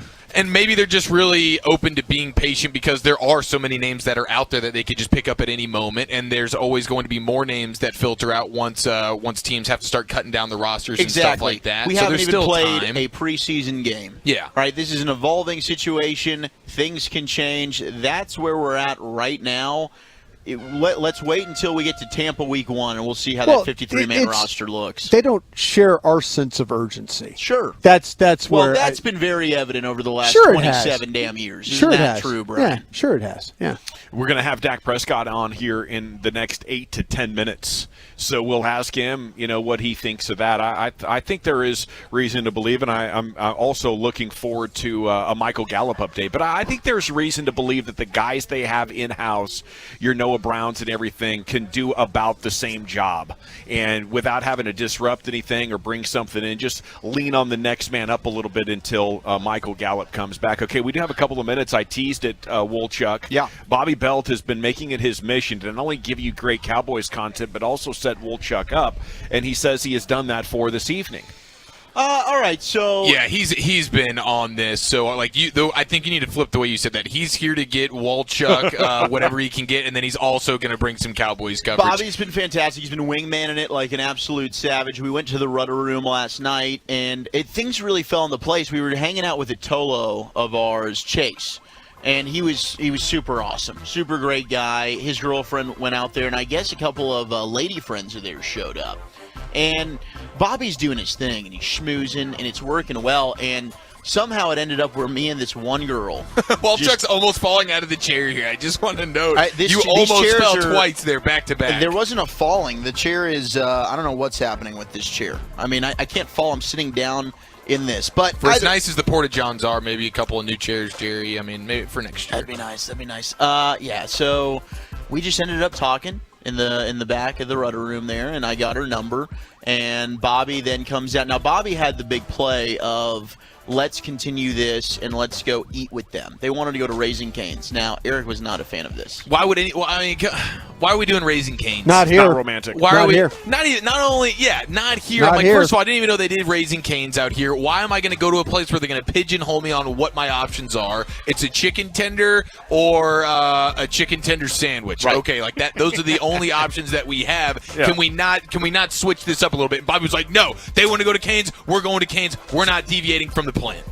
So we went, and now we've got we got a date tonight. We're going for Korean barbecue, she texted which I've him never first. had. She texted him first today. Let's go. Saying, hey, are we still on for Korean BBQ tonight? So this is very exciting. You And now excited about the this? whole team is I'm rallied excited around. about this. We're all going to Hey. be there and just scoping out Everyone Walchuk. wants to come. The entire station wants Yeah. to come and Why witness this. wouldn't we? The We should pressure live is stream it. on, boys. I'm feeling it. You're gonna come up clutch. Well, the pressure's on for us to do a great interview with Dak Prescott, and he's going to join us next here in the G-Bag Nation on 105.3 The Fan.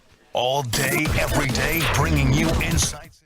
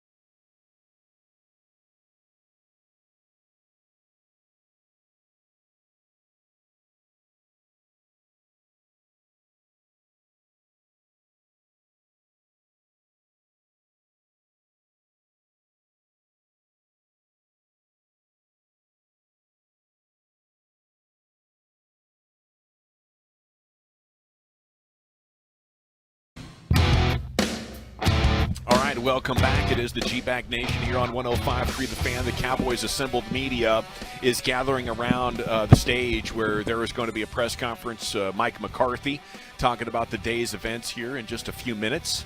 We were anticipating an interview with one Rain Dakota Prescott happening at this very minute, but it's so busy. There's a lot of things that are in motion, a lot of fluid components, and we're hearing now that this may very well happen after the Mike McCarthy press conference coming up in the 4 o'clock hour. So apologies for that, but at least here in the next couple of minutes, you're going to get Mike McCarthy on the heels of Jerry Jones breaking a little bit of news here for you. Our training camp coverage brought to you by Twin Peaks and Metter Dodge Chrysler Jeep Ram. They're standing pat at wide receiver. That's interesting. Why do you think they felt the need to go get a James Washington a few months back, but now that we're in camp, there's not even a preseason game played, that now they don't need somebody, Brian? Kind of felt like they had to protect themselves about Michael Gallup being out. So you go out and you add a guy like that you feel like they could come in. Maybe he had something left. A lot of it had to do with what was going on with Pittsburgh, with Ben Roethlisberger. But Will McClay is going to bring players in when he kind of feels like he needs to protect himself. So they had to do something to try and make sure that was covered until they got Michael Gallup back. And then, lo and behold, what happens? Washington gets hurt as the replacement, so now they're in a little bit of a bind as far as that goes. Do you think they no longer feel like they need to protect themselves from Gallup, or there's not good enough options out there to protect themselves? I feel like that they don't like the names that we all went through. Okay. I just don't. And the fact that Jerry Jones in those meetings, when he starts to bring up names like Pollard, and you brought it up yourself, maybe this is a blessing in disguise to get Pollard more involved. Yeah. But Jerry's not going to sit there and grind on the tape and look over the waiver wire and be all that. So to me, this is more about him having Mike McCarthy and others tell him, hey, we're cool with Pollard, we're cool with Schultz, we're cool with Lamb, we'll figure this thing out. We don't want to go bring somebody else in here that is going to replace a guy that might get hurt as well. We talked about Will Fuller. His injury history is not very great either. How much, Wolchuk, Chiafalo, how much can Tolbert be a part of these plans year one? How much has he impressed you so far out here? I think he's been very, very impressive. He's had a strong camp. It hasn't been like super flashy, but he's just one of those guys that's constantly seems like he's getting open, and he doesn't drop the ball. And you saw it today in the 7-on-7 period. Dak found him on a nice over-the-middle kind of play where he starts on the left-hand side and finishes 20 yards down the field all the way over to the right-hand side. I'm trying to remember who was in coverage on that play. It might have been Jordan Lewis, but I don't want to drop the name if I'm not 100% sure. But it was a really nice play by Tolbert. Once again, you see him in the team stuff. The short stuff, though, you're not seeing a ton of overly deep routes there, but he's another one of those guys when today they go 2-minute at the end, and it's just short pass, short pass, short pass, and he's catching 2 or 3 of them. So I think he's been really consistent. Is solid, really solid. He's doing an excellent job with his route running, and he's getting some separation, which we're not seeing. I mean, it's so tough to create any space because of the tight coverage. I mean, that's something we've discussed, I think, every single day. The secondary is doing an excellent job. I think Jordan Lewis was really good today. Anthony Brown, I think, throughout training camp has been good. I think Deshawn Wright's been covering well. But they are really challenging these receivers. But Jaylen Tolbert, to me, is a guy that is winning off the line pretty consistently. Now, he did have a dig route today that he was open. Dak threw an absolute laser beam, and Tolbert had an opportunity to make the play, and he just wasn't able to hold on. That's the only drop I've seen from him out here so far. But otherwise, they don't have an option. Well, Jaylen Tolbert has to step up in a big way. The answer is he must be a factor. Yeah, he needs to step up. But think about it, too. We haven't seen one-on-one routes out here. And that's usually when you can kind of get an indication about separation and winning off the line, the way they receive the ball, stuff like that. We just haven't seen any of that. And that might not be Mike McCarthy's bag. He might not just want to expose his defensive backs or his wide receivers, good or bad, while everybody's out here watching. Power rank him for me, Brian. Okay, after CeeDee Lamb and, of course, Michael Gallup with James Washington hurt, with your wide receivers, is Jaylen Tolbert clearly the next best? Would you go with one of these veterans that's in camp or one of these young guys? Noah Brown has stepped up like he wants to play. Yeah. And he wants to be more than just a special teams guy. So if you had to power rank him right now, I think you would probably have just the way that they're practicing. I think I would have Noah Brown over over Tolbert right now. Yeah. Yeah, you have to. And it's not a sexy name. It's not going to get the fan base excited. But Noah Brown, outside of CeeDee Lamb, has been the best receiver out here. Okay, so as we're sort of workshopping how do the Cowboys put together an effective group of pass catchers, we also have to talk about Tony Pollard and how versatile he is, because for a front office and a coaching staff that doesn't want the slot-only player, what other things can you do with Pollard? Well, that's the trick, and I think it's slot only as a receiver, not slot only as we're desperate. We got a guy that we need to figure out. You know, all along, the one thing I think we've been really consistent about, and they've failed to take advantage, and even Jerry Jones came out with the NFL Network the other day and talking about Pollard, and you have to get Pollard more involved. And we're all kind of like, okay, when we see it, well, you're actually seeing that a little bit more. But it's not so much put him wide, or his stuff is going to be slot, it's going to be wheel routes, it's going to be underneath stuff, the Texas routes, the things that he can attack the middle of the field. That's where Pollard, it's not going to be, oh, by the way, motion all the way out to the numbers and then run maybe get a go route out of that, or a hook, or a comeback or something. But, yeah, it's going to be stuff that's slot or wing, and then underneath maybe motion and stuff across to try and get him the ball on the move. Yeah, and his versatility is, but he can also play the running back. And then if you do see him lined up out real wide, he ends up motioning back in to play the running back spot, like in shotgun or something like that. So that's the only time you really see him out wide. You don't really see him running any routes from that standpoint. But I think it is still pretty evident. We've seen the juice from Dowdle and stuff like that, but Tony Pollard is still pretty evidently a stud at the running back position. It's like he still needs to play some running back, because one of the best runs of the day came from Tony Pollard. Yeah, and it was an interesting – they took advantage of a weird defensive formation by the Cowboys there. They had the entire defensive line standing up. I think they quick snapped him is what they did. They caught him in an adjust. But that's one of those things we talked about last week, Brian, where – Dak caught Sam Williams off sides, right? Right. And they hit CeeDee Lamb for a nice chunk. These are things, the line of scrimmage, when you can go ahead and manipulate a defense that we want to see from Dak Prescott. We've talked about pre-snap and these things from a quarterback. How can you win games doing the little things?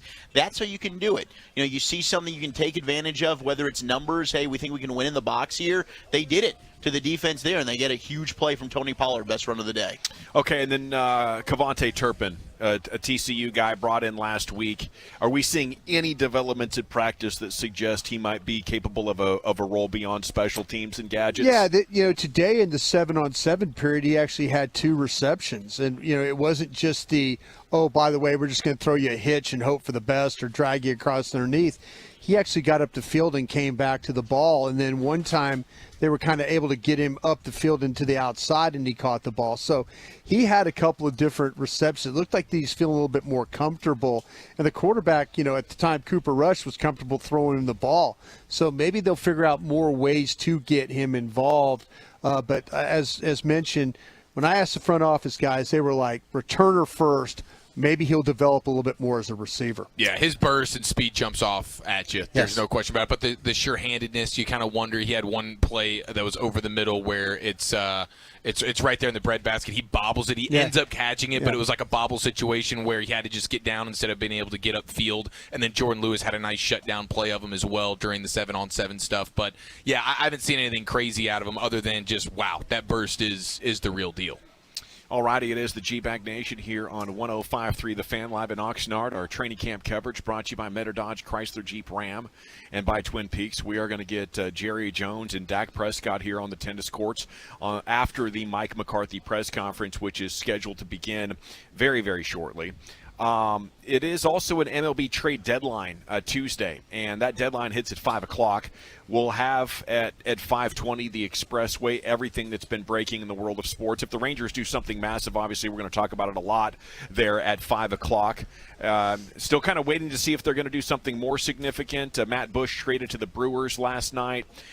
Maybe we could have something with Matt Moore.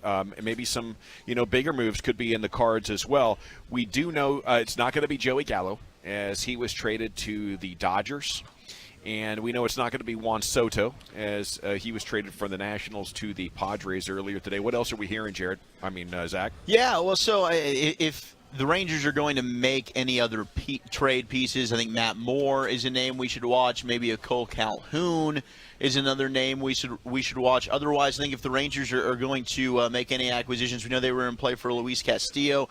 They certainly would like to maybe bolster this rotation, especially with the John Gray injury last night, with him leaving due to side discomfort. Might have to go back on the IL. That's certainly a bummer for John Gray. But I just the asking price right now might be a little bit too much for what the Rangers want to give up to try and acquire some of these pitchers or some of these arms that have control for more. For multiple years, basically. They're not trying to do something that's a rental like some of these other teams like the Dodgers, the Red Sox, or the Yankees are that are contending right now. The Rangers are looking for, if we're going to get a guy, we want to have them for 2 or 3 more years when we're actually looking to make the postseason. They say the package that got Soto has a case for the biggest trade package ever.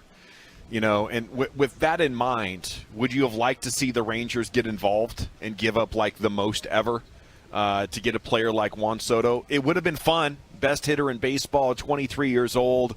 You know, you could really talk about putting an offense together, but I don't know, Zach. I feel like they have enough offense to win already. If they had a pitching staff and a bullpen, we would be talking about a very good baseball team already. So, you know, I kind of want you, if you're going to make a big trade, to get the pitchers. Yeah, they'd have to have given up a Jack Leiter. You'd most likely have to have given up an Owen White, who's the one arm in your farm system this year that actually has improved, unlike a Cole Winn or a Cole Reagans or some of these other guys that are, or a Jack Leiter even, that have regressed a little bit. So I'm with you. It's like if you go ahead and you do this, not only are you going to have to give him a massive contract, and it's exciting. He's a hell of a player. He's already on a Ted Williams-like trend in terms of one of the greatest young hitters that the sport has ever seen. But what do you have? What do you have to do after that? Because then you're going to have to also go out and spend to stack up this rotation because you don't have it anymore within your organization as far as developmental pieces. Yeah, and the pressure to win skyrockets. Like now it's like, okay, you have the Juan Soto, but are you going to Mike Trout this thing with the Angels and just have this great player that is just has the bloated contract and he's a monster, but you don't do anything to bolster the team enough around him to make it anything of significance? So now you're spending everything in terms of assets to go get him. You're giving him a ton of money, and now you're going to have to throw money around at your rotation as well to get where you got to be. I don't know that. I hope they were involved in the conversations, as I think it's pretty obvious that they were. Right. And maybe they helped drive that price up a little bit, and then said, okay, thanks, but no thanks. All righty. We do have Jerry Jones approaching the podium. I believe he's going to talk. Are we going to take this as well, Tim? We're going to take Jerry Jones at the podium first, and here he is on your home of the Cowboys live at training camp. Guys, just a quick comment on my part. I've visited with most of you coming off the field, but I want to introduce to you Tad Carper, our new Senior Vice President of Communications. And so he's going to take your normal conference that you have and questions you have with Coach, and he's going to lead the way like he's going to be doing from now on. Tad, with no further ado. Thank you. Good to be here with everybody. And I'm going to have some stuff for you here in a little bit, but out of respect for Coach's time here, he's got some stuff to get to. We're going to roll right into his segment right now. I will ask you to do one thing special. I've been watching all this stuff. Where's Clarence? Where's Clarence at? Yeah. Been watching you a lot, Clarence. I do ask that you identify yourself in the outlet you're working for. When you ask your question, that'll help me out a lot. I appreciate it, and I think it helps everybody that's watching and tuning in on the live stream too. So without anything more about me, let's get back to football and Coach. Coach Mike McCarthy press conference here. I want to find through the fan.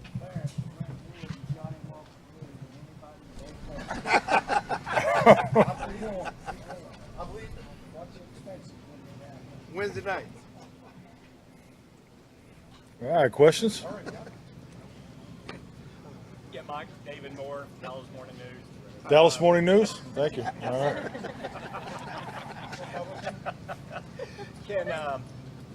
with the loss of James Washington, what is your approach? Would you like to see some of these younger guys to see what you have before bringing in help from the outside, or would you like to get a veteran in here? I mean, I think just like anything, you have a 90-man roster. Our wide receiver group, even going into this camp by design, we wanted to make sure we're giving all these young guys an opportunity. But the other part of it too is you do have the install phase that you're going through. So I think you'll definitely see these young guys improve, with those opportunities, particularly once you get past the install phase. So that's really what my focus is as far as being on who's here. As far as veterans and understanding what's going on at each and every position. I mean, player acquisitions is constant. So if we go that way, it's to be determined. But it's not a focus of mine. We talked to you about what some of the young receivers are showing already, but we've had a couple more padded practices since. What are some of the guys showing you in team drills? Well, I think the biggest thing is, and it's on so many fronts. It's beautiful to be here, but it really gives you the opportunity to practice the way we just got done practicing. So, we had identified in the meetings today that hey, we really needed to pick up the competitive environment. I thought yesterday we got off to a solid start, but I think we were trying to do things right.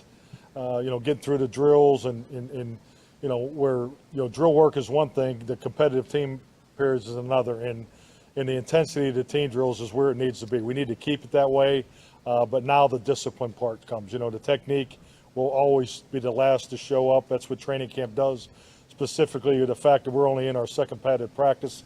But I really like the step that we took today. So we got the competitive spirit where it needs to be, but we got to get the discipline on how to do it the right way, particularly in some of the the collisions and things that you have, and you go through that every year. I don't think there's ever been a year as a head coach where day one, you just don't feel real great about the work. Watch the tape; it's better than you think it is. I'm anxious to watch the tape of this practice because I thought our guys really flew around today. So I love that about the practice. Mike Clarence Hill, Fort Worth Star Telegram. You can't even say it with a straight face. It's hilarious. CeeDee Lamb is the only healthy receiver right now that has a career touchdown pass in the NFL. Is this an opportunity to let these guys grow, or is there concern about, the experience, the depth, guys who made plays in this league? Well, we talk about growth, we talk about draft and develop. Here it is. This is what it's all about. Each and every team that I've ever been the head coach of, there's always some level of projection and growth that has to occur. So the only way to get there is through these training camp practices. So, you don't wait to the preseason game to start that process. You don't wait to giving them opportunities early in the season. So, this is what it looks like. It's unfortunate that James, was injured. But, it's really opportunities for these young players to step up. From ESPN, I'm just wondering your thoughts on Dennis Houston and what he's shown you from going back to when he got her in April or before that after the draft. He's Dennis has really jumped out. That you could see it in the OTAs. He made a lot of plays. I think everybody, both sides of the ball, was impressed. And I think, history would tell you, okay, now let's see what he does in pads. So, and I think he's put together 2 solid days. So, guy's a heck of a young football player. Noah Brown's been here about his 6th year. What have you seen in him? He's only been around almost 3 years now. What have you seen in Noah? I think Noah clearly is having the best camp that I've seen in our time. He's lighter, and I think he's made a very conscious effort to go into this. He's lost the weight early in the off season, so he's been playing this way now for a couple months. So I really like what Noah's doing. He's very flexible, can play all 4 positions on on offense and receiver group, but also he's one of our primary special team players. You talked earlier this week about working the kickers back in to practice and situational work. How do you feel they've responded over these last 2 days, especially today? I think they've responded, kind of on a normal curve. I think the first day was, you could feel that, they didn't hit the ball as clean as I think they would like. I think they're definitely hitting the ball better. We'll continue to work, and we're going to keep that period going there at the beginning of practice during the team fundamentals. So, you can see just the last 2 days we've really, upped their snaps. We're also made them part of the mojo moment. So, because, we're trying to get them as close to live reps as possible. Ferguson at practice. What's wrong with those Sprinkle and Ferguson weren't out there? And you have to watch your numbers at tight end if it's something that keeps them out of Yeah, definitely. I mean, those are things that kind of happened right. Jake was right at the beginning of practice, so he had a hamstring they're looking at, and then Jeremy has an Achilles that kind of flared up on him. So that's why both those guys missed practice. I'm sorry. Okay, Jabril Cox. Jabril. Okay, Jabril Cox. Yeah, just being smart. Obviously coming off the major knee, it kind of dinged it a little bit. It's not of serious nature, so we just kind of shut him down. I do anticipate him. He'll practice. He will definitely practice on. We don't have the practice tomorrow. We just have the mock game, so he'll practice on Thursday. All right, there it is, the Mike McCarthy press conference here on 105 through the Fan. We're going to step aside here live on the tennis courts, come back because Jerry Jones is set to chat, and then Dak Prescott's going to join us coming up at 4:15 right here on 105 through the Fan.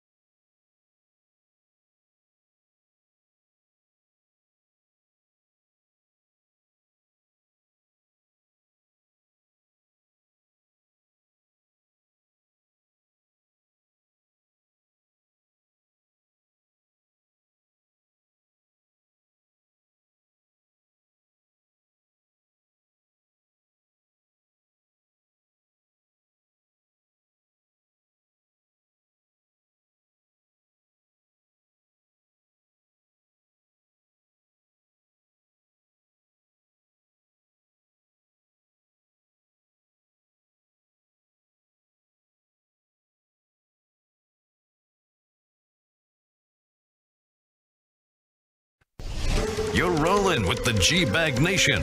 Let's do this. Right here on 105.3 The Fan.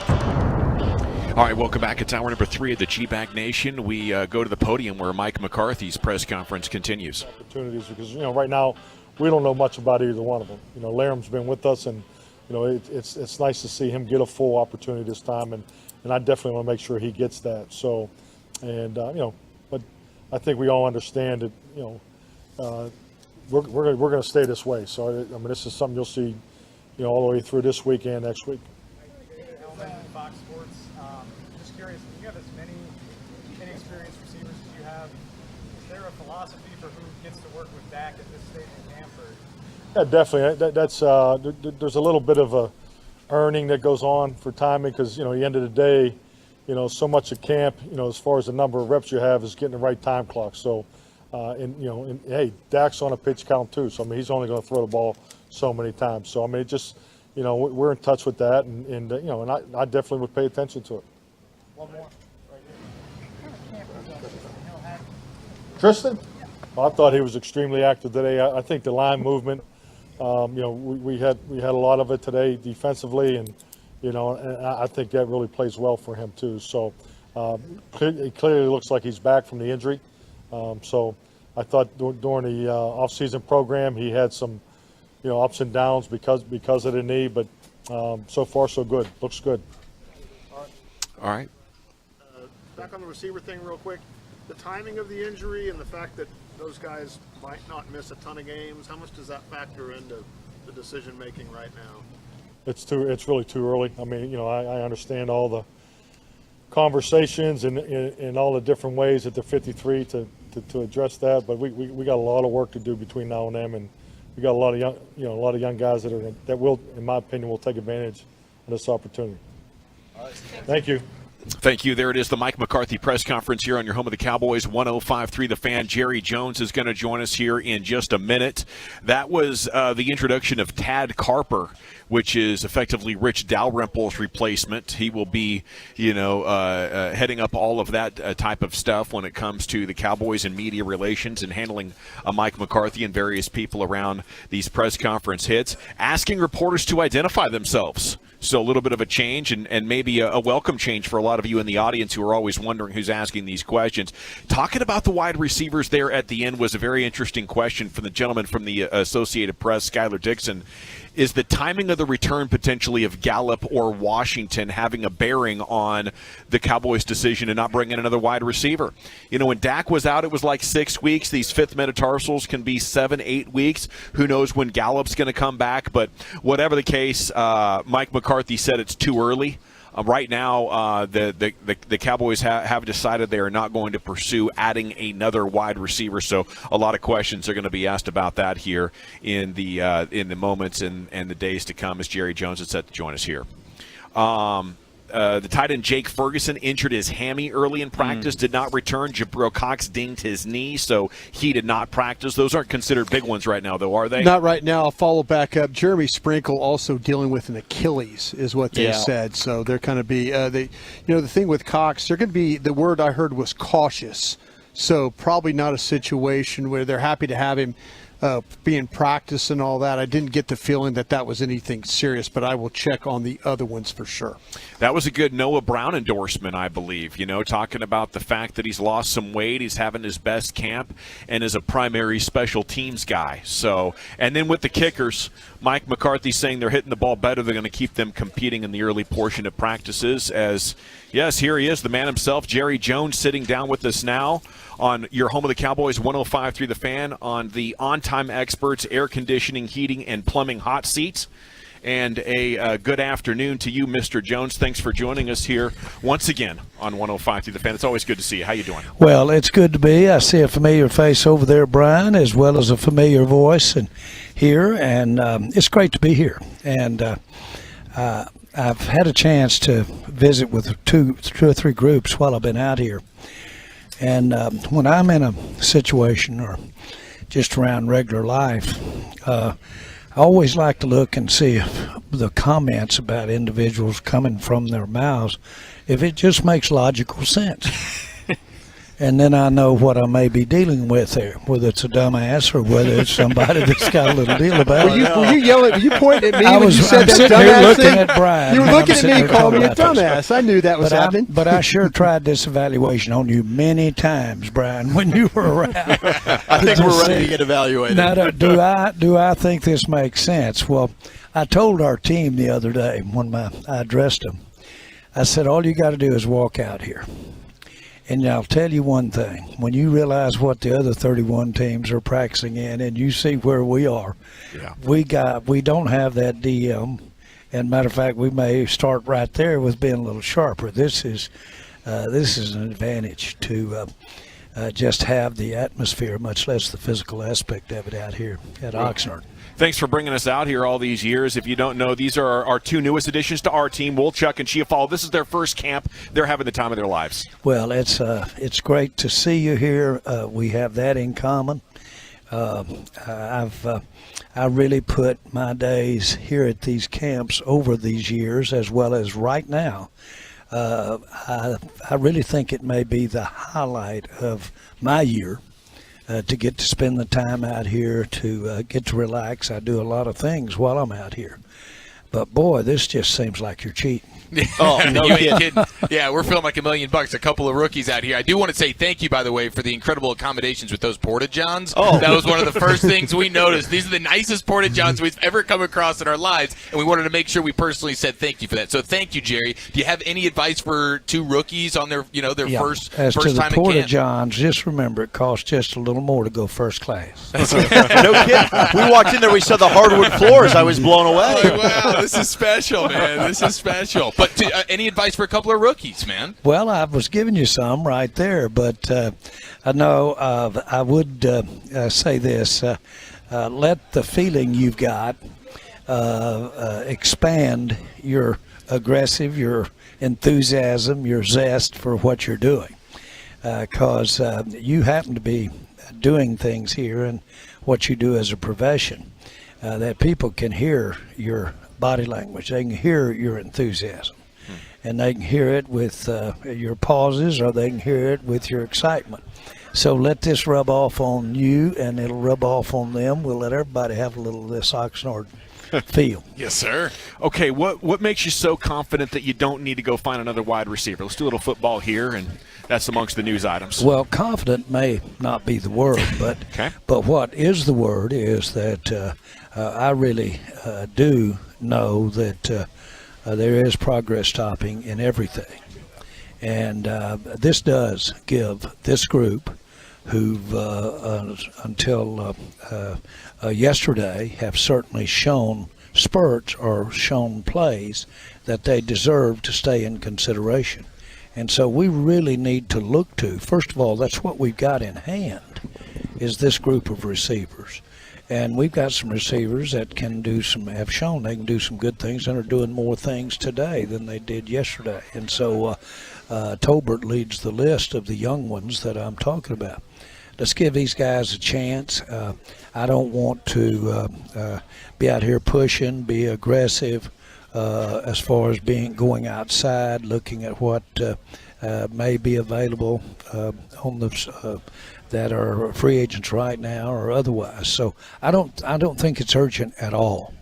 I think we've got a lot of ways to throw the ball and a lot of people that can get it, and possibly that could do good. Maybe it'll cost more balls to go Lamb's way. Maybe that ought to be done.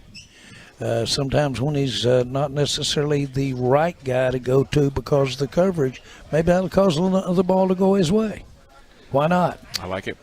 Jerry, the thing with Pollard, and is, we sit here and scream on the radio and we deal with the fans and stuff like that. Do you feel like that Pollard, has he been wasted a little bit in your eyes, or is it something that now you see that sense of urgency to get involved because you've seen him as a playmaker? Well, I think waste. What would you have, and I'm not taking issue with what you're saying, but I feel good every time he's got the ball. Yes, sir. But maybe I feel more? like something's going to happen. I think the opposing team by now absolutely know they better defend him because he'll get away on you. And so I'm just excited about that, and hopefully by having the use at the level it's been, then he's stepped up here and he's in his prime. We haven't, of course, overused him, haven't worn him out. He hadn't been injured. And here he is, seasoned. He's a veteran player. We all know you're better if you can go through this period of time. So I'm drawing it out here. But, no, I can't say that, like I say when I think of not having reached a Super Bowl, and as long as it's been, what a waste to have had Romo here and not got to touch a Super Bowl. Now that is wistful, and that hurts to think about that. Pollard is not yet in that category. We've got a lot ahead of us with Pollard, and we do need to get him the ball. He's going to be a very effective part of our plan, and I'll assure you we will use him more. Cowboys owner Jerry Jones with us here on 105.3 the phone, 105.3 the fan. Excuse me. How much more of that is as a receiver for Tony Pollard? You mentioned CeeDee Lamb, Dalton Schultz, and Pollard as big reasons why you don't want to go out and maybe bring in a receiver right now. Would you like to see him used as more of a receiver? Well, are we counting our out of the backfield throws and sweeps and screens? And I mean, the throw on the sweep. That to me is the ideal way to maximize getting the ball to him cleanly, so that he can do what? Tuck it and do his thing and go. I don't have a lot of experience. We don't. But I don't have the vision of him going up and making the catches in the middle and going up on the sideline down the field and those kinds of things. And frankly, let's be candid, he hasn't spent a lot of his career preparing himself to do that. Right. So where I see his receiving, could he do crossing routes up a storm? I think he's got the kind of hands. Make no mistake, he can really catch the ball. Now, Jerry, we're out here together. We're doing some team bonding the same way that your team is right now. We're rooming together in hotels, having some fun stuff that way. A guy who makes his own hotel bed every morning, is that how would you describe? Is that normal behavior, where you're doing the full-on tuck, or is that like borderline serial killer behavior? Well, I had a father that was so neat, and I call that neat. By the way, no one, even I used to travel with him. We got to work together when I first got out of college, and we traveled around like traveling salesmen. Mm-hmm. And, man, I'm telling you, I didn't even see him. We shared room. I didn't even see him until he was ready to have his picture taken. But he was that much, and he would go in behind my mama in the kitchen, and when she was flouring and doing that kind of thing, he'd be taking the cloth and cleaning the flour up around us, what have you. It caused me to do the opposite. Not really. I'll be a slob with you, Joe. I'm somewhere in between that. But he was the proverbial man in my life all the way. And so I've seen some guys that tuck that bed in and do it right that can really get your attention. It's amazing. Jerry, we always love getting a chance to get your thoughts on football and your stories. You never disappoint. So thank you so much. We understand you got to go. Well, while I got you here, I just want to tell you guys what you mean to the team, what you mean to football, and it's a big deal. I initially, I guess, about the time, 89, 90, you had it. It seemed like it was kind of really starting early in Dallas for it. But what your way of involving fans in sports, as well as certainly from the Dallas Cowboys, it's been a big part. People, I see where the Cowboys are worth a lot of money. I see where we have all this viewership. I'll tell you right now, your listeners and the way you portray the game and all the guys you do, my hat's off to you, and we wouldn't be here without you. Well, it's an honor to do it, man. It really is. We love it, and we look forward to chatting with you every Monday and Friday here throughout the season. Thank you so much, Mr. 7.64. Congrats on that, by the way. Number 1 in the world, Dallas Cowboys. Listen, do you know what I'd do to trade that for the right first down? I hear you. Or for the right score at the right time, and get a whole bunch of it for a few of those. Well, let's get both of them. How's Thank that you. sound? How about There that? he goes. Both. Jerry We're pulling for it. Hey, both's a good answer. Thank you. Appreciate you. There he goes on the On-Time Experts Air Conditioning, Heating, and Plumbing Hot Seat. Cowboys owner Jerry Jones with you on 105 through the Fan. We're going to stay right here because Dak Prescott's – oh, there he is. Number 4. Look at that. A historic moment here on your home of the Cowboys. Jerry Jones and Dak Prescott back-to-back here on 105.3 The Fan, going into his 7th season as Cowboys starting quarterback Dak Prescott. And, well, you look great, man. Congratulations. How you doing? I appreciate you. Thank you guys for having me. I'm doing well. Obviously, got some great weather out here in Oxnard, and just trying to get better each and every day that we take this field. Okay, Yes, Dak, I just had my first interaction with Jerry Jones there. That was special. That was special. You know, I got to say, I think it was going strong until I went with Cowboys owner Jerry Jones joining us here on 105.3 The Fan, and I completely fumbled 105.3 The Fan. I don't even know what I said in the moment. It was The phone, word vomit. maybe? It's a stutter. I think I went with the phone. It was absolutely terrible. What was have you had an embarrassing moment in front of Jerry like that, and is there any recovery? Nah, I don't know if I've had. He's cool, calm, and collected all the time, old chap. Yeah, I mean, there's been some of those defensive linemen are a lot more scarier to me. So, but I can understand why you would fumble. I mean, he's an important guy, right? No. So, Dang right he is. yeah, I'm sure he forgave you.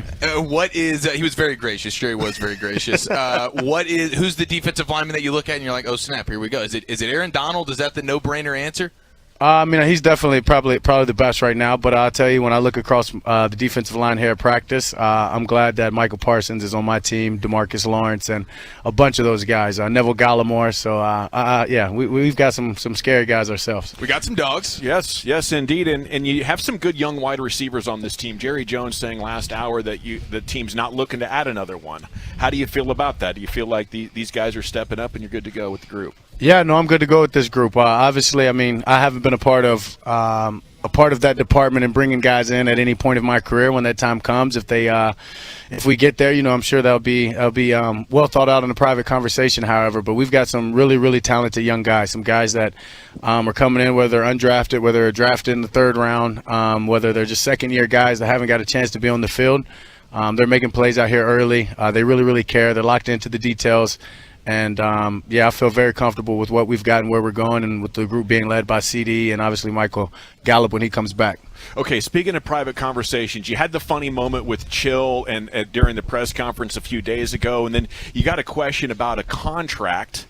And they keep writing about it. And I thought we were going to get a break from talking about this, but it's out there already. Is that something that is interesting to you, or are you trying to block that out? Or what's Dak's thought right now on another contract just 1 year later? Yeah, I haven't heard anything besides that question, honestly, in the press conference. So I really don't even really know where you're coming from or what's being said beyond that. Not any of my worries. I'm just focused on this team, what I can do to help this team. Money has never been a motivation factor to me. Has never been any part of the reason I played this game. So those thoughts never come in my head, and that's why I said it wouldn't happen until there was conversations that happened personally with me, and I don't see those happening right now. Dak, is it fair or unfair that this fan base expects you to carry this team? I mean, not necessarily, I guess. When you sign up to play this position, as I said last week, you know what comes with it. And you know when you're playing quarterback for this organization, the great ones that have played before you, and what the standard is. So not at all. As I said, I feel like we get too much credit sometimes when we win, so we're going to take the credit when we lose as well. So it's all fine with me. It's part of playing this game. I embrace it. There's no pressure with it. It's a standard and expectation, and I feel like mine that I have for myself are much larger than anyone else can have for me.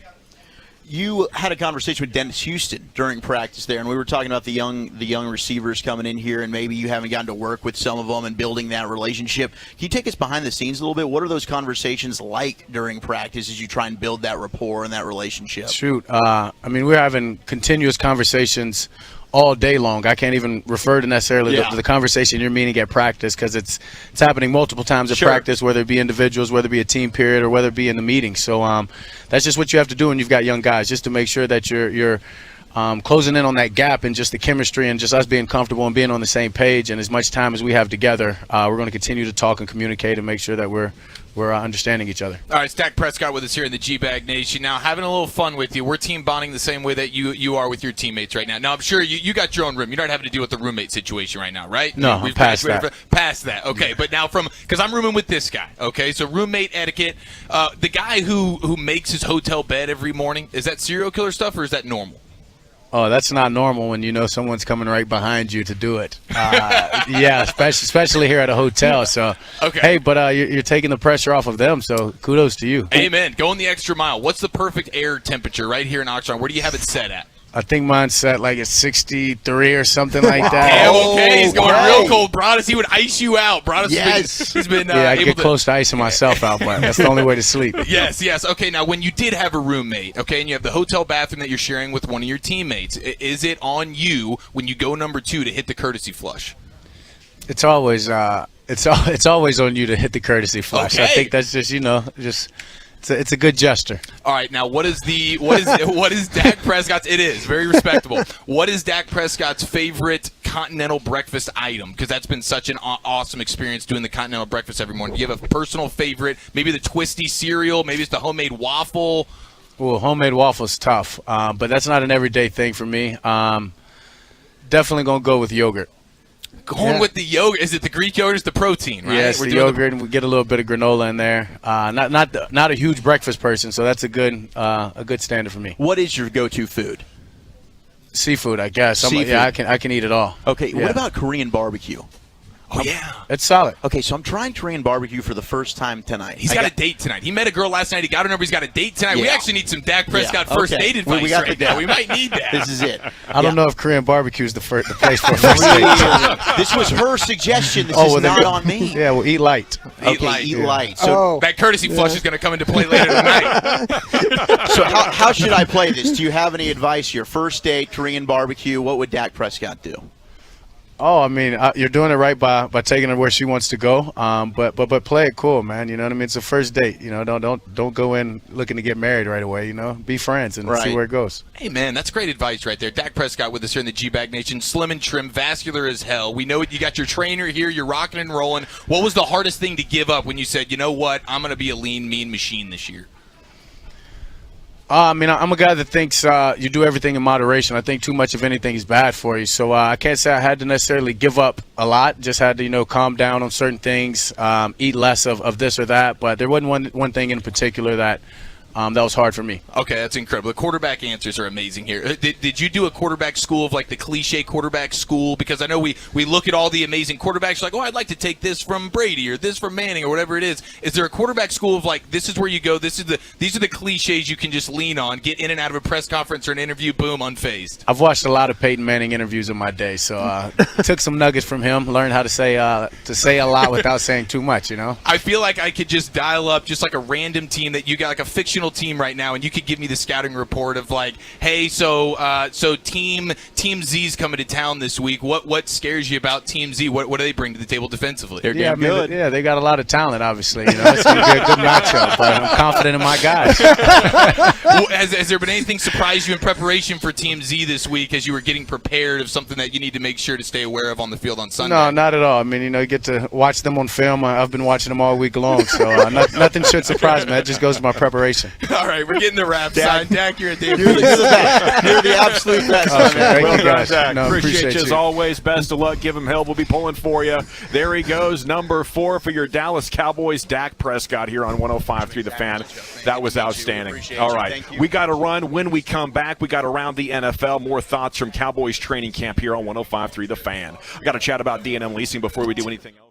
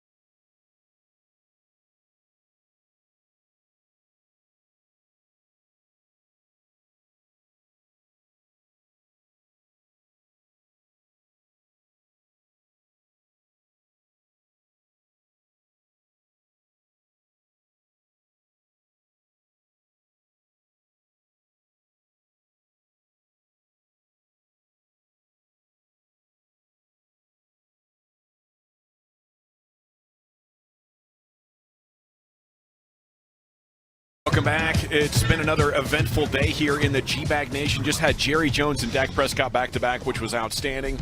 Zach Wolchuk had another radio blooper with an attempt at a question.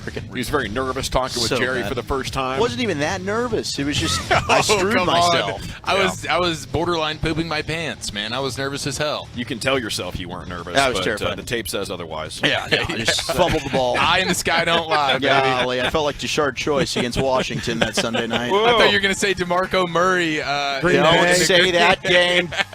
Segment's brought to you by the Glass Doctor. Here's Wolchuk, your top 10 420. All right, fellas, I started thinking about nicknames because Travis Kelce of the Kansas City Chiefs had a pretty cool nickname for the new rookie, George Karlaftis. Lucius, I don't know if we have that audio available, but he was talking at the podium about Karlaftis is what he is now referring to George Karlaftis. Do we happen to have that available? Perfect. Here he is, Travis Kelce. We got some dogs up front, man. We got some good guys up in the front line, especially, Karlaftis getting in there, throwing his heavy hands around. And it's just been cool, man. It'll be good when we get Carlos in here and kind of get the whole bunch together. So Karlaftis, guys, how do you think of that as a sports nickname? I like it. I would have gone with sarcophagus if I was going for a nickname. That's a place where you put dead people, right? The sarcophagus? Yeah. Is it? I thought that was the morgue.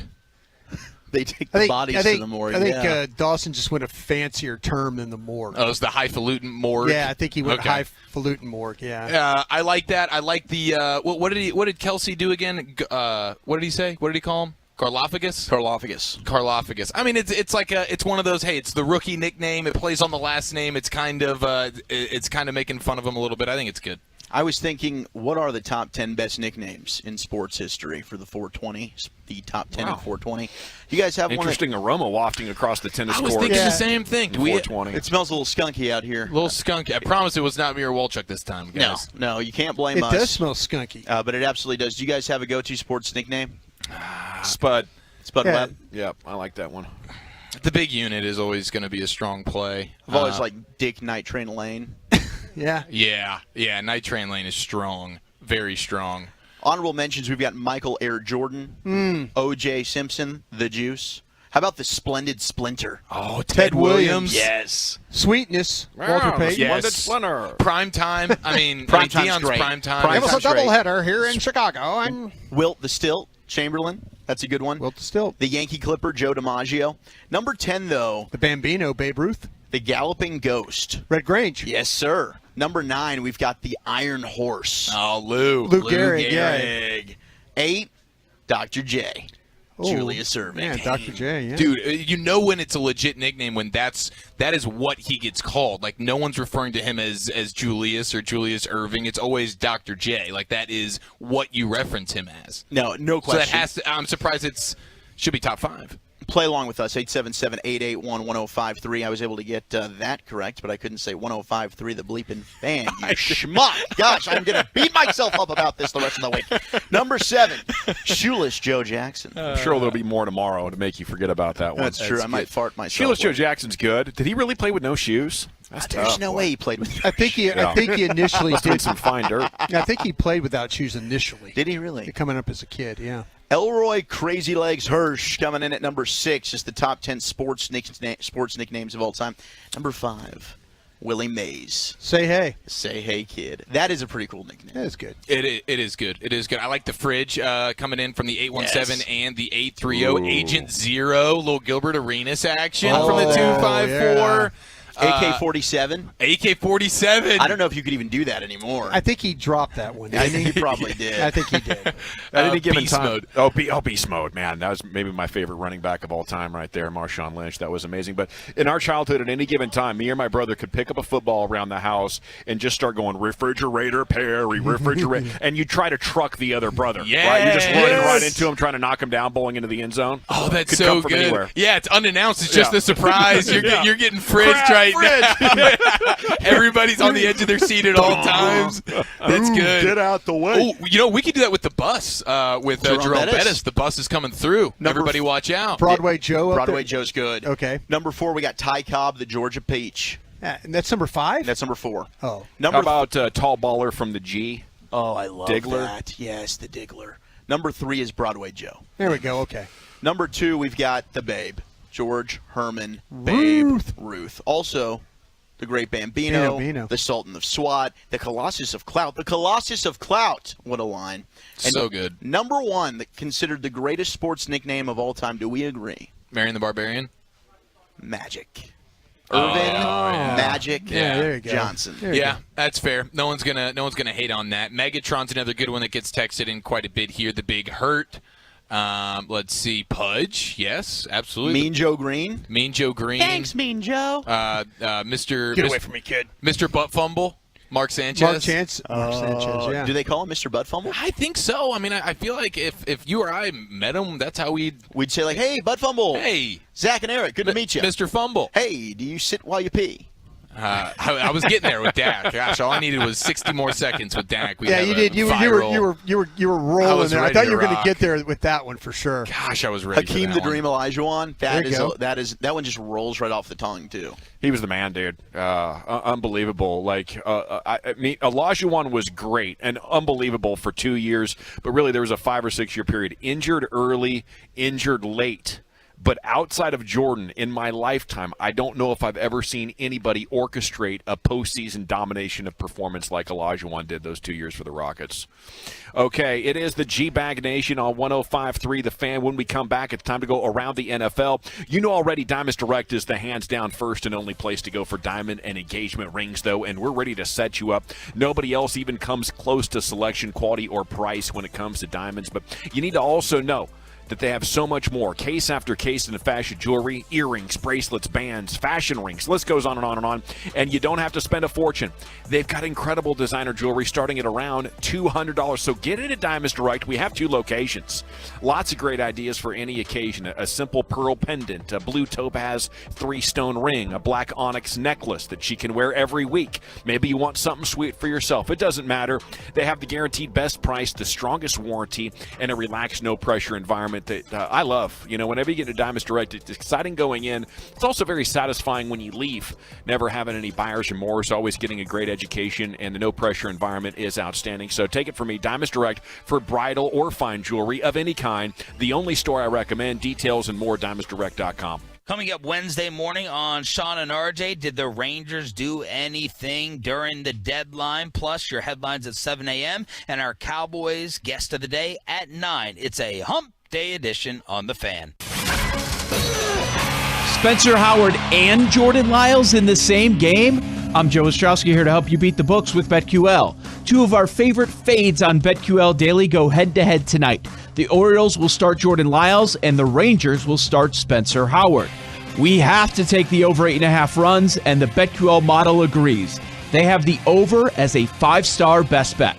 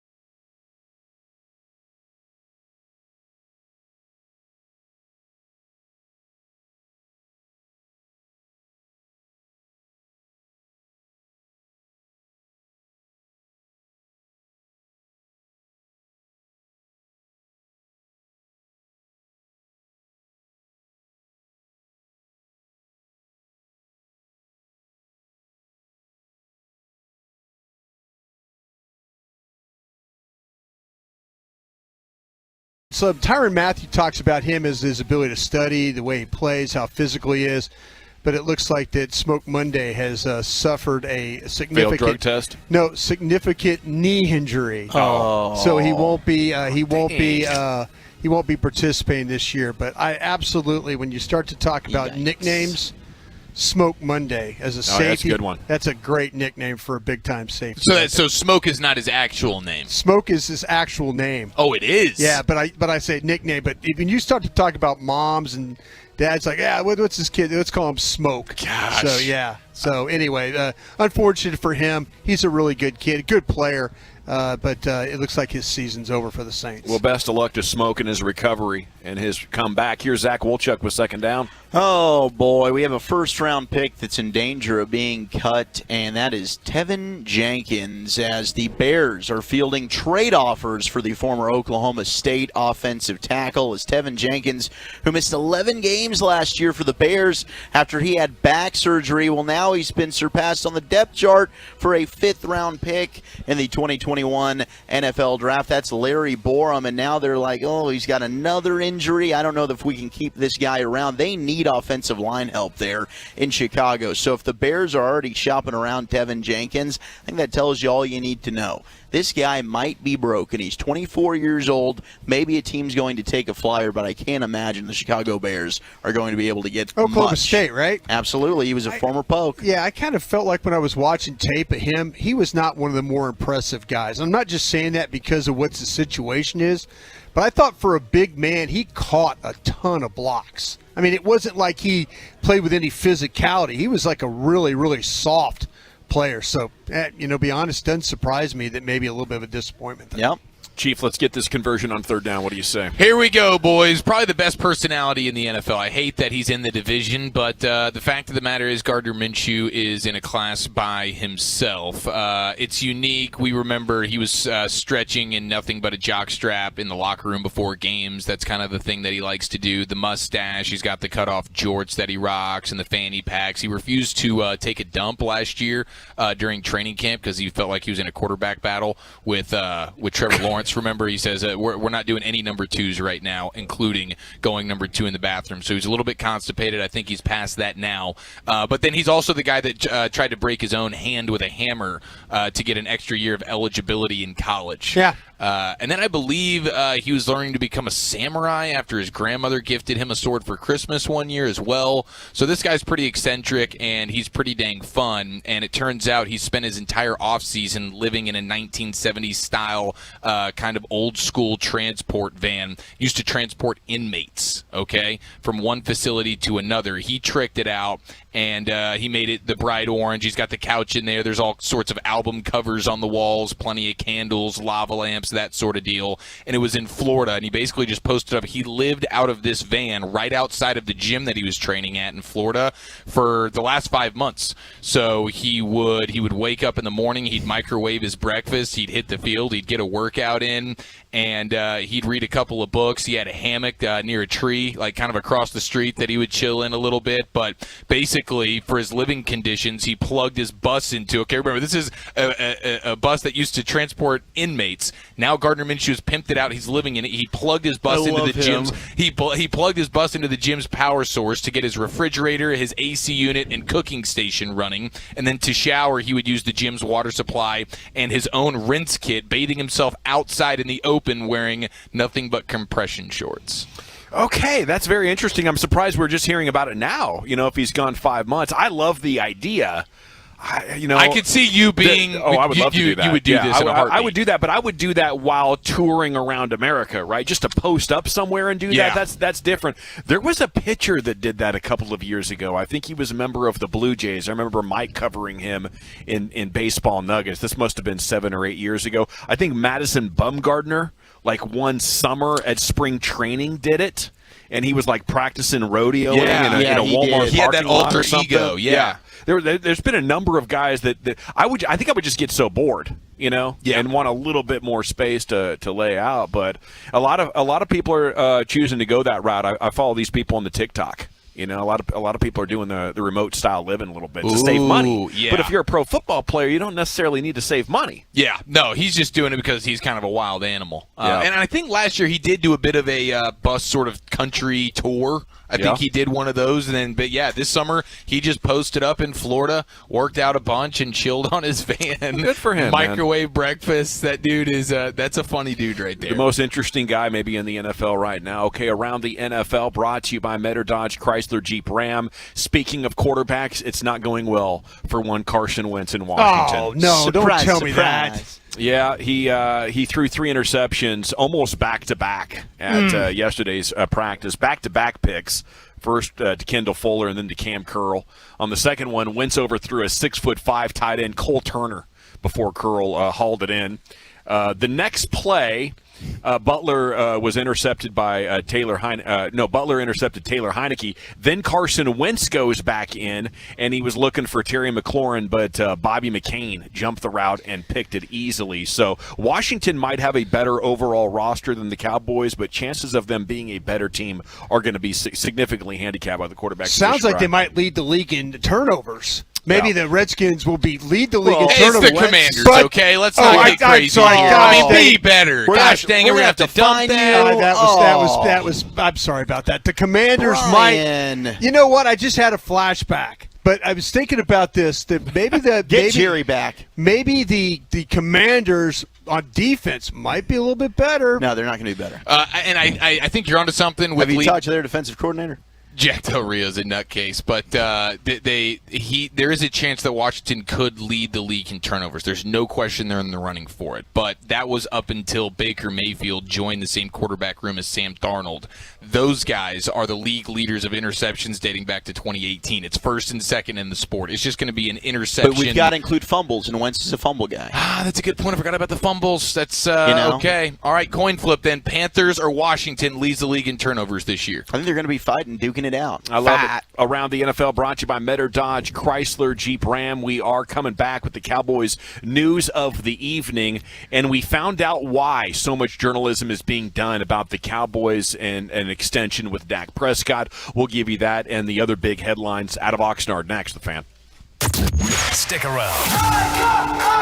We've got much more to talk about next on The Fan. This Odyssey Sports Minute is brought to you by AutoFlex Leasing.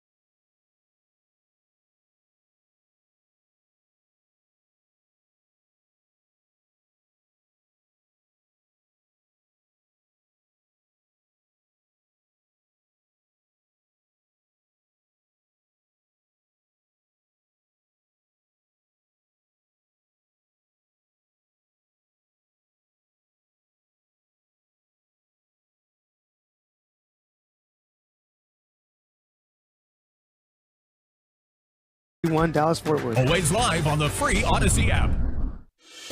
You're rolling with the G-Bag Nation. Right here on 105.3 The Fan. Welcome to the Nation. Okay, it is hour number 4 of the G-Bag Nation here on 105.3 The Fan. Hope you're having a great day. It's time for the C-Note, the Cowboys news of the evening, and it has been a very eventful day so far out here in Oxnard, California. We're going to get you the top stories. General at your service. There's former Cowboy scout Brian Broaddus. You got Lucius Alexander in the Pimp Cup. Wolchuk and Chiafalo are out here with you. And along with you, we are the G-Bag Nation here on 105.3 The Fan. Perhaps the biggest personnel football story that's happening is with all this talk about the James Washington injury. Jerry Jones broke it. He talked at length about it with us. The Cowboys are not looking at another wide receiver. And I actually phrased it, what gives you confidence that you don't need one? He said he doesn't think confidence is going to be the right word. And he went on to say, he believes that the young guys on this team deserve the chance to step up and be given the opportunity. And maybe talking about, Noah Brown, maybe TJ Vasher included in that as well. But right now they want to see what the young guys can do with a little bit of opportunity. And, I don't mind it. I don't think the Cowboys are making a huge mistake here by not bringing in Will Fuller or somebody else. How about you guys? What's your reaction to that news? I agree personally. None of these guys are really wowing me that are off. That you go out there and sign. Look, Will Fuller, Eric. I know you've been campaigning for a Will Fuller. He's a guy that will get hurt for you. I just don't know how many games Will Fuller is going to be available. If they went out and signed him, I'm not going to be upset about it. And I don't know that they still won't. I think that there is time to let this play out. We still have 3 preseason games before you have week 1 against Tampa. So now let's see what you got. Let's go out there and let's play Denver. And let's see what Dennis Houston and Simi Fehoko and TJ Vasher can do for you in some preseason games and in these practices that they'll have with the Chargers. And let's see what these young guys can do. Can they step up? If the answer is no, then they're going to have to go and make a move. But where they stand today, I don't think any of these guys are really saying, hey, come sign me, or else they'd be on a roster. That's an important clarification, and maybe Jerry's thinking, Brian, that some nice players get let go later on or become available and trade later on. That's what Gang of 7 is talking about. They were giving me names of players, but they're also saying, let's see how this thing plays out. And maybe there'll be somebody that pops loose. The Giants were a team. You got to follow these teams that have new general managers and new head coaches. That's how things work in the league. Sometimes they'll get rid of guys because they didn't bring them in. That wasn't their guy, and they want to keep somebody that they brought in. So I want them to be able to go to Denver, have those practices, evaluate, play the game, evaluate, go to the practice against the Chargers, practice against them, play the game, evaluate. Those are the if we all of a sudden start to hear reports from Bobby Belt and others that are watching these practices or around all this, and it's not looking clean and nice and pretty and all that, you can't sell me on, okay, we're going to do it with Pollard and Schultz and hope for the best. Right. But if that's the case, also tell me, hey, we expect to have Michael Gallup back after week 1. That would make me feel 1,000% better if somebody in the organization came out and said, hey, we're going to play this thing right now the way it is until we get Gallup back, which we think will be against week 2 against Cincinnati. I agree with that. Something that made me feel a little bit better, not 1,000%, but maybe like 12% better, was when Jerry was talking about the idea of maybe with Washington out and not signing somebody else, it forces CeeDee Lamb to get more targets. Yeah. And he talked about, maybe not wide open, but you got to throw it to somebody. And to me, that's kind of putting the impetus on Dak, isn't it? He was hinting, and Kellen Moore, okay. right? Right. Kellen Moore's a guy, his offense we talked about last year, take what the defense gives you. That's kind of what Kellen Moore's offense is about. So while we've been critical about Dak and not wanting to force the football, who's to say that's all on Dak and not also what the offense is wanting Dak to do? Maybe this is on both the play caller and on the quarterback, and Jerry's kind of hinting at, let's go ahead and make sure we're making a conscious effort, as we talked about throughout the entire back half of last year and after the playoff loss to San Francisco. Make sure you are force-feeding your playmakers the football, and that would be CeeDee Lamb. Yeah, I think for me, I'm totally down to do the CeeDee Lamb, get him as involved as possible all the time, same with Tony Pollard, but I really feel like that was something they were already planning before James Washington. I don't think you're going to be seeing necessarily any more of Tony Pollard in the passing game now that James Washington is not here. I feel like we were going to see a ton of that anyways. Well, Jerry told you he didn't have the vision of Tony Pollard going down the field and high-pointing footballs. Right. So right. that skill set still needs to be It's the screens, added. it's the swings, it's that's the vision that Jerry has for the player. I think it's the underneath stuff as well. But if it's good enough to where it's Dalton Schultz, Pollard, CeeDee Lamb, and maybe Zeke, if you could get the running game going, maybe that's what their offense is going to be the first couple of weeks of the season. That tells me that you're going to be playing in a 15-yard box, basically. You don't have anybody that's stretching the field for you. That's right. Yeah, I think you're dead on, and I think that's a big reason why they needed to get a lot more aggressive about fixing the running game. You bring in Tyler Smith. He's had 2 really nice days back to back. Maybe he is going to be strong enough, and in 40 days from now, powerful enough to impact that running game, assuming Tyron Smith, Zach Martin stay healthy. But I would have gotten a lot more aggressive about it because I don't think you could go out and pay another wide receiver that would make your offense hum.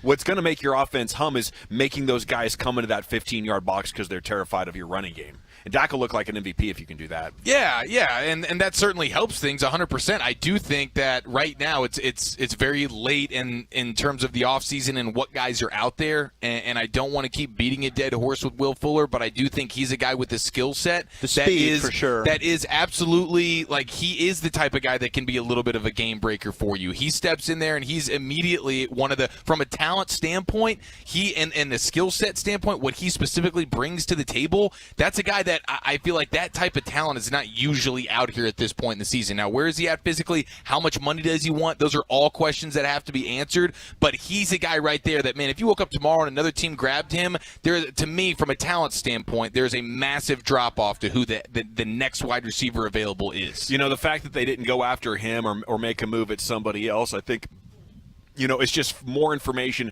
This is the Cowboys' version of a rebuild. And we saw when the Rangers were doing a much more drastic rebuild over the course of 4 years, what do you do in that situation? You're not throwing money at veterans. You're not like, oh, no, we have a hole here. You're like, well, that's fine. Let a young guy step up. And the Cowboys are close enough that maybe they make the playoffs even in years where they're doing their version of a rebuild. But to not urgently be fixing holes that are coming up open, I think their actions are telling the truth. Is this an indictment of what we think right now about Tolbert? And you guys are going to say, oh, Tolbert's had great days or had nice days or all that. Is this an indictment on him right now? He's just a rookie, I mean, we're not talking about – if Tolbert had gone out here and shined big time, we wouldn't even be talking about going out and getting a receiver, would we?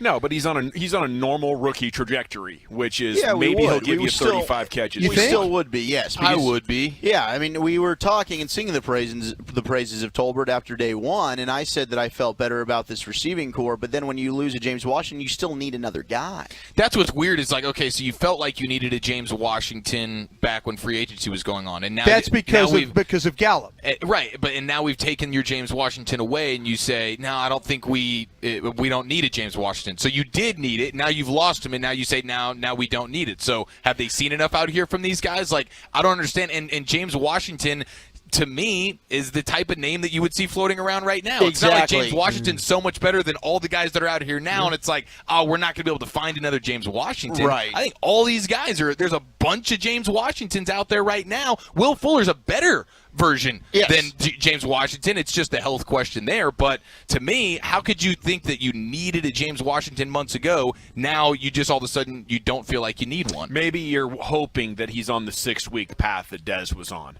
And 6-week path would mean maybe James is back for the Bengals game.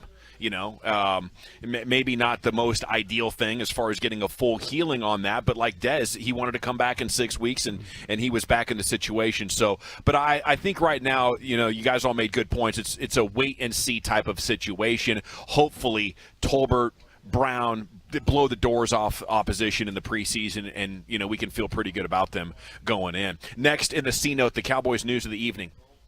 Dan Quinn, USA Today, touched on the awkwardness of, how it was perceived as a potential option as a head coach waiting to replace Mike McCarthy.